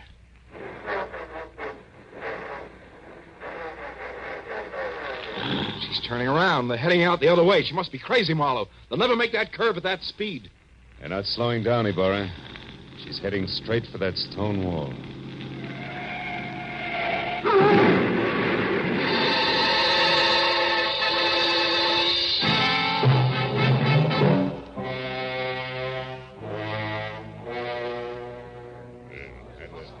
Well, Speed, that's it. It's all over. They're both dead when the boys got to them. Killed instantly. By the way, how's your head feel now? Any better? I'm okay, Ibarra. Did you take care of Nancy Marshall all right? Yeah, she locked herself upstairs. Sent her home to Paul Riker in the squad car. driver hurries, they can still be married on New Year's Eve. You had a pegged as Jerry Graff's kill earlier tonight, Marlowe. What made you change your mind? Well, I found a gold buckle near Graff's body bar. I figured it was a fancy little belt buckle that Nancy had dropped. But I saw exactly the same buckle when I was coming to after Doyle hit me on the head. And it wasn't on a belt, it was on a shoe, Adrian's shoe. It was the mate to the one I'd found. Once you knew Adrian Starr killed Graff, you put the rest of it together, is that it? Uh-huh. See, for a price, Graff helped Adrian double-cross Steve. She had to kill him to keep him from talking. She hid Nancy out for the same reason. If she knew that if Steve ever got to Nancy, he'd learn the truth. I wonder why she didn't kill Nancy, too. I think she intended to, Ibarra. And she did it all, really, because she loved the guy too much. Strange deal, Marlowe, right to the end. You know, she didn't have a chance to make that curve down there the way she was driving. Not even if she wanted to make it, Ibarra. Yeah. Well, it's 5 minutes to midnight, Phil. Happy New Year, fella. I want to see a lot of you in 1949. Same to you, Lieutenant. Good night.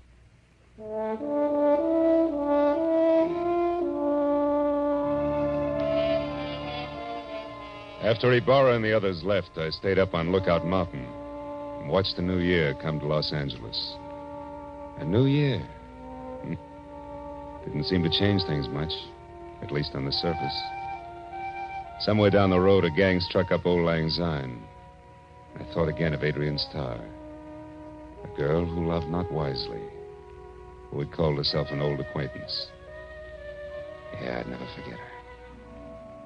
As I walked back to my car, the city was ringing out the old and ringing in the new. And I wished then that someplace on everybody's list of resolutions, they'd make room for that cup of kindness they were singing about. And then a guy could say, Happy New Year, and mean it.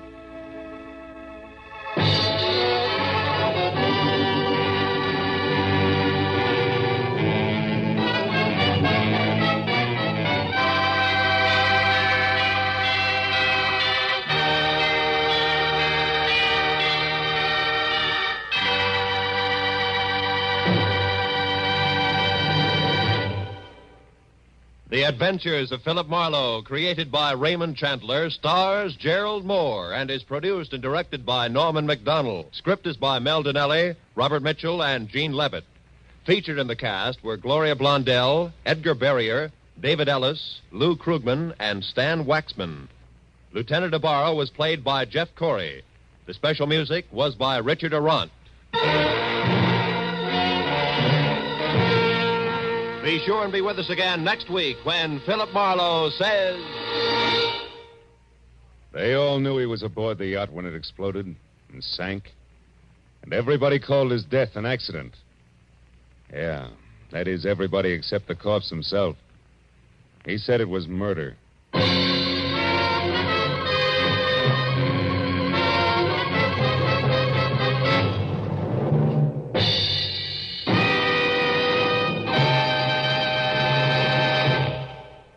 An hour of wonderful, delirious comedy is still to come to you tonight on CBS. You'll soon hear Hollywood's Eve Arden starring as the unusual schoolmistress, our Miss Brooks. Later, Lum and Abner will open the doors of the Jot 'em Down store in Pine Ridge, Arkansas, and let you stock up on the last from their never-failing supply of wisdom and good humor. Our Miss Brooks, starring Eve Arden, is heard at 9:30, and Lum and Abner at 10 o'clock, both Eastern Standard Time, over most of these same CBS network stations.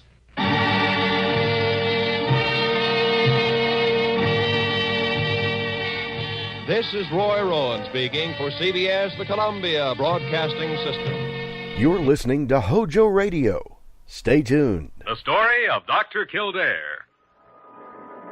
Whatsoever house I enter, there will I go for the benefit of the sick. Now, whatsoever things I see or hear concerning the life of men, I will keep silence thereon, counting such things to be held as sacred trusts. I will exercise my art solely for the...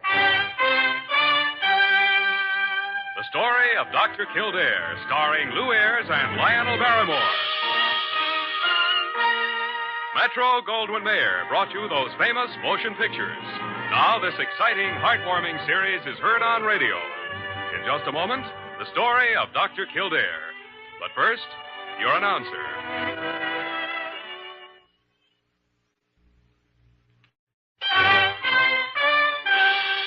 Now, the story of Dr. Kildare, starring Lou Ayres as Dr. Kildare and Lionel Barrymore as Dr. Gillespie.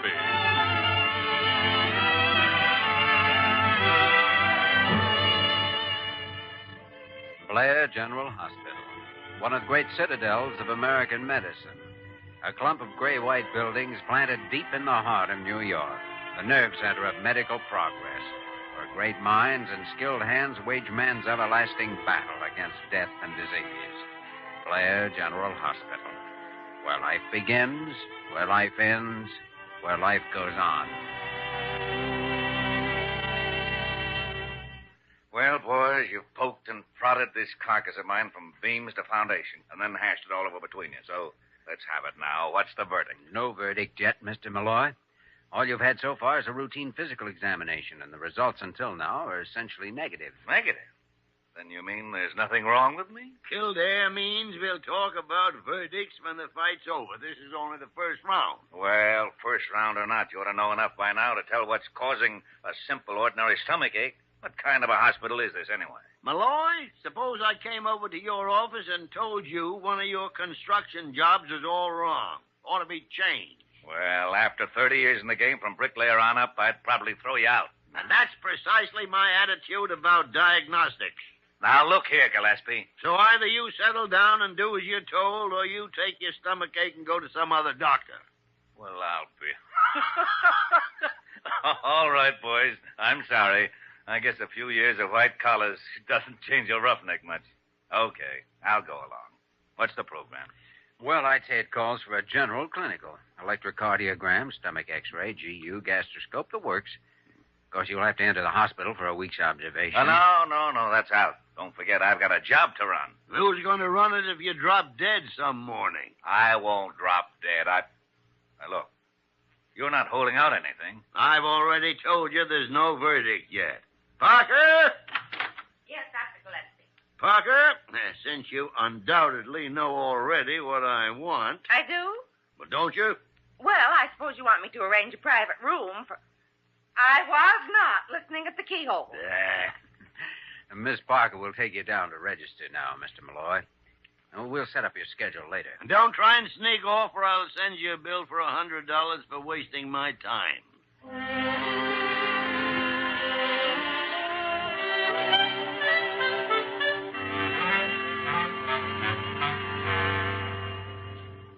Parker, if you ever let that woman in here to see me again, I'll see to it personally that you're exiled to the Brooklyn Clinic. Well, after all, Dr. Gillespie, she's the wife of a patient, and I suppose she only wanted to ask about his condition. How was I to know she'd tell her whole life story? Her life story was nothing. What took up all the time was Uncle Leroy's liver condition. 40 minutes. Well, in my opinion, a conversation like that should be very interesting to a diagnostician. Parker, the only thing less interesting to me than Uncle Leroy's liver is your opinion. Well. Oh, Kildare, come in. Good morning, Doctor. Parker. Morning. X-rays, you mean? Yes, just came from the photo lab. Here's one you'll probably want to see. Yeah. Oh, yeah, Dan Malloy, our patient with the stomachache. Notice the lower left-hand corner. Here, let me move the light. Well, now, one of the prettiest little peptic ulcers that ever walked into Blair Hospital. Yes, isn't it? The location and appearance is typical, and as far as I can see, it makes the diagnosis certain. Yeah. I wonder what caused it. He's in pretty fair physical condition. Well, I'd say everything points to a mental cause. Conflict of some kind. Psychosomatic, eh? A new word for an idea as old as Plato. The fact that the mind and the body influence each other. You don't disagree with the idea, do you? If I did, I'd have to go back and change all my diagnoses for the last 35 years. Confound it. If Malloy does have a mental conflict, it's probably that wife of his that's caused it. Oh, you've met her then? Met her. She just presented me with 40 straight minutes of sheer boredom. She'd give anybody an ulcer. Well, whatever the trouble is, I'm going to see if I can get to the bottom of it. Jimmy, a doctor can carry his treatment just so far. And that doesn't include solving a patient's personal problem. Oh?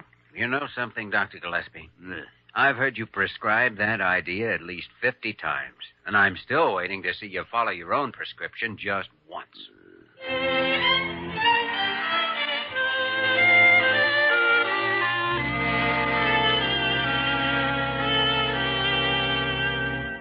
Sure, Dr. Kildare. There's a lot of things I'd rather be doing than sitting behind a fancy desk for 8 hours a day.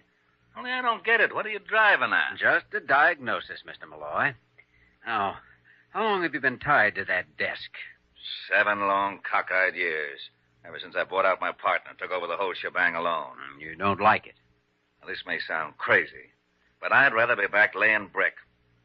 Mr. Malloy, have you ever thought of selling out, retiring? You know, it's funny you brought that up, Dr. Kildare.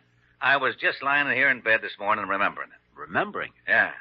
I got an idea like that once about 10 years ago. Bought a 160-acre lodge in the back country upstate. Place you probably never heard of, called Cranberry Lake. Cranberry Lake, eh? That's great fishing country. Hunting in the winter, miles of timberland. It's only 40 miles from the St. Lawrence River. Kind of place where a man could forget all this city stuff. Only you didn't move up there after you bought it, eh? Now, you know how it is. You put things off. On account of Mamie, you see, my wife.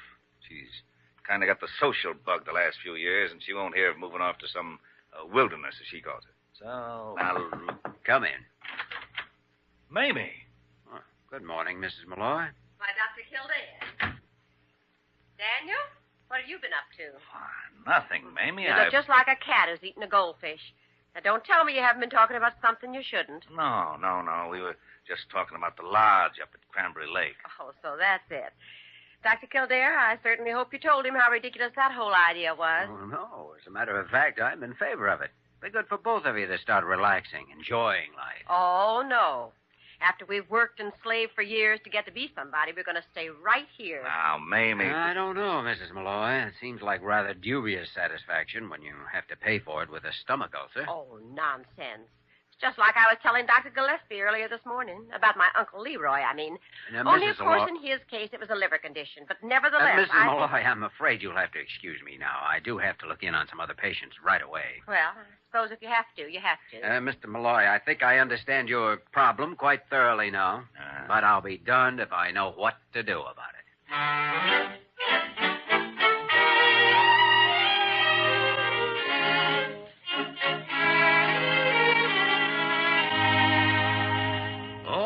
Jimmy, all right. He hates his work. He's a man of action who's confined now to a desk.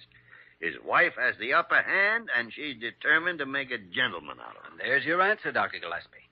Physical pattern of reaction and no outlet for it. Something had to give, and something did. Peptic ulcer.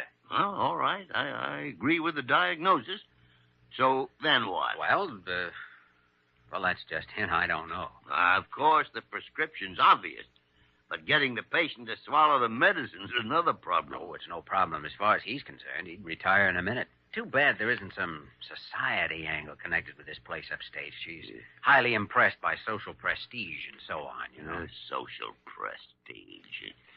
Anybody who is such a stupid, half-baked, stuffed shirt of a nincompoop is to think that the only... Now, wait a minute. Stupid, half-baked, stuffed shirt of a nincompoop?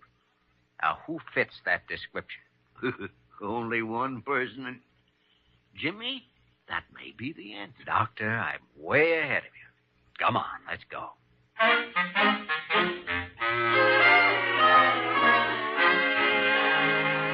So, naturally, Dr. Carew, when we realized that we needed a man of resourcefulness, with tact, social position, high intelligence, we immediately thought of you. Oh, dear. Well, gentlemen, I hardly know what to say. Don't worry, Carew. We'll tell you what to say. He means to Mrs. Malloy, of course. Oh, yes, quite. All you have to do is be your usual charming self. Well, I suppose breeding does give one a certain air of savoir-faire. Oh, no doubt of it. I've often noticed that you positively reek of savoir-faire. Oh? Well, thank you.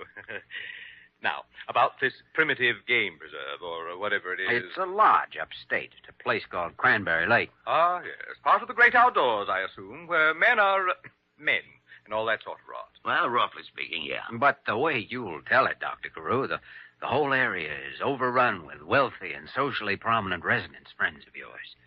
Fictitious, of course. Well, now, Dr. Kildare, I really do have friends of that sort, you know. Oh, I never think of implying otherwise. And if you won't mind using real names in vain, so to speak. Oh, dear, I hadn't thought of that. Well, gentlemen, this begins to smack of chicanery. But it's all for a good cause, saving a human life. Yes, and for the first time in your medical career. Well, in such direct fashion, Dr. Gillespie meant to say. Oh, yes, of course. Well, gentlemen, as much as I loathe all pretense and sham, as much as I dislike calling attention to my, shall we say, unquestionably prominent family background. That's our Dr. Carew, modest to a fault. Shrinking violet. As I say, in spite of these considerations, my duty in this time of crisis is all too clear. Gentlemen? He'll do it. I'll do it. Of course he'll do it.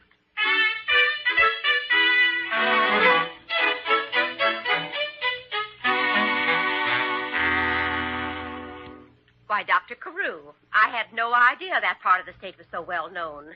By people who matter, I mean. Oh, yes, indeed. And you say the Vandervilters have an estate on the lake, and the Pughs, and Peter J. Dibblehofer. The third, that is. Imagine that. Daniel, did you know that when you bought the place? No, I just like the looks of it, that's all. And Dr. Carew got the idea that you'd thought of moving up there in order to be near some of your close friends. Oh, really, Dr. Carew? Well, yes, indeed. And after I've been so put out with Daniel for years because he bought it. Oh, I regard it as a most fortunate purchase. Why, as a matter of fact, I've been looking for just such a place myself for a long time. Really, Dr. Carew? Oh, yes, indeed. You see, like many prominent people, Dr. Carew is a great lover of nature. And the great outdoors. In a desirable neighborhood, of course. Daniel, I'm convinced. My mind is made up. Good. I knew you'd see the advantages of living up there. Oh, no, Dr. Kildare. Daniel and I are going to sell the place to Dr. Carew. What? But, Mrs. Malloy... Not another word now, Dr. Carew. It's what you've always dreamed of, and you're simply too well-bred to try to buy it. It's no earthly use to us, and so I've decided you're going to have it, and that's absolutely final. Dr. Kildare... I think I have a patient waiting in my office. Dr. Carew, if you'll... Dr. Gillespie... Congratulations, nature boy.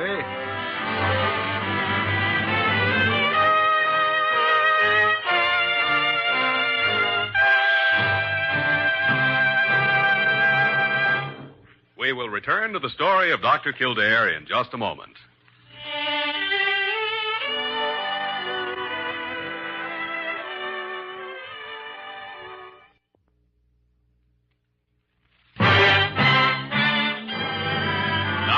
Continue with the story of Dr. Kildare, starring Lou Ayres as Dr. Kildare and Lionel Barrymore as Dr. Gillespie.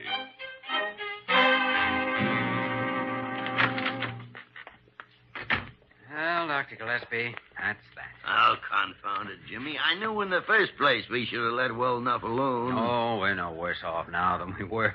Of course, poor Dr. Carew is, though. I wonder if she really will try to sell it in that place. Why, sure she will. It'll serve him right, too, the nincompoop.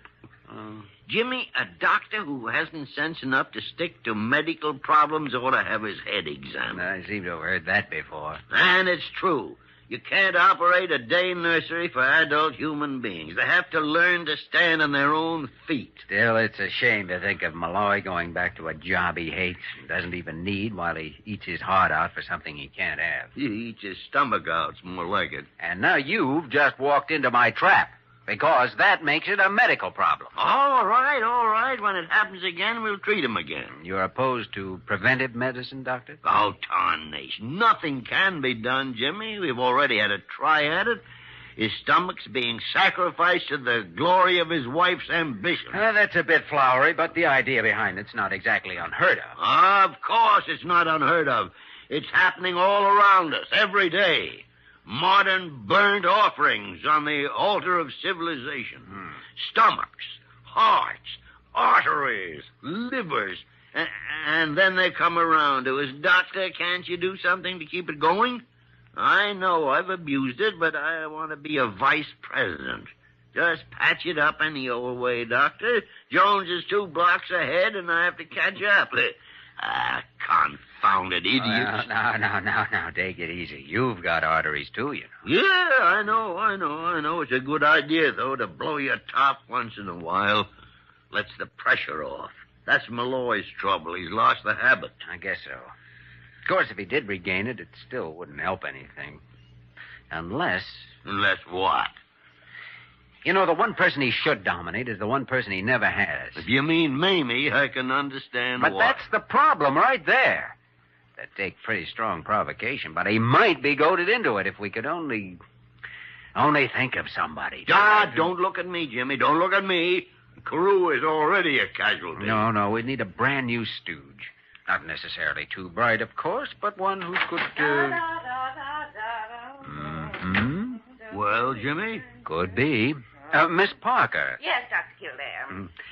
Parker, have you ever been out in the woods? What?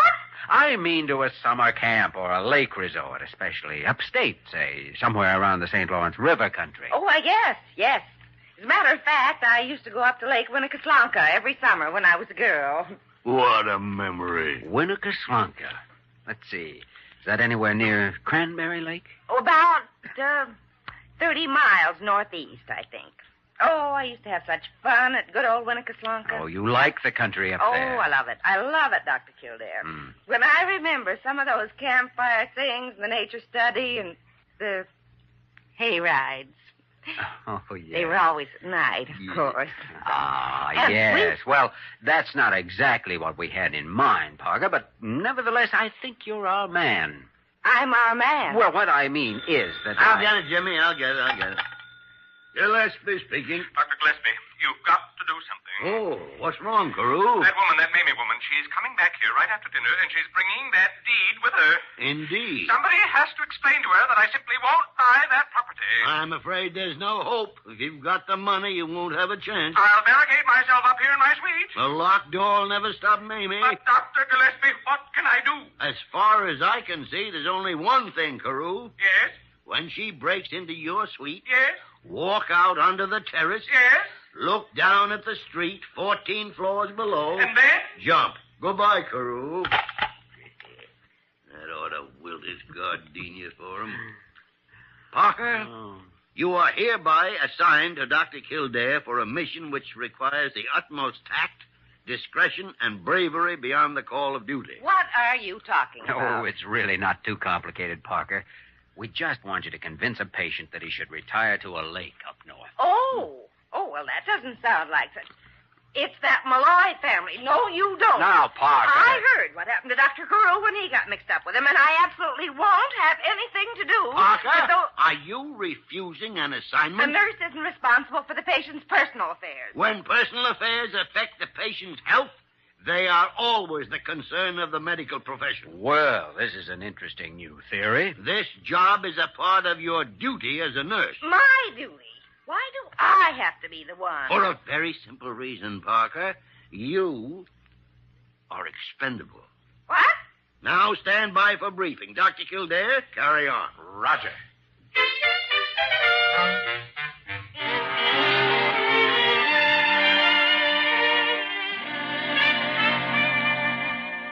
I tell you, boys, it's darn near giving me another ulcer this last half hour. I mean, the way this nurse here has been describing that country up north. Oh, well, now, what have you been up to, Parker? Oh, I just happened to mention good old Lake Winnebago, and it just happened that Mr. Malloy was interested in that part of the country. And so I just talked, if you didn't know. Oh, Parker, you really shouldn't have discussed anything that may have been upsetting to Mr. Malloy. Upsetting? She started me remembering things so plain I can see 'em right now. The leaves turning red in the fall. The deer coming down out of the hills. Log blazing and the stone fireplace. And don't forget the fish flopping up out of the water. Yeah. And the ice breaking up in the spring and the smell of coffee and bacon in the morning. Quite a contrast to a city apartment, an office, and a desk. You said it. Answering telephone, signing papers, arguing with lawyers, wearing a stiff shirt and a tie. Seems to me all the men up there wore flannel shirts. Sure, with the collars open. Boys, I can't do it. I can't face going back to that job. Well, it's up to you, Malloy. You're the boss. You're doggone right. And it's about time I acted that way. Mamie will be crazy about it once she gets used to the idea. Of course she will.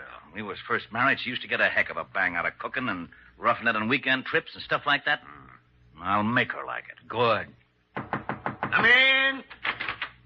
Well, what have we got here? An after-dinner conference? Mamie, shut up. Daniel. I'm selling out that cockeyed company, and we're moving up to Cranberry Lake. And if you start any argument about it, I'm going to bat your ears down.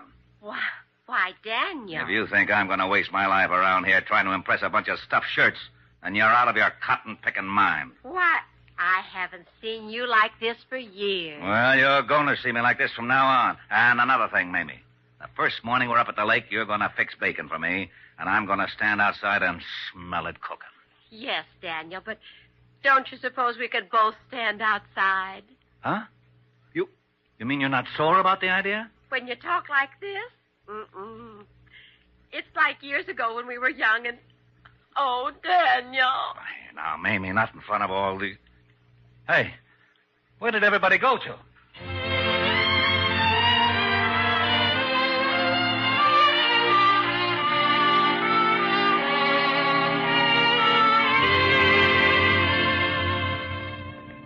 Well, Jimmy, I don't know. Call it the skin of our teeth, lucky break, outside chance. But anyhow, it worked. Mm-hmm. Yes, and Malloy was right about one thing. She will like it once she gets up there. Well, personally, I think the least you could do is to give me a little credit for the whole thing. We should, Parker. You were magnificent. You deserve the Order of the Silver Syringe with the tea leaf cluster. And I'll see you get it. Gentlemen, one moment, please. Well, what's wrong with Carew? Oh, dear. Pick up your feet, Carew. Your spats are dragging. Gentlemen, I want you to look at what you've done to me. Just look at this. Well, it's a dollar bill. Find it somewhere, Dr. Carew? I did not find it, Dr. Kildare. My wife just gave it to me. I have made a terrible mistake. Well, to err is human. You see, a few hours ago, in order to avoid difficulties with that Mamie woman, I transferred my entire bank account to my wife's name. Ah, light begins to dawn. Now she tells me that's what she's been waiting for years. I knew she must have hope of some compensation. From now on, gentlemen, I'm to have an allowance of only $1 a day. Only one, if you'll pardon the expression, lousy buck a day. Well, my only advice is to restrain yourself. Don't be foolish and spend it all in one place. Spread it round, Carew. Spread it round. $1 a day. You know, Dr. Gillespie, this might be rather serious at that.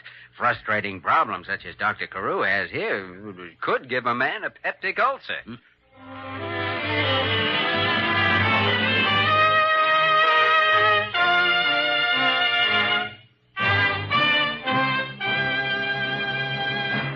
In just a moment, we will return to the story of Dr. Kildare.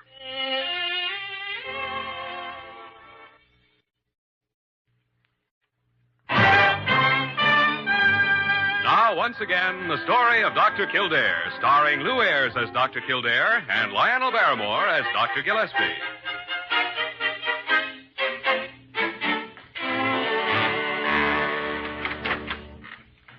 In here, Kildare. Oh, that package has finally arrived from Cranberry Lake, Dr. Gillespie. It's from Dan and Mamie Malloy, remember? Oh, yeah, sure. The one they mentioned in their letter a couple of weeks ago. Mm-hmm. So they finally got around to sending it after all. No, as a matter of fact, I think they shipped it about the same time they mailed the letter. It's evidently been delayed in transit. Oh, what makes you think so, Jimmy? My nose. There are 24 lake trout inside that package, 2 weeks overdue. Yeah. It constitutes something of a problem, all right. Now, what the tarnation can we possibly do with it? Unless... Parker! Did you call me, Dr. Gillespie? Yes, Parker, yeah. I wonder if you'd give this package to one of the orderlies and have him deliver it. Why, of course. I'd be glad to. Where's it supposed to go? What was the address, Jimmy? 14th floor, Parker. Have him give it personally to Dr. Carew.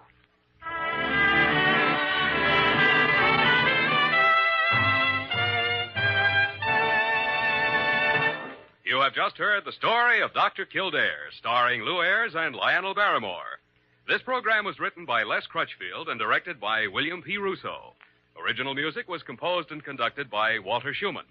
Supporting cast included Virginia Gregg, Ted Osborne, Sarah Selby, and Ed Begley. Dick Joy speaking.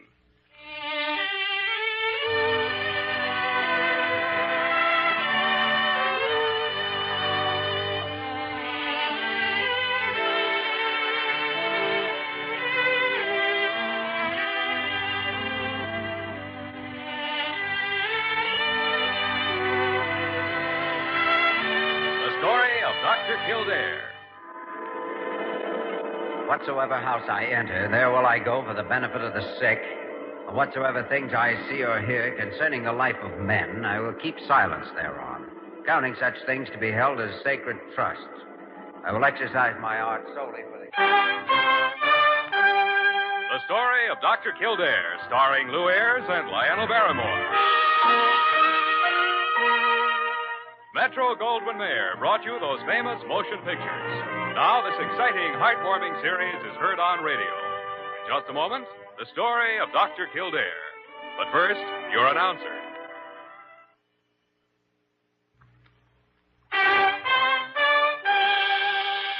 Now, the story of Dr. Kildare, starring Lou Ayres as Dr. Kildare and Lionel Barrymore as Dr. Gillespie.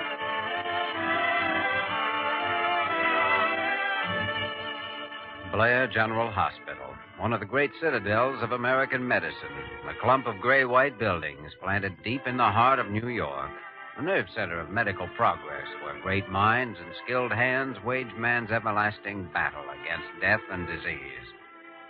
Blair General Hospital, where life begins, where life ends, where life goes on.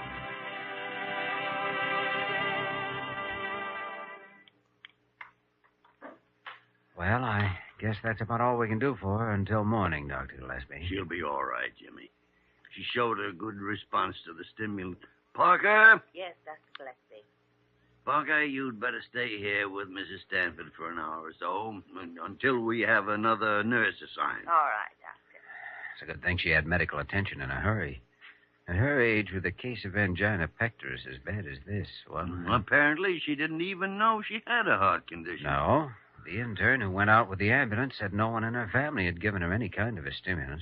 Didn't have any in the house, in fact. Well, they better have some now, from now on. Yes. Anybody who can make her frightened enough or mad enough actually holds her life right in his hands.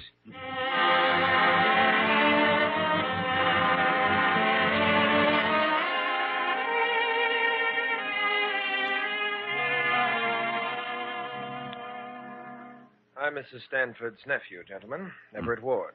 How do you do? This is Miss Lane, Deborah Lane, my aunt's companion and secretary. How do you do? You do? How is my aunt? Well, she's asleep now, Mr. Ward, and out of danger as far as this particular attack is concerned. Oh, I'm so glad.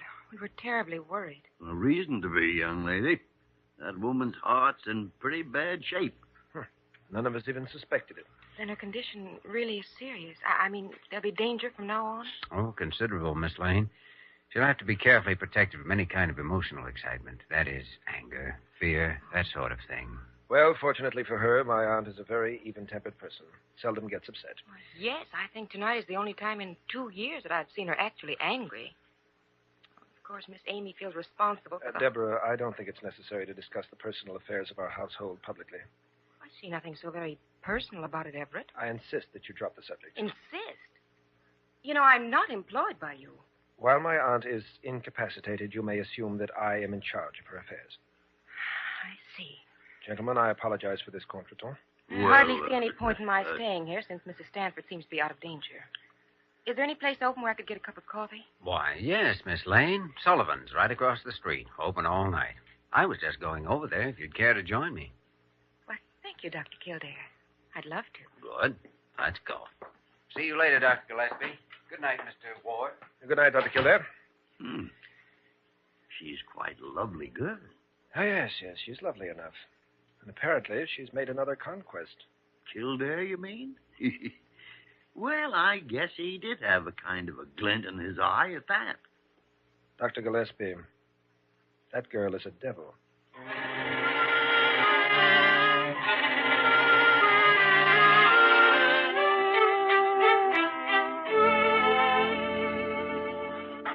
Oh, good morning, Dr. Dr. Kildare. Good morning, Parker. Dr. Gillespie. You're late. Coffee lover?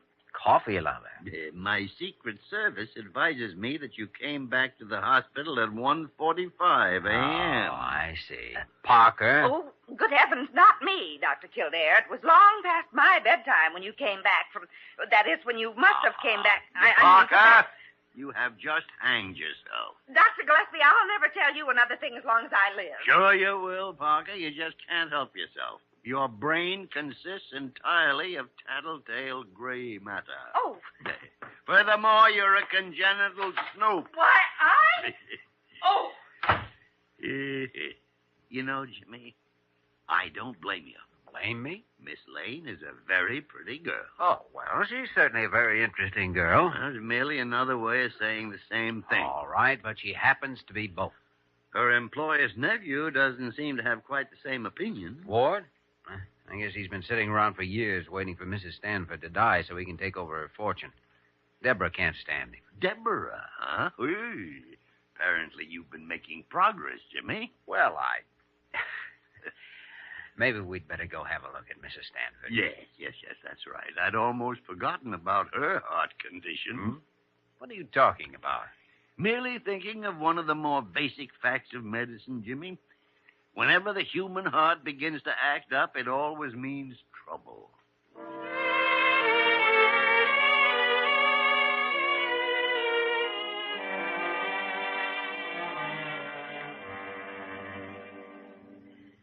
Gentlemen, I hardly know what to say. Of course, I've noticed pains once in a while, but a woman my age expects to have an occasional pain. Well, an occasional pain is all you'll need to worry about if you'll just take care of yourself. No more arguments like the one last night, for instance. Oh, I shouldn't have let myself become so angry, but Amy knows better. She knows how those things frighten me. Those things? Oh, didn't Everett tell you? No. Well, you see, my sister Amy lives with me, and last night I found her with something I had expressly forbid her ever to bring into the house again. A Ouija board. A Ouija board? Oh, well, now, that seems like a harmless pastime. Possibly for some people. But Amy has an obsession along those lines. She spends most of her time trying to communicate with the dead. Mm. And as you say, this sort of thing frightens you, Mrs. Stanford? Terrifies me. Apparitions, ghostly voices. Oh, I don't even like to think about them. Well, maybe I'd better speak to Amy when I stop by to see you tonight. Stop by to see me? Why, yes. In a case of angina, there's no reason to keep the patient in the hospital after the attack is over. Oh. But I thought I would call at your home after dinner and see how you were feeling. But, Kildare, you're not on duty tonight. Oh, that's all right. I don't mind. It's no trouble at all. I see. You would. Mrs. Stanford, I think you can count on some very devoted medical attention from Dr. Kildare. That's awfully nice of you, Doctor. But I do hope you won't scold Amy. She probably feels guilty enough already. No, but I do want to impress her with the importance of not upsetting you under any circumstances. Yes, that is something to think about. My life is in the hands of anybody who can make me frightened or angry. It makes you wonder.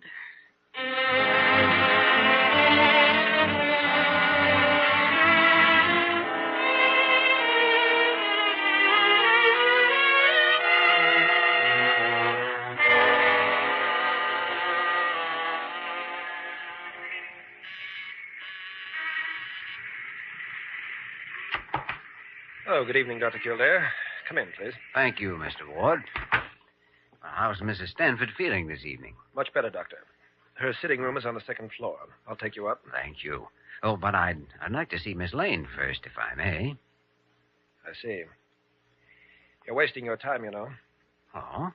Well, it's my time, Mr. Ward. She's a heartless, selfish little devil, Dr. Kildare. Nothing means anything to her except money. I'm warning you. But there's a question whether you're warning me for my sake or for yours. Very well. I'll tell her you're here. Please sit down. Quite a place. Mrs. Stanford must be worth a fortune. Hello? Huh? Oh. How do you do? I'm Dr. Kildare. I assume you are Miss Amy. Why, yes, I am. How could you possibly know that? Oh, just a guess. They told you. They? We have to be very careful. Nobody here lets me talk about things like that. I see. Tell me, are you a believer, too? Well, My sister's not a believer. Are you her doctor? yes. It was my fault, you know. No, it wasn't your fault at all. You didn't know about the heart condition. Oh, no. But now that you found out how serious it is, you understand the importance of not getting her upset again. I wouldn't upset her for the world. Of course, I hope they won't be angry about it. They? My friends, Doctor. Oh, yes. They could cause a lot of trouble if they became angry, you know. Mm-hmm. Noises at night, all that sort of thing. Yes. Well, let's hope they don't become angry then. Hello, Jimmy. Deborah. Never said you were here. Oh, I see you've met Miss Amy. Yes. Had a very pleasant conversation. Oh, yes. Well, I have to go now. Oh, If you'll excuse me. You'll remember what we talked about, Amy. Oh, yes, Doctor, I'll remember. Right. Goodbye. Goodbye. She's really awfully sweet. Yes. Jimmy, I had a wonderful time last night. I'm so glad you came this evening. Oh, good. Technically, I'm making a professional call on Mrs. Stanford, of course. Apparently, Mr. Ward prefers that I limit it to that. Does his preference really mean very much? Well, not to me. What do you prefer, Deborah? That you don't limit it to that. Well, I'd better run up and take a look at my patient. All right, Jimmy. Come down to the study when you're through. I'll be waiting. Right.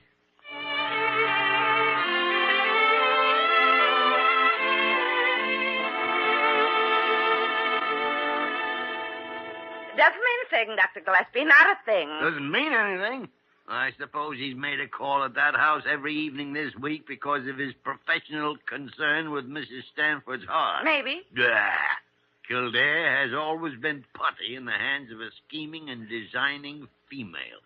Putty. Well, I haven't noticed him crying for help. Of course not. She's got him hypnotized. He doesn't even know he's drowning. Well, personally, I don't think he is. Don't think who's what, Parker? Don't think you're drowning, Doctor. Parker. That is, of course, what I mean is that...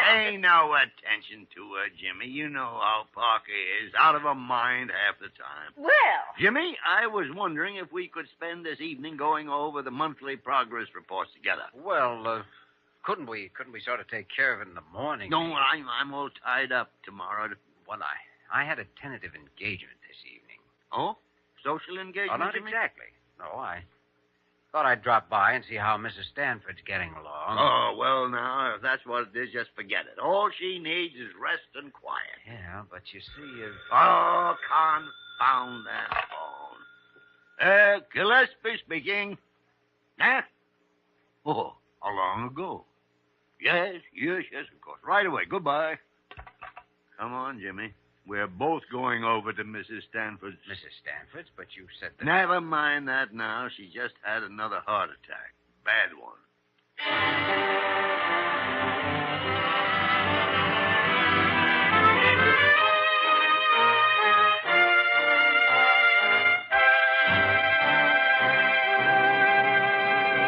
We will return to the story of Dr. Kildare in just a moment.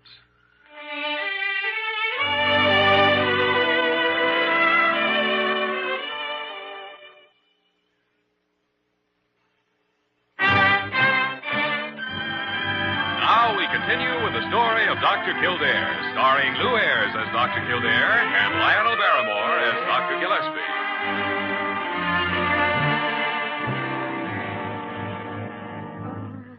She's beginning to come out of it. Yeah, pulse is steady and stronger now. It was a close shave. Wonder what brought it on. None of them seem to know. She was apparently alone at the time. No, go away. Easy now. It's all right, Mrs. Stanford. Everything is all right. Oh, I thought, Dr. Kildare, Dr. Gillespie, you're here. Yeah, that's right, Miss Stanford. You just relax now. Nothing to worry about. Oh, I was so frightened. I tried to scream. I was terrified. Terrified of what? Something, I don't know what. What do you mean by something, Mrs. Stanford? Oh, it was like a ghost. It was carrying a long knife. I could see it in the moonlight, and that's all I remember. Well, anyway, it's all over now. We're here, and your family's outside there in your sitting room, so you just lie back and go to sleep. Oh, yes, sleep. I'm so tired. But I'm so glad that both of you are here. It's all right now. Come on, Jimmy.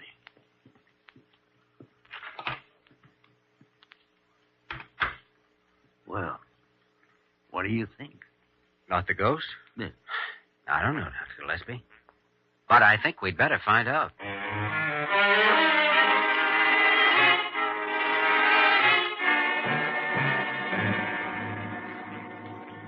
No, I think it's best that you don't go in to see her tonight, Mr. Ward. That none of you do, in fact. She's asleep now and shouldn't be disturbed. Yes, I suppose you're right. And in view of what happened tonight, it's Kildare's and my opinion that she should have a permanent nurse with her starting in the morning. Well, just what did happen exactly? Everett sent me to the drugstore for some cigarettes, and when I came back, Mrs. Stanford had an attack. What caused it? Now, we didn't want to get her upset by questioning her. We were hoping one of you might know something about it. As far as I know, nothing caused it, gentlemen.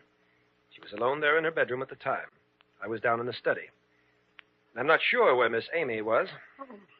Oh, I was down in the kitchen. No, of course. Really, I was. Not doing anything. Just down there, that's all. It's all right, Miss Amy. But I was, really. Miss Amy, please. Anyway, I heard my aunt cry out upstairs. Rushed up and found her in a state of collapse. I phoned the hospital, then did what I could for her until you arrived. When you came up here to her room, Mr. Ward, did you happen to notice any sign of a ghost? Now, wait a minute, Doctor. I know, Mr. Ward, we're all reasonable people, but Mrs. Stanford says she saw a white figure come into her bedroom carrying a long knife. I told you, Dr. Kildare. Yes, I know, Amy, but... I told you they'd cause trouble if they became angry. They? Who were they? The spirits, Dr. Gillespie. Oh, yes. They knew she was the one who made me stop talking to them. It was retribution, that's what it was. Miss Amy, please, that's enough now. You don't believe me either, Everett, but you'll find out. Oh, I've got to go tell them it wasn't my fault I stopped talking to them. They mustn't blame me for it. I think maybe I better go try to quiet her. Please excuse me. Yeah. Gentlemen, I have a somewhat painful question, but I do feel it necessary that I ask it. Oh? What is it? Is there a possibility that my aunt may be suffering from hallucinations? A mental instability, as you might call it? None whatever, Mr. Ward.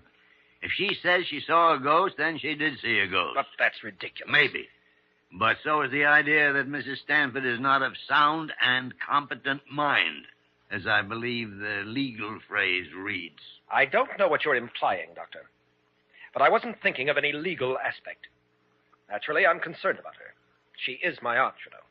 And, gentlemen, I think I'll bid you good night now. Good night. You know, Doctor, I can't quite figure him out. Jimmy, in your present condition, you're not in shape to figure anything out. Present condition? Yeah. Amatory catalepsy. Oh, you mean Deborah. I mean, if I were 30 years younger, I'd probably be the same way. Now go on downstairs and stop trying to edge toward that door gracefully. Well, as a matter of fact, there were a couple of things that I... Yes, of course. I'll stay here a while and check Mrs. Stanford's pulse a time or two before we leave. Good. And I'll see you a little later. All right, Jimmy, all right. Well, now, I never did get around to reading that book. Yeah. Huh? Hush. They mustn't hear us. Well, Miss Amy. I had to see you right away. Well, here I am. So why don't you... Say, what's that you're holding behind your back? Oh, you mean this? A butcher knife. Yes, that's why I came. Why you came? Yes, it was missing from the kitchen. I just found it. I thought that might mean something. You know what, Miss Amy? I think I agree with you. Come on in. Come in and shut the door.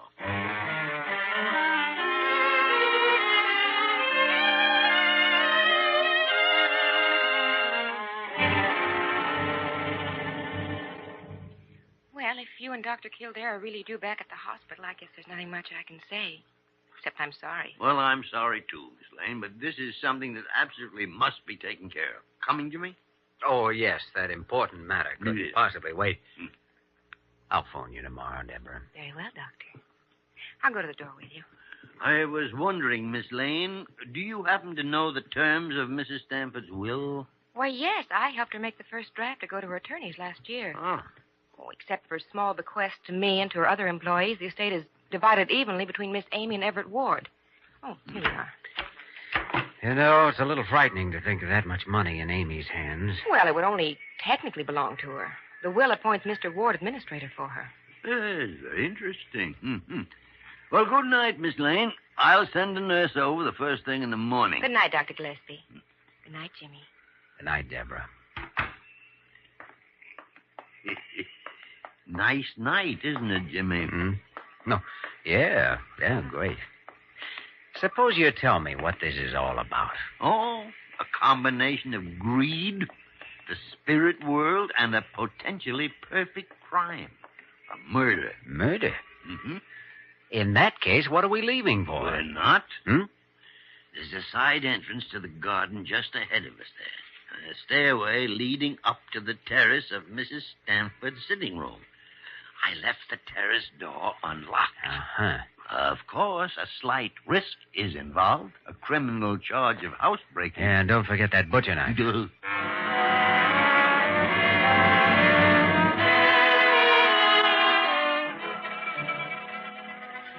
2 hours. I'd be tired of sitting this long in the dark on a sofa, let alone behind one. Well, if we're wrong and get caught here, we may find ourselves behind something a lot worse than a sofa. The longer we're here, the more I suspect we are wrong. Miss Amy could have misplaced that knife, and Jimmy, shh. Quiet. Somebody in the hall outside. They're coming in. Can you see anything? No, Good Lord. All in white.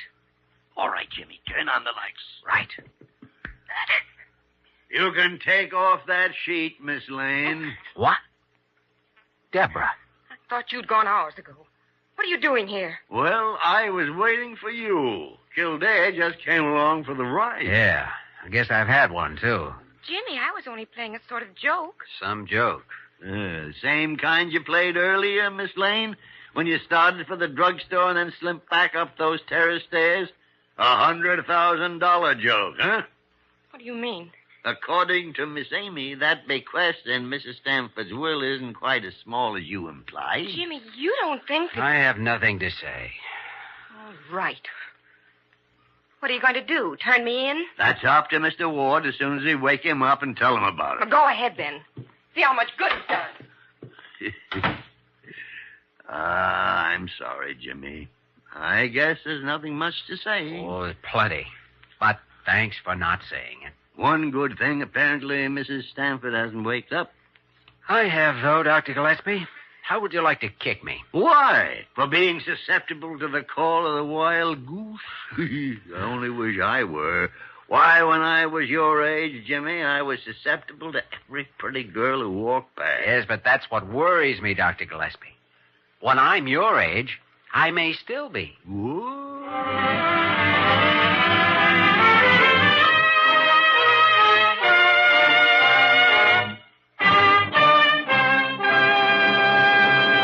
In just a moment, we will return to the story of Dr. Kildare.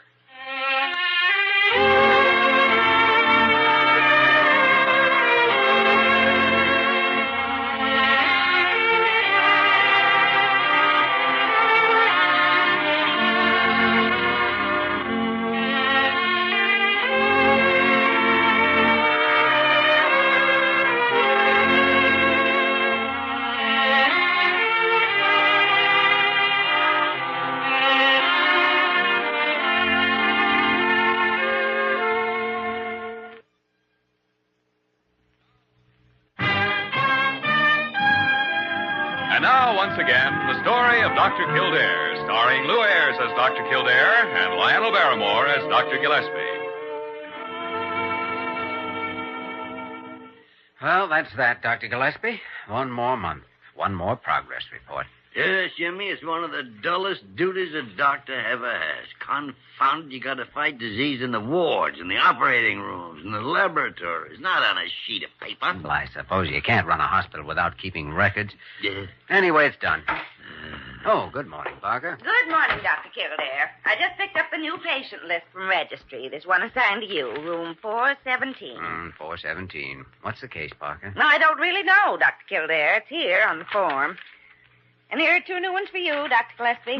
Well, now, let's see what the gods have provided. Oh, no. This is out. What's the matter, Jimmy? This new case in 417, Dr. Gillespie. You take it. Well, why, Dr. Kildare? Parker, you won't understand the reasoning behind this, but 417 happens to be a 22-year-old girl with a heart condition.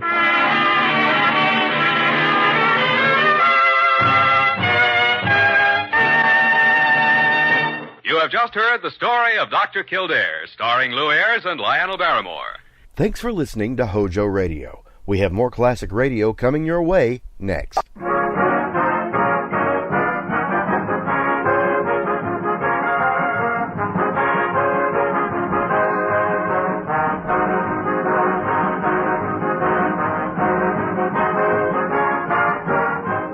Tonight, friends, I'm going to talk about fine food, fine breakfast, fine flavor and nourishment, and I'm not going to talk about ration food. How do I do it? Well, easily, good people, easily. I talk about crisp, toasty brown grape nut flakes. They're mighty swell eating. Yes, grape nut flakes are tops for taste appeal. They have such a malty, rich goodness, such an outstanding, distinctive flavor, that grand grape nut flavor, in tongue-easing, toasty flake form. And here's news for you homemakers on the thrift shift. You can buy as many as you need of those big 12-ounce economy-sized packages of grape nuts flakes without spending a single precious ration stamp. Delicious, nutritious grape nuts flakes are not rationed. Ask for Grape Nuts Flakes, America's fastest-growing breakfast cereal.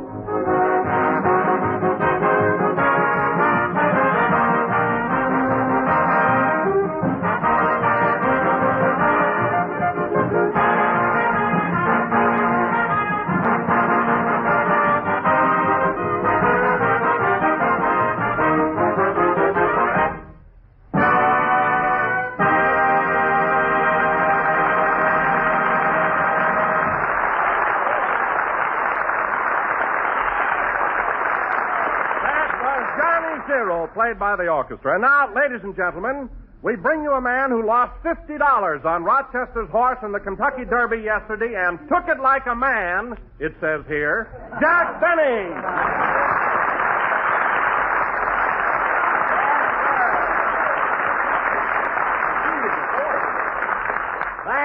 Thank you. Hello again. This is Jack Benny, the gambler, talking. And, Don, I'll admit that I was a little disappointed when Rochester's horse came in last. But what really gets me is that I lost $50 and the whole race was over in 2 minutes. Well, what's that got to do with it? Well, losing $50 in 2 minutes, that's too fast. Why, several times in holdups, I've stretched it out to 10 minutes. You know, ad-lib with a guy while he's taking my shoe off. Anyway, the race is over. I lost $50, and heaven knows I wish I could forget it. I mean, I'm really not a sore loser. What do you mean you're not a sore loser? Oh, hello, Mary. I mean, I can take it. I never care what I lose on a horse race. What are you talking about? A couple of months ago, you lost $2 on one of Bing Crosby's horses, and you burned his house down.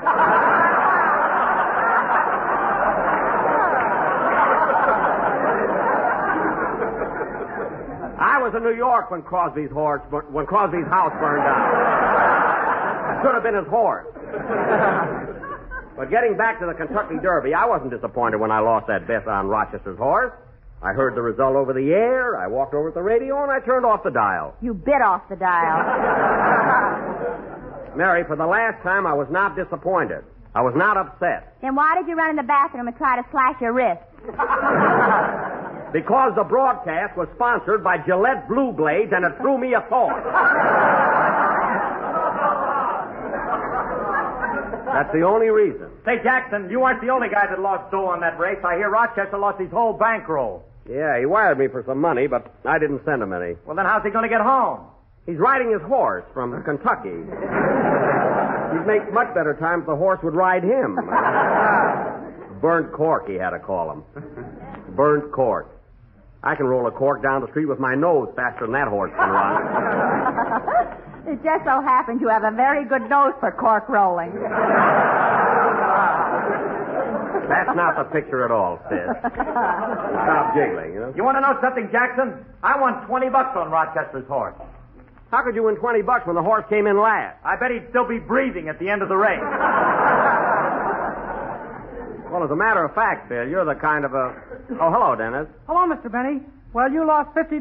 Go ahead, kick me. Kick you? What for? It's right in my contract. When you're lonely, sad, and blue, I get it. Don't worry, kid. I'm not going to kick you. Okay, then I'll take this pie tin out of my pants. Well, I'll be darned. There's a pie in it.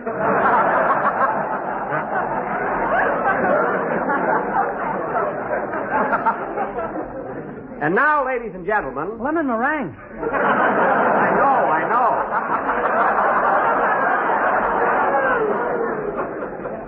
Now, let's forget about the Derby and horse races and everything. We got a program to do. And now, ladies and gentlemen, for our feature attraction this evening, we are going to present... Oh, pardon me, Jack, I'll take it.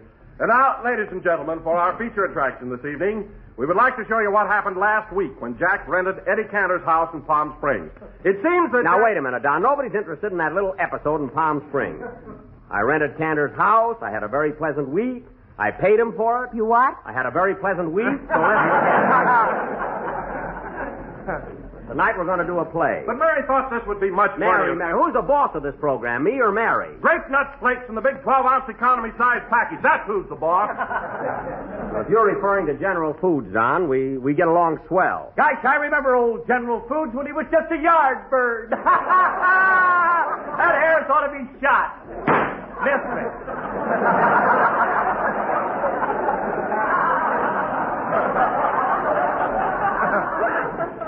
Mary, take my gun outside. There's no smoking in the studio. And now, ladies and gentlemen, as I started to say before I miss Harris, for our feature attraction this evening, we are going to present a play. Now, Jack Benny, we're not having any play. Go ahead, Don. Tell everybody what happened to us at Palm Springs last week. Okay. Well, the whole thing started when Jack's doctor told him last Monday morning that the only way to really clear up his cold was to spend a week on the desert. On the desert. Big fat cactus.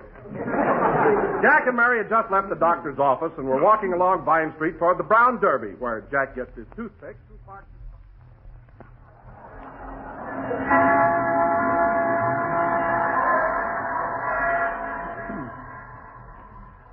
There you are, mister. Are you all right now? Yes. Thanks, honey. Are you sure you can manage alone? Yes. I'm all right. Well, goodbye, mister. Goodbye. Darn those Boy Scouts. They're always leading me across the street.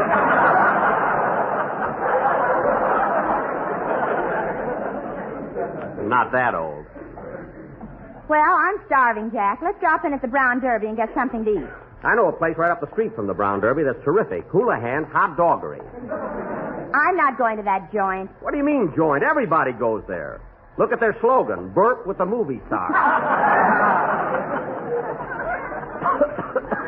Darn this cold. Imagine my doctor telling me the only way to get over it is to go to Palm Springs. Now I have to buy a tent. A what? A tent. Did it ever occur to you to stop at a hotel? I don't know anybody staying at a hotel in Palm Springs. I mean, get a room of your own, a place where you can have both ends of the towel. Oh, I might have to at that. Well, here's Houlihan's Hot Doggery. Let's go in. Hello, Houlihan. How about something to eat? Did you make a reservation?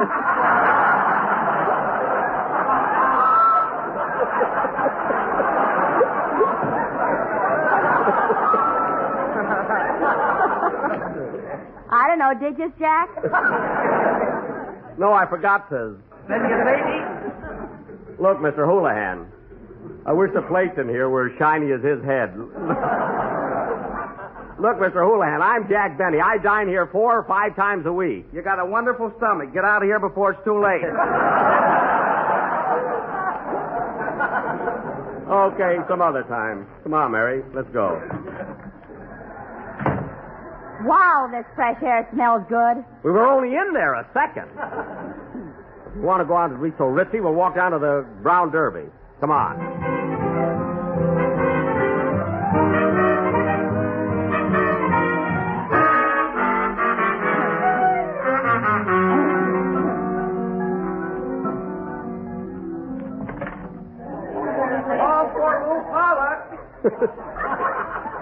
Gosh, the Brown Derby sure is jammed today. Give me your arm, mister, and I'll help you through the crowd. Go away, son. Go away. I don't need you. Well, if you ever do, ask for Dick Davis, Beaver Patrol. I'll remember that. Come on, let's find a table. Yeah. See, this place sure draws the tourists. I hope nobody asks me, Jack Benny, for my autograph. What's that name again? Jack Benny. Well, nothing happened. Let's eat. There's Chilius, the head waiter over there. Maybe he can... Say, Jack, isn't that Eddie Cantor in that front booth? Where? Oh, yeah, that is Eddie. Yeah, I hope I look as good as he does when I'm his age.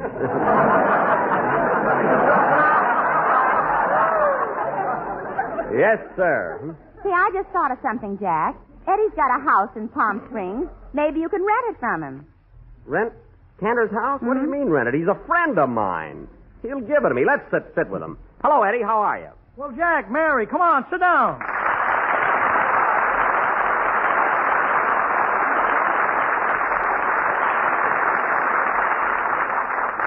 Well, Jack, what are you doing in the Derby? Raining outside, huh?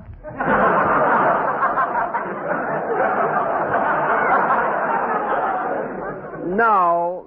It was Mary's idea. I haven't seen you in a long time, Jack. You look marvelous. Well, thanks, Eddie, thanks. I've been pretty sick, you know. Well, sick or not, I hope I look as good as you do when I'm your age.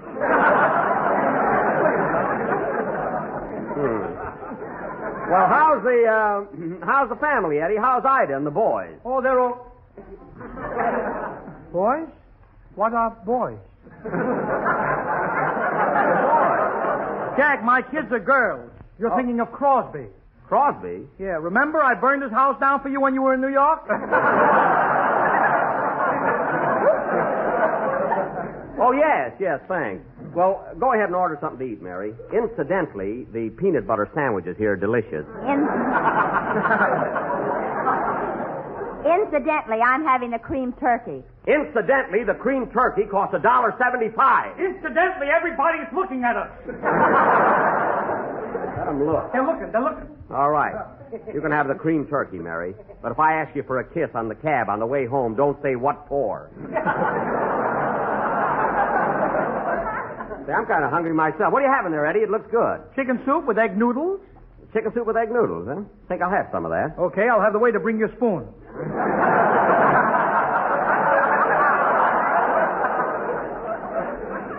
No, I mean I'll order some. A bowl for myself. They haven't got it today. I brought this one from home. Oh, spoon, waiter, spoon. What for? I want a spoon to eat chicken soup with my friend here. He brought his own spoon. Look, I came unprepared. Give me a spoon. Here you are. Thanks. And waiter, bring me an order of cream turkey. At last, a sale in this booth. I can't believe it. Fresh guy. Gee, this soup looks good. Yeah, let's start. 1, 2. You know, Eddie, I'm sure glad Boy, this is hot. You know, Eddie, I'm sure glad Eddie, would you mind eating with your left hand and putting your right arm around my shoulder? I'm too far from the bowl. Is this better, Jack? Oh, I'm sorry. My elbow's in your ear. Yeah, we got to think of something else. Well, why don't you put your right hand through my left sleeve, and then we can both dip at the same time, huh?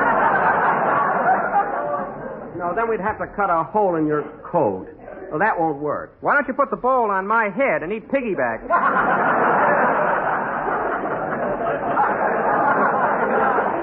You go and get that cream turkey. I think we're all right now, Eddie. Let's go. 1, 2. As I was saying, Eddie, I'm sure glad I bumped into you. By the way, Jack, would you mind breaking a cracker and putting it in the soup? Sorry, Eddie, but I can't stand crackers in my soup. Well, break one in anyway and float it over to my side.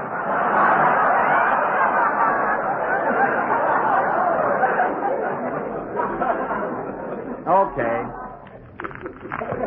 There. Anyway, Eddie, I'm sure glad I bumped into you. You see? The crackers aren't floating. See, they're all on my side. Well, tip the bowl a little, will you? Oh, yeah. Get ready, Eddie. Yeah, I can hardly make that. Get ready, Eddie. Forward, soup. Say, Mary, while you're waiting, why don't you get a spoon and join us? Don't bring guests. It's crowded enough. What do you think, this is the Hollywood Bowl? Well, it's so delicious, I thought... Whoop, hold it there, Eddie. What's the matter? That noodle is mine. Most of it is on my spoon. Now, give me that noodle. Oh, no, you don't. Let go of that noodle. You let go. What are you laughing at? You look like two robins with a worm. Well, I've had enough anyway. Here's your cream turkey, miss. Thank you. Do you want 3 forks with it, or are the boys sitting this one out? Don't be so smart. Well, I've been trying to say, Eddie, I'm sure glad I bumped into you. You know, I'm going to Palm Springs for a few days, and I thought maybe you'd like to join me. I thought maybe we could get a room together in a hotel. I don't think I can make it, Jack, but say, I'll tell you what. What? Tell me what? What? Well, no, I don't think you'd like it. Yes, I would. Tell me, what were you going to say? Well, I happen to have a little house down there. Yeah. Why don't you stay there instead of a hotel? Well, that's darn nice of you, Eddie. What would you charge me for it? Oh, Jack, we're friends. We've known each other for years. Take the house for nothing. No, Eddie. Now, wait a minute. No, friendship is friendship. But I don't want to take advantage of it. Now, I insist on paying you for your house. Take it for nothing, please. I'll feel better. But, Eddie, I'll feel much better if you charge me something. No. Now, come on, cut it. Now, how much do you want for 1 week? 1 week? What is... $300?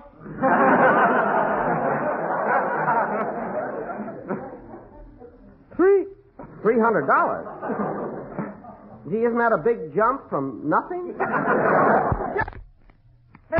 Jack, look what you're getting, a tennis court. I don't like swimming. And 4 bedrooms. I've had insomnia for 2 months. Now, Eddie, help me sleep. Cut that price. All right, you can have the house for $250. How's that? I'm still restless. Look, Eddie, give me the house for nothing. You'll feel better, like you said. All right, Jack Benny, I'll give you the house for nothing on one condition. What's that? Look, there are plenty of hotels in Palm Springs. Don't start a new one, will you, Jack? Don't worry, I won't. Well, thanks, Eddie. All right, you're welcome, Jack. So long. So long. I'll see you later.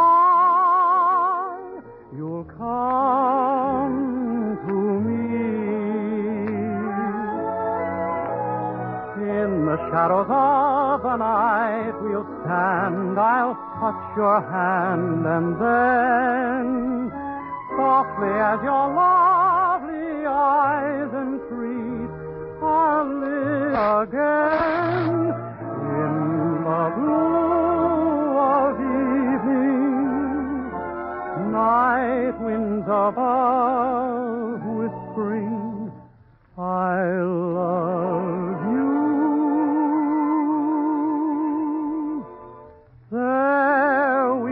Find romance in the blue of evening. Our hearts are light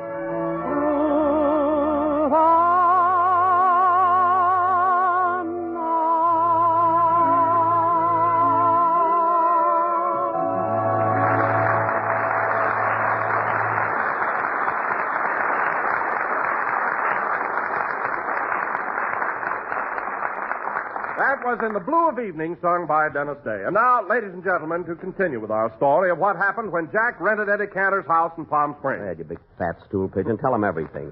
Well, bright and early Tuesday morning, Jack, Mary, Dennis, Phil, and myself were out on Highway 99 hitchhiking our way to Palm Springs. Mary had no trouble stopping a truck. I use the old garter trick, folks. Yeah. And before many hours had passed, we had arrived at the springs and were hiding in the bushes in front of Cantor's house. It seems that Jack thought it would be a... Now, listen, everybody. You stay in the bushes here, and I'll go up and ring the doorbell. What do we have to stay here for, Mr. Benny? Not so loud, Dennis. If you think I'm going to spend 5 days in these hollyhocks, you're crazy. It'll only be for a few minutes. Once I get inside, you can all drop in casually. I don't want the caretaker to tell Cantor that I brought a whole gang with me. After all, you know how cheap he is. How cheap is he, expert? Phil, pull your head down and try to look like a hollyhock. I look more like a gladiola. Quiet. I worry about things. Dennis! Flowers should be smelled and not heard. Now remember, fellas, when I give the signal, come in casually, you know? Now, let's see. Where's the doorbell? Oh, here it is. We want Cantor. What a ham.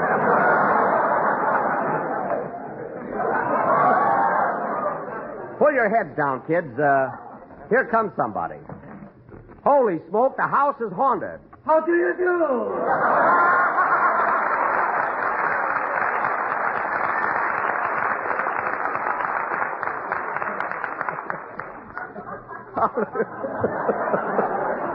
How do you do? Are you the custodian? I beg your pardon. I said, are you the caretaker? No, you didn't. You said, are you the custodian?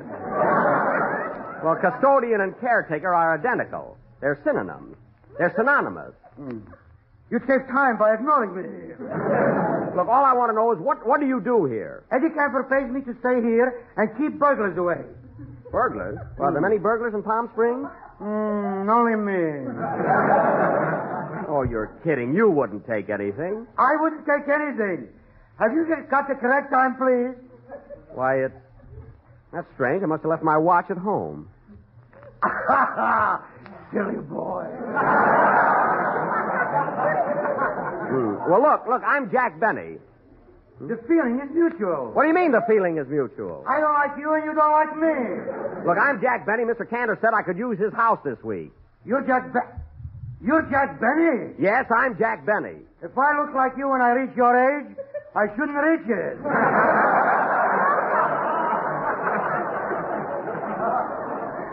What's that got to do with it? Now, you going to let me in or not? Yes, come in and bring those hollyhocks with you. Come on in, kids. Everything's all set. Come on.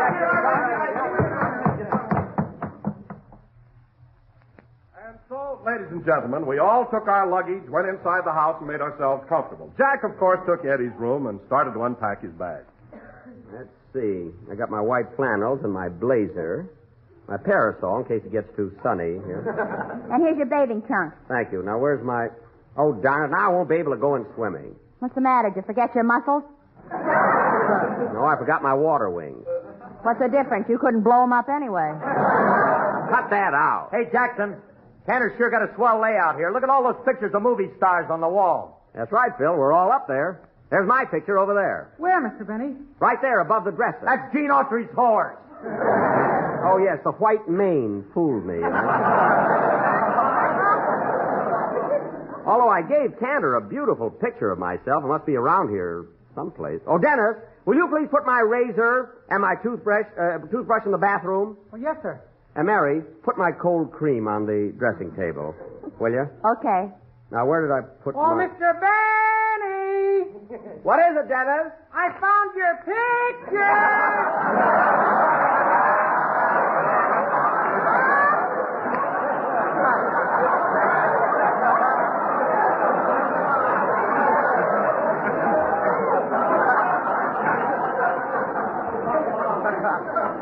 I knew he had it around here someplace. Who can that be? I'll get it. Hello? Hello, Jack. This is Eddie. Are you comfortable? Is everything all right? Oh, swell. The house is wonderful, Eddie. I'm glad you like it. By the way, Jack, I had a little talk with Ida, and I told her I'd let you have the house for nothing. How'd she take it? When I stopped bouncing, it was $300. You mean Ida expects me to pay $300 rent? Yes, and 10 cents for the chicken soup. Well, all I can say is you're a fine friend. Well, don't blame me. Don't blame you. Who's the boss in your family? You or Ida? I'll call you back. She's standing right here. But, Eddie, argue with her and insist. What are you, a man or a mouse? I'll have to call you back on that, too. Okay, I'll send you a check. Goodbye. Goodbye. I'm sorry about this, Jack, but anyway, have a good time. Ida, stop pushing. I can certainly wish him a good time. Have a good time, Jack. Keep it. How a woman can make such delicious chicken soup and be so mercenary. Oh, what do we do, Jack? Go home? We can't go home. I've stuck for $300, 10 cents, and a wristwatch. Now, listen, Mary, and this goes for all of you. You're all chipping in and paying for your rooms here. Phil, you get the big room at the head of the stairs. That'll be $10 a day. And Don, Yes, Jack. you get the corner bedroom with cross ventilation. That's $12.50. Dennis, you can sleep on the Davenport for $3.50. Mary, you take Ida's room, and we'll put a sign out front, tourists accommodated. I'll get that $300 back if it's the last thing I do.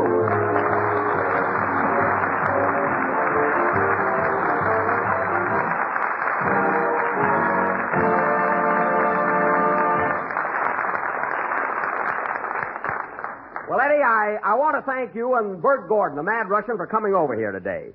And, really, I was thinking... Oh, stop thinking. You've got the violin under your chin. Phil is ready. I'll sing, all right? Okay, let's go. Come on. Give us an introduction. Every star above knows the one I love, sweet.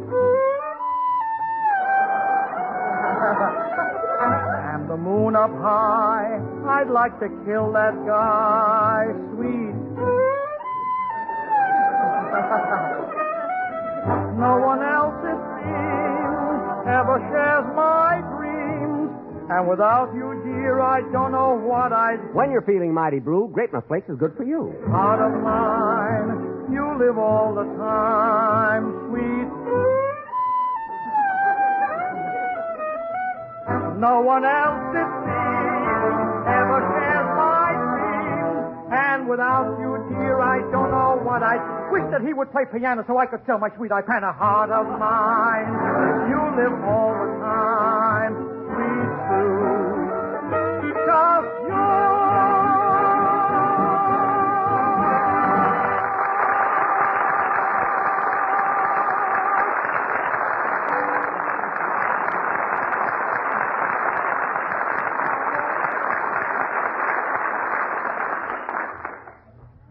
Ladies and gentlemen, do you know the slogan that will probably go ringing down the corridors of time when it comes to the history of better living? That's Uncle Sam's famous new slogan, the Basic Seven.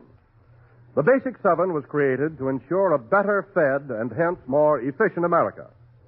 Makes sense, doesn't it? Makes wise sense.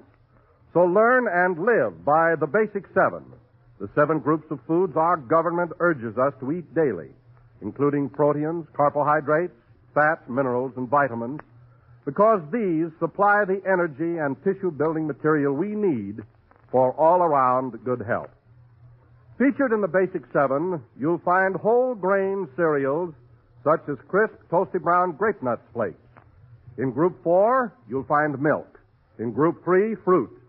Combine these, and here's one simple, inexpensive way to get well started on your daily Basic 7 food menu. Here's a breakfast, lunch, or supper combination that's mighty tempting and tasting, and more important, rich in essential food values. Remember, it doesn't take a single precious ration stamp to buy thrifty Grape Nuts Flakes.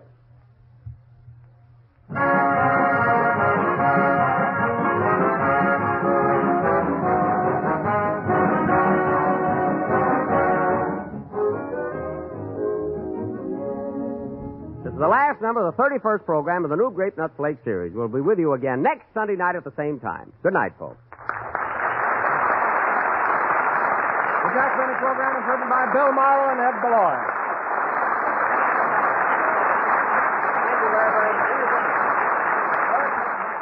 Starring Jack Benny with Mary Livingston, Phil Harris, Dennis Day, Rochester, and yours truly, Don Wilson.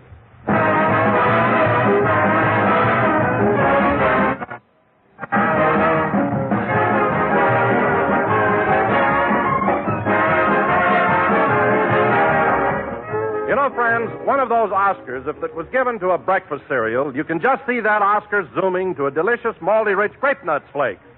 For when it comes to America's fastest-growing breakfast cereal, the verdict you hear is unanimous. Grape Nuts flakes really taste swell. Yes, whether you're breakfast fussy or whether you're just plain breakfast hungry, you'll say that Grape Nuts flakes satisfy. They have such a grand, malty richness, such a glorious, crisp, tempting goodness. They bring you the flavor of Grape Nuts in exciting, toasted flake form. And Grape Nuts flakes bring you health-building whole grain nourishment, including proteins, minerals, and vitamins. So help yourself to health at breakfast. Help yourself to sweet as a nut, luscious Grape Nuts flakes in the big 12-ounce economy size package. You don't give up a single precious ration stamp to buy Grape Nuts flakes.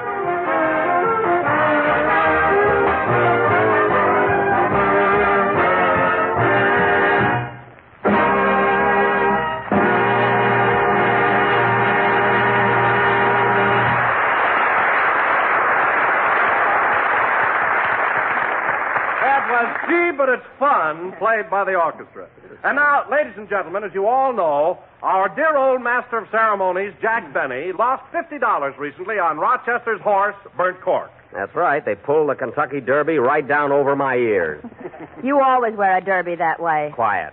Ever since this disastrous experience, Mr. Benny has been trying and trying to forget, but to no avail. What do you mean to no avail? I've forgotten the whole thing. When I lose money, that's the end of it. Go on. You lost your piggy bank when you were just a little baby, and you're still running ads in the Waukegan paper.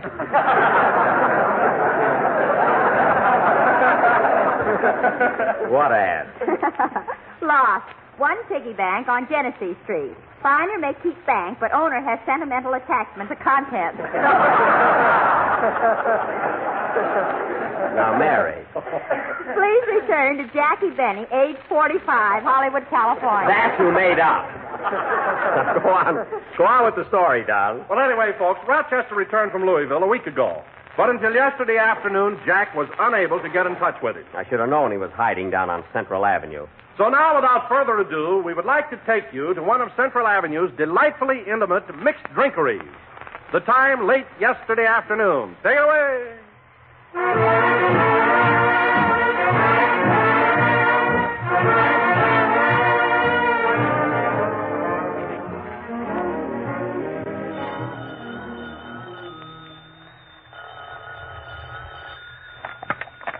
Mississippi Barbecue Palace. Mississippi speaking.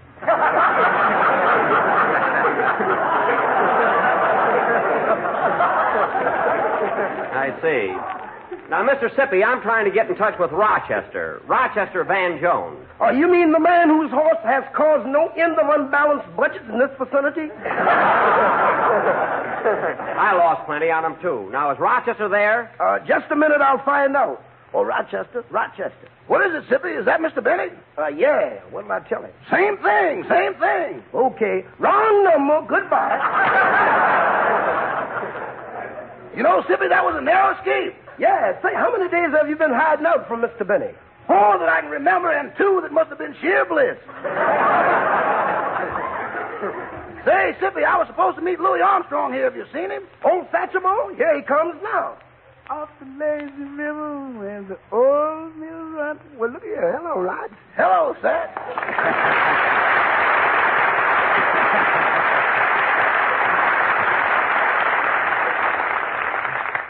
Well, where are the gals, Satch? I thought you were going to come loaded. Don't worry, son. I got 2 gals coming over here in a little while that are tall, tan, tantalizing, and tender. Are they good looking? Mine is. Yours is sort of a retread. Now, wait a minute, Sat. I should have the good-looking one. I'm a romantic man. Romantic? You heard me. When I kiss a gal, Cupid just stands there and says, my. I'm torrid. Oh, you dog. Say, Rats, an important thought has just struck me. What are we going to do for money tonight? You know, legal lettuce. Well, Sat, you got money. I had money until that horse of yours demorganthawed me.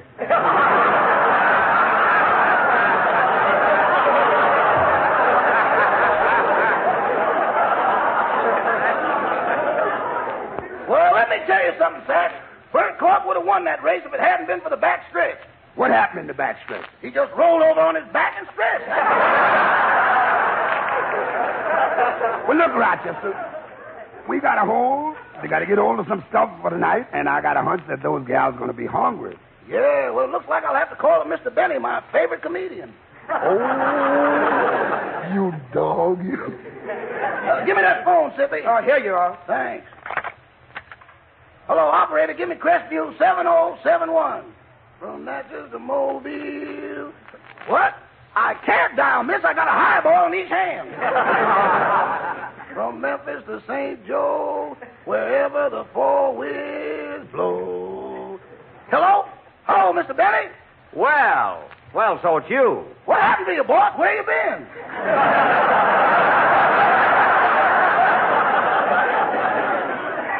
Where have I been? I've been on the phone for the last 6 days trying to reach you. I called every hot spot on Central Avenue that's got a telephone. Some of the best ones is primitive. Rochester, I don't want any flippancies. I want the truth. You've been back from Louisville a week now. Why haven't I heard from you? Well, last Tuesday I was right up to the door of your house in Beverly Hills ready to work. Uh-huh. And just as I was about to enter, a black cat crossed my path. I see. Well, couldn't you walk around the cat? I did and wound up at the Cotton Club. Oh, well, so much for Tuesday. Now, what happened Wednesday, Thursday, and Friday? I don't even remember where they happened. I thought so. Now, look, Rochester, I want you to be at my house first thing tomorrow morning. Okay, boss, I'll be there. You better. By the way, Mr. Benny, a financial predicament has reared its ugly head.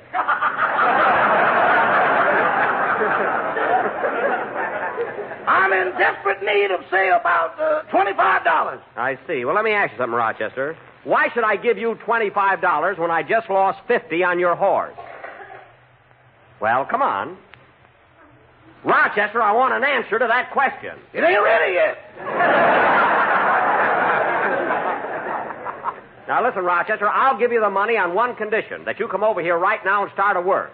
The house is a mess. Okay, I'm on my way, boss. So long. Goodbye. Now, listen, Satch, you keep the gals here. I'll run over to see Mr. Bennett, put on the personality, and be back in a half an hour. Rochester, you forgot to hang up the phone. Uh-oh. Oh, Rochester. Yes, boss. I heard your conversation. Don't you believe it? Get over here. Goodbye. Satch, I'm in the doghouse. That's where you belong, you old dog. Well, I better get over to Mr. Benny's house. So long, Sippy. Good luck, Rochester. Say, Satch, while you're waiting for the gals, why don't you get up there with the band and give out a little jive for the cat? Okay, I might float on down that old lazy river for a few balls. Let's float, boys.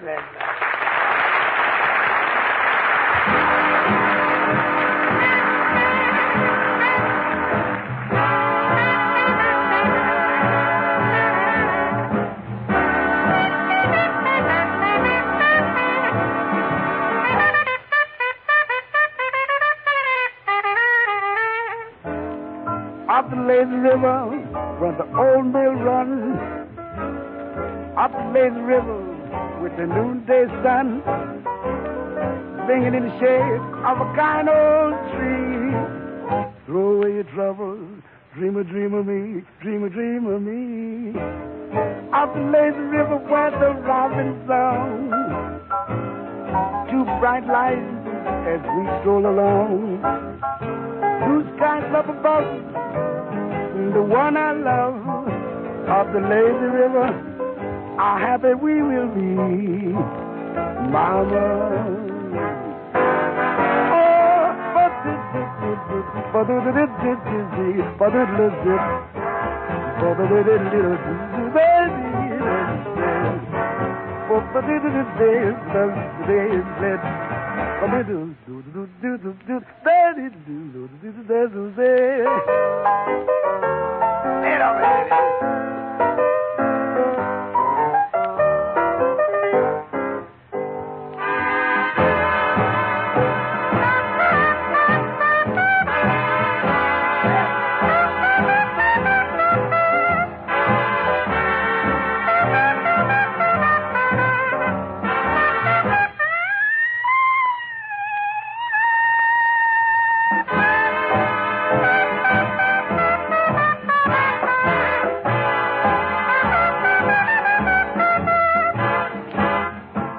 Out the lazy river.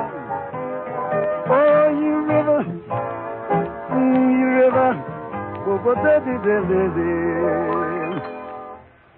batty Boo batty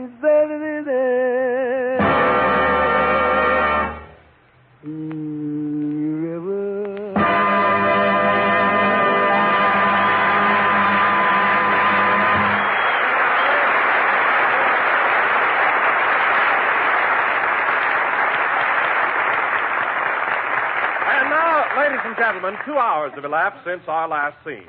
We take you now to Jack Benny's home in Beverly Hills, where he is busy dictating to his secretary. Take it away, Beverly Hills. However, madam, if you will send me 50 cents in cash or stamps,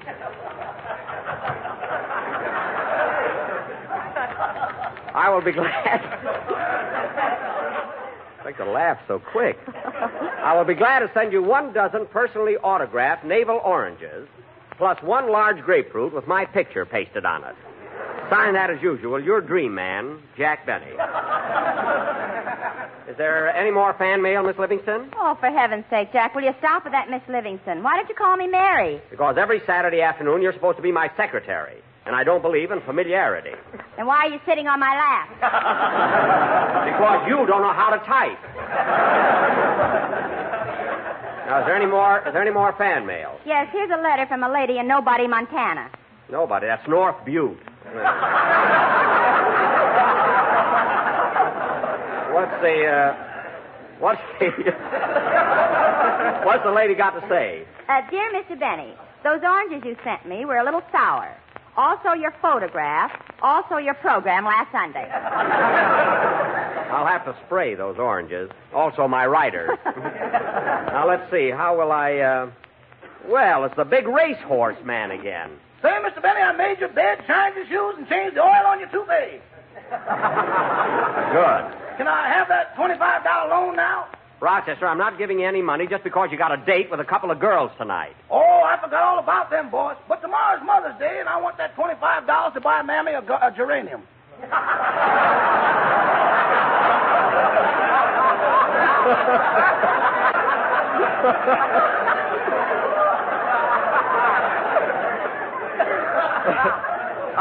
A geranium? Well, you should get quite a geranium for $25. Oh, it ought to be huge. Well, listen, Mr. Van Jones, the kitchen sink is full of dirty dishes. Now go do them. I just got a manicure. I don't care. Do those dishes. Manicure. He thinks he's going out stepping tonight. He's crazy. But, Jack, it isn't Rochester's fault that you lost money on his horse. That phony fortune teller told you to make the bet. You mean Princess Korsakoff at the tea room? Give me that phone, Mary. I'm going to call her up and give her a piece of my mind. Oh, darn it. Have you got a nickel, Mary? Here you are. Thanks.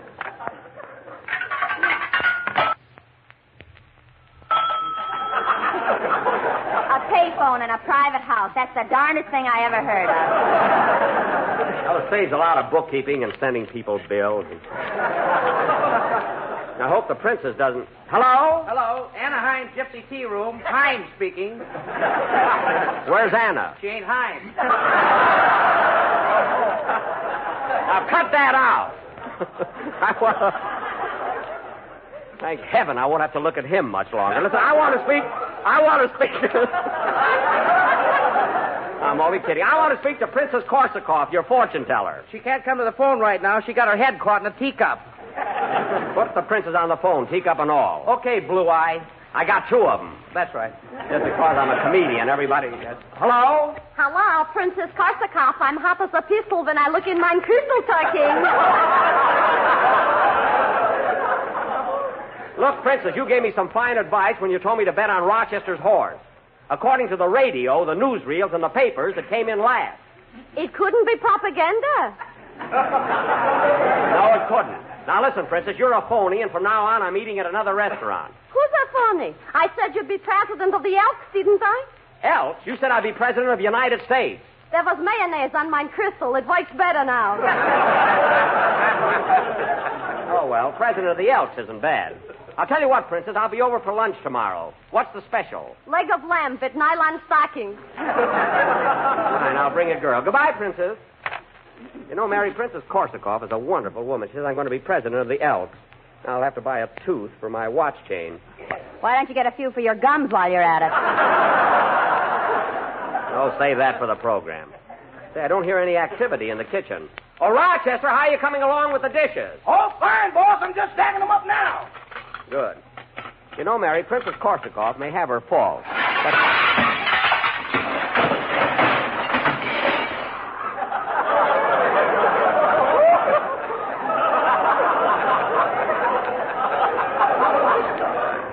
Easy does it.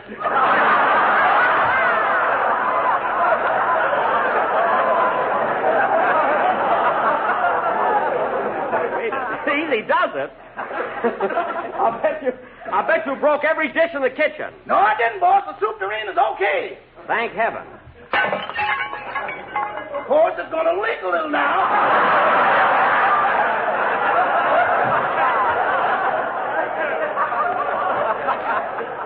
Rochester, those dishes are coming out of your next week's salary. Now go upstairs and press my blue suit. I'm going out with the boys tonight. Yes, sir. Hey, where do you fellas go every Saturday night? We have a bowling team. It's a lot of fun and good exercise.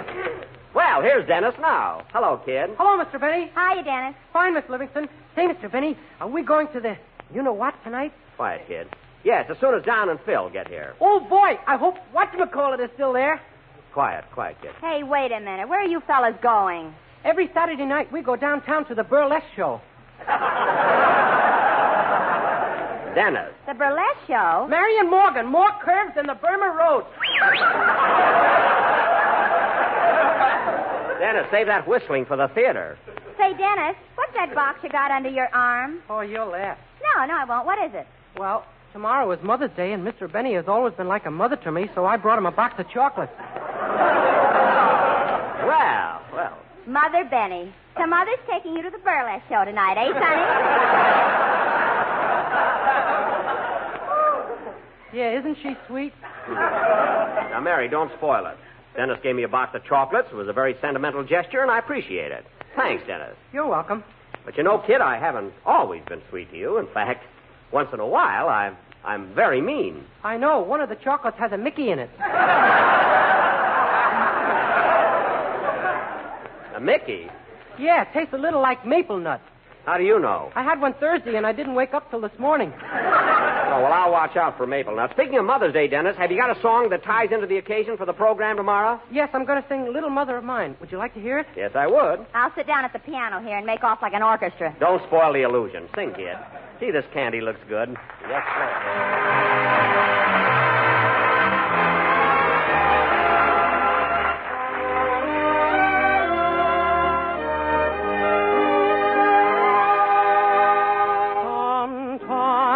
In the hush of the evening hour, when shadows creep from the west, I think of the twilight songs you sang and the boy you loved to rest.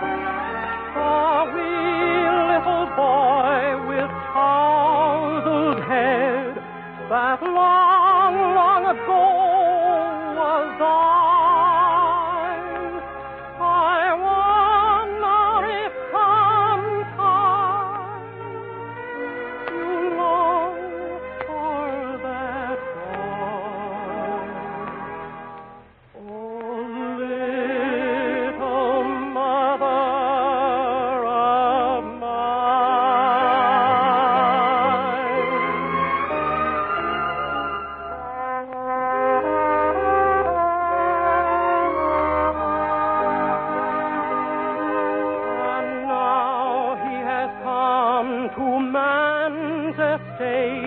grown stalwart in body and strong, you'd hardly know that he was the lad you loved with your slumber song. The years have altered the form and is unchanged by time, and still he is only your boy as of old. Oh, little mother of mine, oh, little mother of mine.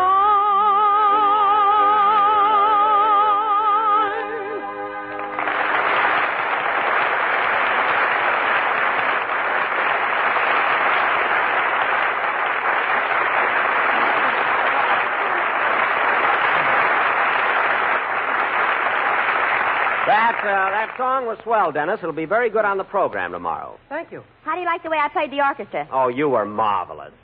Anyway, kid, that's a great number for Mother's Day. Speaking of Mother's Day, Jack, I sent Pop a check for $100. $100 to your father? On Mother's Day? She'll get it, don't worry. Oh, yes, your mother's a pretty big woman. She's taller than your father, isn't she? Only 2 or 3 feet. Well, that's enough. Say, boss, that pressure blue suit, how does it look? Fine. Now take it off and hang it in the closet. Okay. You always have to model everything. What a guy. Uh-oh, 8:30. Can I have that $25 now, boss? I got to get down to Central Avenue and buy that geranium for my mother. $25 for a geranium. Now, let's analyze this.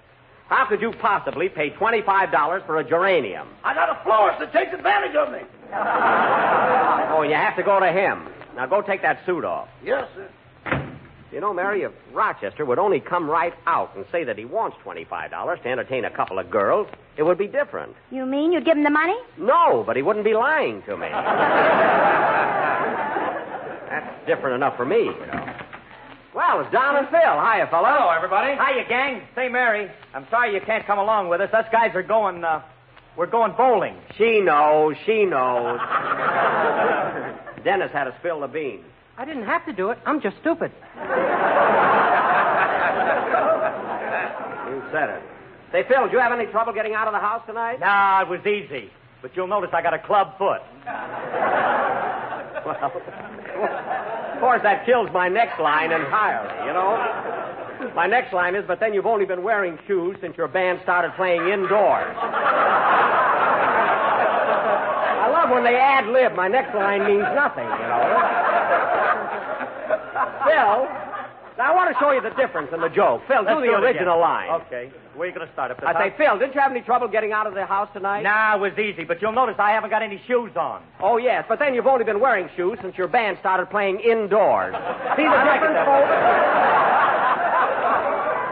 Phil, why didn't you tell Alice you were going to a concert or something? Oh, it's all right with her if I go out with you guys. I bought her a beautiful pair of mules for Mother's Day. Oh, bedroom slippers? No, mules. Jacassas.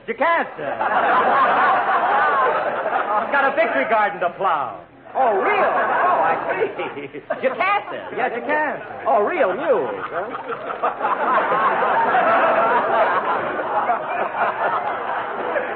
Well, that's, mules. That's a very touching gift. I named them Jack and Jerk after you. Thanks. I expected as much. Oh, while we're on the subject of Mother's Day, Jack, do you know what I sent my mother in Denver, Colorado? No, Don. What did you send your mother? A whole case of America's fastest-growing flake cereal. Malty rich, toasty brown, sweet as a nut, great nut flakes. Well, that's a wonderful gift. And I enclosed a little note that said, Dear Mother, remember the day the stork brought me? There I was, just a 12-ounce economy-sized package. 12 ounce? Don, if you only weighed 12 ounces, how come the stork went right from your house to Murrieta Hot Springs?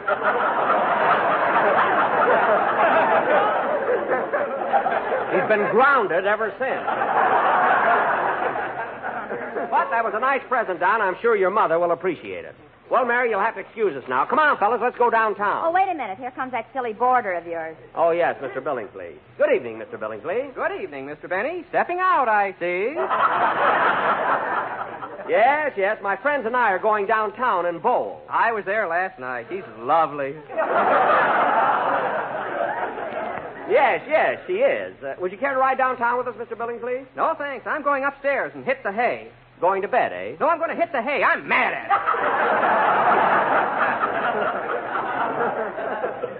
Oh, I see. Well, good night, Mr. Benny. Good night. There's very few of us left.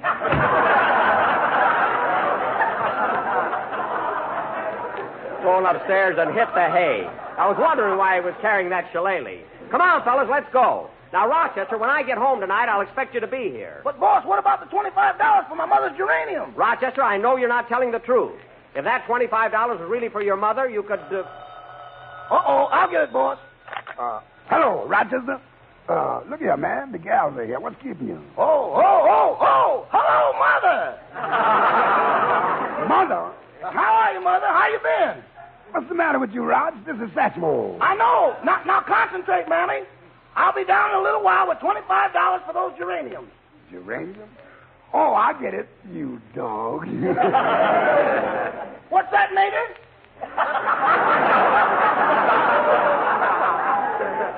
Just a minute, I'll find out. Say, Mr. Benny. What is it, Rochester? Can I have tonight off? Mother's having a little buffet supper for us children. Well, I think it might be, give me that phone, Rochester. But, boss. Give me that phone. I want to talk to your mother. But she don't speak English. Give me that phone. Okay. Hello, Mrs. Van Jones.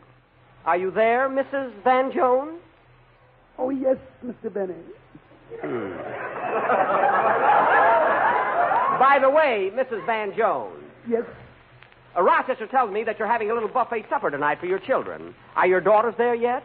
They've just arrived. Well, tell me, Mrs. Van Jones, are your daughters good looking? Mine is. I thought so. Well, I'm letting Rochester off, Satchmo, but you'll have to dig up the $25 yourself. Goodbye. Okay, Rochester, you can have the night off, but don't kid yourself. You didn't fool me, brother.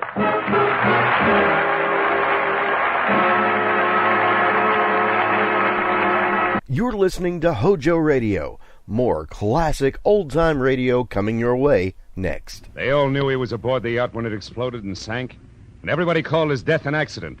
That is, everybody except the corpse himself. He said it was murder. From the pen of Raymond Chandler, outstanding author of crime fiction, comes his most famous character as CBS presents The Adventures of Philip Marlowe.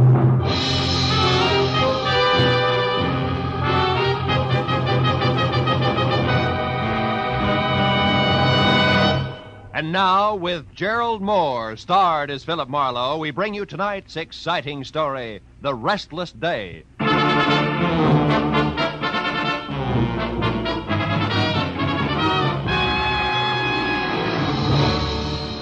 had been a long, hard Saturday night that topped off a long, rugged week.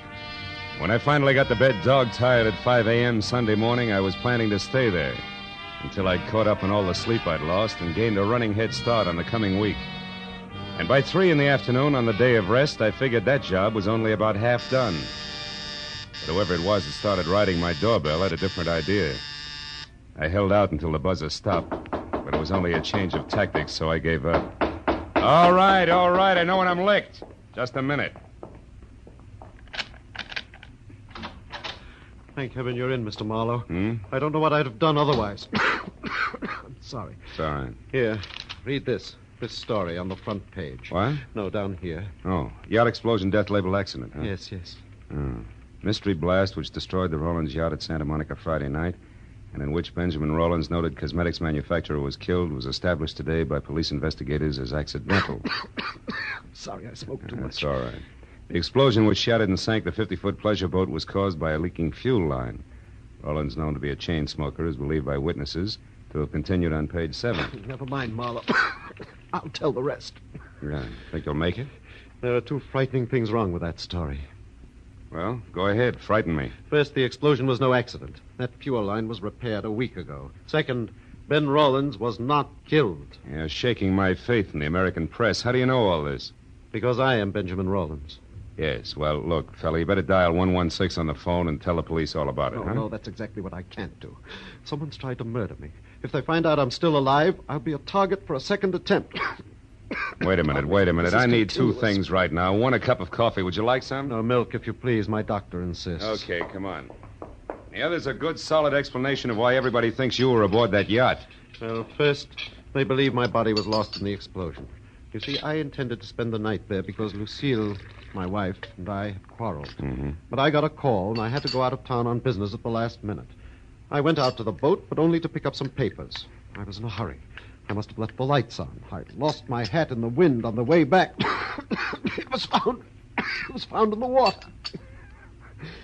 Apparently, I didn't secure the dinghy because that was adrift offshore. Mind you, I read all this in the paper when I got back this morning. Back from where? Phoenix, Arizona. Figures. I came in on the California Limited. You can check on that.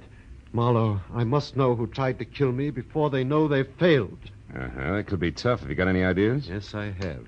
It might be any one of 3 people. 3? For instance, Walter Pittman, my ex-partner, threatened to kill me less than a month ago in New York when I won another court decision from him. Mm-hmm. Then there's my business manager, a fellow named Slater. I almost fired him last week, the arrogant fool.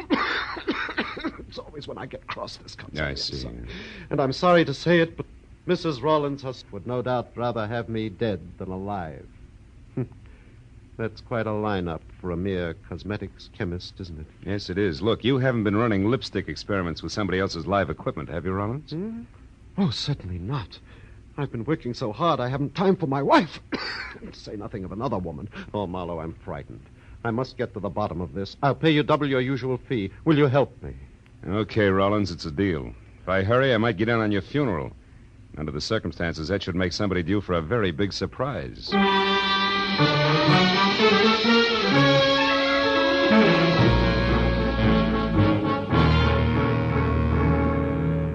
Shave and a shower later, and I checked my wheezing client's credentials, settled him down in my apartment with orders to answer the phone, but not the door, and drove out to Santa Monica, where the not very late Ben Rawlins had made his home. I had a list of names, addresses, and phone numbers of people close to Rawlins. That is, close enough to kill. I decided that Arthur Slater, the business manager, was my best bet for an opener.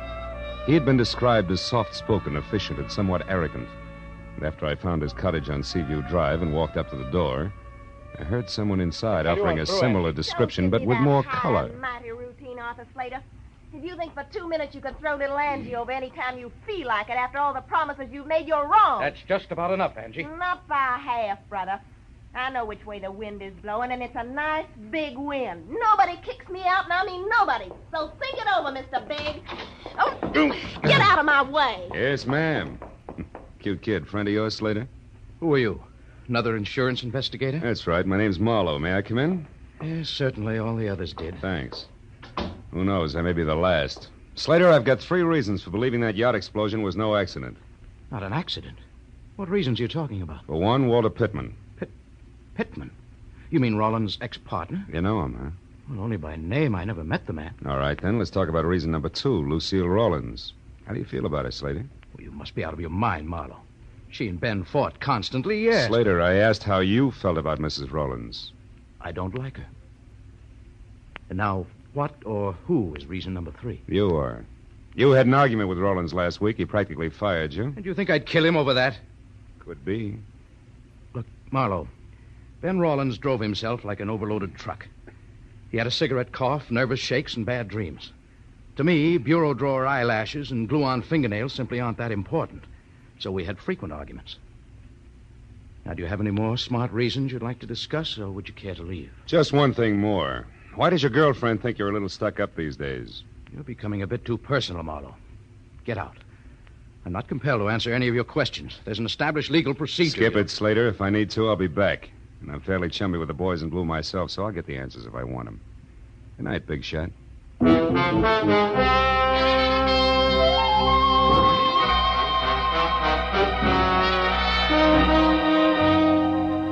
Arthur Slater was like a billiard ball, hard to rub the wrong way. And if he did have an angle, he was playing cagey. So as long as I was in the neighborhood and the trail was hot, I figured I'd have a talk with the Spitfire, Angie. It wasn't hard to trail her. The corner newsboy had heard her get into a cab. The cabbie swore he'd never forget her.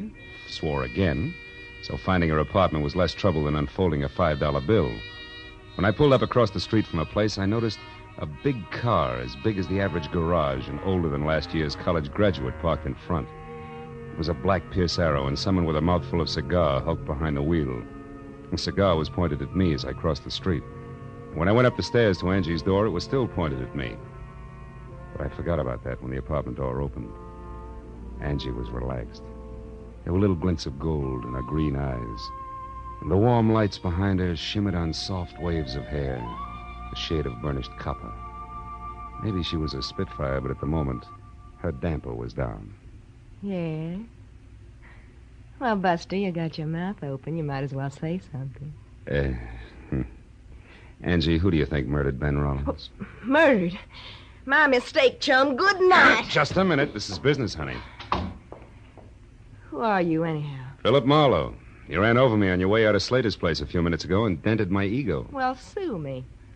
Who are you working for, Shamus? You wouldn't believe me if I told you. But I will tell you this, sweetheart. The explosion on that yacht was no accident. So I'm checking up on wives who'd rather be widows. Lucille Rawlins? Mm-hmm. Nuts. She was rolling in dough either way.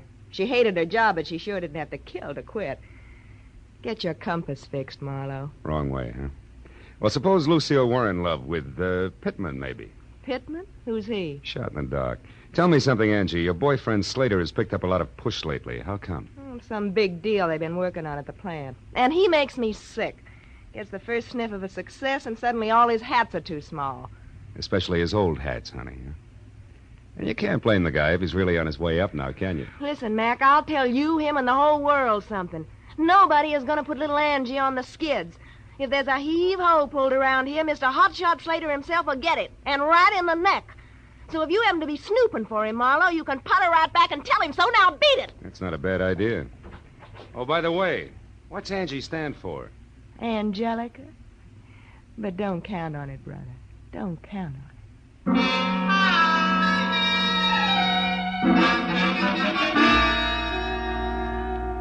As I went down the front steps, the cigar and the black Pierce Arrow lined up on me again and followed me as I crossed the street and got into my car.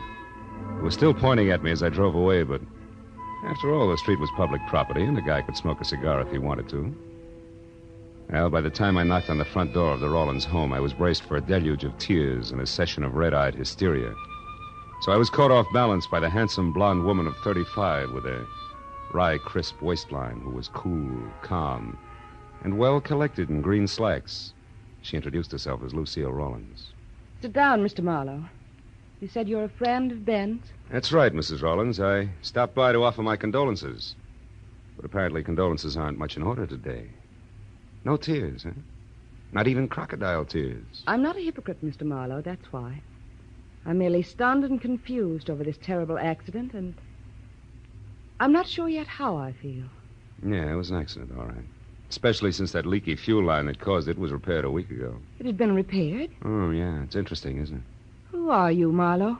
I'm a private detective, and I know a lot more than that. I know, for instance, that the insurance on the boat alone will keep you in pretty doodads for several years. And that's only a drop in a bucket. Mr. Marlowe, I think you'd better leave. And I think you better climb down off that high horse and listen. Because I haven't even started yet. Ben was a hated man by Pittman, by Slater, and maybe by you. And I can prove he didn't die accidentally, baby, so I'd like some nice straight answers, huh? When did you see Pittman last? I've never seen Walter Pittman. I don't even know what he looks like. Ben and I were married 2 years ago. He broke with Pittman long before that. But you're pretty chummy with Arthur Slater. That's a lie. Why, we hardly spoke until a week ago. You picked a poor time to get friendly, baby. Listen here, Marlowe. Mr. Slater, I ran into each other purely by accident one afternoon last week. I happened to stop in at a small bar in downtown Los Angeles. Mr. Slater was there at a table talking with some man, a stranger to me. When he saw me, he came over. He seemed upset. So upset. Wait a in minute. fact, that Is there anyone else here now? Well, no. My maid went out to the movies. What's the matter? I heard something, a noise. Sounded like it came from the service boys. Come on, let's have a look. Well, I don't know what any... Hey! The lights went off. Somebody turned them off. You better... Lucille, look out!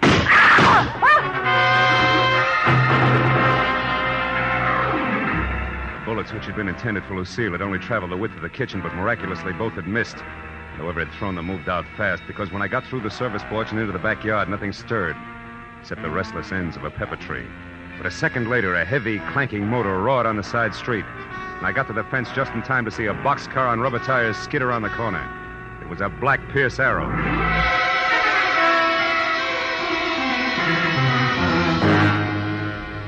I went back to the house, found the master switch, and turned on the lights. Lucille, her face strained and bloodless, stood in the kitchen door and watched me. A hole had been punched in the back screen door, and on the floor was a strange object which had been used to unhook the lock. It looked like an oversized bobby pin wearing rubber pants, which didn't mean a thing to me. But to Lucille, who stared at it like it was a centipede she just found in a cream puff, it meant plenty. Ben. What? It's like Ben himself was here. Like he wasn't killed at all. What are you talking about? What is this thing, anyway? I don't know. Part of some new invention he was working on. For the last month, Ben carried 2 or 3 of these things with him everywhere. Look, Lucille, where's your phone? Right there. Oh. But, Marlowe, you don't suppose... Who are you going to call? Friend of mine. He'd better be in, too. Marlowe. What's the matter, Marlowe? Busy? Yeah, busy. He's either talking to someone or he's gone out after leaving the phone off the hook. And either way, Lucy, that makes my friend very busy.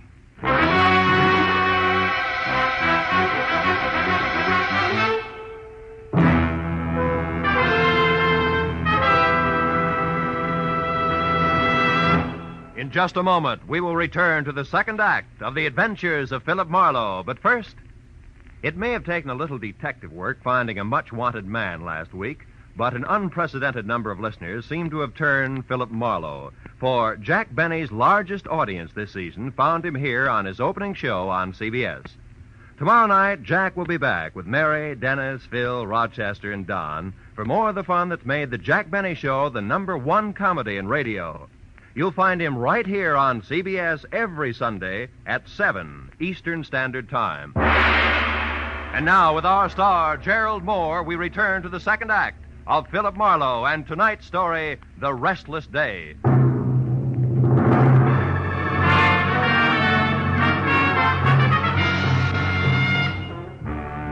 When I left Lucille Rawlins, the feminine target for tonight, I headed for Angie Gordon's, where I'd first seen the man with a cigar in his face, who I suddenly figured might be Walter Pittman.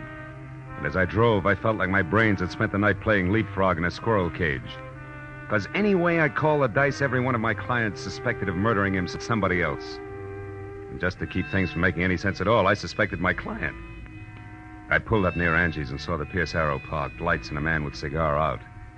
When I got close to the bungalow door, I knew that the lady was at home. Now, look here, and that she was receiving a gentleman caller, more or less. Tell me your name is Smith, which incidentally I don't believe.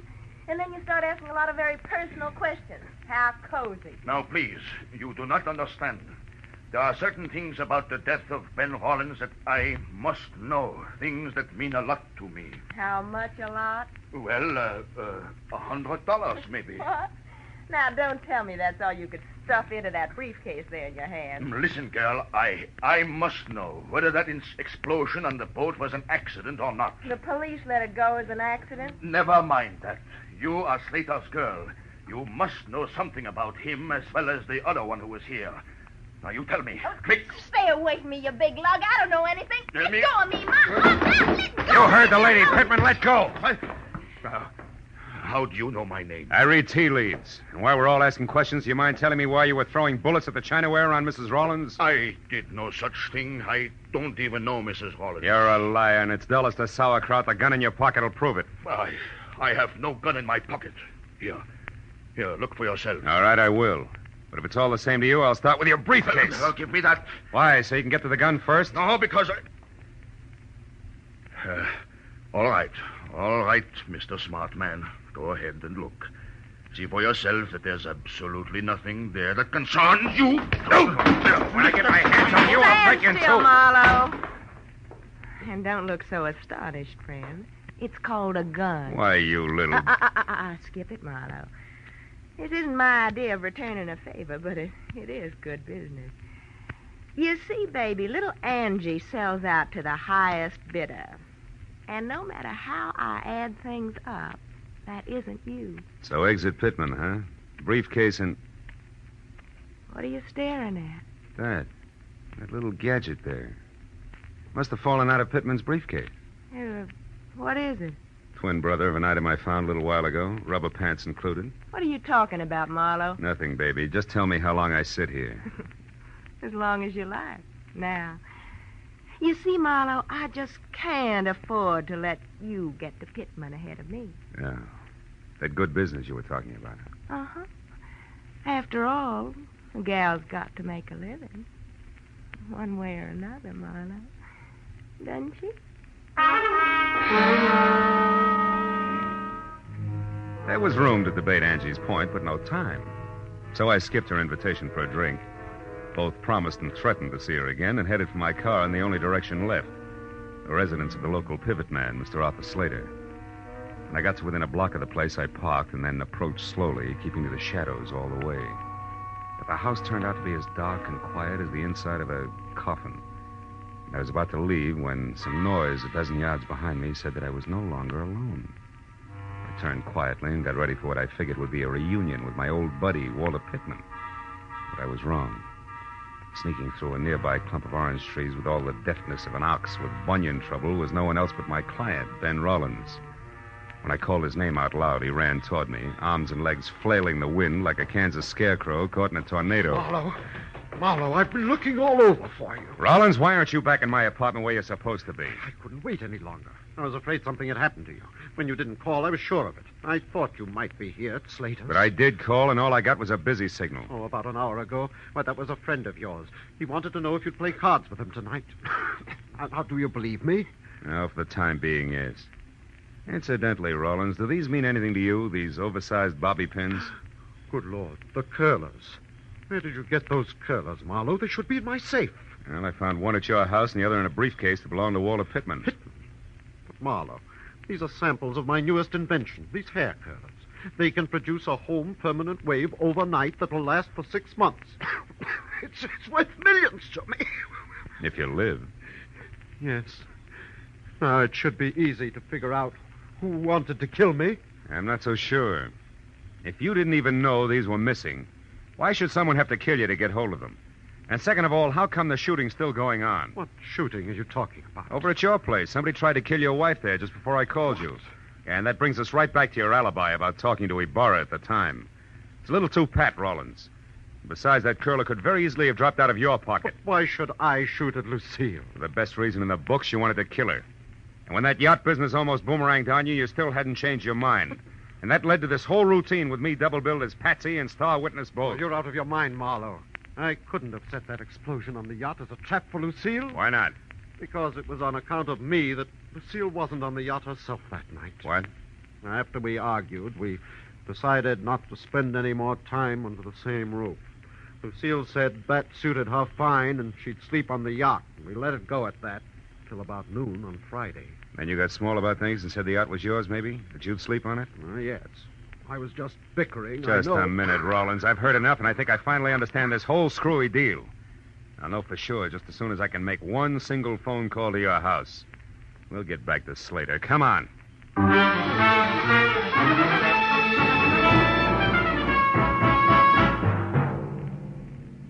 When I got to a telephone and through to the maid at the Rollins place, I was almost positive that in another minute I'd have both a solid answer for my client and a couple of clumsy customers for the law.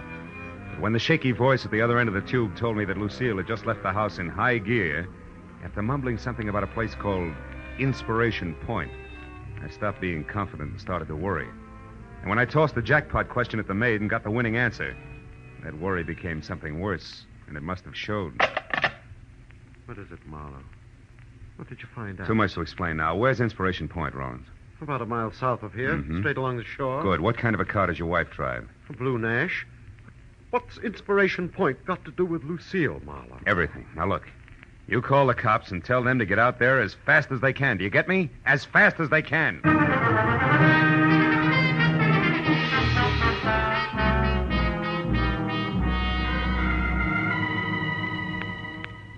Inspiration Point turned out to be an acre of windswept rock that overlooked the cold January sea. And after I saw Lucille's empty car, I crept, staggered, and fell down the narrow, winding trail that led from the road to the promontory itself. I was afraid that I was going to be too late to stop what I was sure was a hastily scheduled murder. But a minute later, when I rounded the last crazy turn in the trail, I felt better. Because standing only a couple of yards away from me, her hair slapping wildly against the upturned collar of her coat, and very much alive, was Lucille Rollins. I was about to breathe a sigh of relief when suddenly I caught the expression in her eyes. I turned to follow the line of her unblinking gaze, and I knew that I hadn't arrived any too soon, because the lady was being held at the point of a gun. A gun held by Arthur Slater. I closed my hand tight around the cold .38 in my pocket and moved closer. When you called me at the house, you said that my husband was alive and with you. Why did you lie to me? Because I knew that would bring you running. And I had to be alone with you, Lucille, so I could do what I missed doing last time. Last time? You mean the yacht? You did that? Yes. But somehow or other, Ben was out there instead of you. So that accident was a waste of time. But this one, the bereaved wife who jumped or fell to her death from the edge of Inspiration Point, won't be. But why, Slater? Why do you want to kill me? There's no time to explain, Lucille. And we'll take time, Slater. Marlowe, you! Yeah, me! Marlowe! Marlowe, he's going to kill me. Yes, honey, I know. He had to. Why, Marlowe, why? Because he stole your husband's invention to sell to Walter Pittman. He was going to go into business with him. But now when the cops get here, he's going first to a hospital and then to jail. A grand larceny and attempted murder. Attempted murder? What about Ben, Marlowe? Ben was a near miss, honey, nothing more. You'll see what I mean in a minute.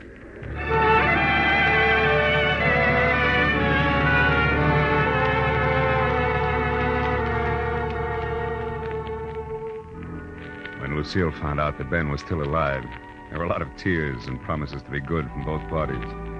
And it wasn't until an hour had gone by and the police had already booked both Slater and Pittman, who was picked up heading back for L.A., that Mr. and Mrs. Rollins were in any condition to sit down and talk things over, even with the help of coffee and cigarettes in the Rollins home. Then the whole scheme, Marlowe, was designed by Slater, who, as my business manager, had access to the new curlers. That's right. Knowing how Walter Pittman felt about you, Slater secretly contacted him to handle the manufacturing end, you see? Yes, I see. Well, a few changes in the design, and the whole thing would have been patented and on the market while you and Slater... Who pretended that Pittman was a stranger to him. Were still laboring away at last-minute changes. And when we learned about Pittman's product, Slater would act as surprised as Ben here. You're so right, Lucille. That was the plan. Oh, but it fell apart. See, it fell apart when you accidentally ran into Slater in that small bar in downtown L.A., do you remember? Yes. When he was with Pittman, the man you described to me as the stranger? Yes, of course. All right. Well, he realized then that with Pittman's product a success, you would sooner or later see a picture of Pittman, the newly rich inventor, and recognize him as the man you saw with Slater before Pittman's product was on the market. So that meant that Slater either had to get rid of Lucy or give up his entire plan. Have you got a match, Mr. No, I'm going to give them up. But Marlowe, was Pittman involved in the murder attempt, too? No. He drew the line at the theft. See, when he found out that you had died mysteriously, he turned up here to check on Slater because he couldn't afford to be mixed up in your murder. I see. But how did you figure all this, Marlowe? Well, after I had tangled with everybody, I was no place. Angie Gordon was looking for an angle. You, Lucille, were getting shot at. Poor darling. Yeah, and Pittman and Slater were not on the same team. At least as far as the business on the yacht was concerned. Nobody seemed to have a clear-cut motive. But when I told you that Lucille herself was supposed to stay on the yacht that night, you had the answer. That was the time. After I called your house and asked the maid the jackpot question, which was, who aside from you, Ben, knew that Lucille was going to sleep on the yacht Friday night? And she said Slater, didn't she? Yeah. Said something else, too. She also said that you had left for Inspiration Point in a big hurry. Yes. Then Slater tried to kill me first on the yacht, second in the house here, and finally out on the point. But in the end, it worked out fine, darling. Because the third time was the charm. For us.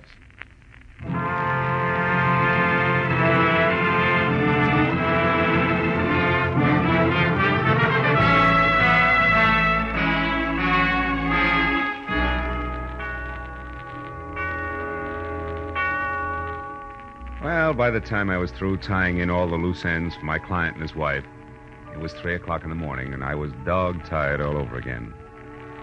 When I got into my car and started away from the place, Ben and Lucille were standing in the doorway waving at me and smiling. So as I drove back toward L.A., I forgot about the sleep I was missing and thought about them. A couple who couldn't get along until one or the other of them had been robbed, dynamited, and shot at. I guess it's really so. As the old bromide has it, the path of true love never does run smooth. Smoothly. It's smooth. Oh, well.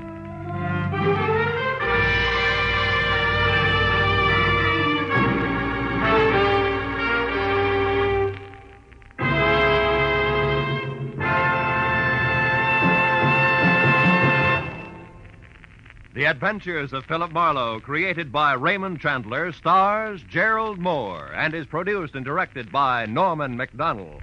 Script is by Mel Donnelly, Robert Mitchell, and Gene Levitt. Featured in the cast were Lorette Philbrandt, Edgar Barrier, Virginia Gregg, John Daner, and Jack Moyles. The special music was by Richard Arunt.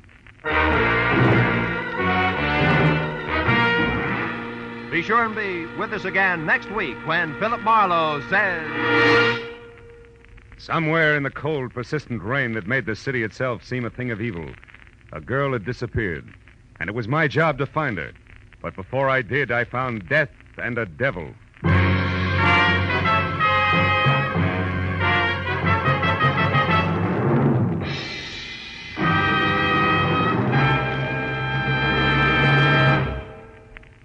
The Jack Benny Show's on CBS Sundays at 7 Eastern Standard Time, and comes right in the middle of 90 minutes of wonderful comedy on CBS's new early Sunday evening lineup.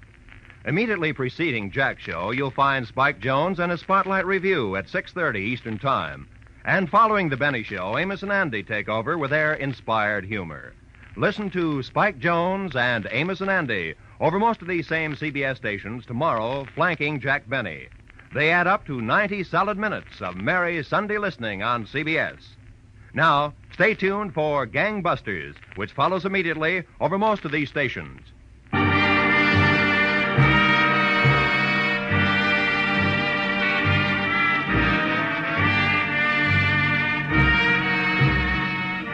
This is Roy Rowan speaking for CBS, the Columbia Broadcasting System.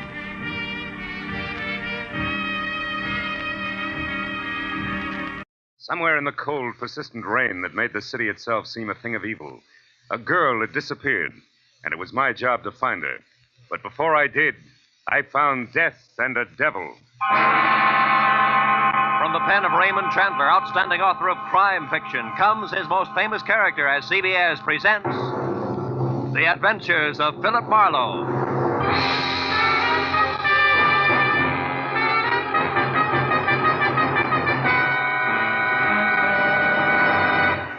And now, with Gerald Moore, starred as Philip Marlowe, we bring you tonight's exciting story, The Black Halo.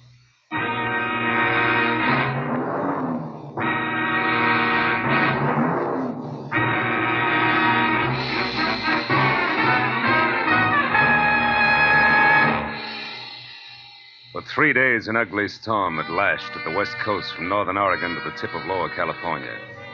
And although it was only noon when I drove up to the sprawling red brick house just south of Santa Barbara to meet a new client of mine, the black that was in the sky and the driving rain that was everywhere left the day bleak and wet and cold. Left it the kind of day that made you feel that logs blazing in a fireplace and a warm, dry robe were the only things that could matter to anyone. But when I got inside the house, Felix Drum, 350 uncomfortable pounds of executive in a wheelchair, who made his living importing perfumes, was very worried. And not about the weather outside. Marlowe, Julia Perry is gone. I want you to find her and bring her back. And the sooner you do that, the better. And the more I know, Mr. Drum, the easier it'll be. Exactly who is Julia Perry? My assistant. Very capable girl, who in the past 6 months has practically taken over my entire business. She handles most of the work from her cottage here on the grounds where she lives. Mm-hmm. She also has some little cubbyhole in Los Angeles where she keeps her files and some sample stock. Do you have the address of that cubbyhole? If I knew the answer to everything, I wouldn't have hired you. And anyway, it isn't important. Hand me that little bottle. This one? Yes. No, here. Thank you.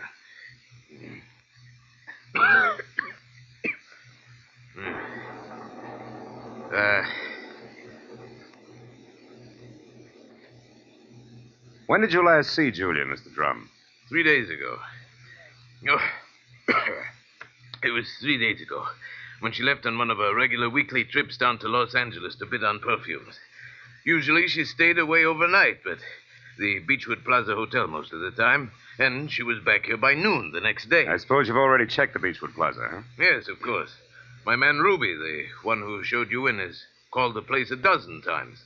But they only know that Julia registered there 3 days ago and hasn't been seen since. Well, what about the girl herself, Mr. Drum? I mean her background, friends, family, that sort of thing. As far as I know, Marlowe, Julia has no friends, no family either. She's just a sweet but smart little girl from someplace in Kansas. Mm-hmm. No beaux, not even nice ones, huh? I don't think she had the time. You see, when Julia first came to work for me, she wanted to get ahead, and I gave her the chance. She made good. Mm-hmm. Today, she's as much my right arm as Ruby is my leg. Mr. Drum, did you notice anything unusual about Julia's behavior lately? Yes, and that's the reason I'm worried. About 2 weeks ago, I saw changes in the girl, Marlowe. She seemed less spry, more preoccupied. Oh? Yes. I figured it was overwork myself, since the end of the year always means detailed annual reports, so I made no comment at the time. I see. Tell me, Mr. Drum, what does she look like? Well, I have no pictures, but she's a blonde of medium height and was wearing a plaid raincoat and little circle of a hat when she left. Uh-huh. Altogether, she's sweet and simple, if that's what you mean. Yeah. Do you mind if I stop into the cottage on my way out? Marlowe, you turn the place inside out if it'll help any. Only since I'm certain that Julia's in some kind of bad trouble, you be quick and find her.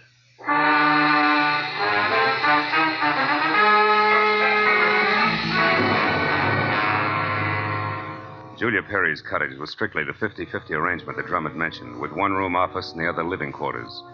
In the office, I found everything in its proper place, so I moved to the other room. The moment I stepped over the threshold, the white fluff that trimmed the quilted bedspread and the splash of color in the drapes said that Julia Perry had to be something soft and warm. The half a dozen quietly tailored suits that were lined up in the closet like a squad of soldiers facing right told me that she was also simple and neat. I ran through the pockets of her clothes and all the drawers and closets in the room, trying to find something that would give me a lead that I was sure I had to have. After 20 minutes, I'd found only a leather cigarette case, a package of peppermint lifesavers, and a maroon and gold monogram book of matches, the cover of which was half torn off so that I could only be certain that the middle initial was a V and that an E or an F were on either end. But since the name and address of an L.A. novelty company was on the inside, I bought the matches as a starting point, dropped them into my pocket, and headed for the door. When I opened it, I was surprised to find Ruby, Drum's right-hand man, purple scar and all, standing in the rain, and staring at me like my ears were spinning. You seem to be a very thorough man, Mr. Private Detective. And you seem to be a very nosy one. What do you want? To help Julia, nothing else. Here's a postcard that came for her this morning. It was mailed in L.A. yesterday. Yeah? Dear Julia, tried to reach you at Santa Barbara 1181 both yesterday and today, but got no answer. I'm leaving. I'm leaving town tomorrow. As one little girl who fled life in Haven, Kansas to another, I would have enjoyed seeing you again. For a bit before I moved on to who knows where. Anne. Santa Barbara 1181. That the number here? Yeah. It's Julia's private business phone. Well, what do you think? The postcard any help? Possibly. Tell me, Ruby, why didn't you show this to Mr. Drum? I forgot about it until just now. You're a liar. Well, it's on account of the postcard was delivered here to the cottage. Which is no man's land for you? Yeah, sort of. Mr. Drum doesn't like people who work for him mixing socially with each other. Or maybe a sweet kid like Julia hasn't got any use for the passes you've been making at her, huh? Hold it. I like Julia, and even if she don't go for me, anything I can do to help her, I still do, understand? Yeah, I understand. I'm not so sure I believe. Goodbye, Ruby.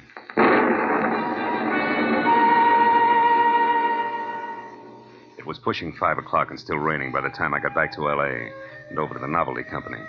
Once there, I presented the torn book of matches that I had found at Julia's cottage to a bald man with horizontal question marks for eyebrows, and who, at the crinkle of a $5 bill, tore himself away from his racing form long enough to check the files for a set of maroon and gold initials that had a V in the middle. And it was 6 o'clock before I had the answer, which was EVE. And they weren't initials, but the front name of Mrs. Eve Bentley, who lived in a villa at the Swank Sunset Terrace Apartments. And according to the gentleman who said he knew his oats, was a very classy filly. An hour later, I was at Mrs. Bentley's front door, and while I made with the chimes and waited, I wondered just how much a guy who loves the ponies could know about women. But when the door opened, I had my answer. Yes? What is it? Mrs. Eve Bentley wasn't beautiful, but she was everything else, including a shimmering yard of gold hair piled high on her head and held in place by a knot of pearls that no Boy Scout ever tied.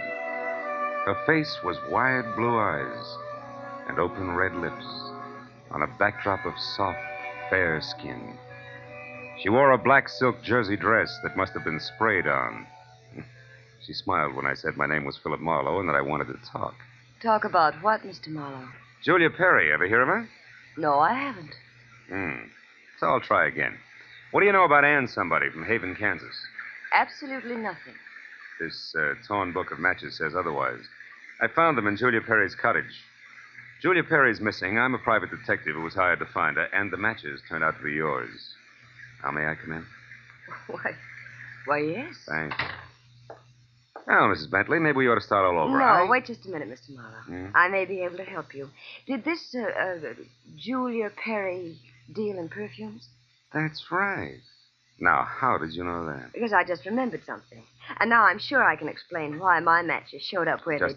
Just a minute. You know, whenever I'm talking to a beautiful woman, somebody's always creeping around in the kitchen. Who is it this time? Oh, really, Mr. Marlowe? There's a storm outside, and there are windows and trees.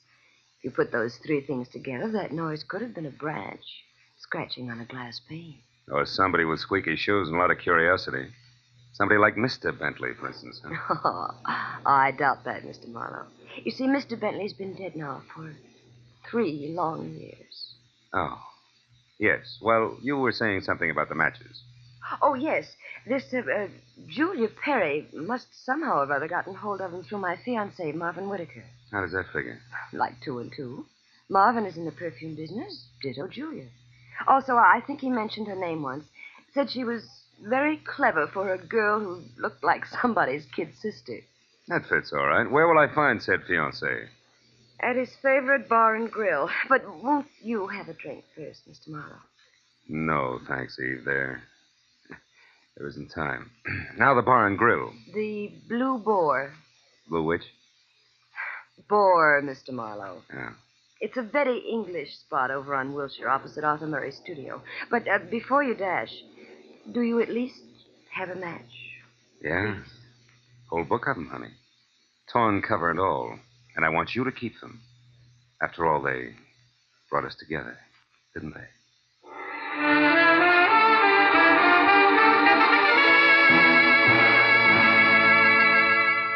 When I got outside, I postponed my run between the raindrops over to Wilshire Boulevard long enough to take a look behind the villa. And there, in a newly planted strip of clover lawn below Mrs. Bentley's kitchen window, I found something which was no surprise. 2 clear prints of a man's shoe. But from there on out, I got nothing more than a lot of rain down the back of my neck. So 10 minutes later, I dripped into my car and headed for the Blue Boar and Eve Bentley's gentleman friend.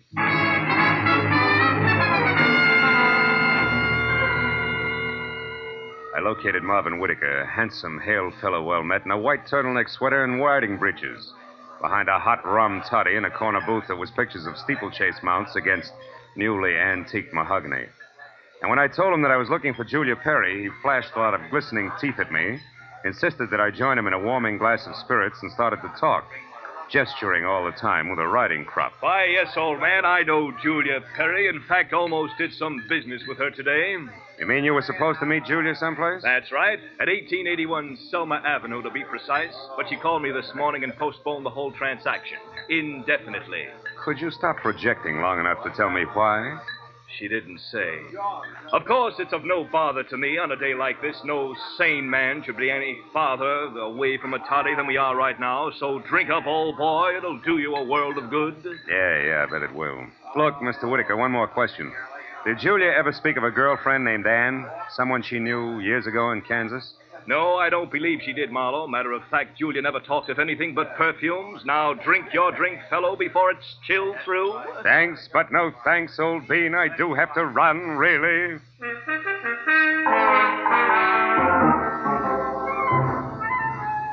was a 20-minute drive to the address on Selma, and the rain had stopped by the time I got there.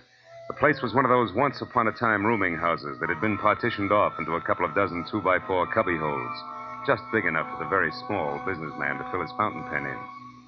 When I got to the door and asked the scrub woman, who was a lot of wild red hair around 2 pop eyes for Julia Perry, I knew I was moving in the right direction, because the lady standing in front of me was anything but calm. And more important, she had just heard a pistol shot from the back of the house. Yes, that's right. A pistol shot not over 2 minutes ago. I'm sure that Perry girl had something to do with it. Because when I come from inside, I saw her rush out down these steps. Did she say anything? I don't know. She was gone out of sight before I could open my mouth. But I know it was her on account of that plaid coat and little hat she wears. Yeah. Now, which room is hers? Come on. Well, that one there with the light showing under the door. But it's locked. You won't be able to get in. I just tried. Well, we'll try again for luck. It's not the best lumber. Believe me. This is terrible. Nothing like this has ever happened to me before. It's a man. Yeah. A dead one at that, Granny. Do you know who it is? Uh-huh. Well, the mud and clover grass on the bottom of his shoes, I'd tag him as a guy who was looking in a lady's kitchen window about an hour ago. But from that purple scar on his chin, I can do even better than that. The name, Granny, is Ruby, a guy I thought was still in Santa Barbara.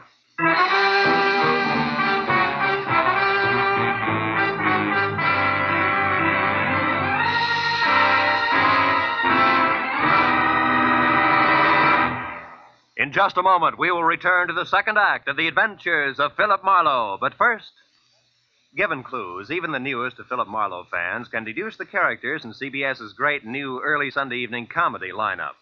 The washboard leads you to the one and only Spike Jones. The bumblebee? Well, of course, that's for America's most famous non-virtuoso violinist, Jack Benny, who follows Spike Jones on CBS. The two A's, Amos and Andy, who are heard on CBS immediately following Jack Benny. So it's really no mystery at all why millions of Americans now stay tuned to CBS on Sunday nights for these three superb comedy shows in succession. Spike Jones and Amos and Andy over most of these same CBS stations, and Jack Benny over them all. And now, with our star, Gerald Moore, we return to the second act of Philip Marlowe and tonight's story, The Black Halo.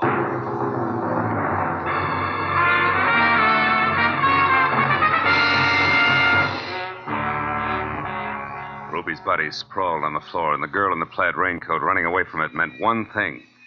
Julia Perry's trouble was important, like life, but more like death. A half sneer was congealed on Ruby's face, and his eyes, turned waxy, still held a look of mild surprise.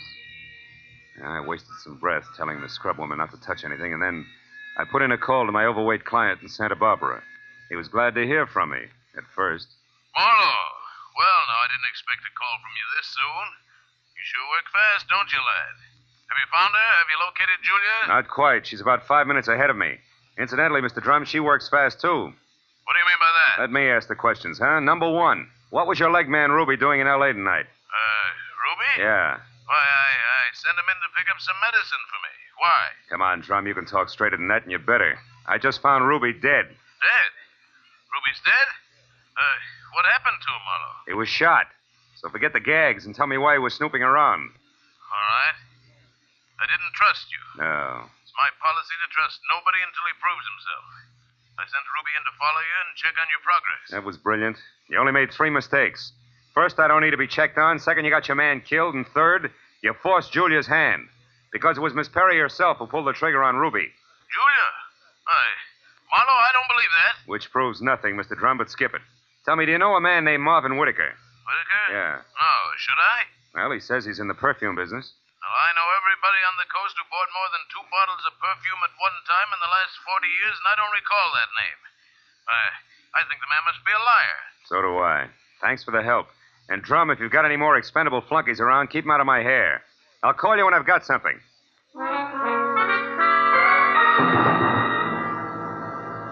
I called homicide next and told Detective Lieutenant Ibarra where to find the body and who was responsible for it being in that dead condition. When the question of why came up, I admitted I was still shooting blanks. I told him about the razzle-dazzle Whitaker had handed me and named the Blue Boar on Wilshire as my next stop. Ibarra said he'd call me there, and when I got to the entrance of the place, I saw Whitaker, draped in a trench coat that involved enough cloth to rig a 4-masted schooner, standing in the anteroom, impatiently smacking his leg with that riding crop. He looked positively dashing. Question was, which way? Hiya there, Marlowe. Hey, old boy, you look upset. Anything wrong? I may be upset, Whitaker, but you're the one that's going to spill. First, are you leaving or coming back? I'm just leaving. Been here all the time since I talked to you? That's right. You see, my coat is perfectly dry. Stopped raining half an hour ago. Well, you see, if I'd been outside, I would have known that. But why this third degree, Marlowe? What's up? It's a long story. Maybe we better sit down and talk it all over from the beginning. Oh, I'm afraid I can't. Not just now. I've got a date. She'll keep. Not this one. It's something rather special. Special, huh? Like Eve Bentley? Now, look here, old boy. You're prying into my personal affairs. Whittaker, I'll rip the lid clear off your personal affairs if necessary to get a clean answer out of you. Now, what do you really know about Julia Perry? I told you once. Are you implying that I'm a liar? At least that. For instance, who puts out Amir?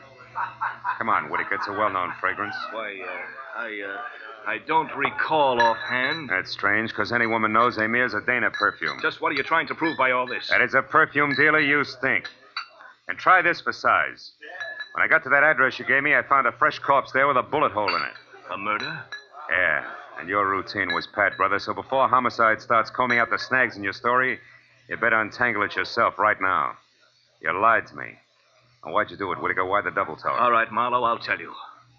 I'll tell you this! Oh! It was as quick as a wounded cat. The riding crop slashed across my face even before I'd realized he'd moved. And by the time the red light stopped dancing in my eyes, Marvin Whittaker was gone. I turned as the head waiter walked up to me. He studied the hot red welt rising on my face for a moment and then murmured discreetly that if my name was Marlowe, I was wanted on the phone.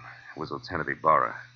Marlowe, you can stop beating the brush for Julia Perry. We found her. You did? Where is she, Ibarra? She's out in the alley here, behind the Beechwood Plaza Hotel, Marlowe.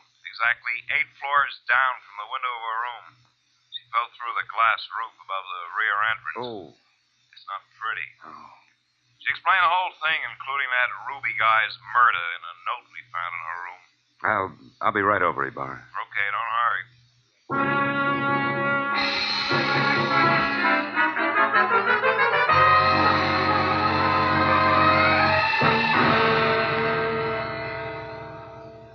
The old story, Marlowe. When Drum finally got around to trusting her, he practically gave her his business. It was too much temptation. Mm-hmm. She'd been stealing from him in a big way for almost a year, her note says. And she decided to run for it when she knew she couldn't hide the thefts any longer, huh? That's right. That Ruby caught on some way, and she killed him, but I guess murder was too rich for her blood, so she came back here, thought it over, and then checked out. Yeah. All she left behind was a little plaid raincoat and a purse over there. Hey, she was wearing a dinky hat, too, Ibarra. Did you find that? Mm-hmm. Come over here to the window, Phil. See down there on that canopy, that little black circle? That's her hat. I sent Mooney down to get it. Can't leave any loose ends around, you know. Yeah. That light, Lieutenant? Oh, sure. Here you are. Thanks. Hey, what happened to you? That welt on your face, Phil. Oh, I backed that horsey liar named Whittaker into a corner, and he slapped his way out with a riding crop. And speaking of loose ends, if I ever catch up with that... Ibarra, where did that stuff on the dresser come from? Well, this out of the pockets of Julia's plaid coat. Why?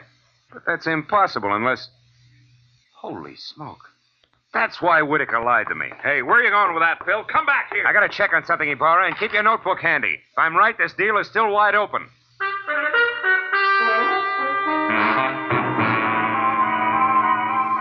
All the way from the suicide's room in the Beechwood Plaza out to the widow's villa in the Sunset Terrace, my mind juggled a jumble of facts, trying to beat them into a brand new pattern. A pattern that had to include an object Ibarra had found in the pocket of that plaid raincoat. It almost made sense, but I needed just a little more. Well, when I turned into the parking lot at the Sunset Terrace, rain began to fall again. Thin, cold rain. I walked to Eve Bentley's door and pressed the bell.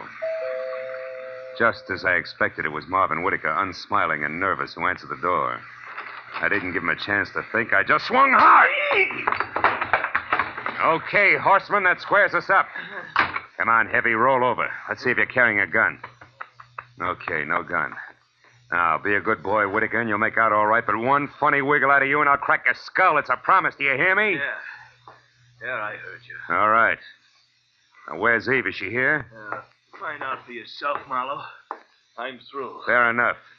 But just so I'm not talking through my hat, I'll take a look in her closet first. She won't be in there, I guarantee. No, but her future might be. Now, let's see. It's got to be in here someplace. Oh, yeah. This is probably it.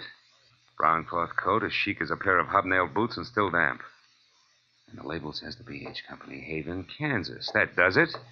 I've got it all now, and my chivalry just died. Where is she, Whitaker? Where's Eve? Right here, Marlowe. Uh-oh, don't try that. I guess you really do have it figured out, haven't you? Yes, Eve, I have. Sorry it turned out this way, because you had your points as Eve and as Julia. Don't put it in the past tense, Marlowe. As Eve Bentley, my life is just beginning, and now I've got everything I ever wanted as Julia Perry. Then you're Julia Perry. I was, Marvin. She still is, Whitaker. At least that's what the bailiff will call it in court. There won't be any court, Marlowe. Oh, I'm afraid there will, baby. You're twice a killer now, and both for the same reason, remember? First Ruby, because he saw you as Eve. And the girl you pushed out of the hotel window, who was no doubt Anne, your old chum from the hometown. She must have seen you posing as Eve, too. All right, Marlowe. Anne ran into me by accident and ruined everything. I had no choice. I promised her money and then told her to go to my room at the Beechwood Plaza and wait for me. Eve, I can't believe this. It can't be true. Yes, Marvin, it is true.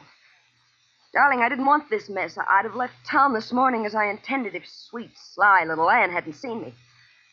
I tried to get rid of you the easy way, Marlowe. When I sent you to Marvin, the Selma Street address he gave you should have led you to the end of Julia Perry. Is that why you phoned me and told me to lie to Marlowe? Yes, Marvin.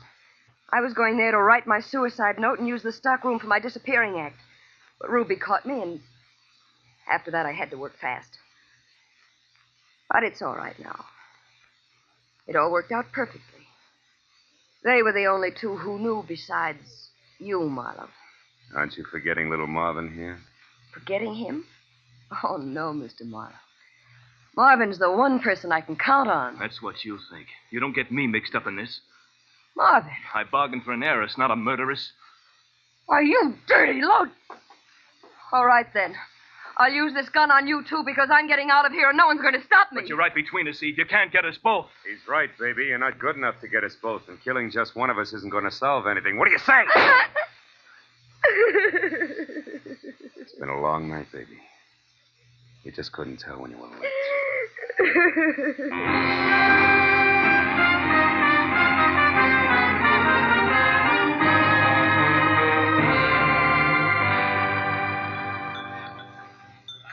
You want any more of this coffee, Marlowe? No, it's sludge, Lieutenant. I wonder what Julia Perry uses for a heart. You know, she planned the thing for 6 months when she first set herself up as Eve Bentley. Mm. And it probably would have... Want to check now? Oh, yes. Probably would have worked if everything hadn't closed in on her. Yeah, her friend Ann from Kansas, Ruby the leg man. And you with that torn book of matches. Incidentally, that was pretty fast figuring up in the hotel room there, Marlowe. Oh, not so fast, Ibarra. I knew Eve had those matches because I left them with her. So when you found the same matches in the pocket of Julia's plaid coat, it figured.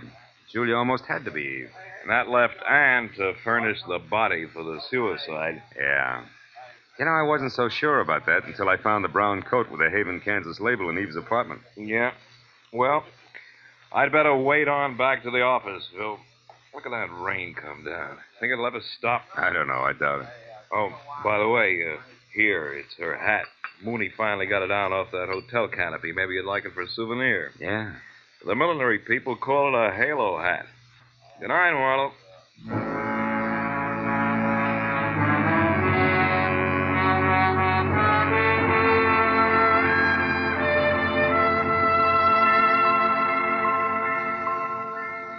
I sat there a while after Ibarra left, looking at the rain in the street and the cold coffee in front of me and Julia's little round halo on the table.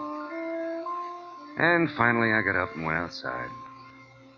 Dirty water scudded along the gutter and gurgled thickly into the sewer drain at the corner. For a minute I caught a glimpse again of the girl I'd figured Julia Perry to be when I went through her cottage in Santa Barbara. Yeah, that girl was an angel. But when I finally caught up with her, her halo turned out to be black, jet black, inside and out. I dropped the little hat into the gutter and watched it go as far as the drain at the corner. And then I went home.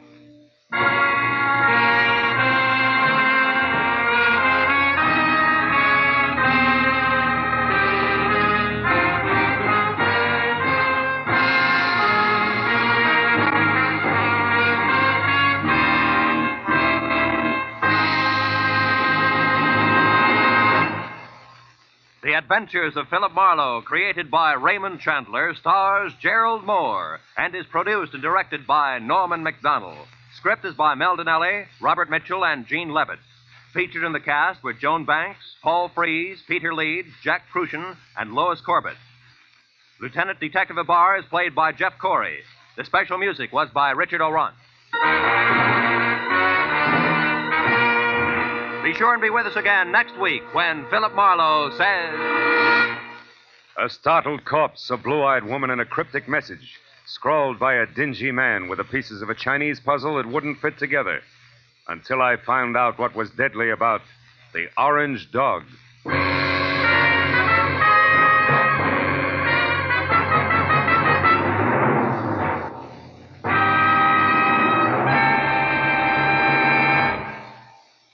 You'll find a whole hour of fun, variety, music, and thrills on Sing It Again tonight and every Saturday, for it's heard over most of these same CBS network stations.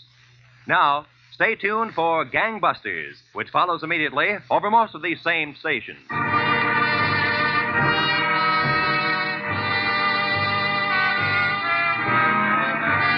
This is Roy Rowan speaking for CBS, the Columbia Broadcasting System.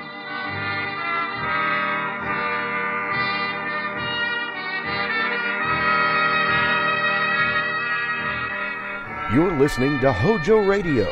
Stay tuned. The story of Dr. Kildare. Whatsoever house I enter, there will I go for the benefit of the sick. Whatsoever things I see or hear concerning the life of men, I will keep silence thereon, counting such things to be held as sacred trusts. I will exercise my art solely for the... The story of Dr. Kildare, starring Lou Ayres and Lionel Barrymore. Metro-Goldwyn-Mayer brought you those famous motion pictures. Now this exciting, heartwarming series is heard on radio. In just a moment, the story of Dr. Kildare. But first, your announcer.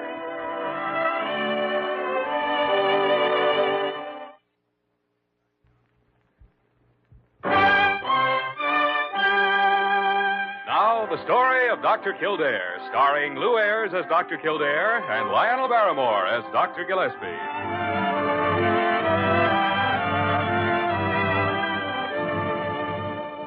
Blair General Hospital, one of the great citadels of American medicine. A clump of gray-white buildings planted deep in the heart of New York. The nerve center of medical progress, where great minds and skilled hands wage man's everlasting battle against death and disease. Blair General Hospital, where life begins, where life ends, where life goes on. Dr. Gillespie, I don't care how strong a hunch you have. Things have been quiet around the hospital for over a week. What could happen? Parker, anything could happen. A meteor could fall on the East Wing. We could have an epidemic of bubonic plague. Carew could suddenly become intelligent. Oh, that's ridiculous.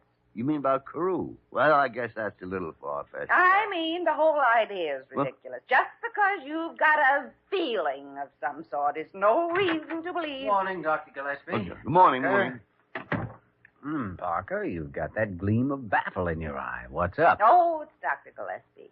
He has a hunch some catastrophe is about to happen. Well, don't worry about it. I've seen his hunches turn out wrong before. Maybe so, Jimmy, maybe so, but you've also seen them turn out right. Sure, sometimes. Law of averages. Law of averages. Oh, dear. Carew, for the first time in my life, I hope you really do have a crisis. Oh, I do, Dr. Gillespie. We do. Blair Hospital does. What sort of a crisis, Dr. Carew? Oh, it's most upsetting. A new patient came in about an hour ago. Well, now, Carew, we've met that particular crisis successfully before. But you don't understand. This man has already disrupted hospital routine simply no end. What's he done? Dr. Kildare, he insists on keeping a pistol in his room and some kind of a musical instrument, a guitar, I believe he calls it, and he won't take his hat off. Won't take his hat off? Precisely, Dr. Kildare. Carew, what's the name of this problem patient? One that's quite in keeping with his occupation. He's with a Wild West show that's playing across town. A professional cowboy, he calls himself. His name is Buffalo Barney McClure. Oh, Dr. Carew, I still don't understand what disturbs you so much. Dr. Kildare, if you can imagine a man with long hair, a mustache, and a goatee sitting up in bed in a hospital gown, holding a pistol, and wearing a 10-gallon hat. Well, it's a perfectly horrible sight.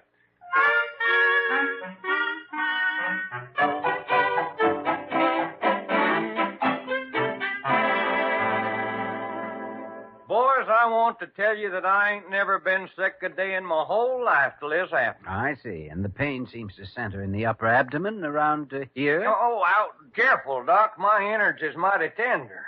They're mighty tender. Mr. McClure, what about that fall you took from your horse last night at the show?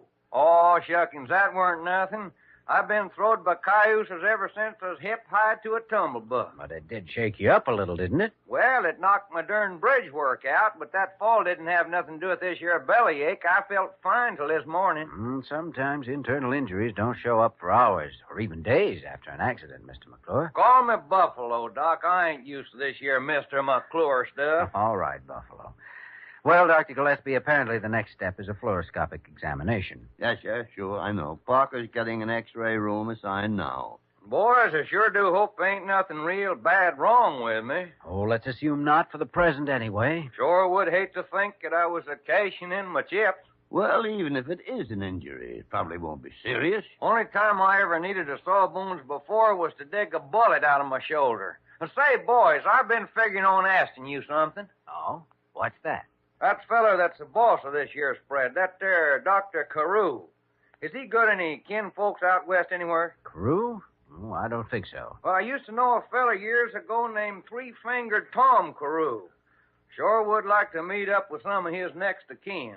Well, I doubt very much if any relative of Dr. Carew's would let himself be called Three-Fingered Tom. Come in.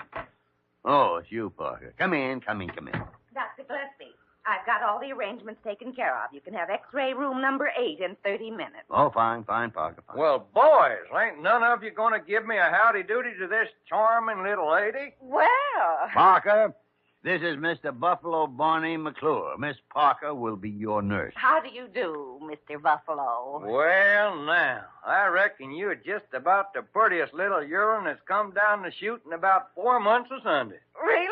Buffalo? Are you quite sure you know what you're saying? Why, you doggone right, boys. This is my kind of a filly, fresh and sweet as a cattle range in April. Kildare, there's only one explanation. This man's worse shape than we thought.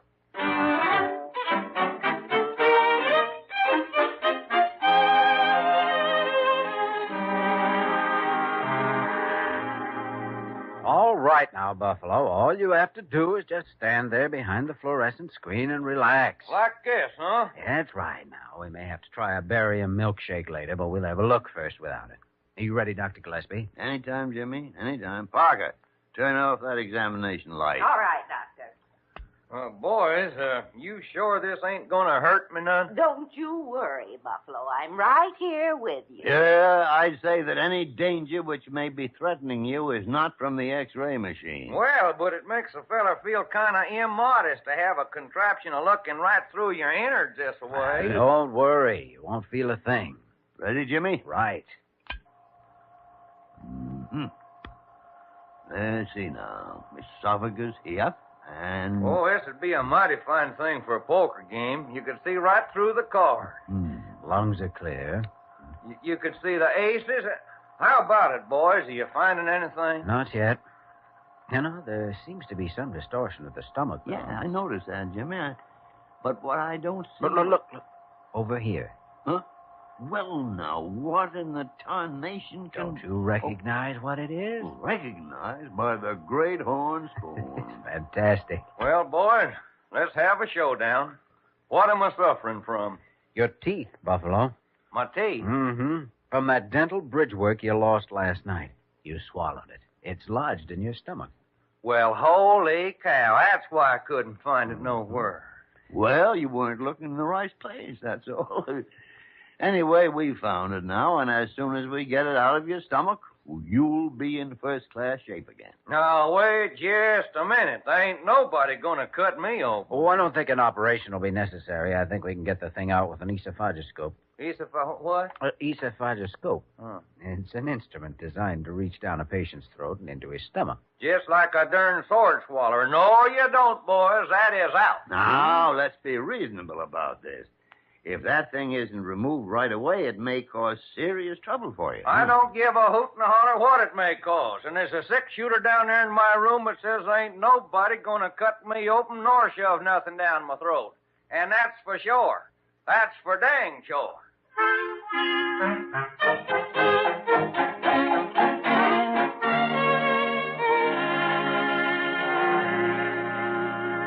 Well, I don't know what to do, Dr. Gillespie. If he won't give his permission, we can't force him to go through with it. Well, confound it, Jimmy. He's got to go through with it. He can't go walking around with his stomach full of teeth. Oh, I feel so sorry for poor Buffalo, and he's such a wonderful man, too. Cattle Range and April Parker is speaking. That's just his way of being gallant and charming. Why, you've got yourself thrown, hog-tied, and ready for branding before he's even swung his lariat. That's all right, Dr. Gillespie. You can tell by the way he talks. He knows a pretty girl when he sees one.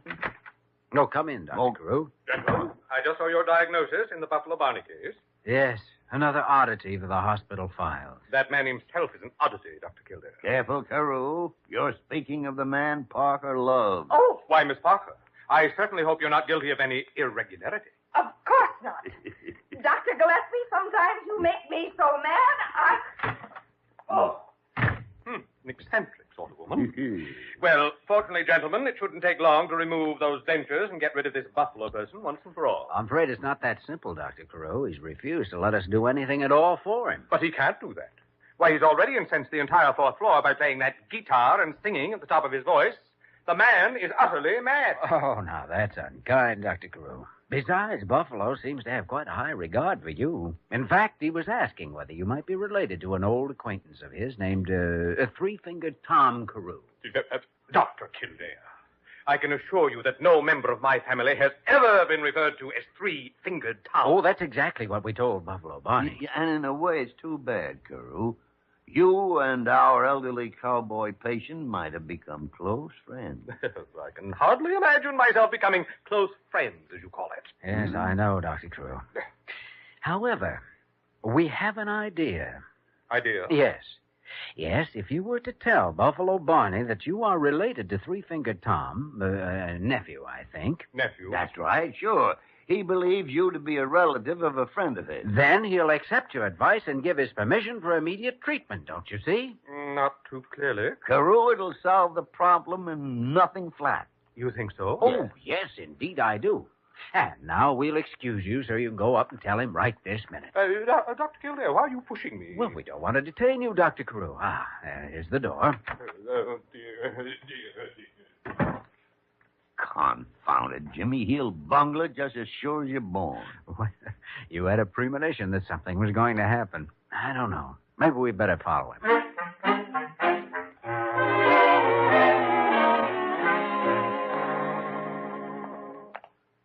Well, there's Buffalo's room right ahead, Jimmy. Everything seems to be quiet around the old corral. Yes, even the guitar is apparently getting a temporary rest.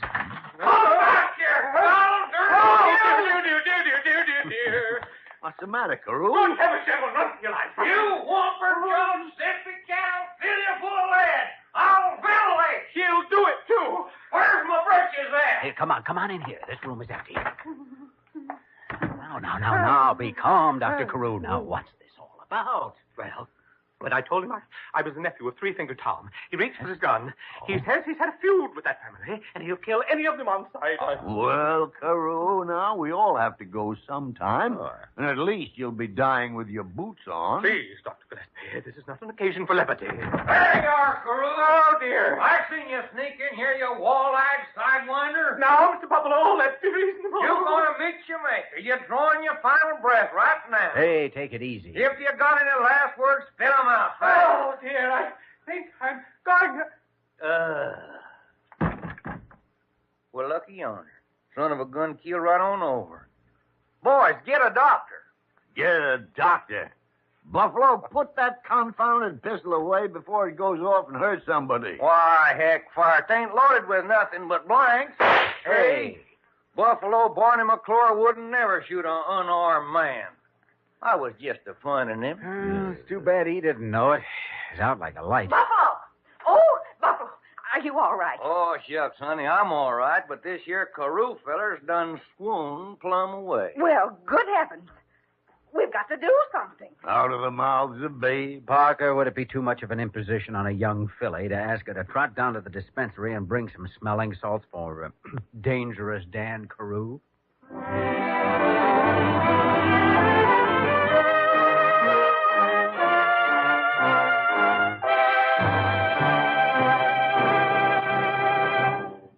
We will return to the story of Dr. Kildare in just a moment.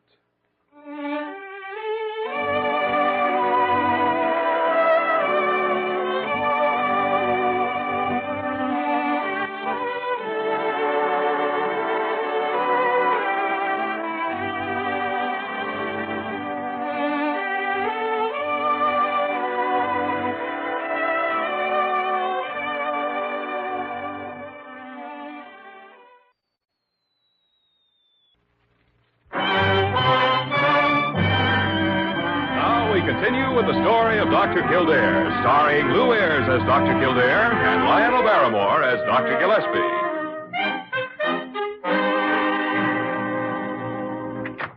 Oh, Kildare. Busy, Dr. Gillespie? No. Come on in, Jimmy. Come in. How's your patient? Oh, self-styled grand old man of the West is propped up in bed serenading Prairie Flower Parker at the moment. And Carew? Well, he's resting quietly. Locked up in his suite. He ought to be locked up somewhere. I don't know. I think he'd manage to get into some kind of a predicament even in a padded cell. Yeah, the nincompoop. And since that idea of ours didn't work, we still got the problem of Buffalo. What are we going to do now? Release him and forget about him, as long as he's so confounded stubborn. Well, that's all we can do, I guess. Unless he decides to cooperate. But I hate to leave it that way. It's dangerous. Yeah, that bridge work could start an irritation that might become pretty serious in a little while. But what can you do? It's just it. I don't know. Wish I did. Jimmy, a doctor can't afford to worry about impossibilities. Once he's done all he can, well, he got to let it go at that. How can you be sure that you've done all you can? I mean, sometimes you have... Oh, the violets is blooming in Texas, but they won't bloom for me very long. Well, now, it's our little girl of the Golden West. No, I'm just so happy today, Dr. Gillespie, that it doesn't matter what you say. It doesn't matter at all. But why so starry-eyed, Parker? I didn't know you were such a great lover of Western folk songs. No, but it's the way Buffalo sings them, Dr. Kildare. He's terrific. Only a cowboy's sweetheart. He's such a man of the great outdoors. A man's man, if you know what I mean. Well, then where do you come in? I think that once a man has lived in the Western range country, there's a flavor that clings to him the rest of his life. Yeah, sure. Especially to his boot. And what a life for a girl. Up early in the morning to watch the rosy-fingered dawn steal out of the east. While you're chopping firewood for the kitchen stove. Then down to the little house and back to gather up the eggs for breakfast. Oh, so you're going to keep chickens on the ranch. Well, a few hens, I think. Just for the eggs. Oh, none of this is real, of course, Dr. Gillespie. I'm just dreaming, that's all. Well, Parker, as long as that's what you're doing, it'd be nice if you could dream up some way of getting Buffalo to let us take that bridge work from his stomach. Oh, I forgot to tell you, Dr. Kildare. He's already agreed. He's already what? Agreed to let you go ahead with the treatment. Ooh. You see, he's doing it for me. You should never underestimate a girl's influence on a man's heart. It's not his heart, Parker. It's his stomach. And if you're a girl, I'm a mere puling infant. Oh! You're looking a gift horse in the mouth, Dr. Gillespie. Come on, let's go to work.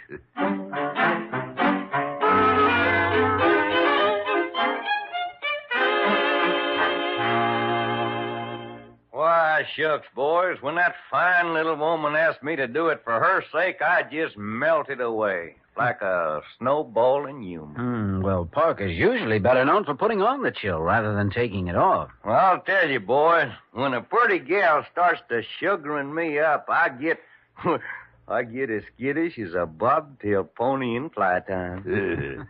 And apparently the same effect can be achieved by a horse-faced old maid. Doc, I sure would hate to think you was catching some of them mad aspersions on that little gal. No, Buffalo, nothing like that. Dr. Gillespie has a peculiar sense of humor, that's all. Yeah, I'm a veritable clown. As a matter of fact, I've often suspected him of being an unsuccessful suitor for the affections of that same little lady. Kildare? Well, Doc, all I can say is let the fight be fair, and I hope the best man wins. Well, I hope not.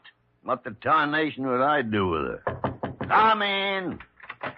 Well, howdy, Miss Parker. Howdy, Buffalo. I sure hope you're... Oh, Dr. Gillespie. Howdy, Parker. I have everything ready now in the X-ray room. You can go ahead whenever you like. Good. Let's get started then. Now, just hold your horses a minute there, boys. I was hoping that maybe we could do this thing tomorrow or maybe the next day. There's no point in putting it off. The sooner it's done, the quicker it's over. Yeah, but doggone it. More I think about having that easem of whatchamacallit shoved down my gut, the more just wonder. But, Buffalo. Uh-huh. You just can't back out now. Why, you've already promised the little lady there. Yeah, I know it, God darn it, but I'd rather be hog-tied and branded. Courage, Buffalo. The eyes of Texas are upon you. They are? And a promise is a promise. Doc, I reckon you're right at Of that. course I am. Why, it's a matter of honor between a man and his own conscience. You speak in a language we savvy out in God's country, mister. Then what do you say? Why, my duty's as clear as a beller of a bull calf on a frosty morning. Miss Parker, would you do me the honor of handing me my boots?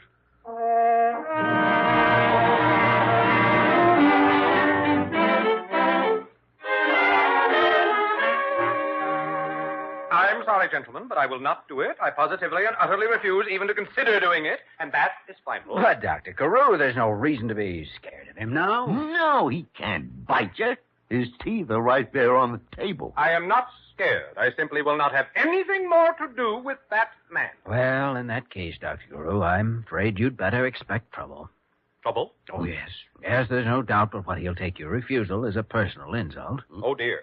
And, of course, by the code of the West, that calls for a gunfight. Oh, dear, dear. This time with real bullets, not blanks. Oh, dear, dear, dear. I imagine he's a deadly shot. Oh, dear, dear, dear, dear, dear, dear, dear. Oh, suppose we go pay our respects to your dear, dear friend, Buffalo Barney McClure. Oh, dear.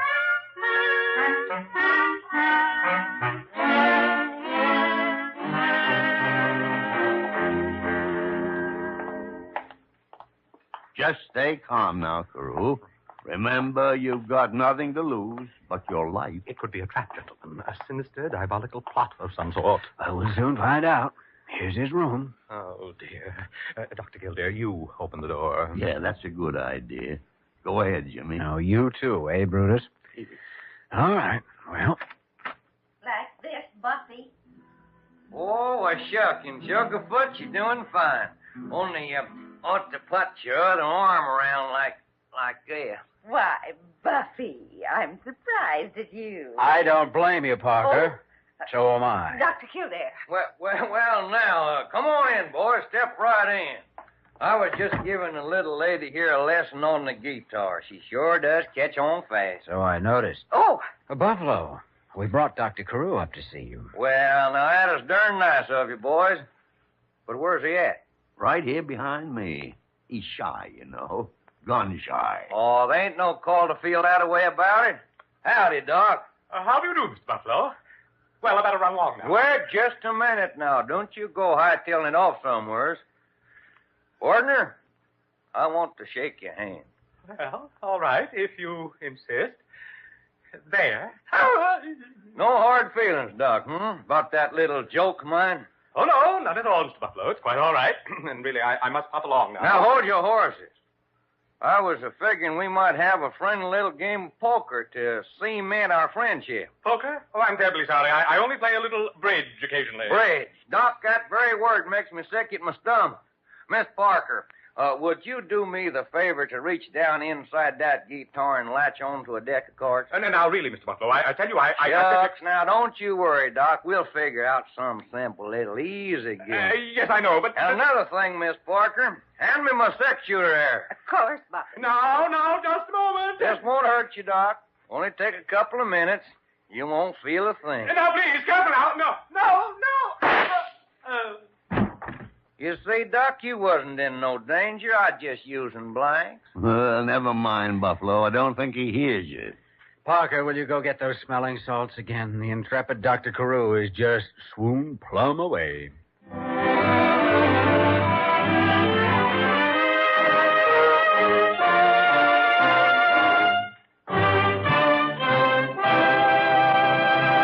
In just a moment, we will return to the story of Dr. Kildare.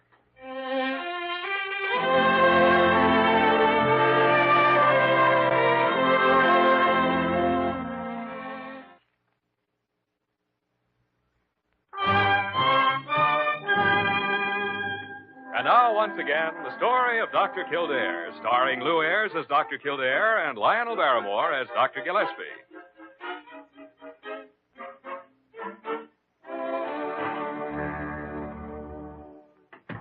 Good morning, gentlemen. Oh, good morning, Dr. Carew. Well, now, you look as though a caterpillar had just eaten your favorite gardenia. What's wrong, Carew? I have been made a victim of chicanery. Oh? I have been taken in by a card shopper, as I believe the expression is. And you, gentlemen, are to blame for it. Uh-huh. Buffalo Barney, eh? What was the game? Something called three-card Monte. It sounded so simple when he explained it. Three-card Monte. I thought that went out with high-button shoes. Well, I can assure you that it didn't. How much, Dr. Carew? $261. Wow. Oh, good morning, Parker. Good morning, Dr. Gillespie. Dr. Kildare? Dr. Carew? Well, now, this doesn't sound like love's young dream. Dr. Gillespie. Mr. McClure was released from this hospital a couple of hours ago. Hmm? And I don't ever want to hear his name mentioned again. What happened? His wife met him in a taxi. His wife? It seems that she's a bareback rider with the same Wild West show he's in. And furthermore, she looks it. Miss Parker, there's a fellow victim of that same scoundrel. May I offer you a cup of coffee at Sullivan's? Why, thank you, Dr. Carew. I heard about that card game. But after all, what he took from me was something more precious than just money. Hmm? My whole heart and soul. Oh, thank you. Well, Dr. Gillespie, it would seem that Buffalo Barney was quite an operator. I guess we're lucky he didn't put the bite on us. Jimmy, speak for yourself. What? Just before he left this morning, he sold me 2 tickets to that Wild West show here. Well, what's wrong with that? I'd kind of like to see it myself. Well, so would I. But according to the morning paper, the show wound up its New York engagement last night.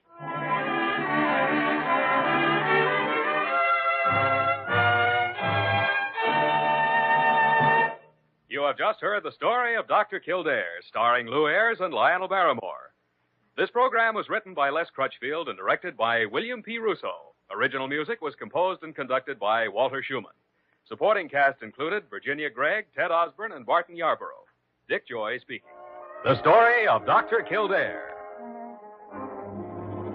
Whatsoever house I enter, there will I go for the benefit of the sick. Whatsoever things I see or hear concerning the life of men, I will keep silence thereon, counting such things to be held as sacred trusts. I will exercise my art solely for the pure. The story of Dr. Kildare, starring Lou Ayres and Lionel Barrymore. Metro Goldwyn Mayer brought you those famous motion pictures. Now this exciting, heartwarming series is heard on radio. In just a moment, the story of Dr. Kildare. But first, your announcer.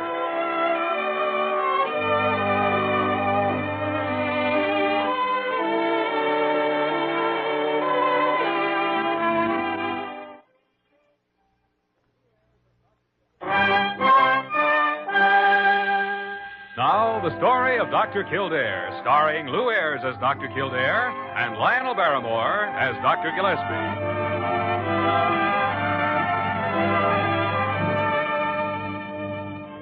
Blair General Hospital, one of the great citadels of American medicine, the clump of gray-white buildings planted deep in the heart of New York, nerve center of medical progress, where great minds and skilled hands wage man's everlasting battle against death and disease.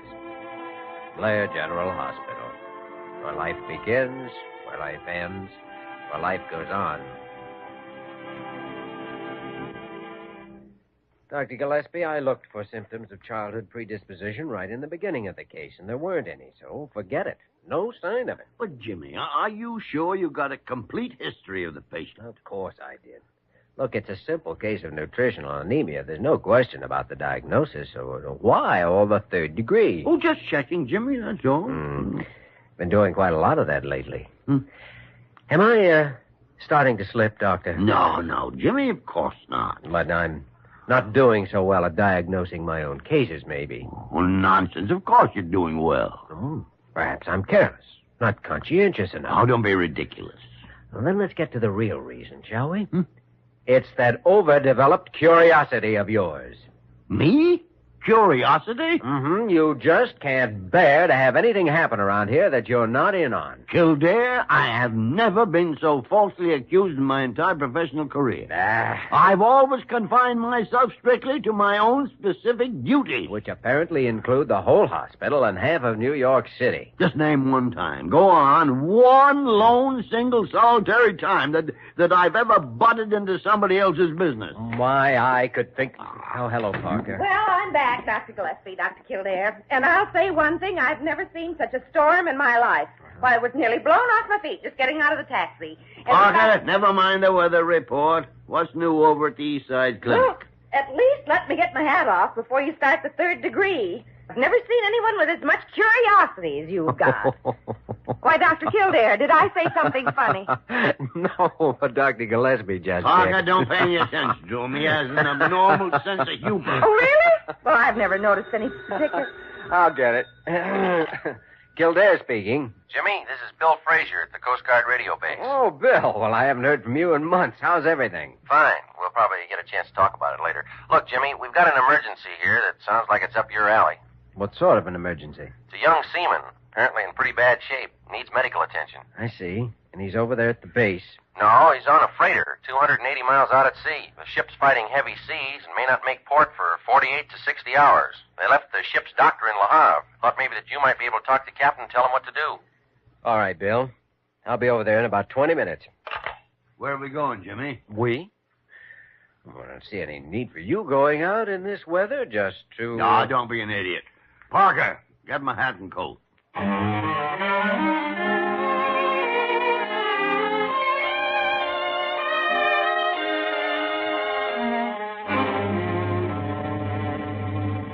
CGRB-4 calling MS Palermo. CGRB-4 calling MS Palermo.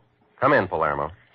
A little slow at answering, aren't they, Bill? Yeah, I guess they're having some kind of... MS Palermo standing by. Here we go. Go ahead, CGRB-4. MS Palermo, regarding your request for medical assistance. We have Dr. Kildare here now in the transmitter room. Will you get the skipper? Roger. Stand by. I don't know what good we can do from here, but... Captain Douglas, MS Palermo en route to New York. WKO-AM, speaking 70. Over. Dr. Kildare, Captain. What's the trouble? Over. Here's the picture, Doctor. This seaman is suffering from severe stomach cramps. His entire abdomen is swollen and very tender toward the right-hand side. He's running a fever and feels sick to his stomach. Over. It's appendicitis, Jimmy. There's not a doubt of it. Thank you, Doctor. Captain Douglas, it sounds very much like acute appendicitis. Over. Yes, that's what we thought. Since we don't have a doctor on board, what's your advice? Over. How long has he been this way? About 12 hours. And how long before you'll reach port? 2 days at least. It's rough going out here. Over. All right, Captain Douglas. Just a moment. Stand by, Palermo.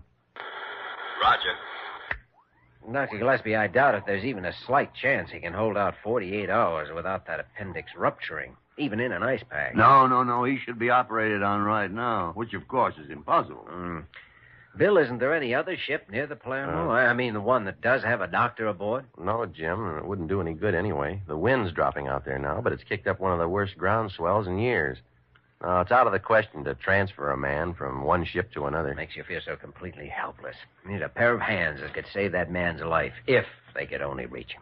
They can't. No, unless you could find some way to send them by radio. And as far as I know... Wait a second. That may be it. What may be what? Radio. Ah, Jimmy, you're out of your mind. It's been done before.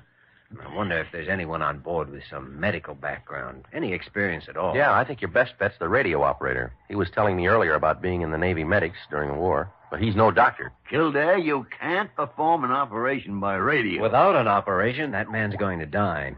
Bill, let me talk to Captain Douglas again. Right. CGRB-4 calling MS Palermo. CGRB-4 calling MS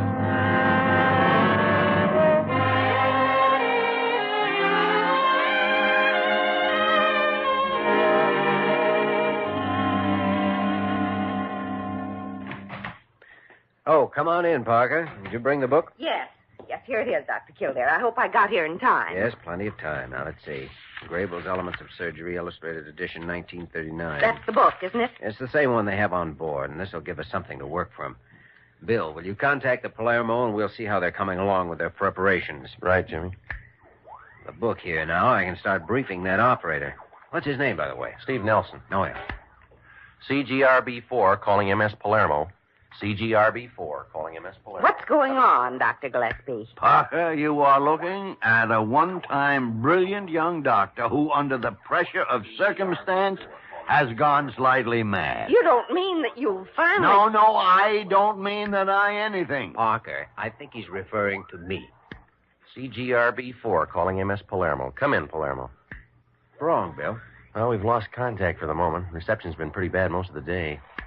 CGRB-4 calling MS Palermo. Jimmy, have you thought what would happen if we lost contact in the middle of an operation? You know what would happen as well as I do. Only we won't. We can't.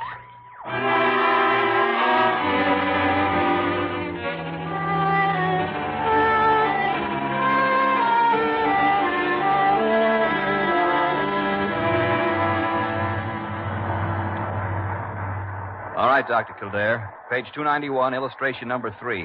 I've got it now. Go ahead. Now, Steve, notice the spot on the abdomen that's labeled McBurney's Point there in the illustration. Now, that's where your incision will start. Do you see it? McBurney's Point. Okay, Doctor. All right. Now, the first layer of muscle runs obliquely across the abdomen. It's marked transversus abdominis. Transversus abdominis. Right. Make your incision about 3 inches long and parallel to the direction of the muscles. Fasten it open with retractor clamps before you go on. Yes, sir. I understand. The next muscle layer is called rectus abdominis and runs vertically, so you'll make a vertical incision through it. A vertical incision. Yes, sir. The idea is to avoid cutting across the muscle fibers whenever possible. Now, when you've opened this second layer, put clamps on it, too. Yes, Dr. Kildare. Yes, Steve. Dr. Kildare, Stand by a minute, will you? All right. Nelson, what's the trouble? Captain, I can't do it. You're the only man aboard who could possibly do it. I'm sorry, sir. If he were hurt or something, I could give him first aid. But to cut a man open calmly and deliberately, Captain, I can't do it, and that's all. I can't order you to do it, Nelson. I know how you feel. I couldn't do it either. Make radio contact, and we'll advise the Coast Guard in New York.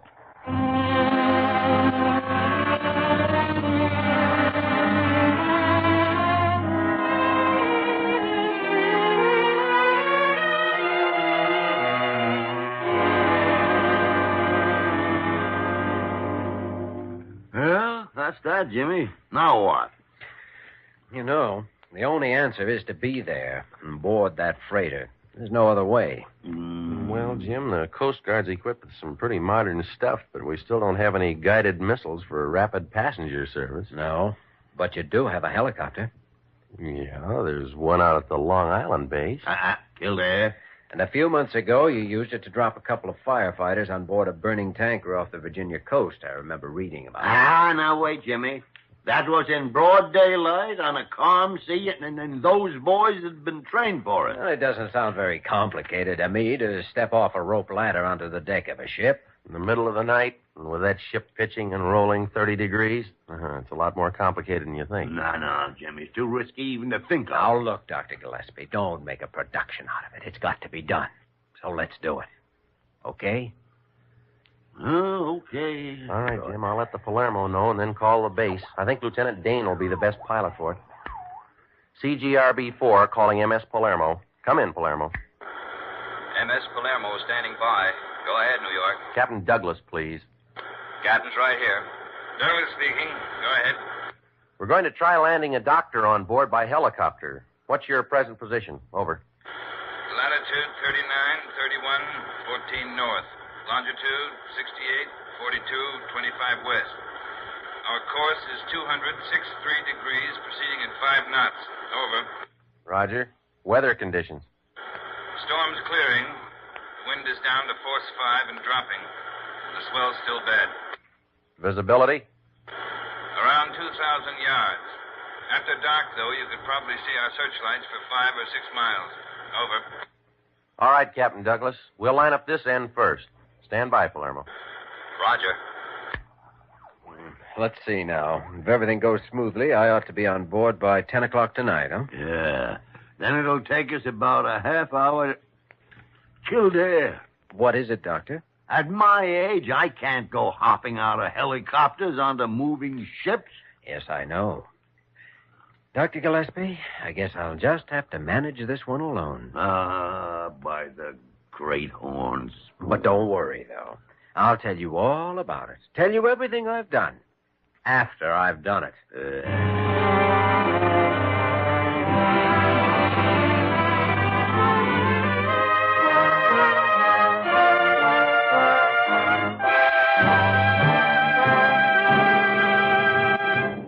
We will return to the story of Dr. Kildare in just a moment.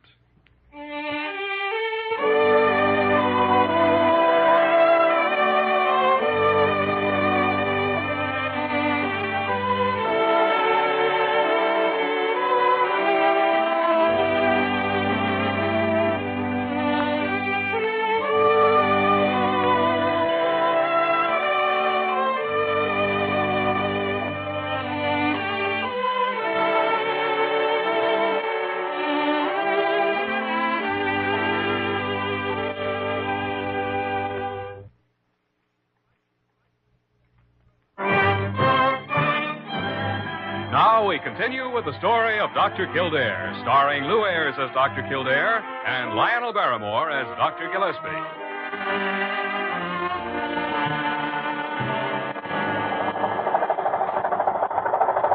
Well, Kildare, there she is. Oh? Where, Lieutenant? Straight ahead, go to starboard.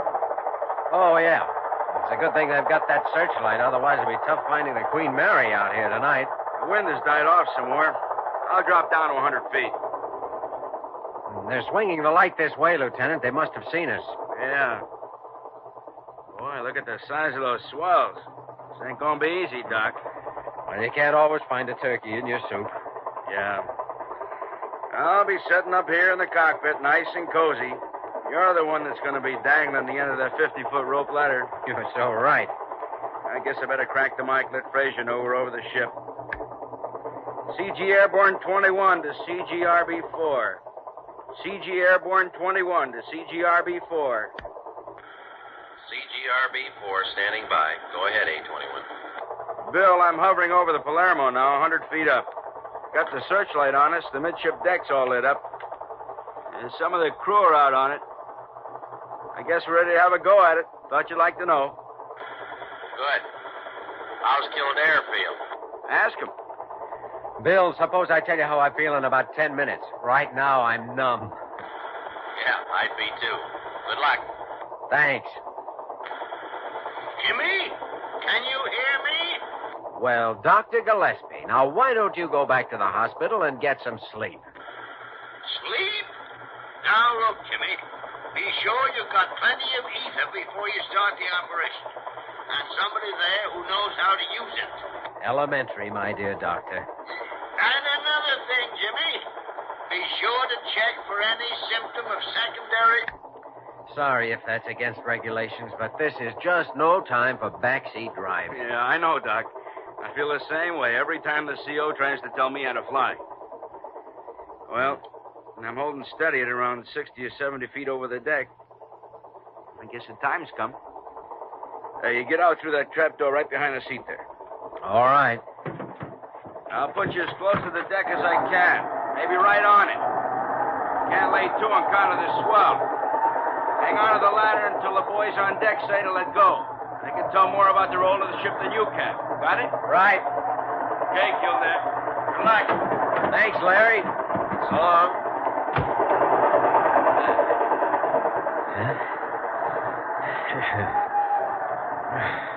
Doctor, don't jump until we tell you to. Right. Wait for the roll. Steady now. All right, jump. 136 first side. Stop it, Joe. He's in a roll. Grab that railing, Doctor. Got it. You all right, Dr. Kildare? Sure. I'm okay, Captain. Close shave. Another foot and you'd been over the side. You wouldn't have had the devil's own chance of finding you. Captain, let's not worry about what might have happened. Where's the patient?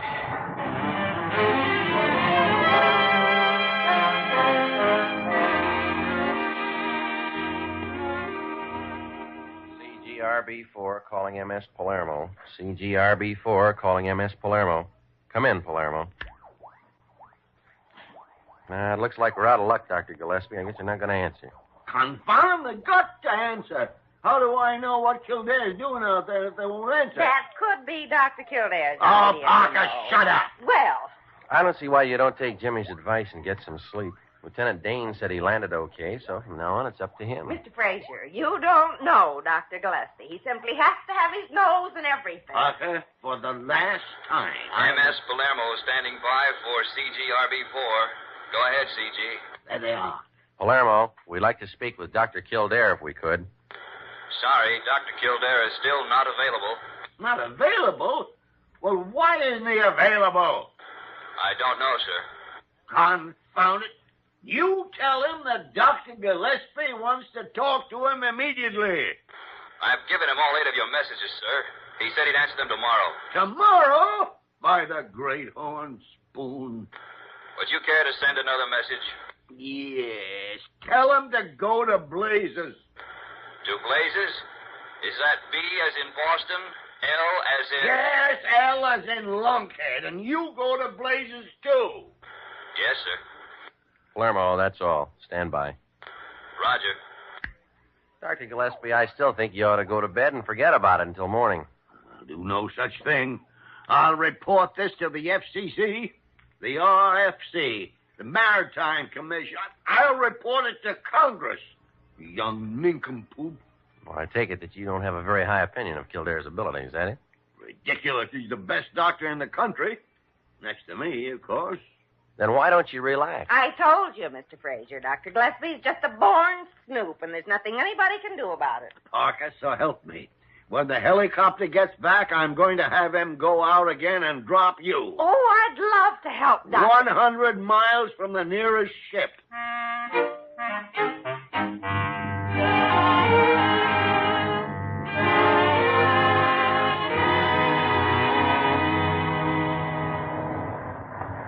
That just about does it.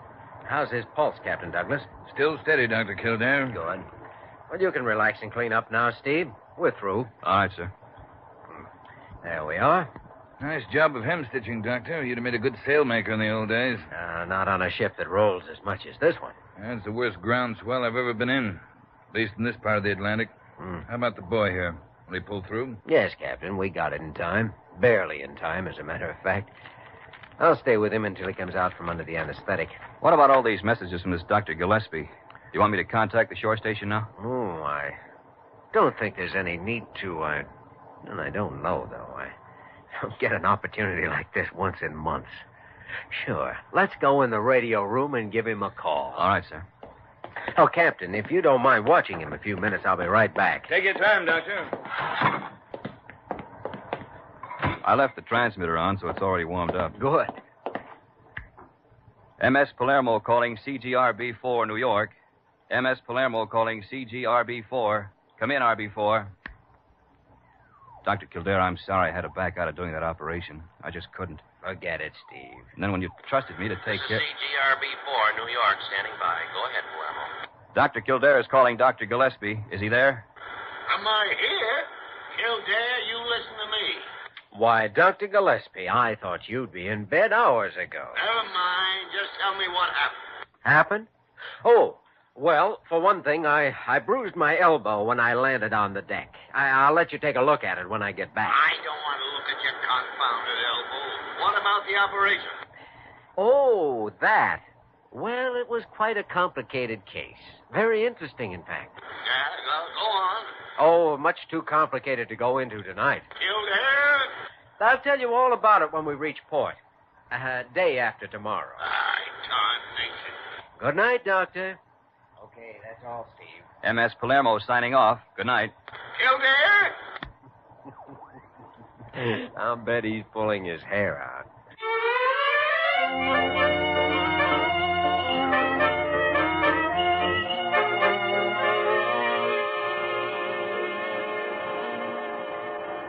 Confound it, Parker. Not only does he waste 2 days lolling around a ship, but now he has to be the last one down the gangplank. Oh, just relax, Dr. Gillespie. Relax.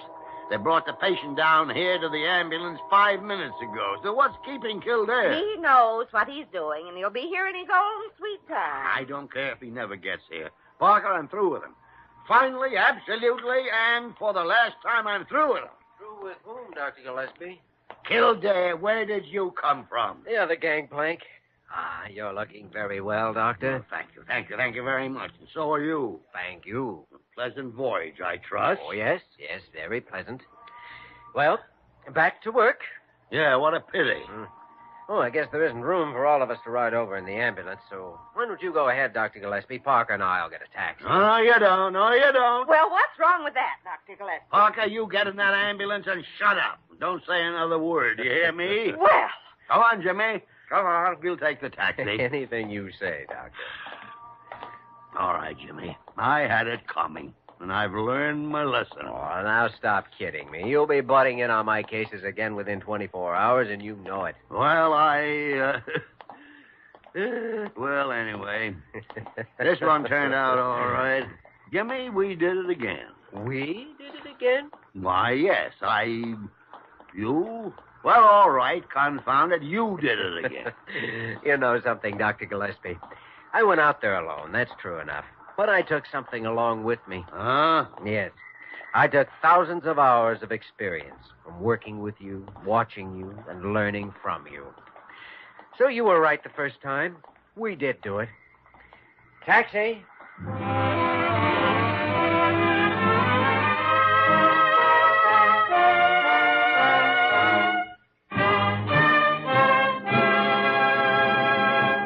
In just a moment, we will return to the story of Dr. Kildare.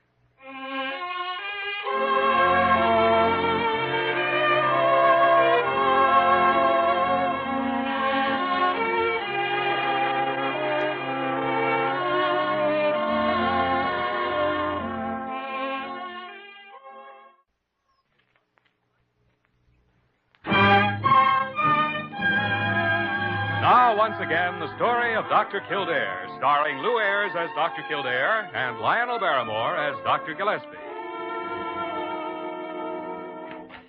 Oh, Jimmy, come on in. Oh, morning, Dr. Gillespie.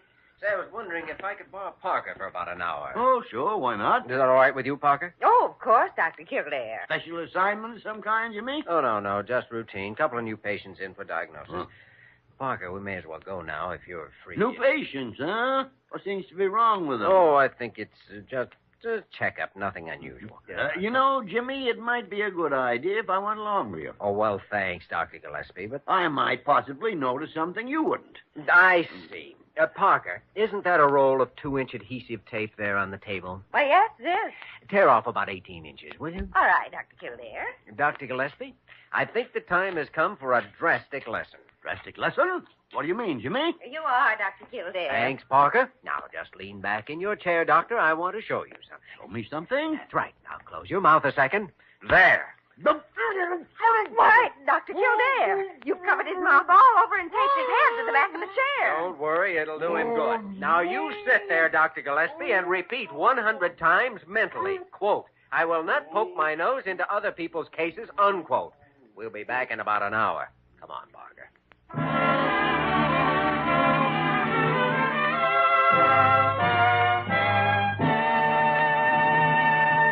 You have just heard the story of Dr. Kildare, starring Lou Ayres and Lionel Barrymore. This program was written by Les Crutchfield and directed by William P. Russo. Original music was composed and conducted by Walter Schumann. Supporting cast included Virginia Gregg, Raymond Burr, Herb Ellis, Jack Crucian, and Jack Webb. Dick Joy speaking. You're listening to HOJO Radio. Fritz Flakes program starring Jack Benny with Mary Livingston, Phil Harris, Dennis Day, Rochester, yours truly, Don Wilson, and our special guest this evening, Deanna Durbin.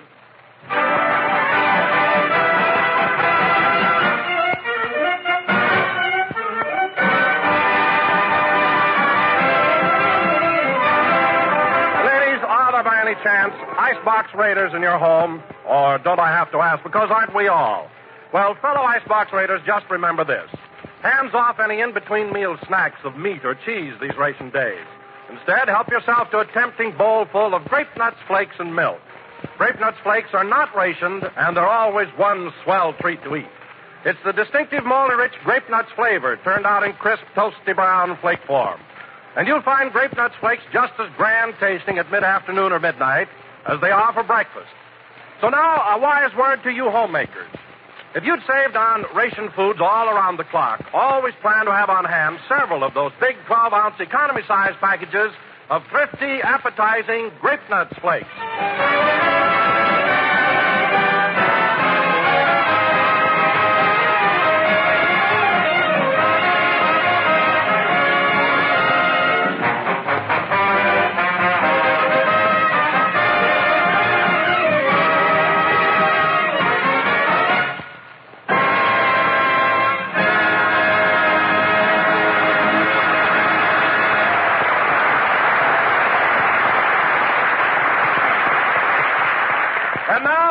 Gentlemen, for the last time this season, we bring you a man who for the past 35 weeks has either entertained or bored you with his comedy. A man whom many of you will hate to see leave the air, and an equal number will jump for joy. I don't know why you should be nervous on the last program. I can imagine the first one, yes. Go ahead, Don. Well, so here he is, folks. A man the whole world is anxious to hear, but on the other hand... Never mind, Jack Benny, applause.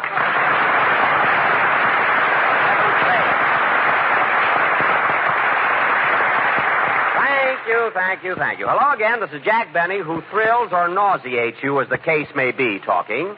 And just think, Don, this is the last time this season you'll be putting your sweet, lovable boss on the pan. Oh, that's right, Jack. Time certainly flies. It sure does. What a season we've had. 27,000 miles of travel.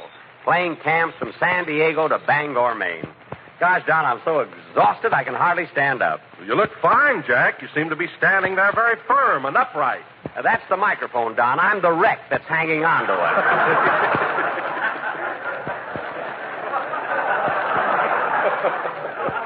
I tell you, Don, if I didn't have starch in my underwear, I'd fall right over. What a season. Well, Jack, we younger members of the cast feel the strain, too. Wait a minute, Don. What do you mean, you younger members of the cast? I'm not much older than you are. Oh, you must be, Jack, because I remember when I was just a child in Denver. My mother used to take me to the Orpheum Theater to see you. Well, Don, that doesn't prove anything. When I started out in vaudeville, I was just a baby. I was a child prodigy. But you walked out on the stage wearing a tuxedo. I don't care. There were diapers underneath.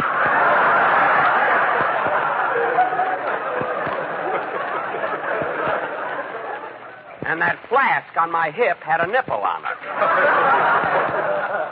But getting back to our programs this year, Don, we sure have covered a lot of territory.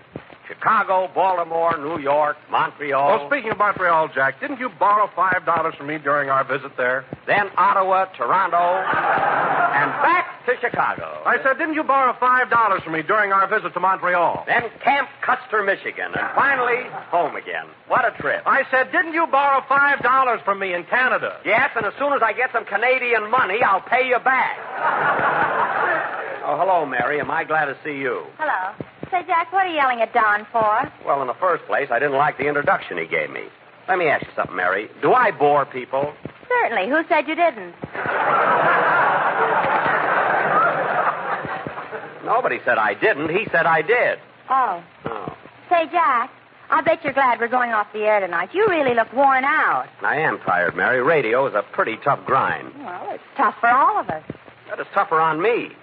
You don't have to come in till noon on Sundays, but I got to be here at 8 a.m. when the orchestra boys rehearse. Well, it's your own fault. Why don't you let somebody else sell them coffee and donuts?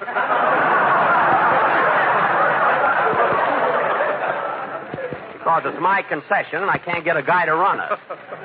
By the way, Mary, after the show, I'll sell you a dozen donuts at a sacrifice. A lot of Phil's boys had hangovers this morning, and all they wanted was coffee. Thank goodness next Sunday I can sleep. Oh, by the way, Jack, what are you planning on doing this summer?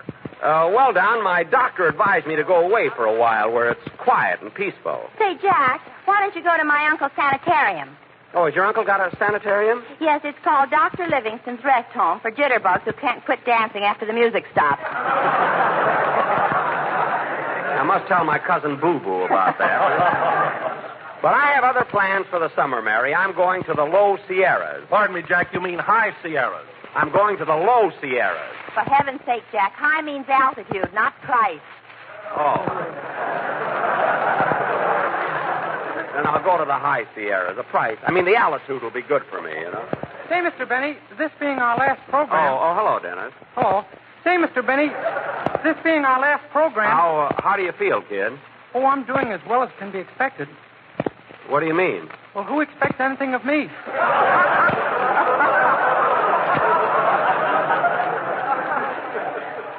Oh, that's right. Now, what did you want, Dennis?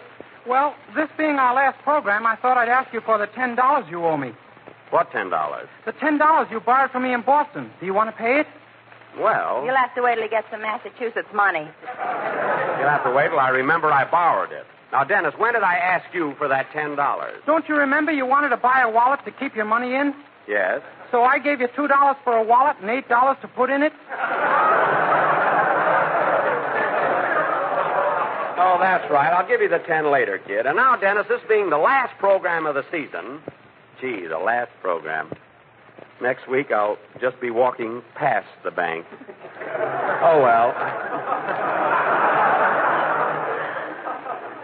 You can still wave to the president. He's always sitting out in front of the bank in a rocking chair.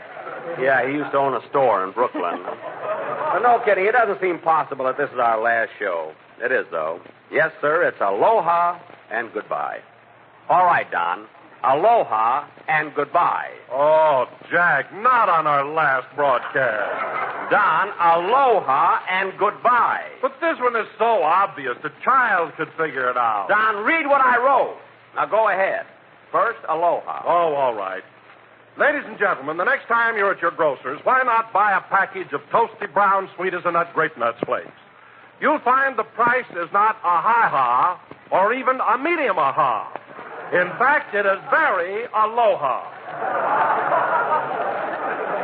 Okay, that's aloha. Now, goodbye. Oh, Jack. Don, goodbye. Oh, very well. Very well. Grape Nuts Flakes in the big 12-ounce economy size package is an excellent value. Don, it's a goodbye. It's a marvelous investment. Don, it's a goodbye. It's an intelligent purchase. Don, goodbye. All right, so long. Don, come back here. He had to walk out. Now our listeners will never know what I was driving at. Oh, well, sing, Dennis.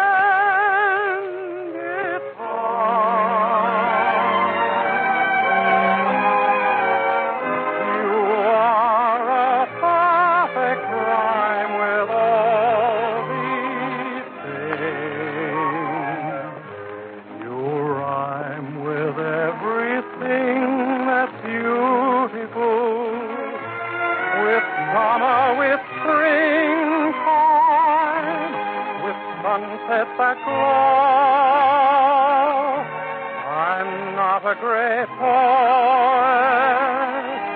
but this much I know.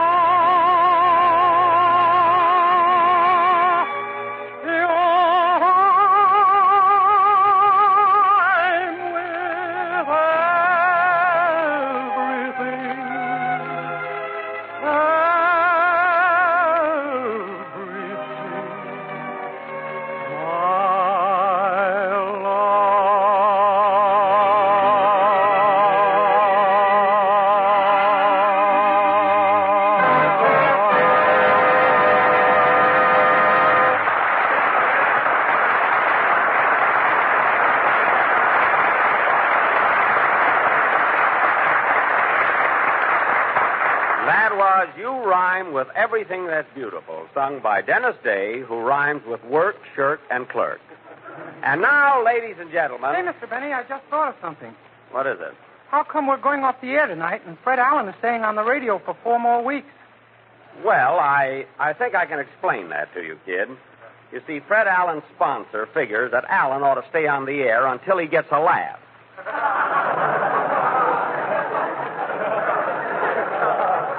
And he's got 4 more weeks to prove that he's a comedian. And I've got a hunch that on the last show his pants will come down. There'll be a sign on his underwear saying, "Smile, darn you, smile." I hope that answers your question, kid. Now, wait a minute, Jackson. Quit panning Fred Allen. If you ask me, I think he's the funniest guy on the air. Do I hear a voice from the cornfield?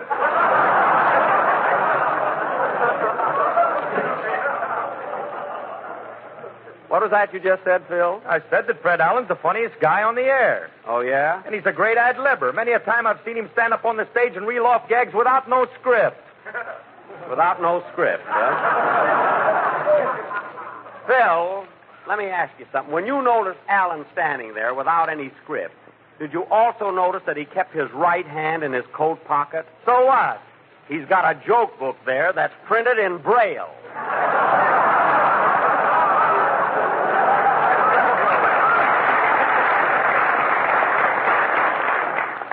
You ever put heavy gloves on that guy, he couldn't open his mouth. Ad-lib comedian. Let me tell you something. There are very few of us left. Oh, I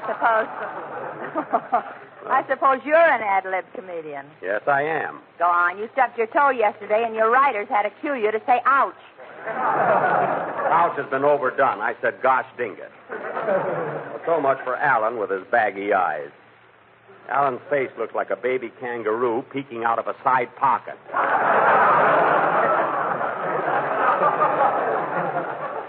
Now, where were we? Don't forget the special poem I wrote for our last broadcast. Oh, yes. Let's get that over with, too. What's the title of your poem, Mary? Aloha and Goodbye. You stole that from me. Go ahead and read it. Go ahead.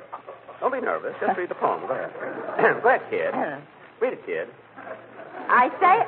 Oh. All right, go ahead. I say aloha and goodbye. I feel so sad that I could cry. We surely hate our show to close, but when you gotta goes, you gotta goes.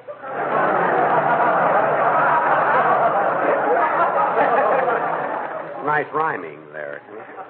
We have traveled near and far. We've traveled by plane. We've traveled by car. And I guess that you have heard, we have even traveled by bird. By bird? We took the lark to San Francisco.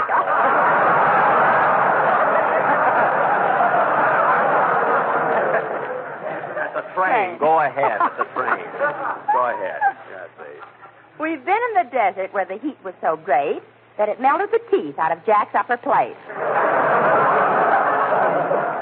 That I don't remember.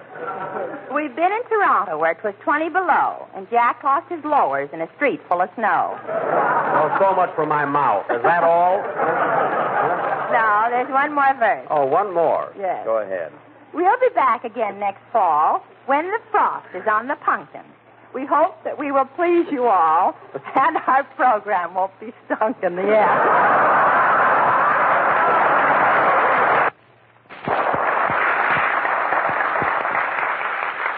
Thank you very much. Well, Deanna, I'm awfully glad you dropped in on us tonight. Gosh, I haven't seen you since you were a little girl working on Eddie Cantor's program. That was quite a while ago. Yes, it was. See, remember how I used to drop in at rehearsal once in a while and hold you on my knees? Don't try it now.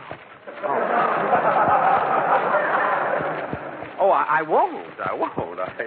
And here you are on my program. Deanna, do you like working with me as well as you did with Eddie Cantor? Oh, yes, Jack. Of course, you're much younger than I expected. I just love this girl.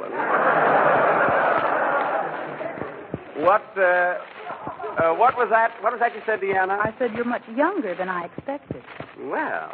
You must have expected Trader Horn. Oh, be quiet.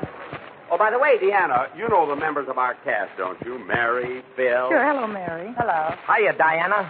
That's Deanna. He never gets the name right. Look at that. And this is Dennis Day, our singer. Say hello to Miss Durbin, Dennis. Hello.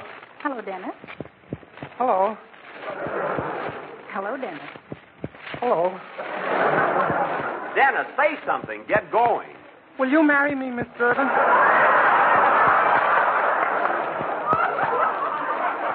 Not so fast. Don't mind him, Deanna. Huh? Well, Dennis, that was awfully sweet of you, and I appreciate it very much, but I'm already married. Gosh, I meet the only girl in the world for me, and she's already the only girl in the world for her husband. I worry about things like that. Oh, Dennis, for heaven's sake, you'll get another girl. Not me. I'm going to take poison. All right. By the way, Deanna, you may not be aware of this, but I nearly played opposite you in your latest picture, Hers to Hold. They were thinking of using me for your leading man. Well, that's Hollywood for you. No kidding, Deanna. I really was going to be in the picture, but they picked Joseph Cotton for the part. Well, someone's got to pick that cotton. Mary.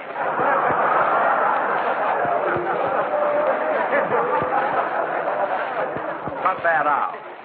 Well, Deanna, we're all anxious to hear you, Sulky Pants is back.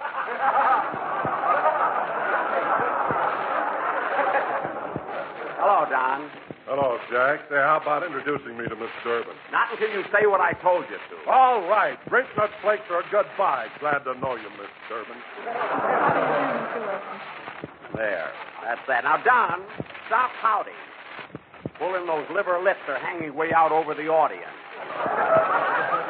And now, Deanna. Well, liver is hard to get nowadays.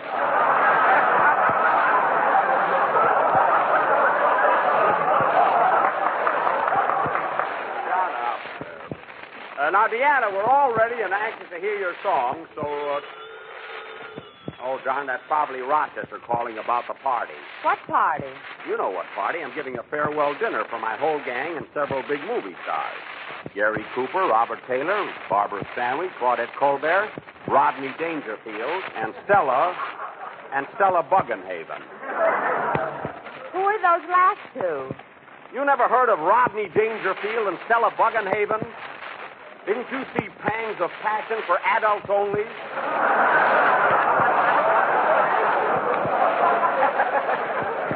Go to the movies once in a while, sister. I'm coming. Hello? Hello, Mr. Benny. This is Rochester.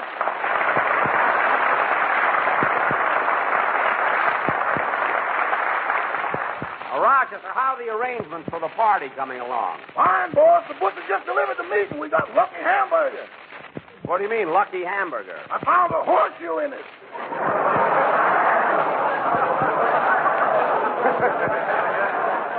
That meat's for Carmichael. For the party tonight, I want you to fry that chicken that's in the refrigerator. It looks very tender. Oh, it was. You mean to say you ate that whole chicken? All but one wing. That got away from me. Well, then we'll have to serve the hamburger. By the way, Rochester, what about our guests tonight? Have any of the movie stars arrived yet? Well, Mr. Taylor and Miss Stanwyck called and said they wouldn't be able to come on account of a headache. They have one headache between them? Uh-huh. And Mr. and Mrs. Gary Cooper called, and they were very anxious to find out who you were. I see. Then Miss Claudette Colbert phoned, and she wanted to know if Herrick had been used yet. I see. So none of the movie stars are coming, eh? Oh, yes. Mr. Dangerfield and Miss Buckingham have been here since noon. What? They're country folks, boss. To them, dinner is 12 o'clock. Well, tell them to make themselves at home. See you in a little while, Rochester. Goodbye. Goodbye. Oh, say, boss. Now what? How did those donuts I made go over with the orchestra boys today? Not very good, Rochester. The holes were a little too big. In fact, Frankie, Phil's guitar player, was wearing one around his head to keep his derby from slipping down. I see. Well, it's the last show, boss. You can have the last gag. Goodbye. Goodbye. And now, folks, Miss Deanna Durbin from her Universal picture, Hers to Hold, will present for the first time on the air, Say a Prayer for the Boys Over There, written by Jimmy McHugh and Herb Magnuson. Go ahead, Deanna.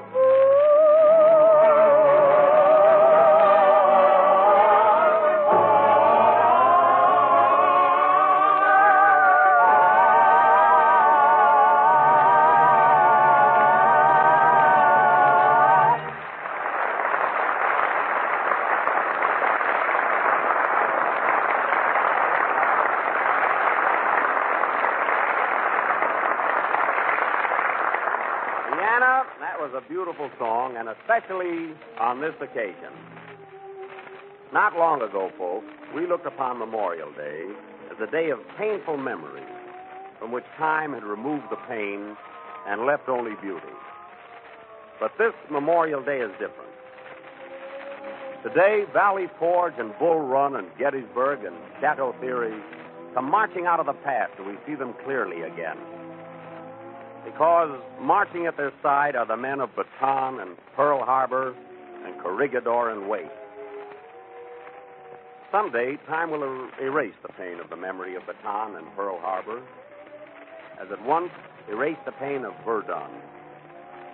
But tonight, the gold stars are too new and bright, the wounds in our hearts too fresh, and the pain too sharp to forget.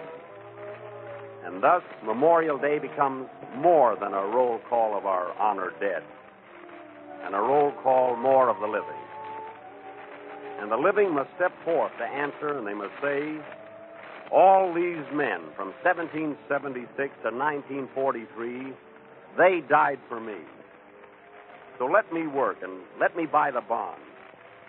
And let me, with the helping hand of God, make the sacrifice that tells the soul of each one of these men, you did not die in vain.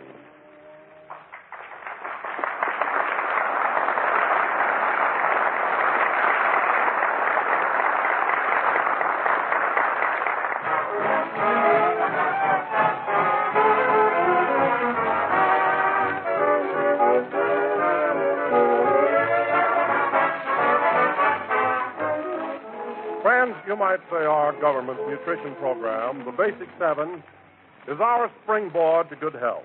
For the Basic 7, the 7 different groups of foods our government urges us to eat every day, was created to ensure a better fed and hence more efficient America. And the Basic 7 is a program that's as simple and workable as it is wise. For instance, one Basic 7 food that's plentiful, thrifty, and not rationed is whole grain cereal. And that spells crisp, toasty brown grape nut flakes, or whole grain Basic 7 cereal. Now, milk and fruit are also Basic 7 foods. So when you serve malty-rich grape nut flakes with milk and luscious fruit, you're getting 3 foods from your daily Basic 7 in one nourishing, grand-tasting dish. So help yourself to better health. Do as Uncle Sam asks, live by the Basic 7. And so we come to the end of the last program in this Grape Nuts Flake series, and we'll be with you again next fall. I want to thank Deanna Durbin for her gracious appearance here tonight.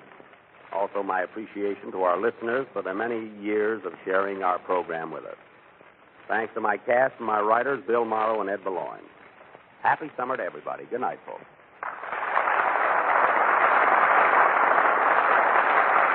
Next Sunday, June 6th, the half-hour drama Those We Love moves into the Jack Benny time for the summer.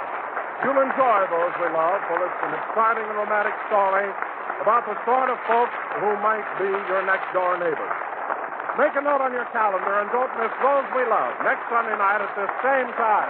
Program coming to you from Vancouver, British Columbia, and starring Jack Benny, with Mary Livingston, Phil Hennis, Dennis Day, Rochester, and yours truly, Don Wilson.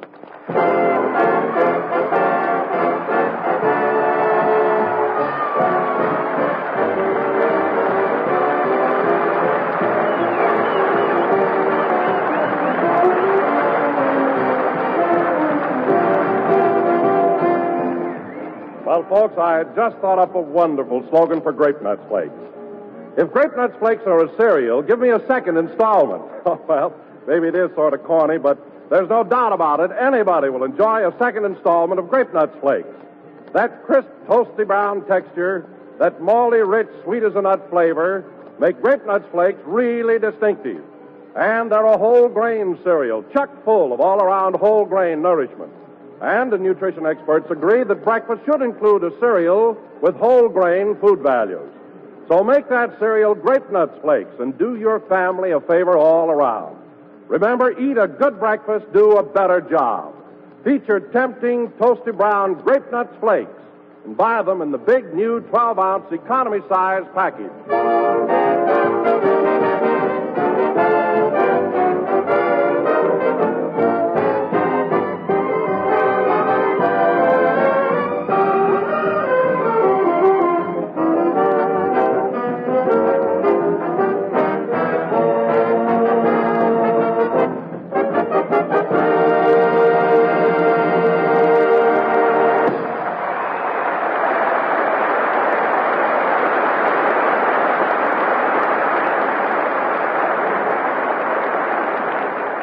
And now, ladies and gentlemen, from Vancouver, British Columbia, we bring you a man who traveled all the way from another nation to get an ovation at the station and only got it from a relation. And here he is, Jack Benny.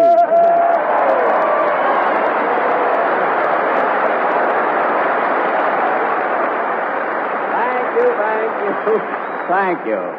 You mean Mary's relation, you know? Hello again, this is Jack Benny talking, and it's sure swell to be here. Yes, Don, here we are in Vancouver. What a beautiful city. Oh, it certainly is, Jack. It's so picturesque with its snow-capped mountains right across the harbor. And that Vancouver hotel, did you ever see anything so luxurious? Jack, that's one of the classiest hotels I was ever in. I'll say it is. Well, when they showed me my room, I was simply overcome. Don, the lovely furniture and the bathtub. I was amazed. But, Jack, you've lived in hotels before. All bathtubs are the same. I know, Don, but these are right in your room.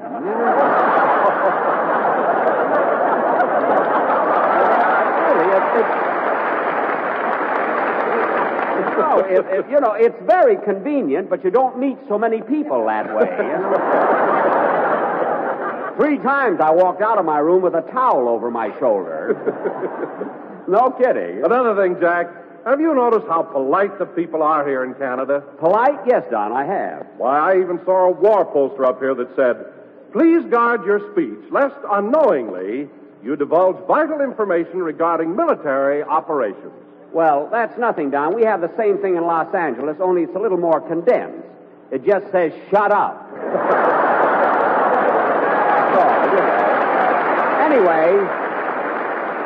Anyway, Don, I agree with you that the... Come in.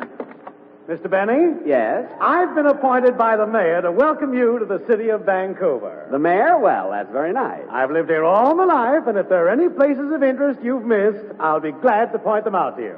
Well, let me see. I've been through Stanley Park, and then I... Stanley Park? Yes. Where's that?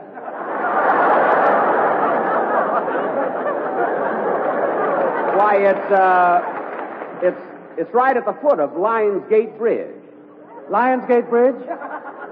Yes. They have one here? Of course. That's the bridge where Burrard Inlet meets English Bay. English Bay? Certainly.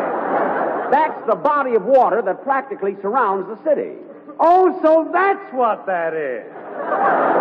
Of course. Oh, good. Is there anything else you'd like to know? Look, let me ask you something. Look, what did you come here for? I told you. I've been appointed by the mayor to give you a welcome. And here it is. A 1, a 2. Well, thank you very much. Thank you very, very much. Thank you very much. You're welcome. Goodbye now. Goodbye.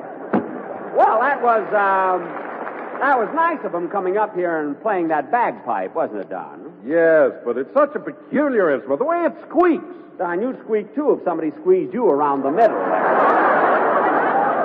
Anyway, it was well, hello, Mary. Hello, Jack. Hello, everybody.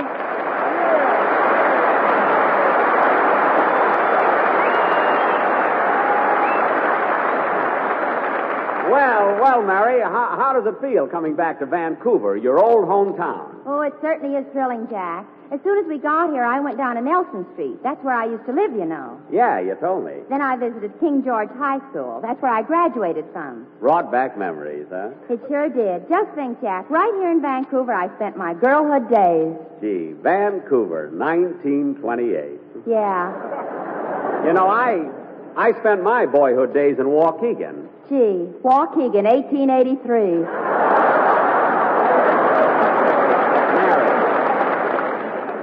Mary, don't be so smart. In 1883, there were Indians in Waukegan. Anyway, Mary, I'll say you one thing. When you lived here in Vancouver, you lived in a great city. In fact, when I arrived, I drank a toast to it. Water, of course. Why water, Jack?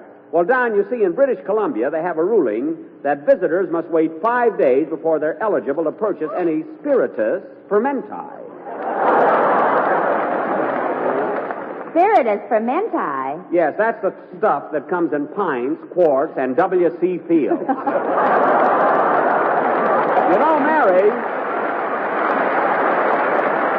You know, Mary, being in Vancouver brings back memories to me, too. When I was in vaudeville, I played the Orpheum Theater many a time. Did you know that? Did I know that? Jack, every time you played here, didn't you notice a little girl in the third row in the aisle seat with long blonde pigtails and a pink ribbon in her hair? Well, I'll be darned. Was that you? No, that was my mother.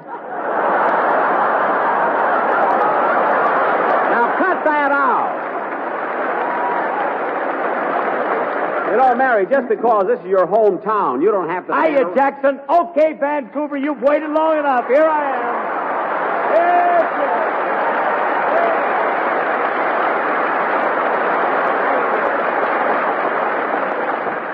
Oh, brother, what an entrance. Phil, what makes you such a ham? Listen, Jackson, this may be news to you, but when you got talent, you can do anything. Talent? Phil, you're supposed to be an orchestra leader, aren't you? Sure. But do you know how to lead an orchestra? No. Can you read music? No. Can you play an instrument? No. You can't do any of those things. Well, what about it? What about it? What am I paying you for? Look, Jackson, if you're a jerk, don't blame me. Phil, you're lucky. You're lucky that's true, or I'd get sore about it. And to show you I'm a right guy, I'll give you a chance to redeem yourself. Say, Mary, you know that song you were rehearsing on the train? You mean Love, Love, Love? That's the one. Let Phil sing it with you. But, Jack, I rehearsed that song alone. I know, Mary, but Phil gets paid every week. He ought to do something. Go ahead, sing, kid. Go ahead.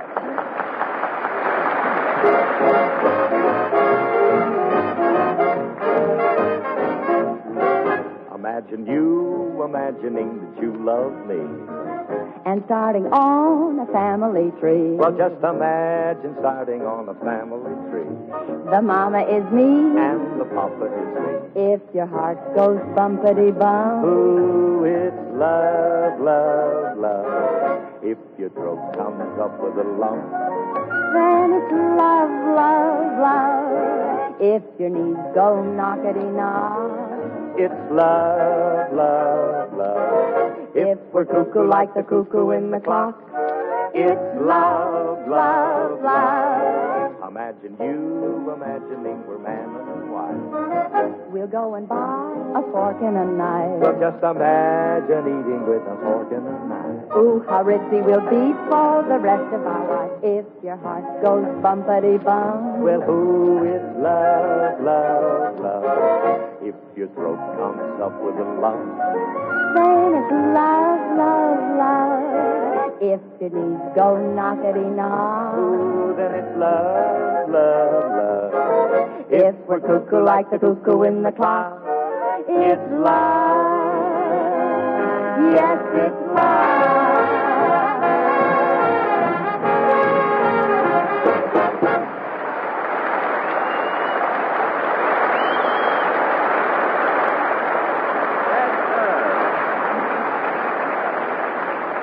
That was Love, Love, Love, sung by Mary, Mary, Mary, and Phil, Phil, Phil.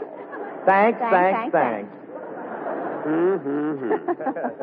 No fooling, kid. You did a swell job with that song. You see, Jack, you were wrong. Phil can do something. Well, I didn't say Phil couldn't sing, Mary. I merely said that... And that ain't all, Jackson. You know I can make up jokes on the spurt of the moment.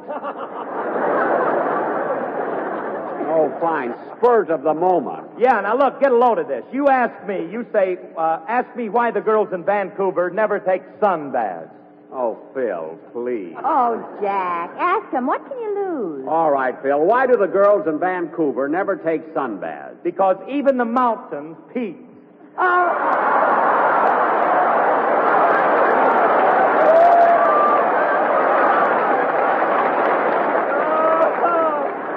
Oh, Harris, you are sharp, and your 5 days ain't even up yet. Oh, you're a Phil, if that's your idea of humor, come in. Mr. Benny, I just found out that you're absolutely right. About what? That water out there is English Bay. Well, dry yourself off and get out of here, will you? Not yet. A 1, a 2, a 3. Hey, wait a minute. Look, you gave me that welcome a few minutes ago. I had some left over. Good. Goodbye now. Goodbye. What a guy.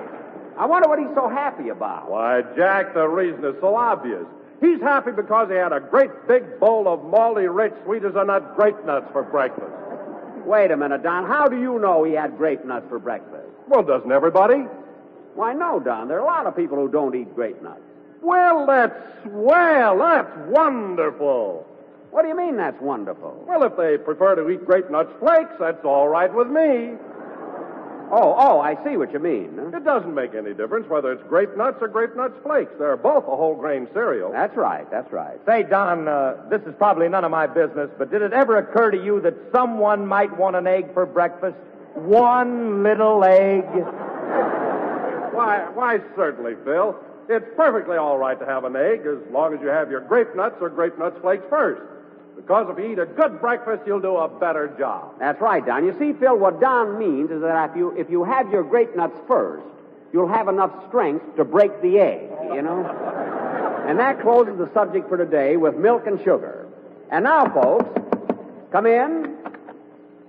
What is it, miss? I'd like to see Mary Livingston.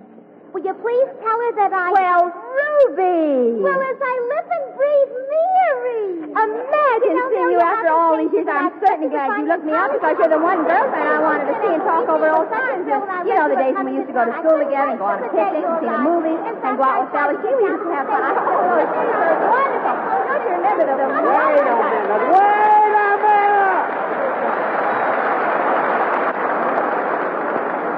Wait a minute.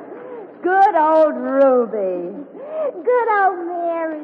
If it turns out they don't even know each other, I'm quitting radio. I mean it. Jack, I want you to meet my old school chum, Ruby Wagner. Ruby, this is Jack Benny. Pleased to meet you. Any friend of Mary's is a friend of mine. Thank you. Gee, Mary, you haven't written to me in over 10 years. Tell me, are you still going around with that old broken-down fiddle player?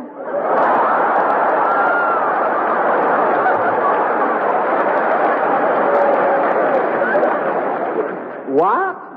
Ruby, quiet. This is the broken-down... Jack is the fellow I wrote you about. I work for him now. Gee, Mary, am I glad you stopped me. I might have mentioned that other thing you wrote me. You know what. Mary, for heaven's sake, what did you write to her? Oh, I wrote about the time you were showing off at my house and tried to jump over the dining room table. Oh, that. Well, there was no harm in trying. No, but you should have waited till everybody finished eating. Well, I would have made it, but your Uncle Harry harpooned me with his fork and held me there. Well, that's my Uncle Harry. When meat goes by, no matter how bony it is, he makes a stab at it.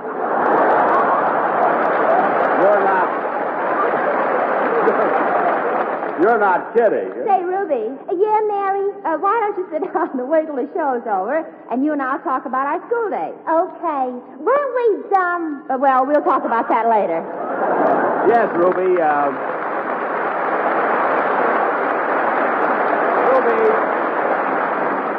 Ruby, please sit down, because right now I have an important announcement to make. Ladies and gentlemen, tonight this program is being honored with a very special guest. It is my pleasure to present to you the Mayor of Vancouver, His Worship J.W. Cornett.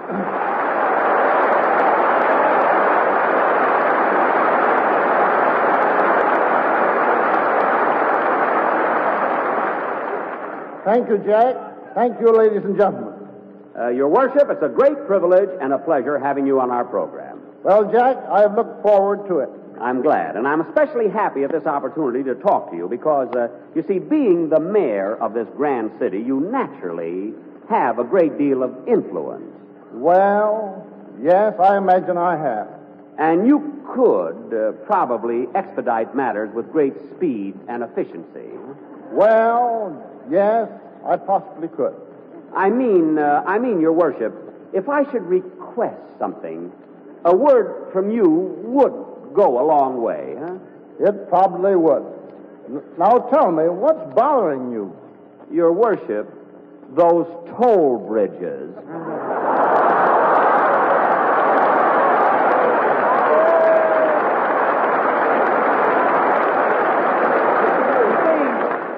I've heard so much about Grouse Mountain Chalet on the other side of the bridge, and I'd like to see it just once without my telescope, you know? If you know what I mean. I know what you mean. Oh. Well, tell me, is Grouse Mountain Chalet really as beautiful as it looks from a distance? Oh, even more so. You know, the toll charge is only a quarter, and it would be a shame to miss the chalet after coming so far. Really? Yes, Jack, it's one of the beauty spots of Canada. Well, that settles it. I'll take your word for it. Really will. By the way, Your Worship. Worship, I meant to ask you, did you send a man over here to welcome me? Yes, I did. Well, would you believe it? This was funny. That man lived here all his life, and he didn't know that the large body of water out there was English Bay. Oh, is that what it is? Yes. This is an interesting town. You should read those travel folders, you know? Well, Mayor Cornett, I want to thank you for appearing on our show, and it's been a lot of fun, hasn't it? It certainly has, Jack. And on behalf of my fellow Canadians, I want to thank you for coming here and playing such a fine part in our 6th victory loan. You're very welcome.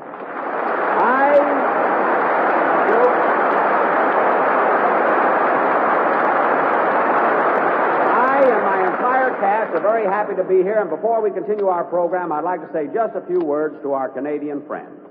Since our arrival in Vancouver, we have visited your hospitals and talked with your boys back from the battlefield.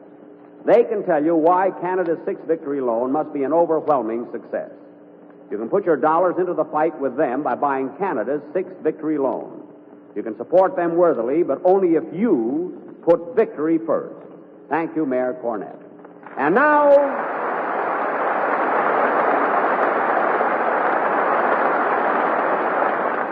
ladies and gentlemen, Dennis Day will sing Amour.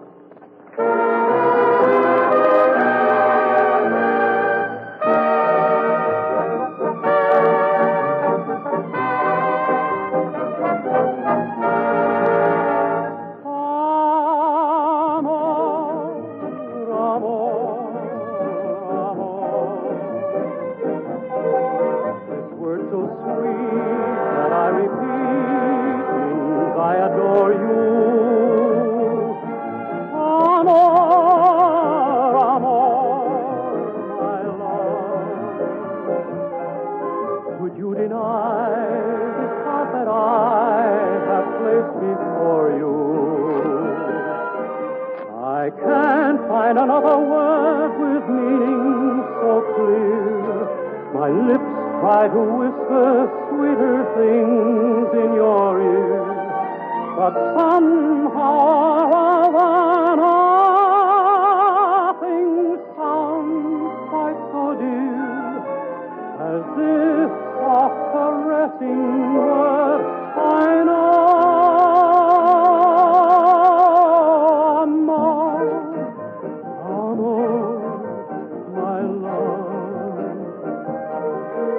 You're away, there is no day, and nights are lonely. Amor, amor, my love. Make life divine, say you'll be mine, and love me only. Amor.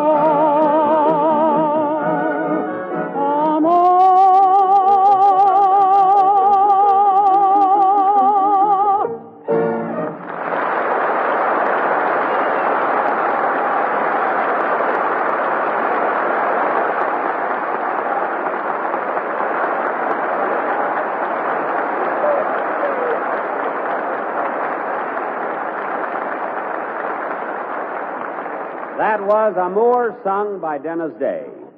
And ladies and gentlemen, this is Dennis's last appearance on our program.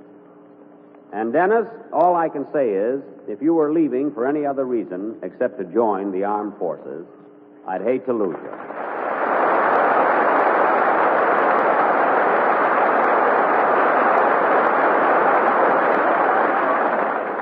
But as soon as this war is over, I hope you'll be back with us again. I sure will, Mr. Benny, and I'll be looking forward to it. So will we. You know, Mr. Benny, when I'm in the Navy, I hope people won't think I'm as dumb as I act on this program. Oh, I'm sure they won't, Dennis. Well, I'm glad, because when I enlisted, I took an intelligence test, and I got a mark of 158. 158? Sure, here's the card. And it also says that I have a great powers of leadership and will be a great success. Dennis, this is your weight and fortune.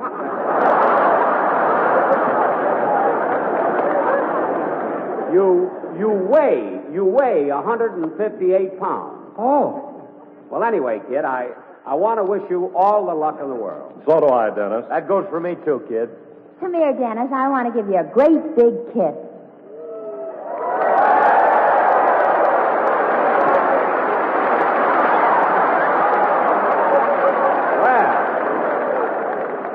Well, how was that, Dennis?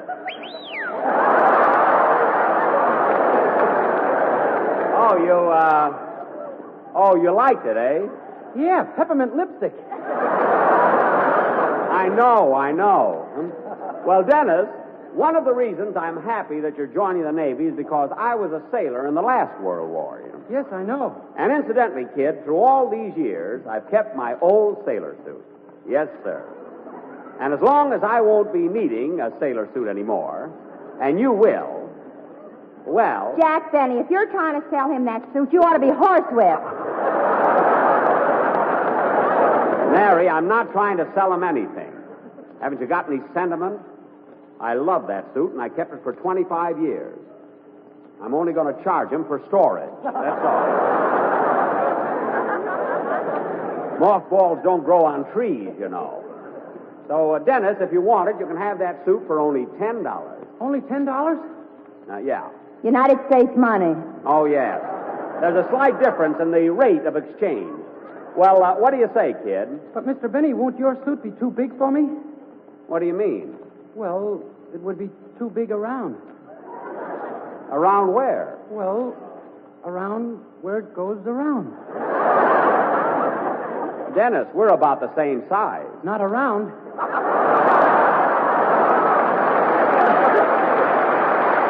Oh, that's right. Hey, Jackson, look, why don't you be big-hearted? Now, the kid's been with you for 5 years. He's going in the Navy, and you have no use for that sailor suit anymore. Why don't you give it to him? You're right, Phil. Okay, Dennis, you can have my old sailor suit. Gee, thanks, Mr. Benny. And in that case, you can have all my civilian suits. Well, thanks, kid.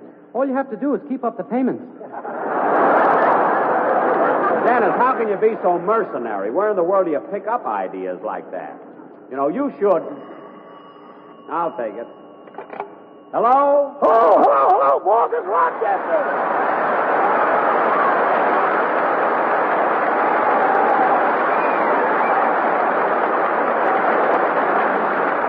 Where are you, Rochester, and what are you so excited about? I'm at your hotel, and the most amazing thing happened. I changed a $10 bill, and they gave me $11 for it.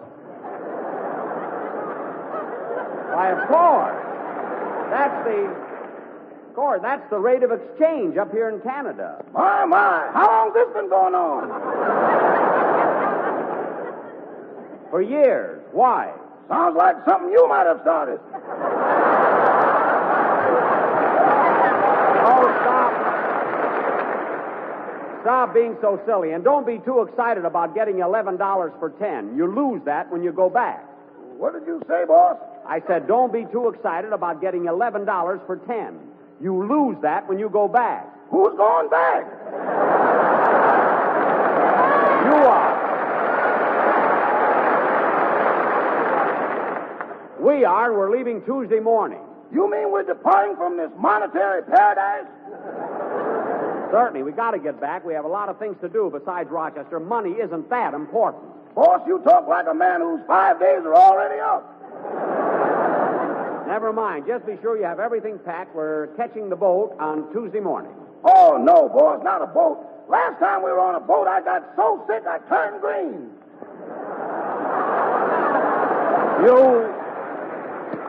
You turned green? Yeah, and for me, that ain't easy.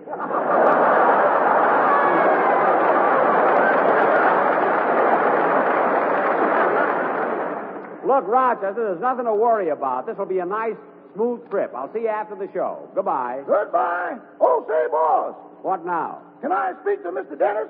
Why, yeah, sure. Dennis, Rochester wants to talk to you. Okay. Hello, Rochester. Hello, Mr. Day. Congratulations, best wishes, and good luck in the Navy. Thank you, Rochester. And, by the way, you know that sailor suit Mr. Benny promised to give you? Uh-huh. I wouldn't take that if I were you. Why? The Moors opened up a second front and started a blitz where he sits.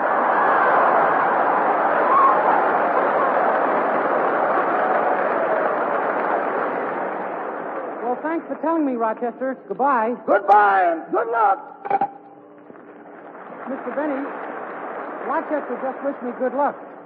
What'd you say, Rochester? What'd you say, Dennis? I said Rochester just wished me good luck. Well, we all do, kid. Jack, I can never thank you and Mary for all you've done for me and for the 5 most wonderful years of my life.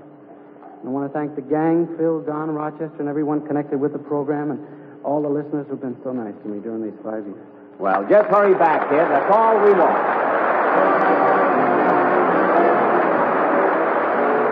You're listening to HOJO Radio.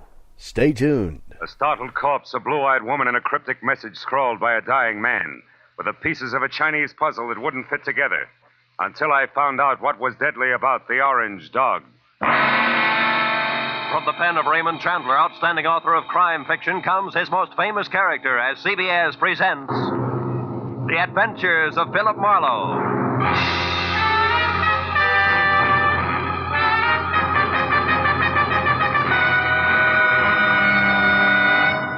And now, with Gerald Moore, starred as Philip Marlowe, we bring you tonight's exciting story, The Orange Dog.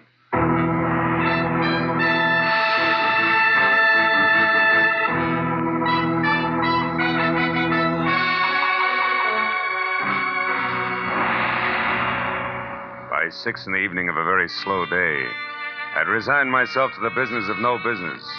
So I took my feet down from my desk, switched off the lights, and started out the door for home with the prospect of a nice, quiet evening ahead of me. But I didn't make it, even as far as the door. Oh. Hello, Philip Marlowe. Marlowe, my name is Shelley Martin. I'm at 8412 Los Feliz, a private residence. I want you to come out here right away. My sister is in a jam, a nasty one. Well, Miss Martin, as a matter of fact, I was just closing up for the night. And I Look, was... you. I need the services of a private detective right now this minute, and I'm prepared to pay for them. There are plenty of others in town. Are you coming or not? Yeah, okay, and thanks for the reminder. That's me you hear sprinting up your front walk. That's much better. And Marlowe, bring your brains along. You're going to need them.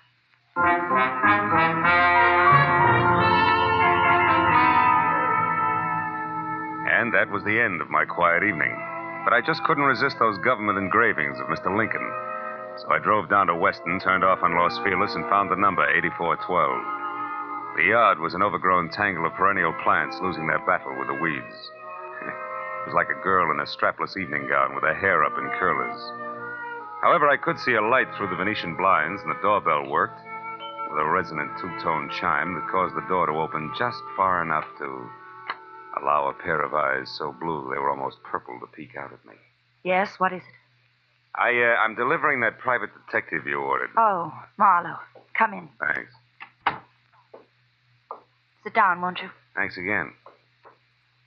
All right, what's the next move?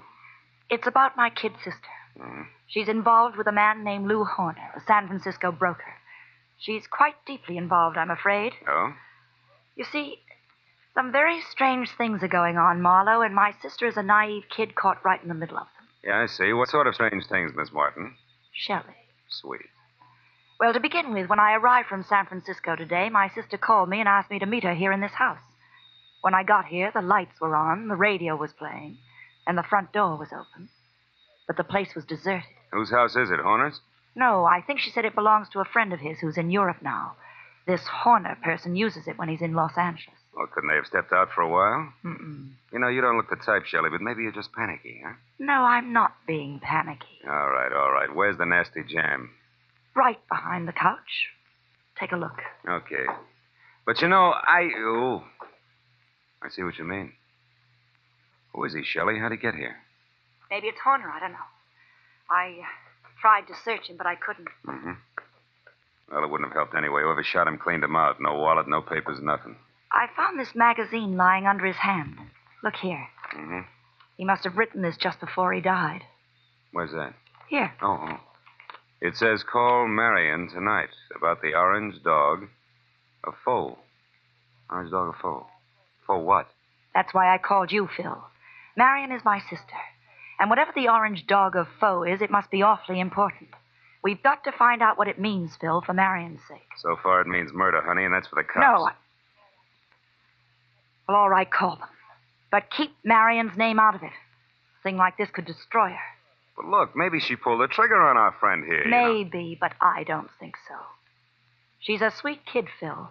Give her a break. If I'm wrong, I swear I'll help you bring her in myself. Is that fair enough? Okay, Shelley, it's a deal. It makes just as much sense as the orange dog of foe, but no more.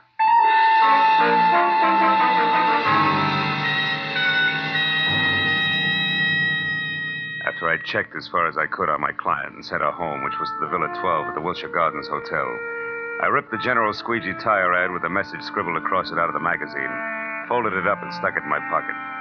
Next, I called Lieutenant Ibarra at Homicide and told him where I'd found a body, probably named Lou Horner, leaving out all the details about Shelley, Marion, and the orange dog. Then I started out the door, but got back as a shadow slid across the walk. I caught a glimpse of a large, ugly head of long, dirty hair set on a small, ugly body that was moving fast. By the time I got out on the walk, Longhair was already putting mileage on a green coupe with a broken taillight. It winked mockingly as it went out of sight. So I got in my car and headed for New Chinatown. It was the logical place to get some information regarding a Chinese dog. I saw a light filtering through a dingy window, illuminating the words James Tang, dealer in Oriental curios. Inside the musty shop, a little man, dressed in a black kimono, drifted forward, softly. Yes? I think perhaps you can help me, huh? I am honored. To be able to help would bring fragrance of plum blossoms to my nostrils, carpet of rose petals to my humble floor, and 1,000 blessings upon my head. Oh, that's very pretty. Tell me, what is the dog of foe? The dog of foe? Why, this fantastic creature here is called the dog of foe. His fierce eyes and snarling mouth are to frighten away evil spirits from temples of Buddha. Why do you say called the dog of foe? Amateur collectors and auctioneers have named him that. It sounds exotic to cash customers. Actually, he is a lion. The lion of Korea. I see. Tang, would you happen to have an orange dog of foe? Very strange that you should ask that, my friend. Strange? Why? Reason number one. There is no authentic orange dog of foe. That's a good reason. Why not? Because to Buddhists, orange is color of sorrow. The piece you speak of could not possibly be authentic. What's reason number two? You are second person to inquire after this non-existent orange dog of foe within the last few minutes. Was it an ugly little man with long hair? Quite contrary. It was a very pretty girl with short hair. Was her name Marion? She made point of not leaving her name. Well, that proves something. However, my friend, old Chinese proverb, loosely translated, says a little knowledge is the instrument of a fool.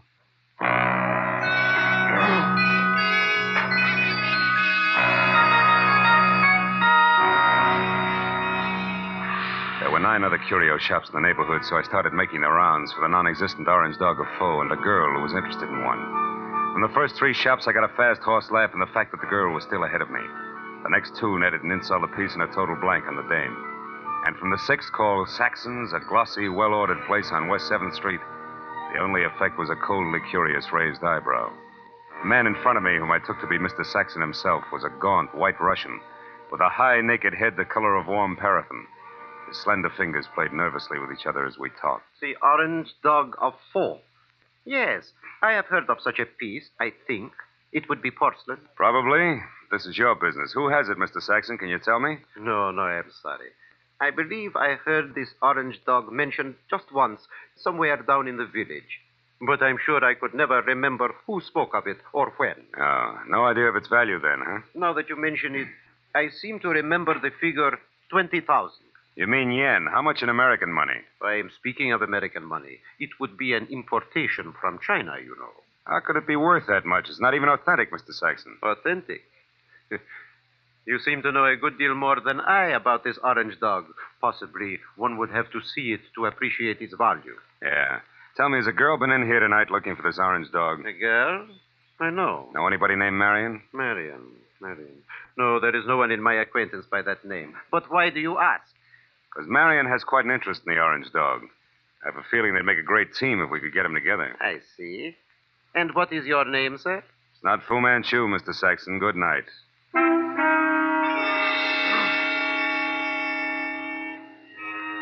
Saxon's expression didn't change. I turned and walked out of the place, and then because, with both of us using double talk, the conversation was bound to deteriorate. At least I had found out that the orange dog of Foe existed and was going for a very high figure, especially for a phony. And it didn't take an abacus to figure out that Saxon knew more than he told me. Well, I started up the sidewalk to the next bric-a-brac emporium when I saw something parked on the side street which brought me to a halt. It was that green coupe with the broken tail light. I went over to it, found it empty, and stuck my head inside to check the registration card for Longhair's real name. Yeah, it was a very foolish move because Longhair at that very moment prodded my kidney with the muzzle of a .38. And neither he nor the gun had a sense of humor. All right, Mr. Wise Guy, come on, walk. You and me are going up the alley here. What's the matter? Don't you feel at home in the light? Shut up. I don't like it much anyway, so you better ease off with the smart science. Okay, this will do us far enough. Well, Mr. Wise Guy, did you find what you're looking for? You mean the orange dog, Shorty? The answer's no. The orange dog. So that's where the plates are. What plates? You're working for Horner. You don't know what plates. Look, chum, when you get your next haircut, have your brains dusted off. Nobody works for Horner anymore. Horner's dead. Dead? Since when? What's the surprise act for? You saw the body. You were sneaking around that house on Los Feliz. In fact, you might have killed Horner yourself. That body wasn't Horner. Why, Horner is 3 times the size of that guy in Los Feliz. He's bald. Also, he's so dumb he can't remember his own phone number. Oh, hold it. I'm looking for Olvera Street where they sell those enchiladas. I'm sorry, gentlemen. I don't want to intrude. Hey, quiet. I'll blow your brains out. All right, now, come on, Mr. Wise Guy. Tell me what Horner's got on his mind. You know all right. I saw you taking orders from his girl. You mean Shelley Martin? Who else? Thought maybe you meant Marion. Marion? Who's Marion? Shelley Martin's sister. And don't let it worry you. Marion's got the orange dog eating out of her hand. I don't say. It ain't funny, mister. It's just peculiar. Because Shelley Martin don't have a sister, I know. So it seems like you're a very mixed-up character. In fact, Mr. Wise Guy, you're so mixed up, you're no good to me at all. So get over there with the rest of that.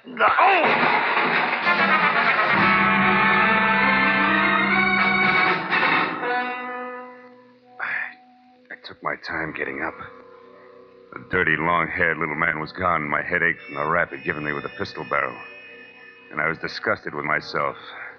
Dry, dirty, disgusted like a drunk at sunrise because a nasty little jerk with an oversized head and a blue-eyed dynamo with auburn hair had me jumping through hoops like a trained ape. I stood in the alley and swore at myself until the futility of that routine dawned on me. Then I decided to go hunting. But I made one stop first at a telephone to at least get Ibarra off my conscience.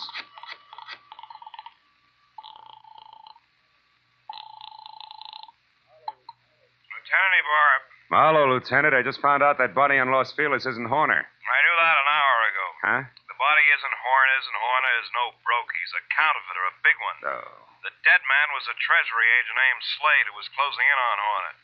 So if you've got anything you haven't told, Phil, you better get it off your chest. At this point, it's a pleasure. Girl named Shelley Martin's calling the signals about now, and she can be found at Villa 12, Wilshire Gardens Hotel. Yeah, hurry. You'll just about meet me there, Ibarra. Now, wait. Suppose you go alone and find out what you can first. That's a switch. I'll follow in half an hour. Let's not freeze her up, Marlo. Let's keep her talking, okay? Okay, Ibarra. That's easy for her. She's got a forked tongue. Only this time it's going to wag strictly on the straight and narrow, I guarantee it.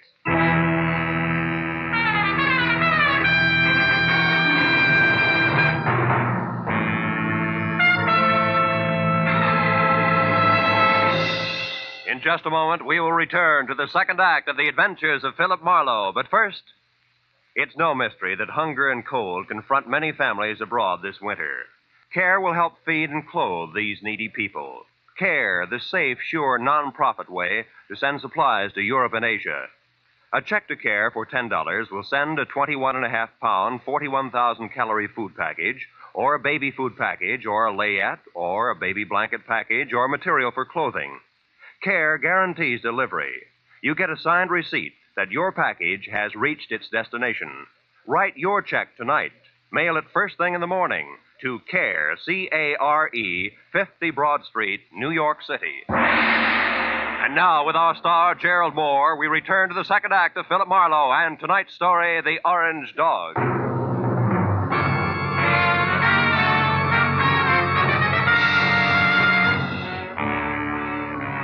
Pointed my car toward the Wilshire Gardens and a beautiful liar named Shelley Martin, I was sure of two things.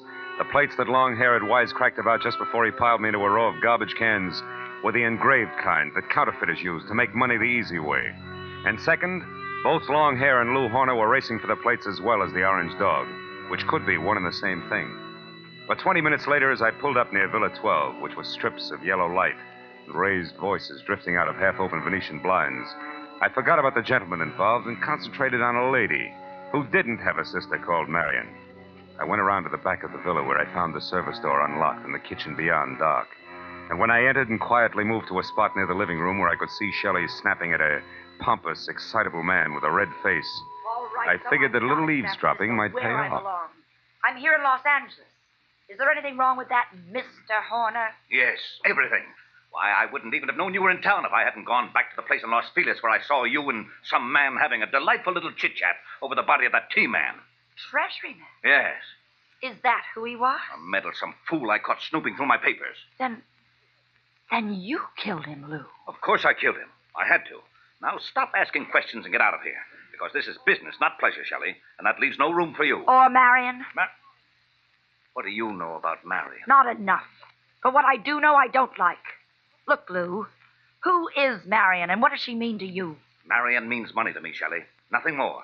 So just leave me alone here so that I can make a call according to schedule. A call about... Lou. What's the matter, Shelley? Behind you, Lou. They're in the garden. Lou! The bullet crashed through a closed window, didn't stop until it got to Horner, who grabbed at his chest and dropped to the floor even before the glass quit flying. And by the time I got outside to where the shot had come from, I found nothing but a little wind rustling a lot of trees. When I got back to Shelley and the blood over tweed on the carpet, Horner was already dead. Marlowe, the man out there was Henry Peel. Peel? Something in long hair and dirty clothes? Yes, I met him in Horner's office once.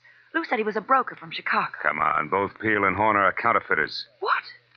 Lou, a counterfeit? That's right. Never mind the carefully arched eyebrows, honey. They mean nothing. But, Marlowe, I swear I never knew that Horner was anything but a broker. A broker maltreating poor sister Marion? You're a liar, Shelley.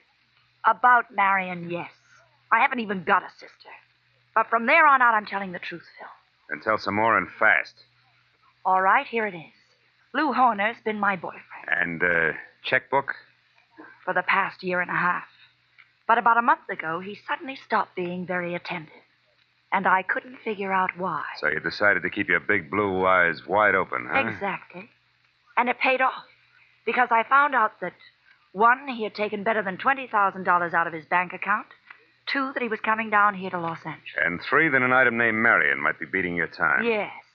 And that part of it upset me plenty. Until 10 minutes ago. But then I found out that Horner here was a murderer, and that, Marlowe, I don't buy. 3 cheers for the all-American girl. Oh, skip it, Marlowe. I'll live my way, you live yours. Don't worry, honey. Nobody wants to change places with you. Hey, look. Why does Horner wear a little rubber band on his little finger, do you know? Oh, he had a bad memory. Used every kind of gadget in the books to keep himself from forgetting things, especially numbers. Oh. Well, for example, that rubber band might mean 10 o'clock. How do you figure? Like 5 and 5. The fingers on each hand, reading from left to right. He used things like that. Oh. Wait a minute. Hmm? Horner was going to make a call to Marion just now, and the message the T-man left was... Call Marion tonight about the Orange Dog of Foe. Shelley, baby, where's your phone? Fast. Come on, it's 10:15 already. Oh, it's out there in the hall, Marlowe. Oh. What are you talking about? A line, honey, a line on your ex-sister, Marion.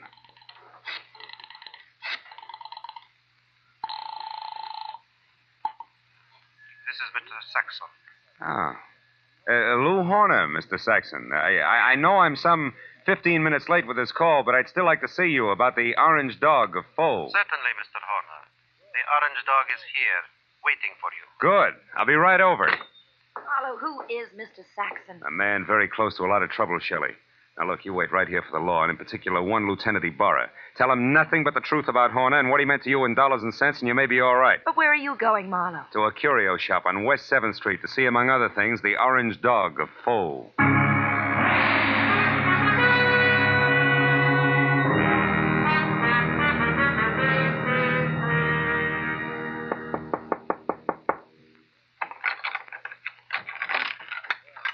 You are the Mr. Horner who called? Yeah. Also the one who was here this afternoon, you remember? Oh, yes. Well, I'm sorry I didn't call you at 10, Mr. Saxon, according to schedule. I hope it hasn't inconvenienced you. No, that's quite all right, Mr. Horner. One moment, sir. What's the matter? Is anything wrong tonight? Seem on edge, Mr. Saxon. I am. So please, Mr. Horner, don't make a single stupid move. What?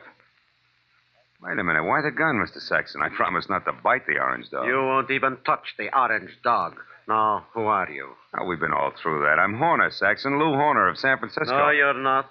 Horner would have had no reason to wander around curio shops as you did this afternoon, asking any and everybody about the orange dog. Now, once more, who are you, and where is the real Lou Horner? All right, we'll take them in that order. I'm a private detective named Philip Marlowe, and Lou Horner's a corpse. But also, I'm a good friend of yours, Saxon, because I'm going to give you a little bit of advice for free. Call it quits, Buster. You're licked. What are you talking about, Marlowe? A T for Treasury man named Slade. Before he died, Saxon, he talked. I see. Yeah, and believe me, he said enough to put you away till orange dogs are as popular as lifesavers. What do you say, Saxon? Do we play it smart? Very well, Marlowe. We will play it smart. My kind of smart. Now, turn around and walk through that curtain there. I want to show you something. Orange dog, maybe? Yes. The orange dog of Foe. I want you to see it for yourself before you die. Saxon said die like it already happened. And after he relieved me of the comforting bulge of the gun in my pocket and marched me to a large, windowless room that was a little darker than the lining of an 8-ball, he told me to stand very still. Then he turned on a single lamp that rested on a large, scarred table, and next to it an ordinary shipping crate and cushioned on all sides by white wrapping paper. I finally saw the orange dog of Foe. It was a porcelain lion, pop-eyed, majestic in a crazy way. And also it was colored orange, bright and clear. But now that I'd seen it, I knew that the next move was Saxon's. And I turned to face him. It was then that I noticed the black curtain behind him moved slightly. And Longhair quietly stepped into the room. This Mr. Saxon did not know about. Well, Marlowe, now that you have seen the orange dog for your first and last time, what do you think of it? He thinks it's just Jim Dandy, mister. Now drop your gun before I blow the top of your head off. Go on, drop it. It's better. Now sit down there and stay put. And you, Marlowe, get across the room. Okay. Thanks for showing up, Peel, before Saxon here ran out of small jokes. Don't kid yourself, Marlowe. I didn't just show up. I've been right behind you all the way. That's how I work. So what do you want, Peel? A couple of very fine engraved plates that I've been after for 6 months now. Plates which could be in the orange dog of Foe? No place else but. Or did you think that maybe the late Mr. Horner wanted as an ornament? But that's all it is. There are no plates in the orange dog. It is only a collector's item. And you're a liar, Saxon. And I know the best way to prove that. Marlowe, pick that thing up and toss it against the wall. No, don't. I tell you, there's nothing in it. Toss it, Marlowe. Go on. Okay, Peel. Now we'll see who's right about the plates being hit. Nothing, huh, Peel? No. Nothing. All right, Saxon, get up. I want to know what the plates are, so I'm going to count to 3. That's how long you have to live if you don't tell me. No. Peel, believe me, there are no plates. 1, 2. Hold it, Peel. Wait. Here are the plates. Here. In this jeweled box. Look, right here, under your nose. Is he out, Marlowe? Yeah, he's out, all right. He took the light with him, too. Is there another lamp in here? No, there isn't. Nor is there another gun. Why, you stinking little... Wait a minute, those sirens, Saxon, they're heading this way. Police? Yeah, the police. Looks like sooner or later everybody gets together in the back room at Saxon's, But not everybody stays here, so I'll take this wrapping paper and leave now. Wrapping paper? The stuff that was around the orange dog? Yes, a sample of the best grade of counterfeiting paper made, Marlowe. And that's what Horner was supposed to buy, not plates. Those he got a month ago. Still makes you a crook, Saxon, and one who'll never get past the front door. Oh, no, we'll see about that. Marlowe! Keep shooting, Saxon, in the dark. You got 4 shots left. You filthy maggot! Only one now, Saxon. That's number 6. You're through, Saxon. By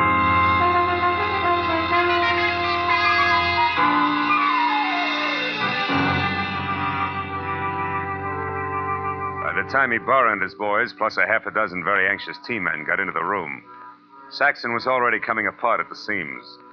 After a half hour of steady questioning, he split wide open and led us all to a basement hideout where the team men went wild over a few thousand sheets of A1 counterfeiting paper. But an hour later, after Peel, who admitted murdering Lou Horner, and Saxon, who was ready for the nearest straitjacket, were both in the lockup, there was still the problem of the glib lass from San Francisco. But finally, when Shelley, Lieutenant Ibarra, and I stood under the green light of the globe in front of police headquarters, I knew that the girl who technically was only guilty of withholding information from the police was not going to spend any time in the pokey. Because, after all, I was more or less guilty of the same thing. Besides, Lieutenant Ibarra was still interested in the others. Well, Marlowe, it looks like the whole business actually boils down to a single transaction between Clay Saxon, who had the counterfeiting paper, and Lou Horner, who was supposed to buy it. That's right, Ibarra. But Horner, who must have made his contact with Saxon via some middleman in San Francisco, only had a telephone number and the password, the orange dog of foe, to work on here in L.A. But how'd you get hold of that number, Phil? From the message the T-man left before he died. You mean you actually called someone named Marion? No, honey, I just dialed Marion. M.A. Madison. R-I-O-N 7466. Madison 7466. You get it? Yeah. Another one of Horner's screwy memory tricks, like the rubber band on his 10th finger.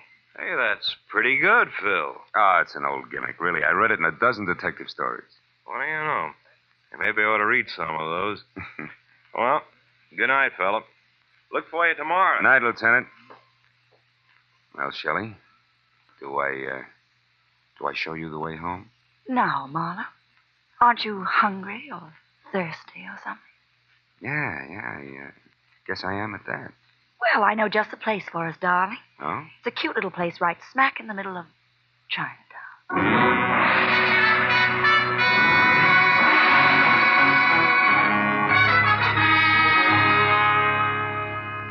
Well, we got through a small Chinese dinner without seeing or hearing from a single orange dog. And when it came time to leave, I was thinking that Shelley wasn't really too bad a kid at that. So when she left the table to powder her nose, I started to make plans. But when she got back, I forgot about them because in the meantime, she'd run into an old friend. Yeah, a rich old friend who was all alone in the big city. I said I didn't mind taking a rain check when she explained that he was from Kansas City and a broker at that. He certainly was overweight. Too much steak and potatoes. Steak and potatoes. Wonder if Lindy's is still open.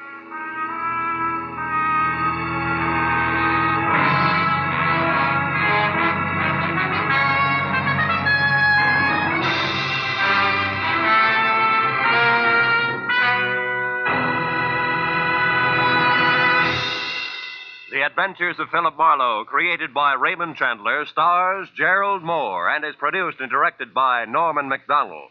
Script is by Mel Donnelly, Robert Mitchell, and Gene Levitt.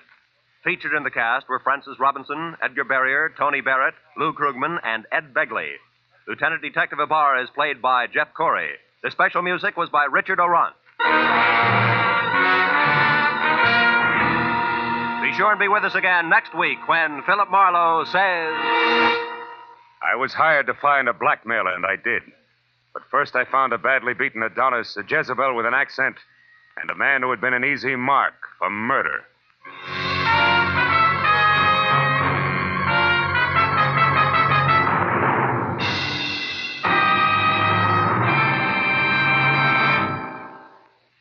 90 minutes of unsurpassed comedy comes to you every Sunday night when CBS brings you The Spike Jones Show, The Jack Benny Show, and Amos and Andy in succession. Tomorrow night, pianist Alec Templeton and songstress Peggy Mann are Spike Jones' special guests. Jack Benny and his gang and Amos and Andy, following in succession, will bring you more of the laughs that make them first for Sunday night fun. Spike Jones and Amos and Andy come to you over most of these same CBS network stations, and Jack Benny comes to you over them all. Now, stay tuned for Gangbusters, which follows immediately over most of these stations.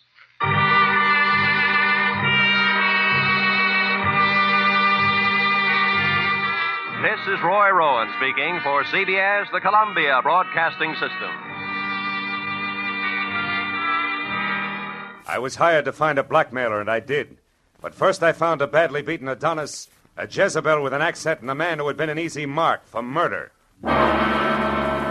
From the pen of Raymond Chandler, outstanding author of crime fiction, comes his most famous character as CBS presents The Adventures of Philip Marlowe.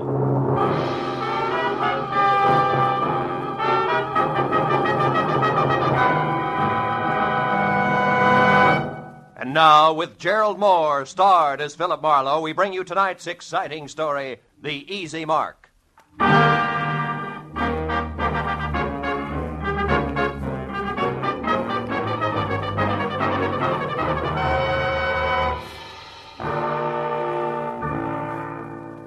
I'd spent a dull day on a duller subject, which was don't get caught with your income tax return down at midnight, March 15th. After calling time for a thick steak designated to bolster the stamina of a private detective, but nevertheless non-deductible, I reluctantly headed back to my office where I found both my conscience and the long Form 1040 still waiting, which meant there was no way out. The dull day was going to stretch on into the night, but then I got a break, because my telephone rang and the call was from one Mrs. Corey Gilbert, a prospective client who wanted action in a hurry.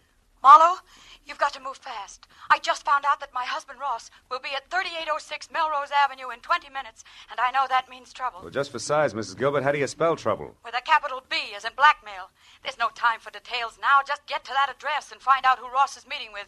Only hurry, Marlowe, please. Well, hurry after what, Mrs. Gilbert? I've never met your husband, remember? Oh, yes. Well, he's tall, dark eyes, dark hair, very handsome. And the blackmailer, short, stocky, and repulsive, I suppose. I've never seen the blackmailer. All right, Mrs. Gilbert, where can I reach you?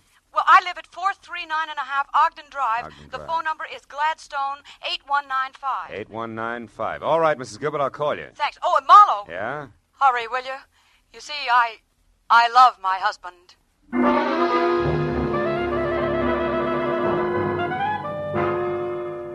I was a little more than 20 minutes finding the address on Melrose.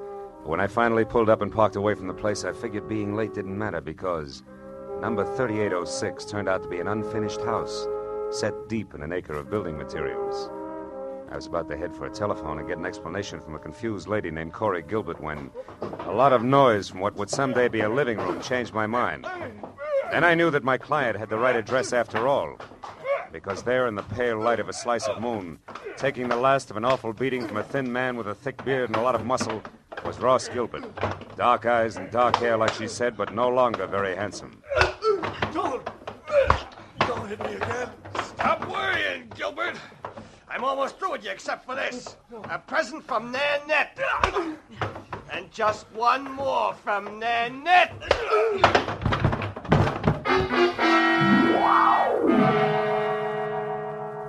That last punch stacked Ross Gilbert onto a pile of rough lumber like he was another 1x12.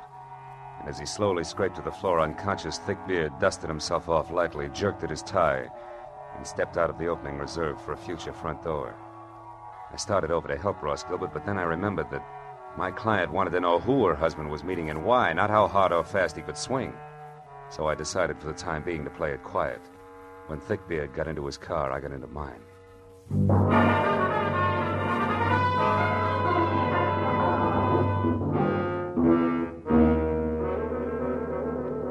I followed him all the way to Beverly Hills, where he pulled to a stop in front of the Camden Arms Court. I parked, lights out, and watched him strut up a flagstone walk and knock on the door of a bungalow, number 4, which was dark. When he knocked again and it stayed dark, he took an envelope out of his pocket, wrote something on it, and jammed it into the mailbox. Then he got back into his car and started away fast. I walked up to the bungalow and helped myself to Thickbeard's empty envelope. On one side, scrawled in pencil and smudged, was the telephone number Sunset 31676. On the other, payment delivered okay, Plummer. Plummer, huh? I shoved the message into my pocket, struck a match, and started looking for a name on the front door. But then a cab pulled up, and a moment later I had help. I can be of some assistance, perhaps? Yes, I was just... Oh. Nanette? Oui. Nanette Lamarck. But I do not know you, monsieur. No, you don't. I think if you will stop staring and begin talking, we will do much better. Who are you? Philip Marlowe. A friend of Plummer's. He asked me to deliver a message for him. Do I go on? Of course, Mr. Marlowe. But please come inside. It is so much nicer there.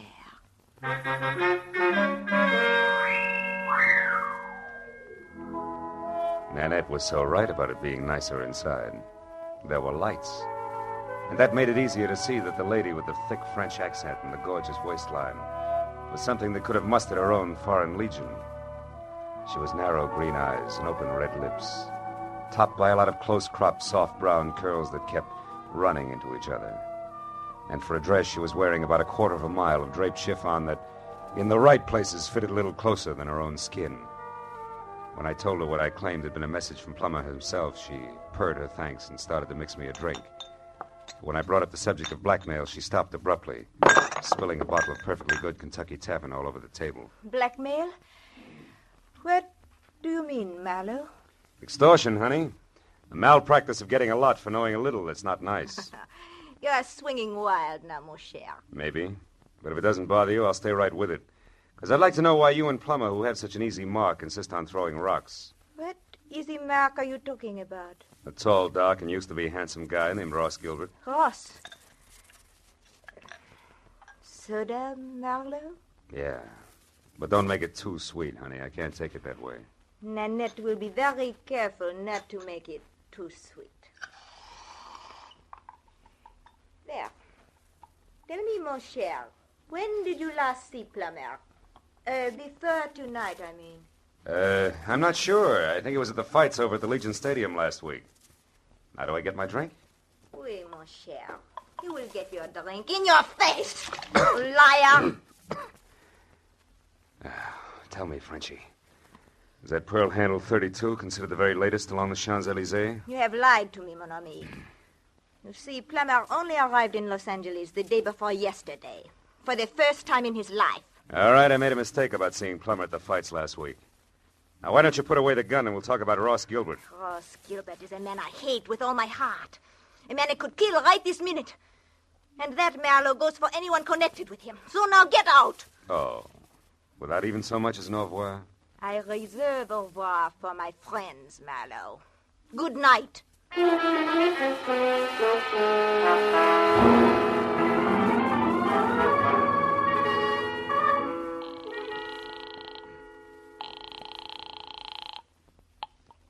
Hello? Marlowe, Mrs. Gilbert, is Ross all right? Ross isn't here, Marlowe. What happened to him? He ran into an ugly beating at that address on Melrose. Something nasty from out of town named Plummer is responsible. Ever hear of him and/or an imported Jezebel called Nanette Lamarck? No, I haven't. But what about Ross? What's wrong with him? Nothing that a pound of beefsteak and enough liniment can't cure. But before we worry about Ross, Mrs. Gilbert, one more thing. It's a phone number I found on the back of an envelope that belonged to Plummer. Number is Sunset 31676. What? Somebody you know? Yes, someone I know very well. It's the telephone number of my ex-husband, Emery Marsh. Emery Marsh, huh? Fancy dress designer on Wilshire? That's right. But what's he got to do with all this? Emery only met Ross once in Mexico, a party at Ensenada. Yeah, well, look, Mrs. Gilbert, why don't we postpone collecting Ross until I find out a little more? Where does your ex-husband Marsh live? In Santa Monica. But there's a good chance that he's still at his place on Wilshire. He does most of his work at night. Well, then Wilshire Boulevard's my next stop. I'll try to make it a quick one. Goodbye.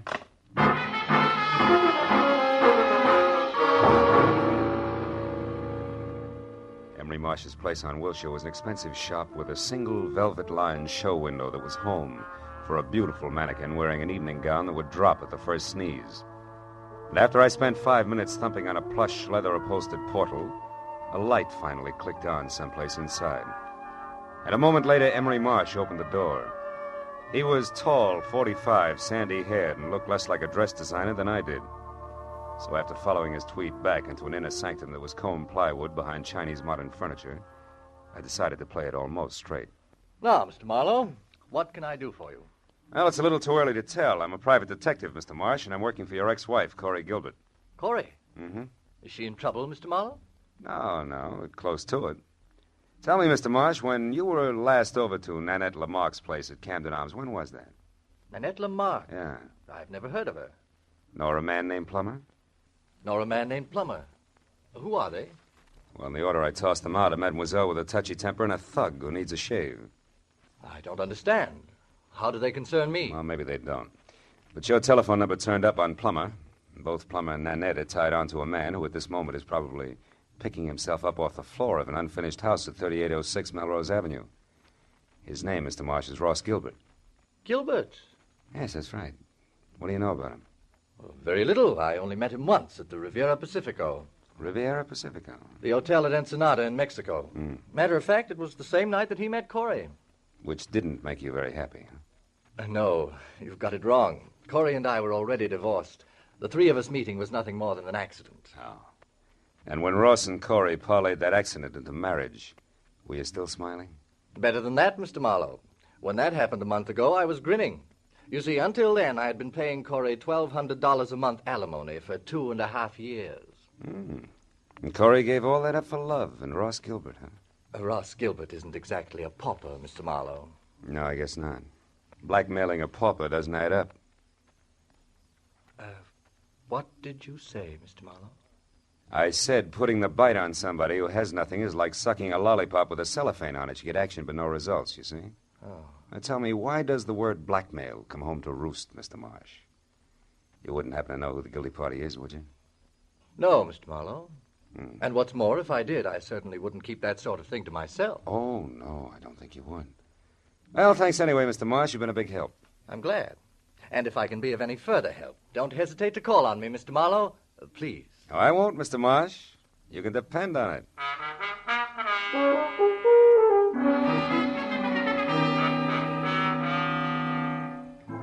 All the way from Wilshire Boulevard to Mrs. Gilbert's place on Ogden Drive, I kept wondering who wanted how much out of Ross Gilbert and why. About 20 minutes later, when I pulled up in front of the house, I started concentrating on my client, who had to be the woman standing next to a green coupe in the driveway and waiting in double time.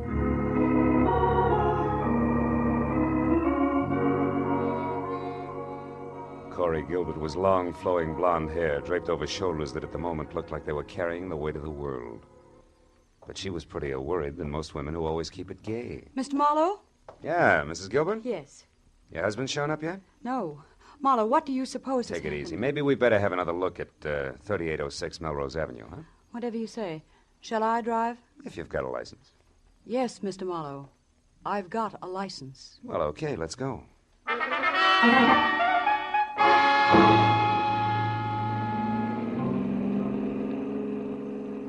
The way we took off in Corey's Nash, I wasn't sure whether her license was for driving a car or an airplane. And while she kept her to 83.5 AAA on the accelerator, she talked about her husband and why she was worried. By the time we were near the place, I knew all about the party in Ensenada, their whirlwind courtship, and what a fine guy Ross Gilbert was. When we got out of the car and started over the last 100 yards toward the unfinished house, I'd learned everything Corey knew about the blackmail angle, which wasn't very much. It started last week, Marlowe, when we got back from our honeymoon. Ross wasn't himself at all. He was worried. He forgot how to laugh. He argued with me over any and everything. Where does the blackmail come in? I don't know. He wouldn't tell me what was wrong. Then this evening, just before I called you, I overheard him talking on the telephone. That's when I caught the word blackmail and this address. Now, maybe Ross will be able to fill in a few of the blanks for us. Oh, he was over here in this room on a pile of lumber when I... Ross! Plummer must have done a lot more damage than I figured. Ross! Ross! Take it easy, baby. Marlowe, what is it? Is he... I'm afraid he is, Corey. That man, he beat him to death. No, Corey, that round hole in Gilbert's chest wasn't made by a fist. From where I stand, it looks like a .32 caliber bullet.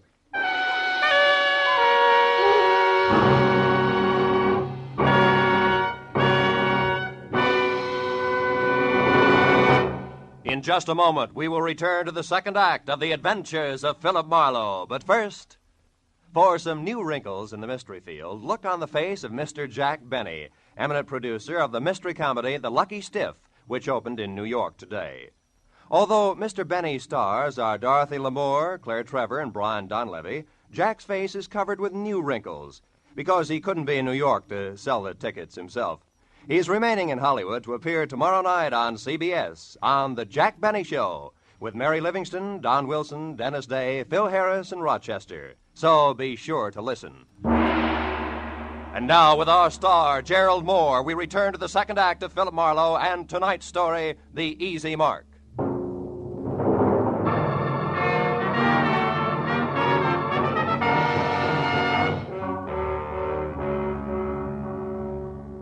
Corey Gilbert's face went sickly white, and her mouth twisted on the brink of hysteria as she stared at the dead man.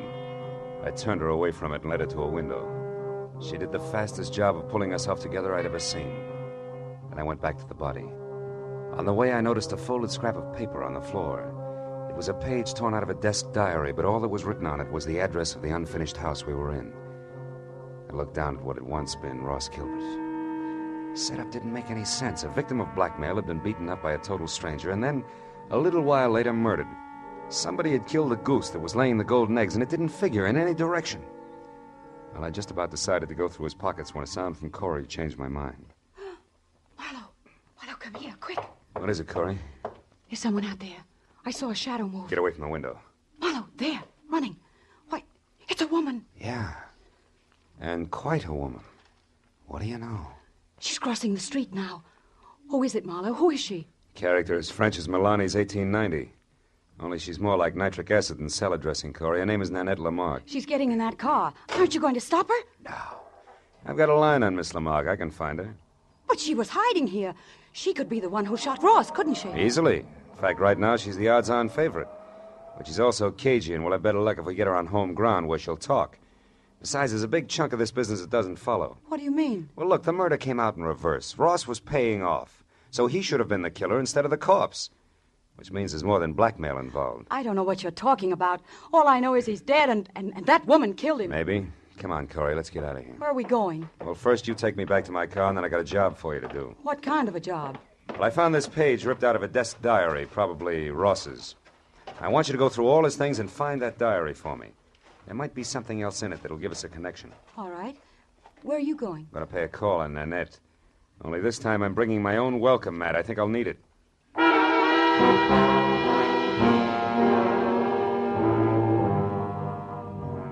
After Corey dropped me off, I called Lieutenant Ibarra at Homicide, reported the body, and then I got into my own car and drove out to Beverly Hills again, to the Camden Arms Court. Nanette's bungalow had lights on. I parked down the street and made tracks back through the landscaping to a side window. Nanette was playing pin-up girl on the arm of a divan. She watched someone pace back and forth across the room. When I got close enough to hear what was being said, that someone turned out to be Corey Gilbert's first husband, Emery Marsh. Like chickens with their heads off. So Ross Gilbert was shot to death. But I've got to know the truth about one thing, Miss Lamarck. My entire life's work is at stake. Can't you understand? All right, Monsieur Marsh. Do not break out into tears, I will tell you. Plummer is merely a private investigator I hired to locate Ross Gilbert for me. Now, are you happy? No. Why did such a person have my telephone number? That's what I want to know. I'll be ruined if I'm involved in this mess. My reputation means everything to my business, and, well, things aren't going too well just now. If I'm connected with a scandal, I'll be wiped out. Well, stop worrying. I saw you with Ross Gilbert 3 or 4 times before he disappeared. So I gave your name to Plummer as a possible lead to Ross. That is all. Why did you want to find Ross Gilbert? That, mon ami, is none of your business. You found out what you wanted, so good night. All right. I'll go. But can I count on you to keep my name out of this? Listen, I am counting on me to keep my own name out of it. And I will be very busy doing that. Good night.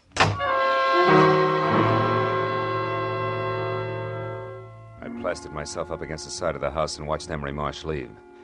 He looked anything but happy over the result of his interview with Nanette, but I figured I had the benefit of experience to work with and less to lose than he had. So I waited until he was out of sight, and then I stepped up to the door, braced myself, and tried my luck. You again. Yeah, and I want to talk to you. Get your foot out of my door. Ow! Oh, get out of here. Get out. Not until we've had a nice, quiet chat, Nanette, and I think we'll take up where Emery Marsh left off. What? Look, just who exactly are you, Marlowe? Your boy Plummer and I are distant fraternity brothers, but there the similarity ends. Just another chief private detective. Oh! Okay, baby, if that tough stuff's the only language you understand, we'll talk that. Don't stop it. Leave me alone. Now get over there. Sit down. Oh, you ape. I'd be nice to me if I were you, Nanette. Because I just love to see a rope around that lovely neck of yours. And what's more, I can almost put one there. You're in a mess right up to your accent. So start making answers beautiful and keep them straight. First, why did you put Plummer on Ross Gilbert's trail? Because he double-crossed me, that is why. Double-crossed you how? He ran away from me. He was mine, all bought and paid for, you understand? Not exactly. When I met him, he was flat broke. I bought him every decent stitch of clothes that he had. Gave him everything he needed to be a gentleman because we were going to be married. And then he ran out on me and took everything with him that he could lay his hands on. Go on. Nobody does that to Nanette Lamarck. Nobody. So you hired that licensed thug Plummer to find him and beat him half to death, right? Exactly. Well, go ahead, baby. The story doesn't end there. Tell me the rest, the good part. About how you waited until Plummer got through with him, and then you went down to that unfinished blueprint out of House and Gardens and killed him. No, that is not true. I did not do that. Why, I could not. It's no bigger lie than the rest of it. Where's that pearl handle 32 of yours, Nanette? And don't reach for it. Just tell me. What do you want with I me? want to see if it's been fired. Now, where is it? Call it, Jack. Oh, fine. Plummer. Miss Lamarck might not like for you to see her gun. Oh, I thought you would never get here. Who's this character, Miss Lamarck? Another private detective. Marlowe by name. No kidding. Well, we got a lot in common, haven't we, Jack? Yes. We've each got 2 arms and 2 legs. And the name is Phil. Oh, that's the way it is, huh? Well, listen, Jack. You got no business here in the first place. For 2 cents, I'll chop you down. You're even cheaper than I figured. Why, and you you can put big- away that big, nasty gun, too, because I got you cold. That envelope you stuck in Nanette's mailbox tonight had a slip of paper inside from one of your old clients. Huh? What are you talking about? Can't you guess? Hey, you want to see it? Well, yeah, let's have a look at that. Okay. Take a good look. Come on, drop the gun, Plummer. Come on, drop it. My arm! All right, now, fold up. There's your bargain basement detective, Nanette. You didn't get your money's worth, did you? Now, shall we take a look at that pearl-handled gun of yours? It is over there in my bag. Thanks. Clip's full, and that smell sure isn't gunpowder. Of course not. I did not kill Ross. Why, I was not even inside of that building where he was. Yeah, I know, but you... Wait a minute. Say that again. I said I was never inside that unfinished house where he was found. When I drove up, you were already there, so I left. Yeah, I know. And Plummer's gun is... fully loaded. Hasn't been fired either. Baby, you've just given me a great idea. An idea? But I do not understand. Never mind, I'll explain it to you later. And incidentally, you better be around. Right now, I've got to find out one more thing, and then maybe I'll pop this whole shebang wide open.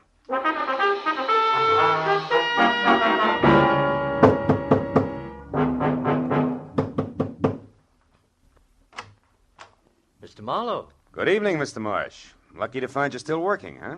Late hours are a habit with me these days. Come in. Thanks. Mr. Marsh, I've come back for that help you offered me earlier this evening. I see. Well, the offer's still good. Fine. I think your ex-wife, Corey, is lying to me. She claims you didn't know Ross Gilbert, that you only met him once at that party in Ensenada, but you did know him, didn't you? Why, yes. As a matter of fact, I did get acquainted with Ross slightly. We had dinner together a few times. Uh-huh. And you really did favor his marriage to Corey because it freed you automatically from that alimony load you were carrying. That's correct, Marlowe, but I don't And it's see... also correct, isn't it, that you couldn't afford to go to court to have your alimony reduced because that would let your snobbish clientele know you were going on the rocks. Yes, that's also true. And maybe it's true that you actually engineered the marriage and it backfired on you. Very smart, Mr. Marlowe. Just keep your hands at your side. This might go off. Yes. Well, I expected a reaction, but not quite so soon. Too bad. I'll trouble you for your gun, now that you've got it all figured out. Yes, Marlowe, I engineered that marriage. Corey was attracted to Gilbert, but he was broke. I knew that would scare Corey off if she found out. So you and Corey made a deal, particularly with Ross. He wanted to marry Corey. You supplied the cash for his courtship, right? Yes, only he wouldn't stop there. He kept demanding more. Sure, that figured from the start. Ross wasn't being blackmailed. He was the blackmailer himself, and that made you worse off than before, so you killed him. You're so right, Mr. Marlowe. And remember, the price for 2 murders is the same as for 1. So you've really left me no alternative. I'll give you an alternative, Emery. Corey! One thing you didn't count on. I really loved Ross Gilbert.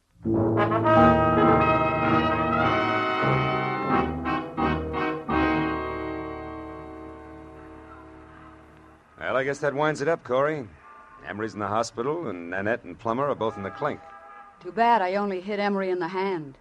I never could trust my aim. It's always been bad, in a lot of ways. It was good enough tonight, baby. Lucky for me you showed up when you did. Say, what made you come to Marsh's place, anyway? Well, that page from the desk diary paid off, Marlowe. Only we made a mistake. No? It didn't come from Ross's diary. It came from Emery's. I finally remembered his handwriting. Mm-hmm. Now, you tell me something, Marlowe. Yeah? How did you know Emery was guilty? Oh, well, he made the oldest slip in the book. When he was talking to Nanette, I overheard him say that Ross had been shot. Emery had no way of knowing that Gilbert was dead or how he'd been killed unless Nanette told him. And for a while, I thought she had, but then I found out that she couldn't have because she'd never been inside the house where we found Ross. So it had to be Emery. Sure. I see. Well, Marlowe, what does a gal say at the end of a night like this? Thanks or something? Just thanks will be enough. I gotta do my income tax. Can I give you a lift? No, I'll walk a while. I've got some thinking to do about marksmanship. But call me sometime later on, will you? Just to see if I'm shooting in the right direction. You can count on it, Corey. Thanks. Good night, Phil.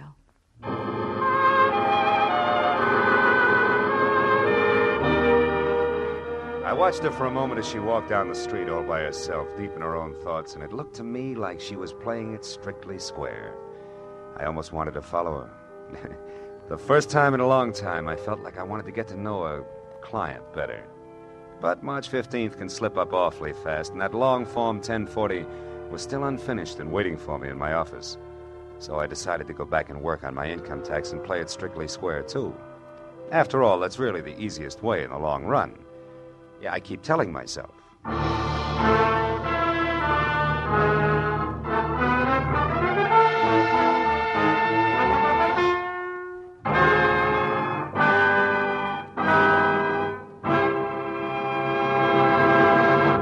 The Adventures of Philip Marlowe, created by Raymond Chandler, stars Gerald Moore, and is produced by Norman MacDonald. The script by Mel Donnelly, Robert Mitchell, and Gene Levitt was directed by Ralph Rose.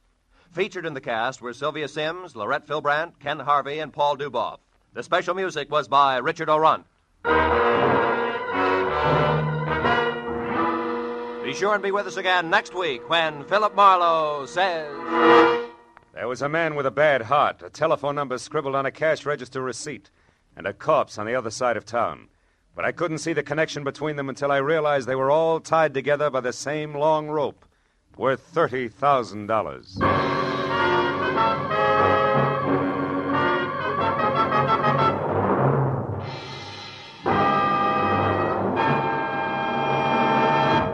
Next Wednesday evening, February 2nd, CBS will bring you a moving, powerful drama of a reporter who took an assignment he eagerly sought, only to find it came too close to home. Its title is Mind in the Shadow. Its star is Eddie Albert, and its story tells how the reporter set out to reveal the shocking facts about our mental hospitals, and then learned that his lovely young wife might have to enter one. Based on actual documentary evidence of conditions existing today, you'll find Mind in the Shadow, a revealing story of something which could happen to you. Hear Mind in the Shadow, starring Eddie Albert, next Wednesday evening, over most of these same CBS network stations. Now, stay tuned for Gangbusters, which follows immediately over most of these same stations.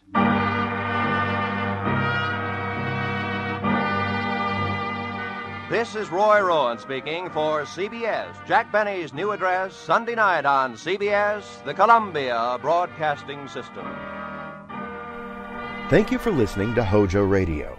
We'll be back again very soon.